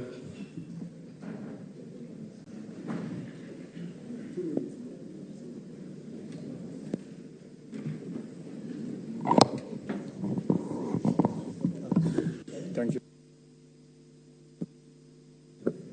Oh, okay. Thank you, Mr. Speaker. Mr. Speaker, I know there will be an opportunity for us to say much thereafter when we resume back as a Senate. But I want to take this opportunity to congratulate you and the Deputy Speaker, Honorable Kaduri, for being elected as the Speaker and the Deputy Speaker respectively. Mr. Speaker, this is a very momentous time in our history. For the first time, the Republic of Kenya has produced a Speaker of Parliament who comes from Coast Region. And Mr. Speaker, for the first time, we have an opportunity to demonstrate that the entire country through the leadership of Kenya Kwanza team, has a face of Kenya, and a proper face of Kenya. I am a very proud member of Kenya Kwanza team on this side, Mr. Speaker, and speaking for the side that I belong to. I am among a team of senators here with Kinyua, with Delekwe, Senator Chiriot, that, Mr. Speaker, were taunted for so many days in the last parliament for almost 3 years. Every time a vote was taken here, and Cherargei is here also, we were always reminded that, where are your numbers? I am so happy, Mr. Speaker, that our numbers have counted today. I am also very happy, Mr. Speaker, that we have a new dawn in this republic with a new president, President William Samoei Ruto. And I'm really amazed I'm using the word president, because it was not feasible in the eyes of men a few months ago. President William Samoei Ruto is a deep believer on matters devolution. Mr. Speaker, we've had a fight for a long time, supremacist battle for 10 years between this chamber and the lower house, Mr. Speaker. But with your election, and I believe the election of your brother in the other house, I don't want to preempt, I believe with sitting down with a president who believes in devolution and the Senate, we will end this supremacy battle. And the beginning of that ending, Mr. Speaker, is for both you and your brother in the National Assembly to sit down, instruct the lawyers who went to court in National Assembly and the Senate to record a consent, Mr. Speaker, on the operation of Article 110 of the Constitution on movement of bills from both houses of Parliament. Mr. Speaker, if you allow me just, it's extremely important as a former leader in this House.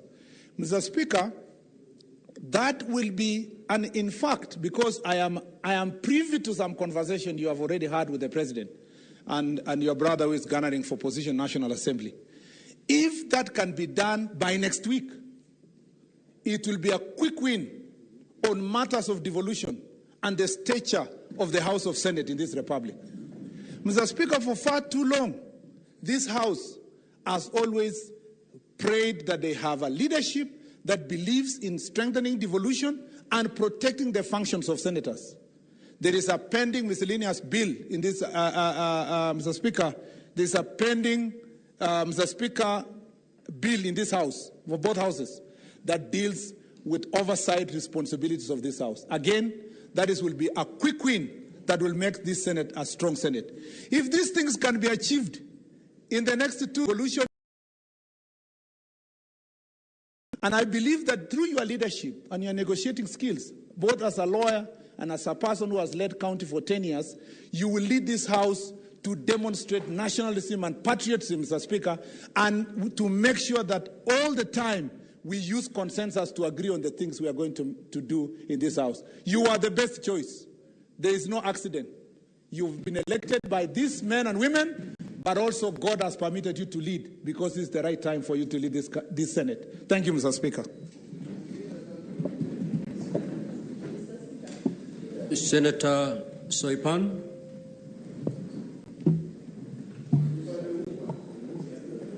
Thank you, Mr. Speaker. Allow me to take this opportunity to give my hearty congratulations to yourself and the Honorable Kaduri, who has been duly elected as the Deputy Speaker of this House. And I must say at the very onset that for me, coming from across from the other House, today, and I'm sure even Honorable Kaduri, is a day when we are going through a Damascus moment. Because I just realized that indeed this is the upper house. For the longest time that I am serving my third term, and so is Honorable Kaduri. So congratulations, Mr. Speaker.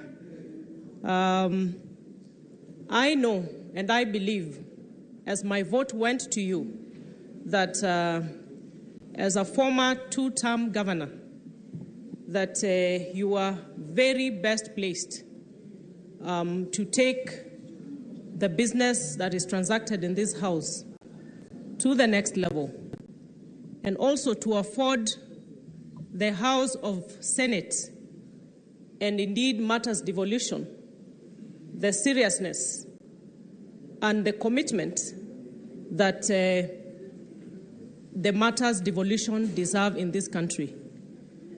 And your election and that of the Deputy Speaker comes at an opportune time, Honorable Speaker, when we have a president who is fully committed, fully bought into supporting devolution in this country.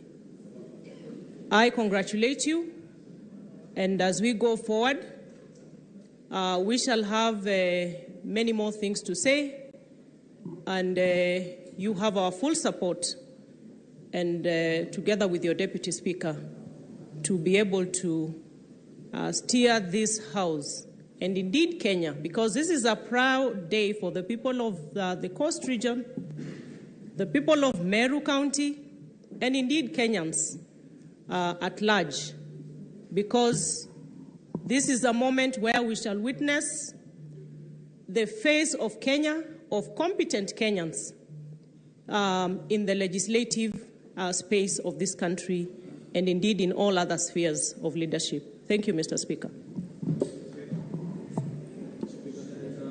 Senator Faki.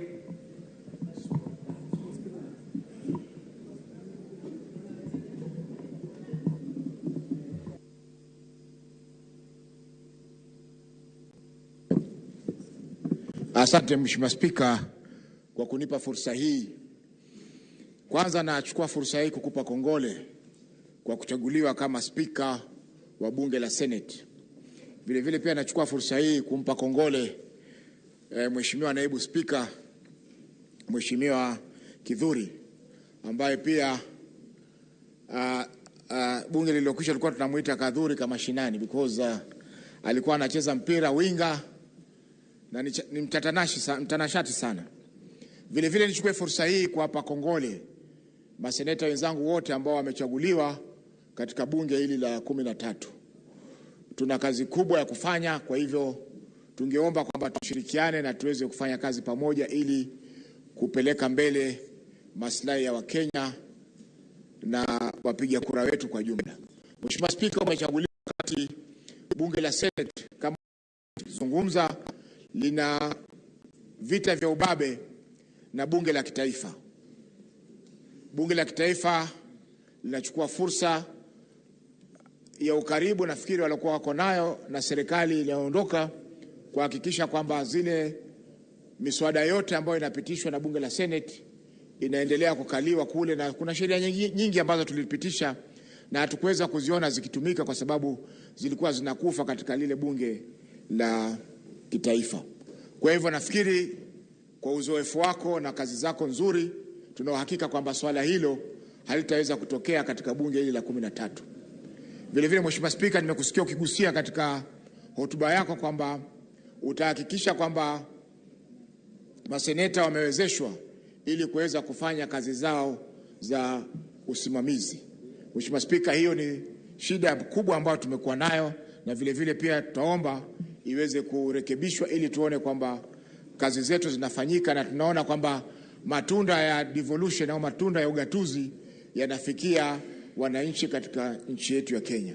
Mheshimiwa Spika, pia bila kusahau ningependa pia kumpa kongole Mheshimiwa Miraji, ambaye Miraji ni mtoto wa dadangu, na nimefurahi kwamba pia ameweza kuingia katika bunge la Senate, na namhakikishia kwamba tutaweza kumshika mkono katika bunge hili pamoja na wale wabunge wote wengine wageni, ili tuhakikishe kwamba wanaweza kutekeleza majukumu yao bila ya matatizo na wanakuwa ni wenye kusaidia bunge hili kuweza kufikia malengo yake. Asante Mheshimiwa Spika kwa kunipa fursa hii.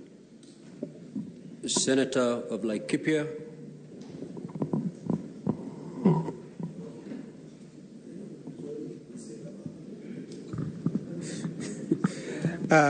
Asante sana Bwana Spika. Nataka kuchukua fursa hii kukupongeza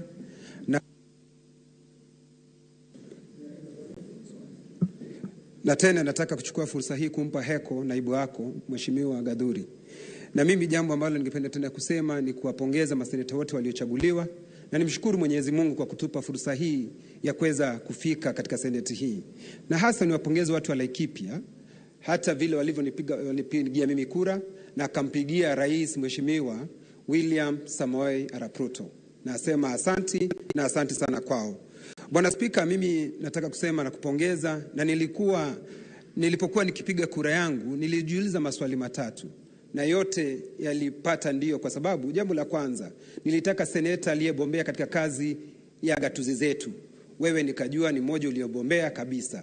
Swali la pili nilijiuliza ni ya kwamba ni seneta ambaye ataelewa mambo ya serikali kuu.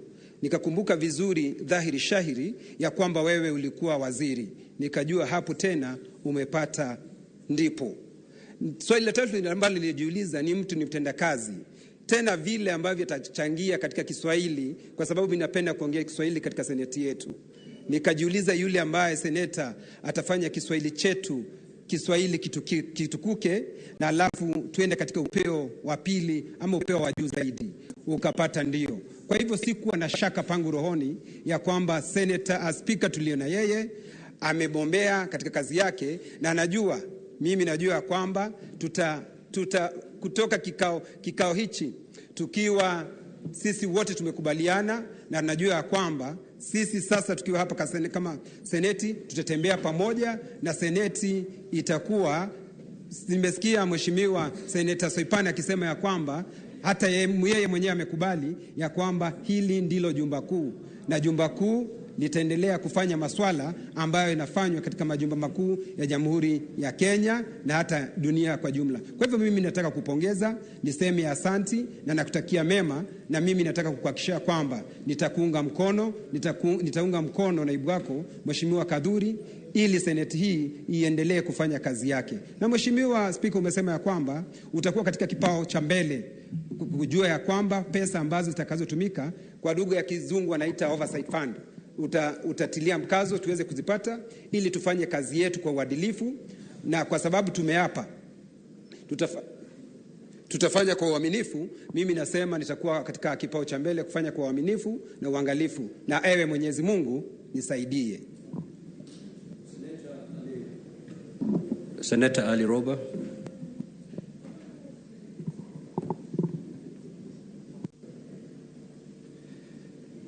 Thank you very much, Mr. Speaker. And considering this is my maiden speech, I would like to take this opportunity to congratulate you together with the Deputy Speaker that has been elected. I also want to congratulate the senators who have been sworn in just before the elections, as well as appreciate our colleagues who are on the other side who supported to vote you in together with the Deputy Speaker. Mr. Speaker, having worked with you for the last 10 years in devolution as pioneer governors, there has never been a better time to expect renewed devolution support from the Senate. The senators have done very well, but with my colleague, former Governor Emeritus of Uasin Gishu, Mandago, myself, and you as a governor who has served 2 terms, and with clear understanding of first-hand experience on devolution, and Senate with its important role of supporting devolution. Mr. Speaker, sir, we have new hope that devolution is going to really achieve even better than what has happened before. I said sometimes back before in an informal meeting somewhere that the era of legislating for posterity will get a boost with you being elected as the Speaker of the Senate. I want to take this opportunity to say congratulations. Look forward to strengthening devolution. Asante sana. I will allow maybe 4 before we rise. Of course, there's going to be an opportunity for all of us to give your congratulatory messages, but for purposes of this session, allow me to give 4 senators. 3 from this side and 1 from this side. So, the Senator for Kilifi, I thought you've already made your, because I can see you're complaining a lot. We'll give 2 lady senators, and I'll start with Senator Gloria.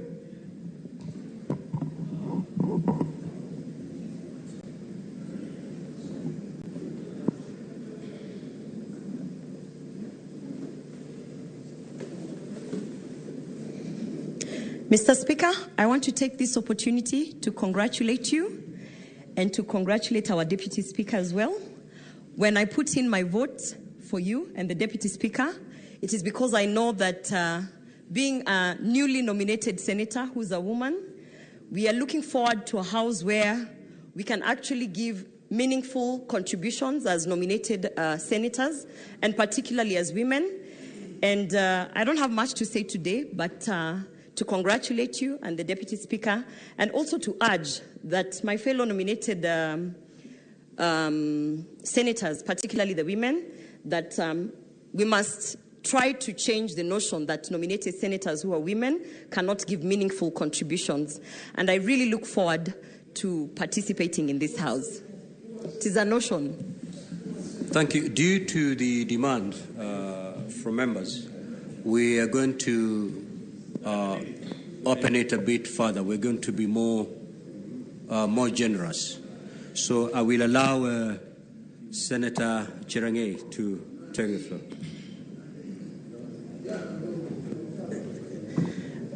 Thank you, Mr. Speaker, sir. From the onset, on behalf of myself and the great people of Nandi, I want to congratulate you, plus your deputy. We wish you well.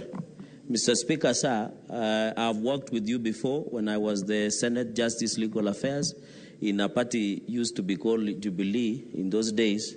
You are also the chairperson of Council of Governors representing the legal affairs. So I've worked with you, and Mr. Speaker, it is an honor because when you used to serve as the chairperson of COG Legal, I used to serve as Senator Legal under one famous party called Jubilee. Secondly, Mr. Speaker, I know also when you used to appear before CPIC, where I was a member, you are a very good client, and we have interacted on various sessions, and I'm happy that you are coming to the House with immense knowledge of devolution. In terms, you have been a legislator, you have been a cabinet minister, and I think, Mr. Speaker, sir, we look forward to working closely. Finally, Mr. Speaker, I agree with Senator Murkomen. I was the chair who drafted the pleadings, and he was our able majority leader, and I hope he remains so, where we work, led by the former Speaker from here to Milimani High Court, Mr. Speaker, because of 24 legislations that were non-concurrent by the lower house, Mr. Speaker. I hope with the election of our brother at the lower house and yourself, you can come at a concurrent point so that we can proceed. Mr. Speaker, we wish you well. You have seen, and I want to thank our colleagues from this other side. You got 46 votes, which is far beyond and round one, and that was needed. Mr. Speaker, let our colleagues come back to the House. This is not the time to resist. I want to appeal to our colleagues wherever they are. Let them come back. We need to build this nation through bottom-up, Mr. Speaker, through our able President, Dr. William Ruto, and the Kenya Kwanza. And I want to thank Senator, your Senator, Stewart Madzayo. At least he has stood firm, and he's happy that the city is coming back. I know it has been written in Psalm 4:1 that Azimio senators have joined Kenya Kwanza. There is no problem. The government is big, so let it be. So Senator Kilifi, Madzayo, you did the right thing. All the senators in Azimio who voted for you, they have done a fantastic job. And I want to agree with Senator Murkomen. Now we have the numbers. Thank you very much, Speaker, and all the best. Thank you. Senator Okeyo Mtata.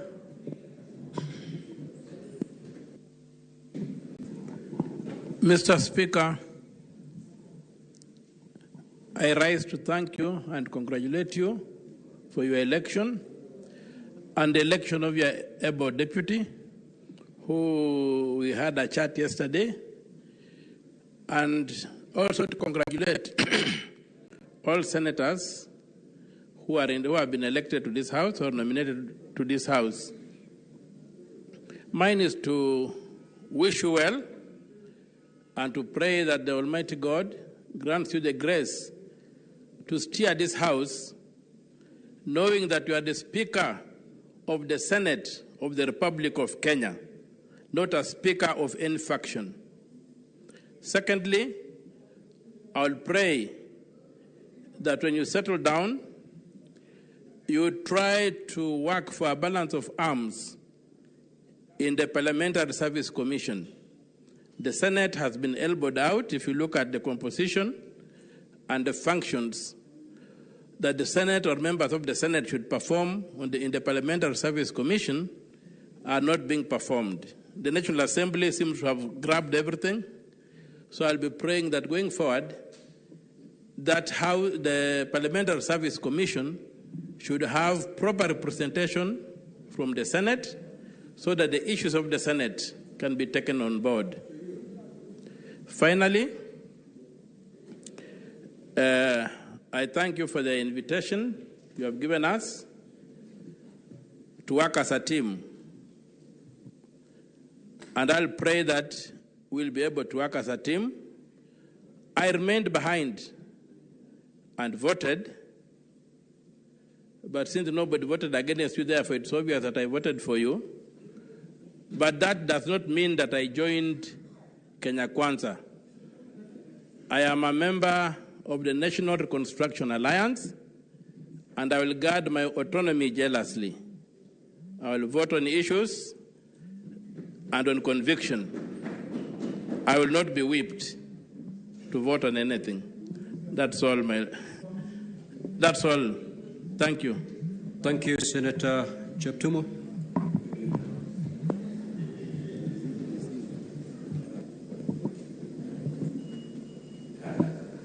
Thank you, Mr. Speaker. Let me start by first congratulating you for your election as our Speaker. Mr. Speaker, in 2007, we were together with you in this very chamber during the Grand Coalition government. And we served also with you in the cabinet. And thereafter, you served 2 terms as a governor. You are a member of the legal profession. And I think I will be clear to say that this House is indeed lucky to have you as our Speaker. Not because of any reason, Mr. Speaker, but because I know, and having had sessions to work with you, I am confident that this House will benefit from your experience and your leadership, together with my colleague, the Deputy Speaker, whom also I was with him in the National Assembly for 2 terms. Mr. Speaker, you are also coming on board at a very critical time of our country, when we have a new government. Which government, Mr. Speaker, is clear as to how you would like to drive this country forward. There will be a number of laws, legislations to be passed by this House and the National Assembly. Mr. Speaker, with your directions and your leadership, I'm very certain that our President is going to move this country forward, because as a House we are going to help him to ensure that the relevant laws to be passed will be passed. Mr. Speaker, I listened to your acceptance speech, and you assured the country and these members that you are going to ensure that devolution indeed thrives, because that is the way to go. I want to say that we are going to give you the support necessary. When I was in the other House, Mr. Speaker, I chaired the Delegated Legislation Committee, and I think I need to share this here. And there were a number of areas where this House wanted to be facilitated in, so that it is able to perform the functions. Mr. Speaker, with the new spirit of yourself and your brother from the other side agreeing to work together, I think the side shows these issues of competition as to which is the upper house, of course we know it is this one, and the lower house, shall be issues of the past. So that, Mr. Speaker, we pass laws, regulations, rules for posterity. And with the guidance of your leadership, Mr. Speaker, I believe this country will witness a very, very progressive government, which is going to be led by William Samuel Ruto, a man that has come from very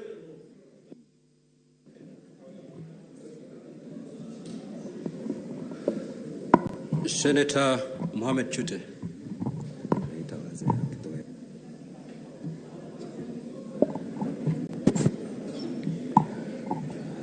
Mr. Speaker, let me take this opportunity to thank our Almighty God for the opportunity that He gave us to serve our country. Secondly, Mr. Speaker, I would want to take this opportunity to congratulate you and your able deputy for this election. And I would want to congratulate my fellow senators, both appointed and elected, for this opportunity. And thank you very much, Mr. Speaker. Thank you, Senator Miraj.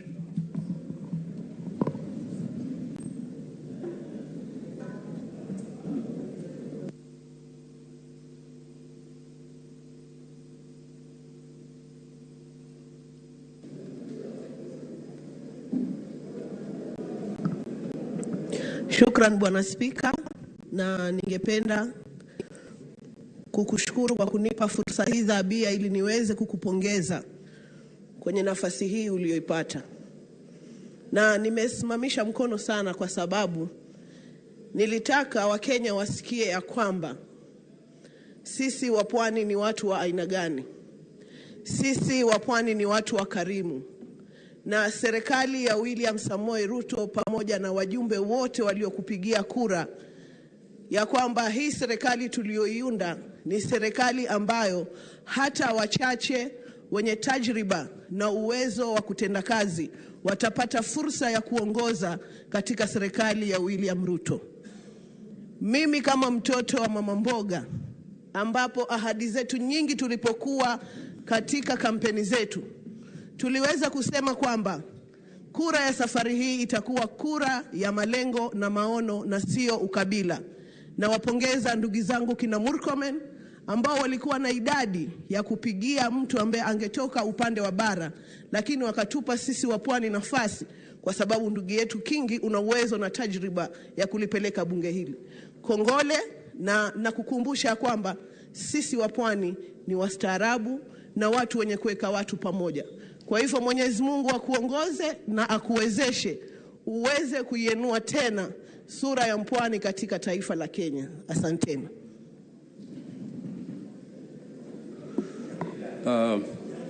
Senator Gataya, I'm doing this purposely because we need to balance regions, but we'll give each one of you an opportunity to say something.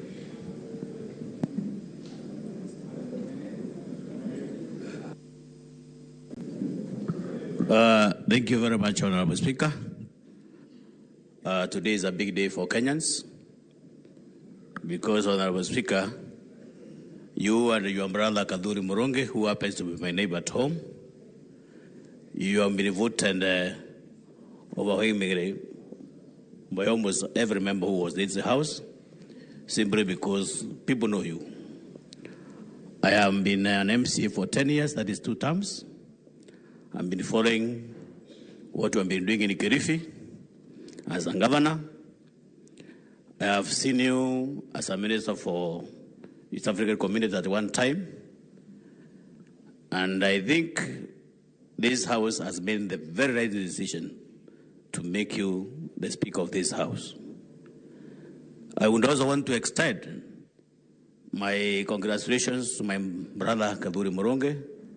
Kaduri Muronge, we commonly call him Kaduri Kamashinani, because Kaduri is my neighbor who anybody would describe as very sober, very humble, and I want to assure you that you get the maximum cooperation and assistance from Kaduri Muronge as your deputy. So, Mheshimiwa Speaker, we are so happy that today you have brought that reflection that you are a true Kenyan who has invited votes across the country. So in this regard, as a House, we promise that we shall support you and give you the maximum support throughout the journey for the 5 years that we shall be here. Thank you very much. Senator of Turkana.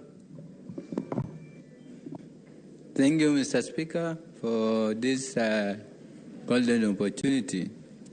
I want to take this opportunity, Mr. Speaker, to thank the Almighty God for giving you this opportunity. Mr. Speaker, I come from the farthest corner of this nation, Turkana County. Mr. Speaker, in this county, there are so many great extreme challenges, which I know, Mr. Speaker, with your confidence and the confidence we have in you, we know we will try our level best to make sure those challenges facing the northern part of Kenya will really be resolved. Mr. Speaker, I want also to take this opportunity to thank all the senators who are elected in their respective places, areas and counties. Mr. Speaker, I also thank the Deputy Speaker, who is my friend, who have been with him for 2 terms in the National Assembly. And I want to assure him, because of the experience we had in the National Assembly, that we will support the Senate House so that we make sure it is supposed to be the upper house, not the lower house. Mr. Speaker, as I finish, I trust you, and the people who I represent trust you also. Mr. Speaker, I know this Senate is just like a polling station, one polling station, with 69 members. And to you to handle a polling station, it is very easy, Mr. Speaker. As senators, maybe as senators for me, I take care of over 300 polling stations. So, Mr. Speaker, I have confidence in you that, Mr. Speaker, you will take care, welfare of these senators as you take care of this welfare of these senators. We will be sure and we will have confidence that the community we represent or the citizens we represent will automatically be taken care when their senators are taken care. Mr. Speaker, I want to congratulate you and pray God to give you enough grace and wisdom to represent and to support this House. Thank you, Mr. Speaker. Senator Mandago.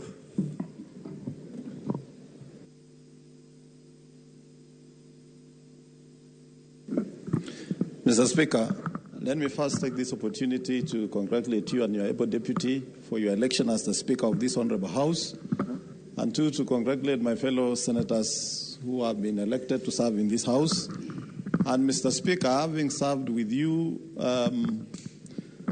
in the Council of Governors for 2 terms, I want to say I'm one of the honorable senators who is happy that we have members in this House, Mr. Speaker, who are in the other House and now acknowledge that this is a upper house and that indeed they erred in passing legislations that undermine devolution.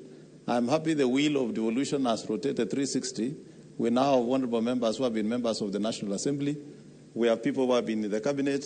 We have people who have become governors.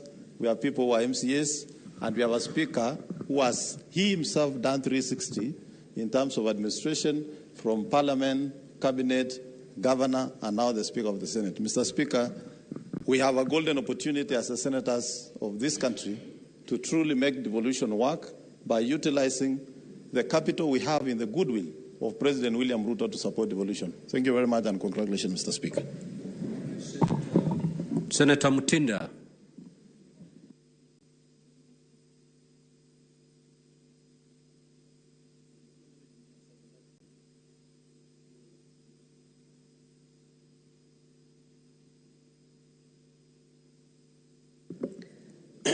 Mr. Speaker, I want to take this opportunity to highly congratulate you this afternoon.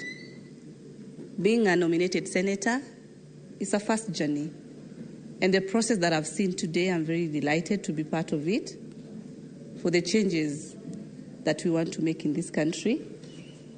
To the Deputy Speaker, also my neighbor on the other side, congratulations. And this is an indication of the wonderful leadership that Kenya Kwanza is going to offer. Peaceful proceedings, teamwork in this nation. And I believe through these processes, we are going to deliver and we are going to serve Kenyans. God bless you. Senator Nyandarua.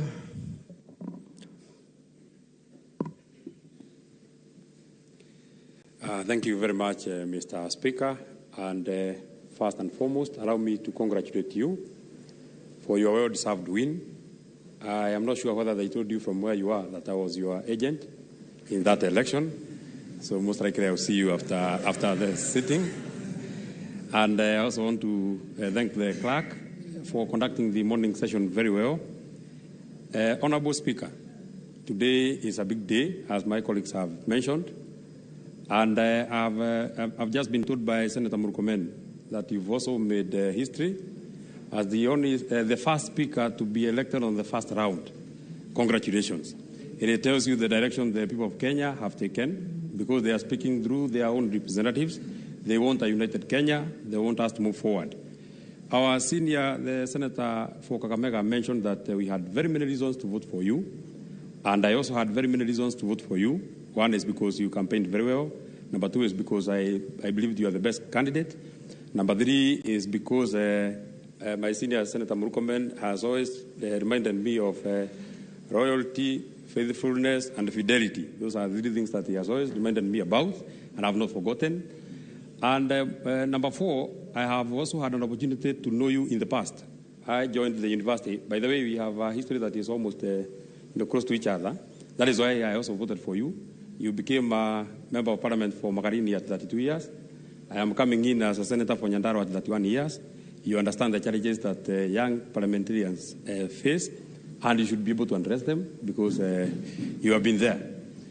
I joined Pwani University in 2013, and then you are a governor for Kilifi, and I was running to be a member of the Pwani University Student Council. But I come from a very, very, very small village called Karoboivi, and a very humble background. I didn't have anything to push me there. I came to your office. I asked you to help me. You didn't know me, and you helped me.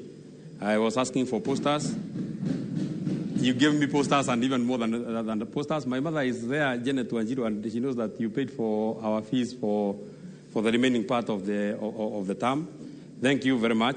I was reminding you the other day that when you came to ask for my vote, I was telling you that it is my time to now pay back. You didn't know me then, so I need not to know you now. I only needed to vote for you. And finally, Honorable Speaker, I would also wish to talk to my colleagues who just left this morning. It is not that they were elected by their people to walk out of the chambers of Parliament. They are supposed to be here to come and express themselves. Walking out is disdain to the people that elected them to come here. You are elected to come to the Senate, and then you leave the Senate. A big purpose of why you ran for office. You would have rather asked the others to come and represent their counties. Finally, Honorable Speaker, allow me to also, I am coming also from my lower house. I have been a big and a small man at the County Assembly of Nyandarua. I was working as the personal secretary to the Speaker of the County Assembly of Nyandarua, who is in the Speaker's gallery, James Ndegwa Home. He gave me an opportunity to serve in his office. So you not even have deficiency in your office. I have all the experience that you need from a personal secretary. I'll be able to help. Thank you very much, and congratulations from my own self and from the people of Nyandarua. Thank you, Senator Veronica Maina.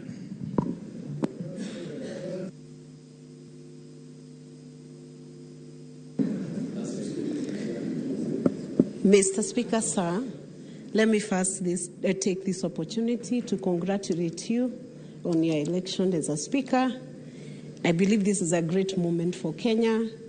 We have gotten the best Speaker we could have gotten in the Senate House today, because we had all the CVs and we had a look at those CVs, and I can affirm and endorse you as the right Speaker for this Senate House. This Senate House has a heavy responsibility towards the whole nation of Kenya. It has the oversight role over the devolution funds and the county governments.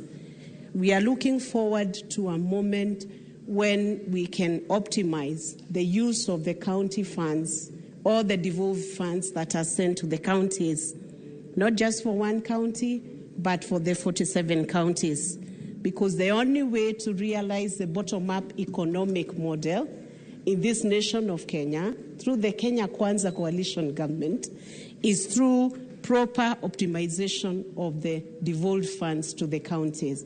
I believe you have the capacity to do that, to lead that oversight role, and to ensure that Kenyans will not be disappointed with your tenure. Mr. Speaker, sir, regarding the inclusion of women within the leadership of this House, we know that you will also oversight to ensure that all the special interest groups that have been represented in this House will feel that they are part of Senate and will feel that they are part of the leadership of Senate, both at the PSC and also at the committee level of this House. So let me not take too much time, but let me take this opportunity to wish you God's blessings. I know you have the capacity. I have practiced law with you in Mombasa for many years, and I knew you as a sharp advocate who was brilliant and able to perform his tasks on time. And I know this Senate will do what needs to be done to deliver the mandate under the Constitution. God bless you. Senator Mungatana.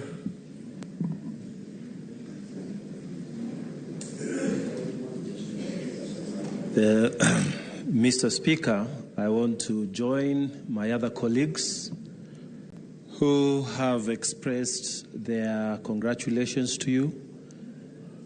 From Tana River County, where we are also neighbors with where you come from in Kilifi County, we want to give our congratulations to you. Mr. Speaker, quickly I want to speak to two issues. We celebrate you that you are from the coast, and previous speakers have said you are the best choice. So it's not just about regional balance, but what the Senate is saying is that there are competent people from those far-off areas, from those areas that hitherto were not recognized. Mr. Speaker, you've made history on behalf of all of us, and we believe the country is watching the new dawn that Kenya Kwanza is bringing to this nation. My plea, before I leave this floor, Mr. Speaker, is that what Senate has communicated to the nation should be replicated in the formation of the arm of government called the executive, so that we have people, talented people from far-off areas occupying key positions in this new government. Mr. Speaker, I believe that you will deliver. I have no doubt. As I take my seat, Mr. Speaker, I want to speak to yet another issue that was raised by my colleague Omutata. Mr. Speaker, when we are talking about the newfound dawn of cooperation between the two houses, the Senate and our colleagues in the National Assembly, in the constitution of the PSC, let us not go back to what was there before. Currently, this term which is coming to an end, they had the chairman and the deputy chairman both of them coming from the same house of the National Assembly. And yet we are there, yet we are colleagues. Mr. Speaker, in this newfound cooperation spirit between the National Assembly and the Senate, we know that by law they will take the chair. Let the deputy come from this house, Mr. Speaker. And with those few remarks, I congratulate you. Thank you. Thank you, Senator Cheriot.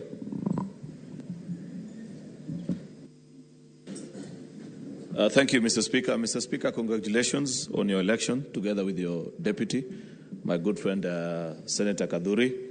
Mr. Speaker, people have spoken of very good reasons, very serious reasons why they voted for you. I also did for various serious reasons, but also for unserious ones as well. One of the unserious reasons why I voted for you is that while we are told there were 7 candidates, you are the only one actually who was gracious enough to ask me for my vote, and that's how you got it.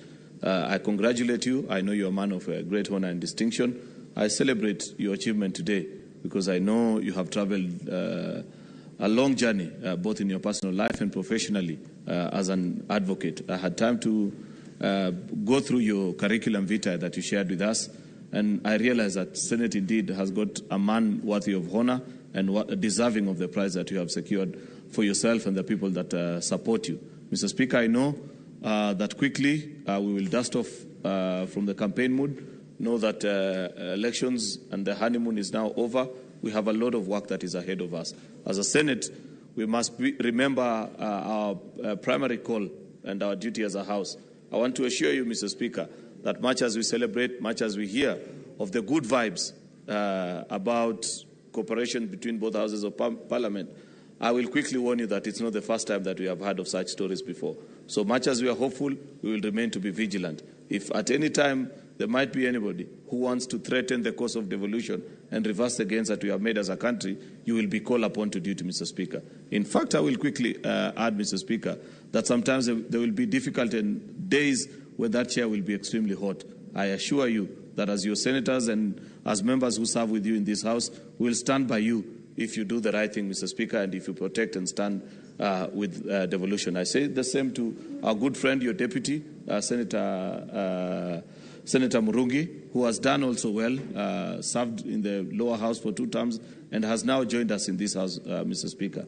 I believe he will serve this House and yourself as a good and able deputy, and together we shall be able to move the country and our counties forward. So I celebrate you, Mr. Speaker. I wish you well.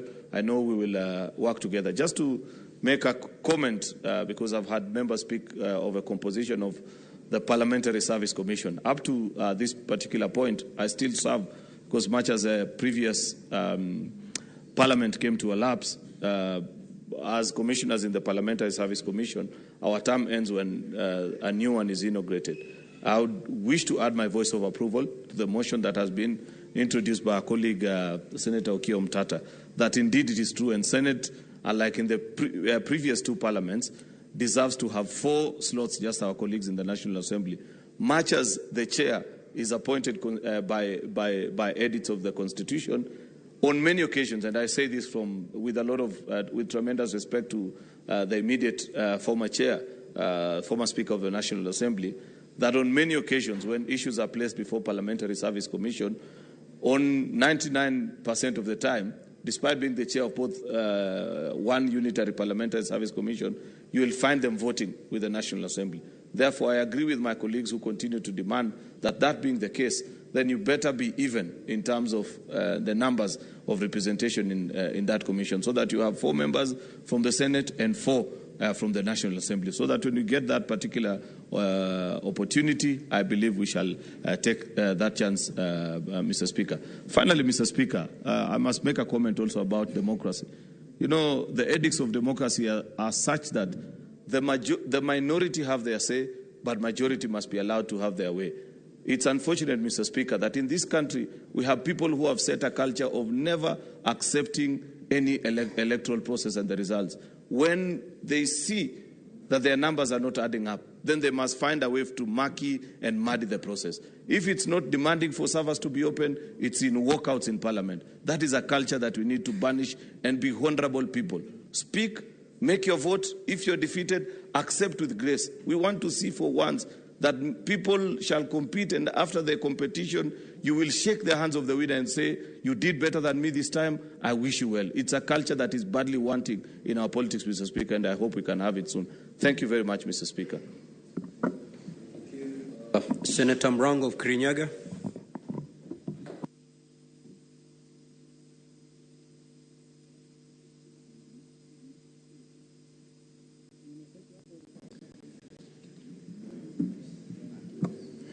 Asante sana Mheshimiwa Spika kwa kunipa hii nafasi ya kusimama mbele yako na suti yangu ya manjano.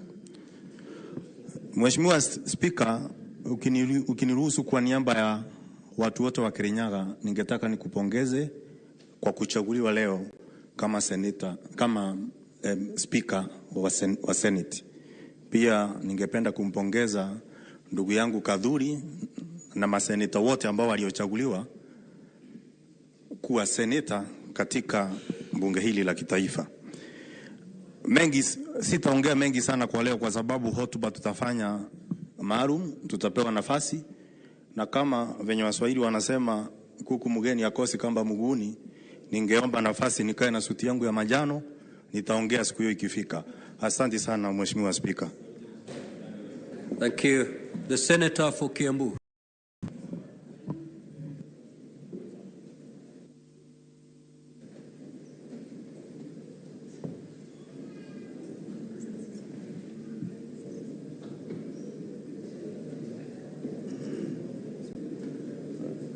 Senators, after the Senator of Kiambu, will take the very last senator before.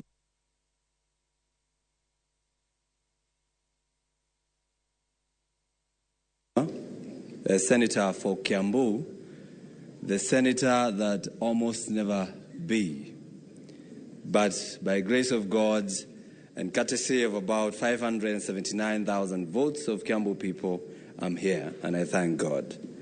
I take this opportunity to thank you and your deputy for being elected to the leadership of this House. I have no doubt that you'll meet the expectations of this House to make sure that this House thank you, Clerk of the Senate. Mr. Speaker, this House will go down in history as a House that has so many firstborns of devolution. And by saying that, I mean the MCAs, former MCAs, because I believe we are not less than 5 former MCAs, because I'm a former MCA between the year 2013 and 2017 in Kiambu County. Again, you sitting there as our Speaker, having come from the seat of a governor, that means this House has all its corners from the side of executive and from the side of legislation at the local level were represented in this House. And if this House never performs, I don't think any other will ever perform better than what we are going to do within this period. Mr. Speaker, as I conclude, if I was asked, although nobody is asking, having come from the background of an MCA, and having said that this House is going to deliver to the people of Kenya because we understand what devolution is, because we started with it, in future, maybe we should be giving those who come from the village, the first-timers, an opportunity to be the first one to speak at the Senate. Because, Mr. Speaker, if you follow the tradition and the ranks that has been there, we will find out that the new people will never be able to speak because we have to wait for those who have been there to speak. So I urge, probably if it needs to amend the starting orders, maybe we can do that. Or you can give us a day where those who are new will be given priority when it comes to representing the people. I thank you very much, Mr. Speaker. And as you go on to become our Speaker and as you go on leading this House, always remember to use the Chebukatic pronouncements. Follow the law, because if you follow the law, it will always vindicate you. Thank you very much, Mr. Speaker. Senator Murgo.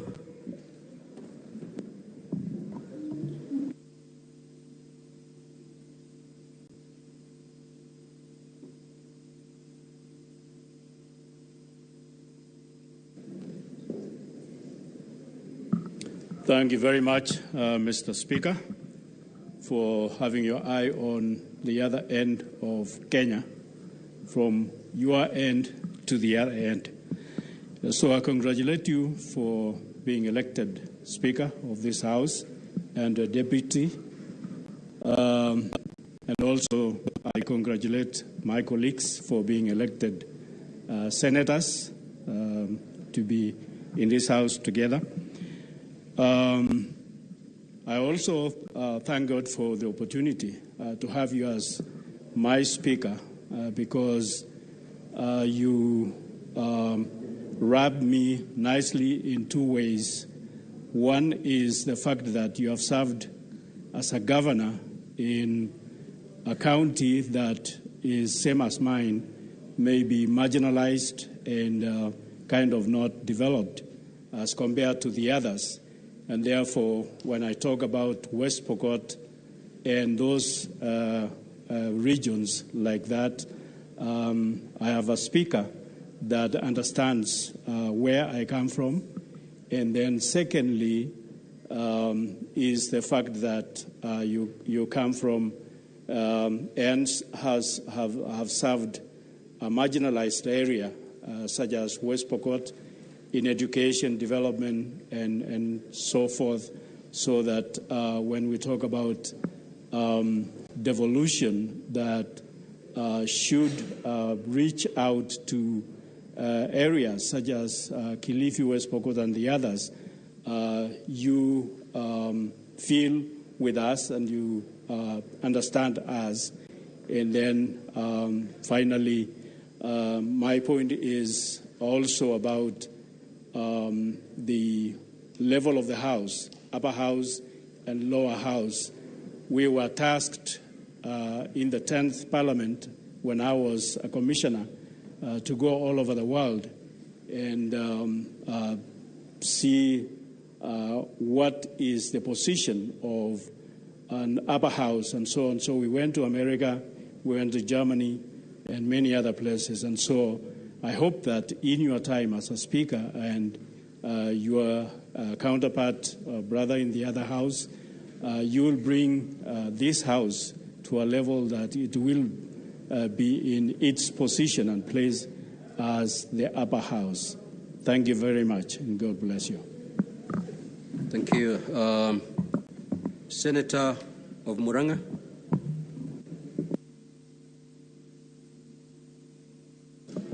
Thank you, Mr. Speaker.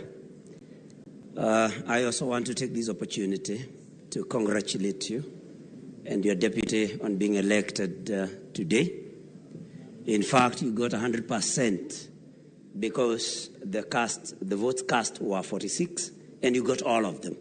So congratulations. Like my other colleagues have said, I also had my reasons for voting for you, and perhaps the most compelling was that you served as a cabinet minister, not just as a cabinet minister, but appointed by one very strict president, the late Mwai Kibaki. He could not have gone wrong. And that, for me, convinced me that this was the best speaker that we could have.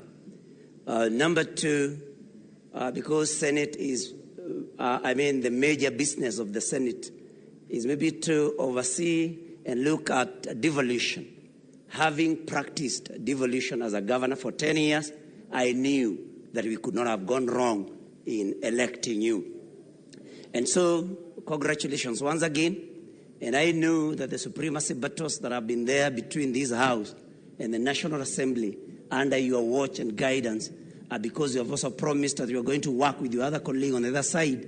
We know that devolution will be a winner in the whole of it. So congratulations, and like my colleague from Kiambu has said, please be considering us a new entrant so that we can also try and maybe hone our skills in debates. Otherwise, thank you very much. Congratulations with your deputy. We look for better days ahead. Thank you very much. Thank you. Senator Wamatinga of Nyeri.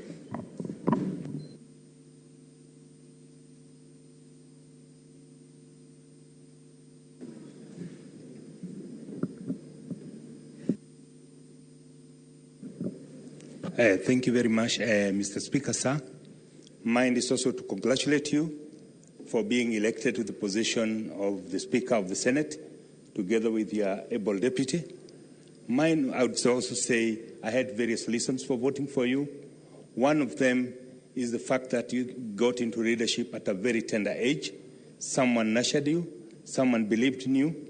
My challenge to the House, Mr. Speaker, sir, is that we also nurture the young ones so that when we are out of politics, their people be there to take after us.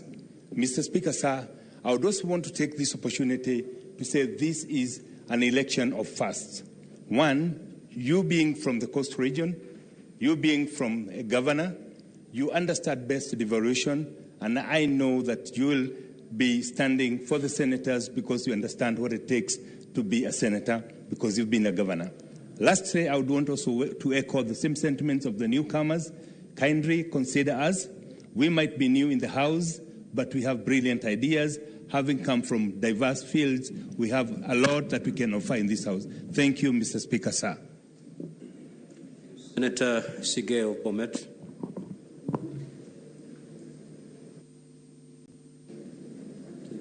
Thank you very much, Mr. Speaker. I rise to first congratulate you on your election. It is a confirmation of the confidence that the members of this House had in you. Having to get 100%, as my colleague has said, is a confirmation of the confidence that they had in you, and for the Deputy Speaker, the confidence that all of us had. We were not required to go to the ballot. I congratulate you, and from your background, I am very sure that devolution and this House will be properly managed. We will legislate. This is a House of legislation. We will do under your guidance that which is right, that which is proper, and devolution will thrive. I congratulate you, and I congratulate the rest of my colleagues also who are in this House today. Going forward, I would want to echo the sentiments of the newcomers in the House. We will strive to do the best in order to also support you in the cause of building and protecting devolution and doing the best for the people of Kenya through the government of the Kenya Kwanza coalition. I thank you, Speaker, and congratulations once more. Thank you. Senator Seki of Kajiado.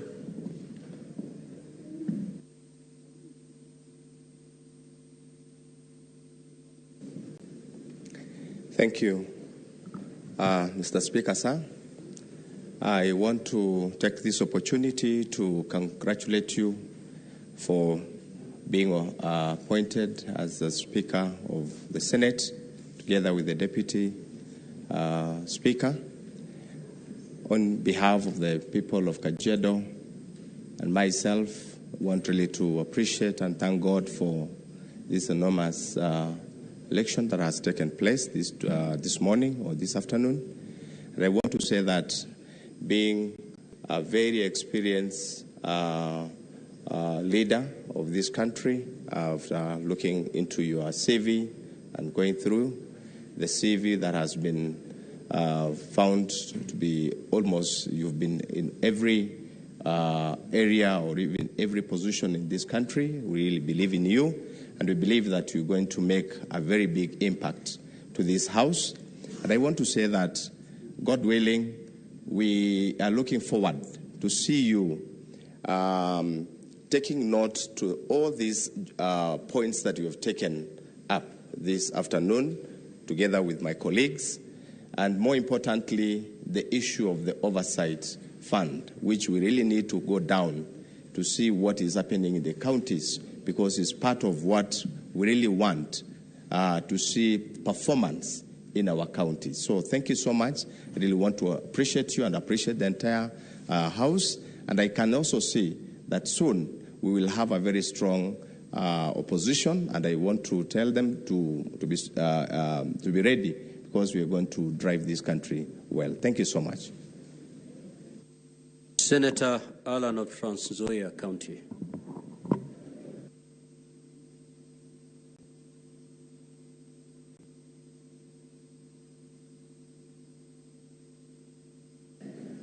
Yeah, thank you, Mr. Speaker. On behalf of Trans Nzoia County, I just want to say congratulations to you and your deputy, and also on behalf of the youth of this country. I also want to thank the Trans Nzoia people for electing me, because where I come from, it is believed that the Senate is for old people. So it is just my humble opportunity to thank them for giving me this opportunity to represent them. And me being a young leader, and actually it is one of the youngest in the House, I want to believe in your wisdom of leading the House to representing us, and I want to assure you that you will have our support. And I just want to say we have pledged the allegiance, and we thank you very much. Thank you. Senator Raphael.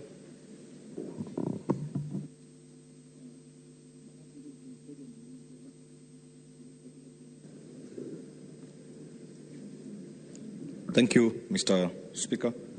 To whom much is given, much is expected. I believe we are in that seat today courtesy of what my colleagues have said. More specifically to echo Senator Danson Mungatana, that sisi wa pwani tunafurahi kwamba leo mpwani mwenzetu amekaa katika kiti cha enzi pale. Lakini Senator Mungatana amesema one major qualifying factor is that competence is what has sold, and it is competence that has made you sit on that seat today. Mimi leo hii ninaraa kwamba kijana kutoka Kwale, kijana kutoka Ganze, kutoka Magarini anaweza kuwa katika serikali hii na kuweza kuwa katika kiti ambacho anaweza kufanya maamuzi ambayo ni ya mageuzi. Moving forward, on behalf of the youth of this great nation, I wish to congratulate you and the Deputy Speaker. I look forward to engaging more with you and my colleagues. I've noticed the House is full of people of diverse skills, diverse competencies, diverse interest areas, and I believe this is a Senate that Kenyans have always been yearning for. Asante sana, God bless you, and God bless this particular House. Senator Raphael, I allowed you to continue speaking because it's your maiden speech, but we do not speak, we actually don't mix languages. So if you choose to speak in Swahili, you go all out Swahili. If you choose English, you speak in English. But for today, you'll get away with that. Lastly, let me allow my deputy to make a speech.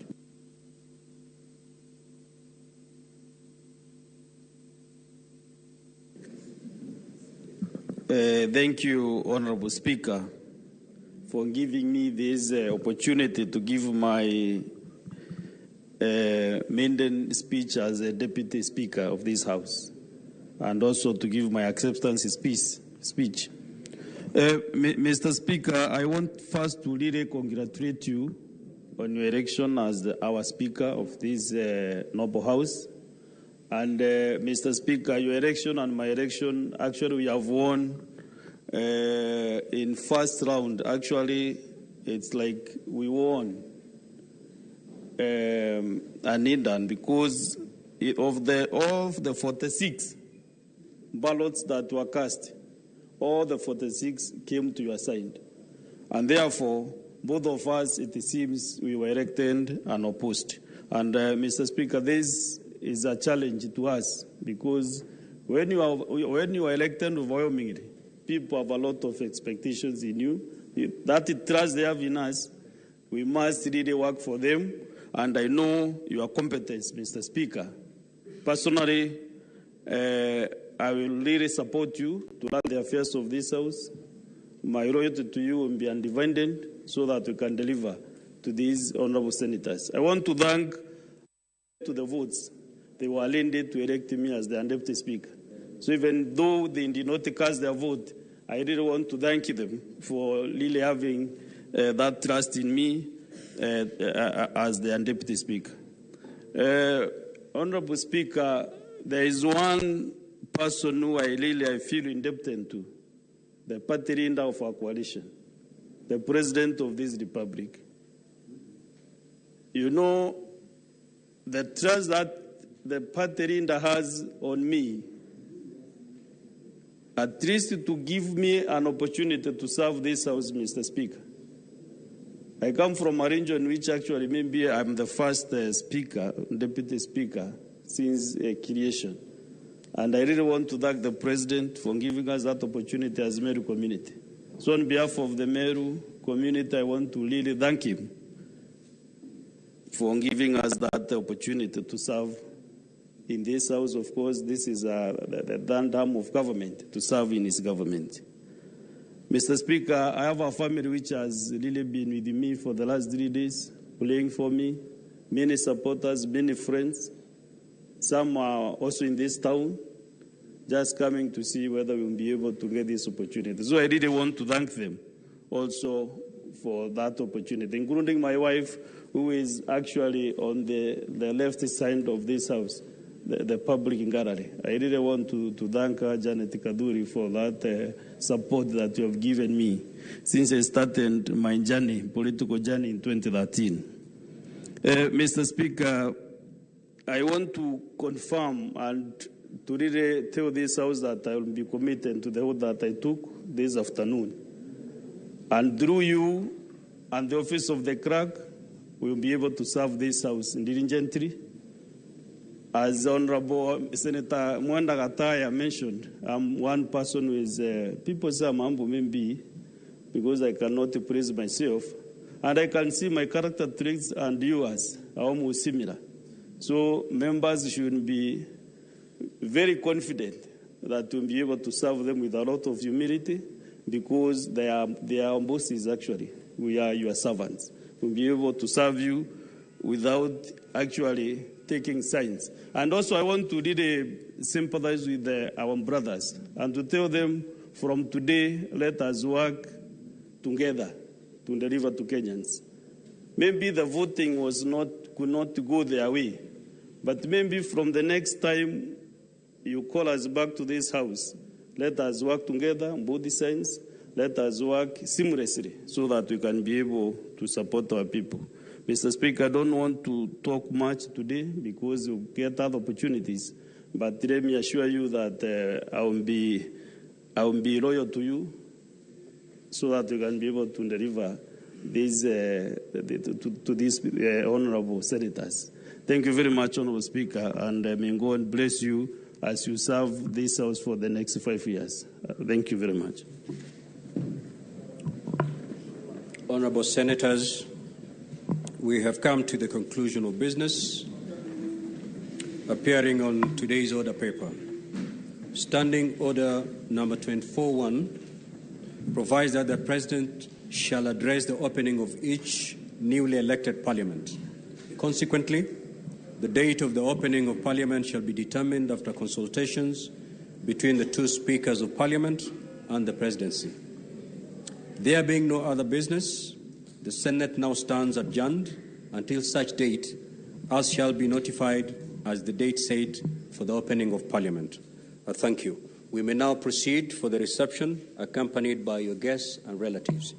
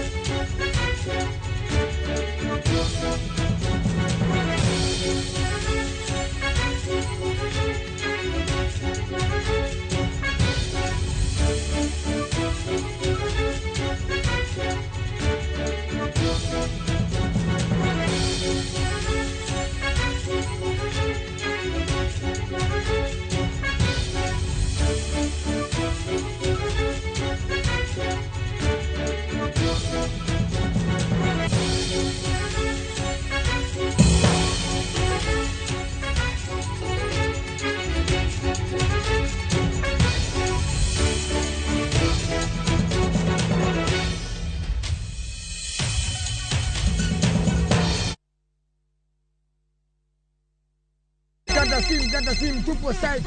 Piga lukukula wa achabi. Wa achabi. Okonyal bedu maber moloyo ka. Unanipa vigezo na sababu ya kukupenda tu. E chenro maliet kendo mamit mar ngolo e piny luo duto.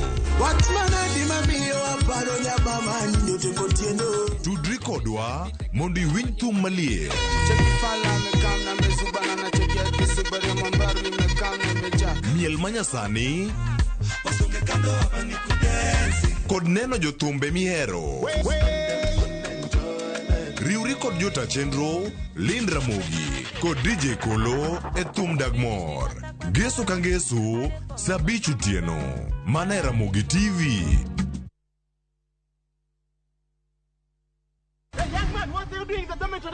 Schoolflix Data Pass is back. Now you can watch all your favorite films for free with 100 MB of data from Safaricom. To get Schoolflix Data Pass, simply tap Data Pass in the app and select Schoolflix. Schoolflix Data Pass. 100 MB to watch your favorite film on View Sasa.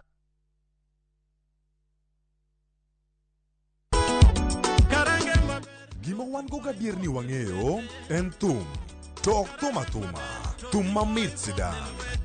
Wakelo thumbe ma ukwayo. En rege owake.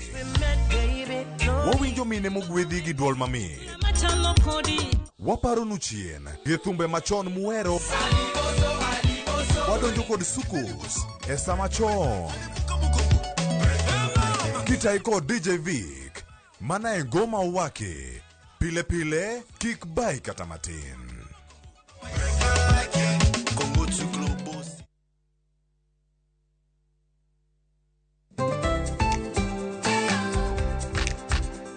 Ng'ama miyo ong'eyo ber mar tim makare kaka math mokinyi manigi ndhadhu kendo milimili kod blue band pile ka pile opong'e gi omega 3 kod omega 6 gi teko madwarore.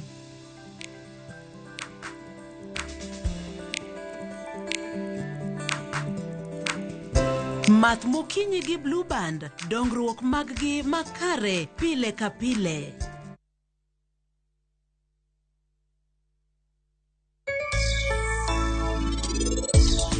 Monde dongo hero pesa. Kech wach presho eka. Yini kata chincha dewe thega kodi la muku leke gitema sani tableti kodi lungo ni tablet. Yawa, serikali saidia. Koro base manyen one get 3 friends. Kuna venye alikuwa ameingia kama Judas Iscarioti. Lakini saa hii ameimprove ako kama Joseph of Arimatheo. Brian Jugu owuok gi ombulu 1000. Make Taboo smarter on voice, data, and now on Airtel Money. Airtel, the most affordable network.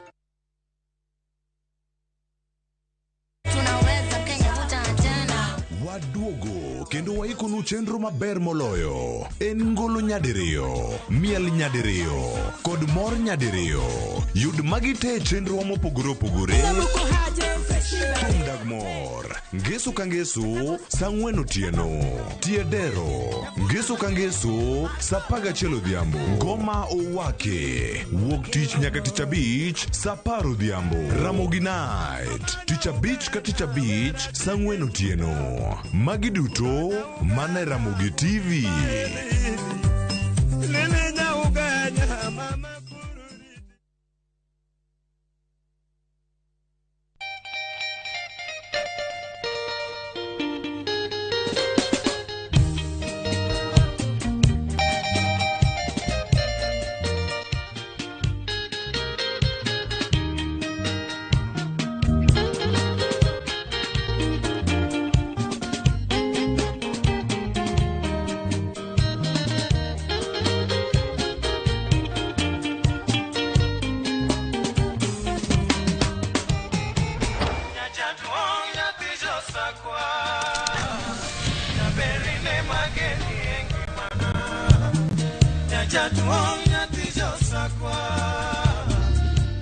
Radio Ramogi, Karchun Jaluo. Radio Ramogi.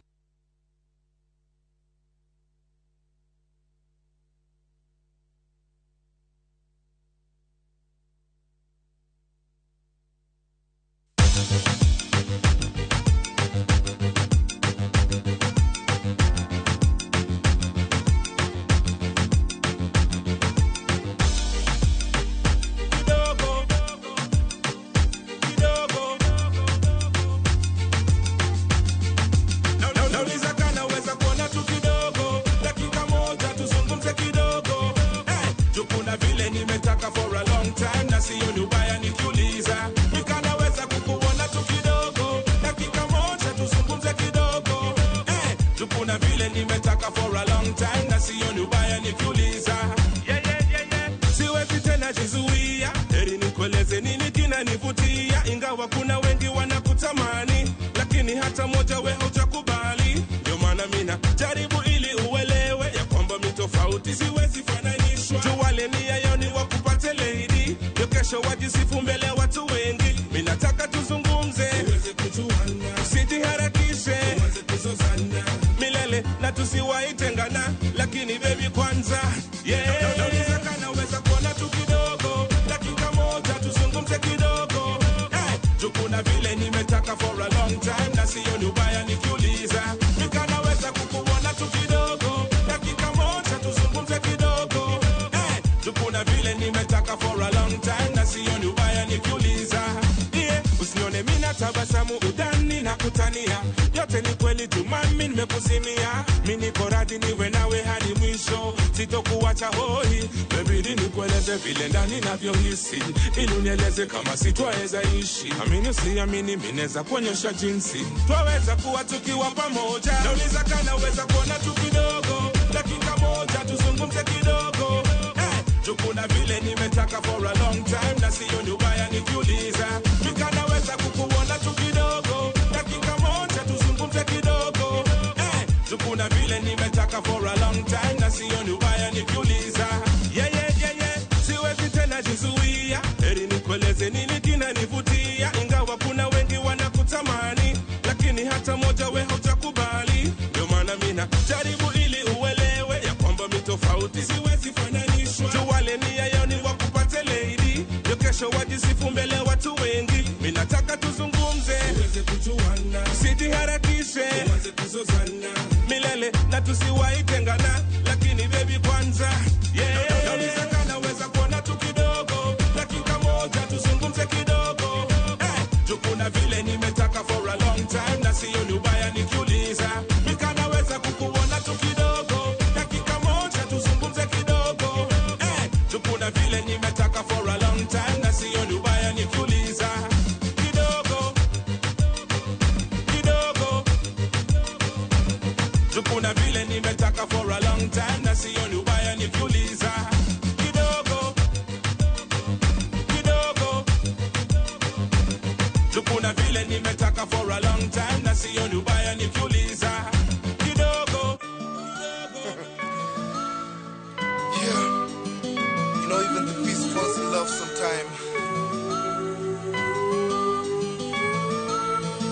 When it comes to the matters of the heart, there's nothing we can do about it. So this is a dedication to you. Okay, excuse me. Baby boo, ni mapenzi tu, hakuna mwingine maishani, ni wewe tu. Vile unatabasamu kila saa, inabaki nimekaa, nibaki nimezubama. Na hii ni kweli ma, nisikufiche ma, hii ni mapenzi kutoka kwa roho ma.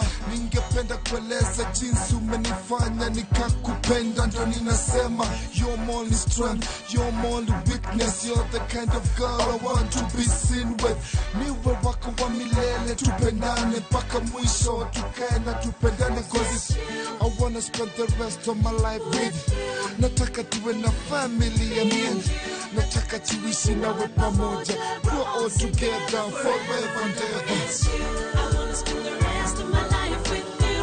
Nataka tuwe na family, me and you. Nataka tuishi nawe pamoja, grow all together forever and ever. It's you.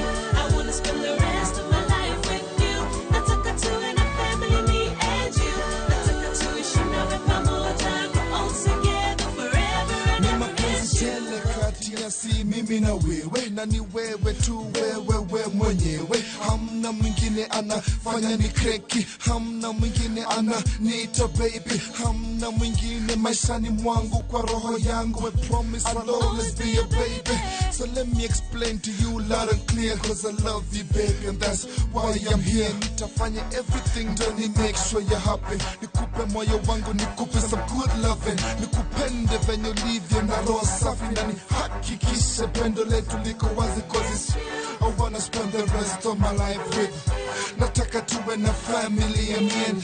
Nataka tuishi nawe pamoja, grow all together forever and ever.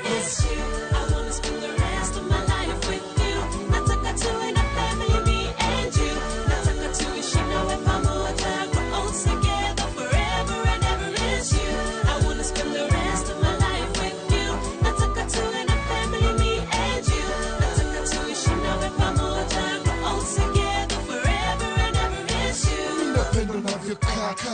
anything and everything, all things about you ma.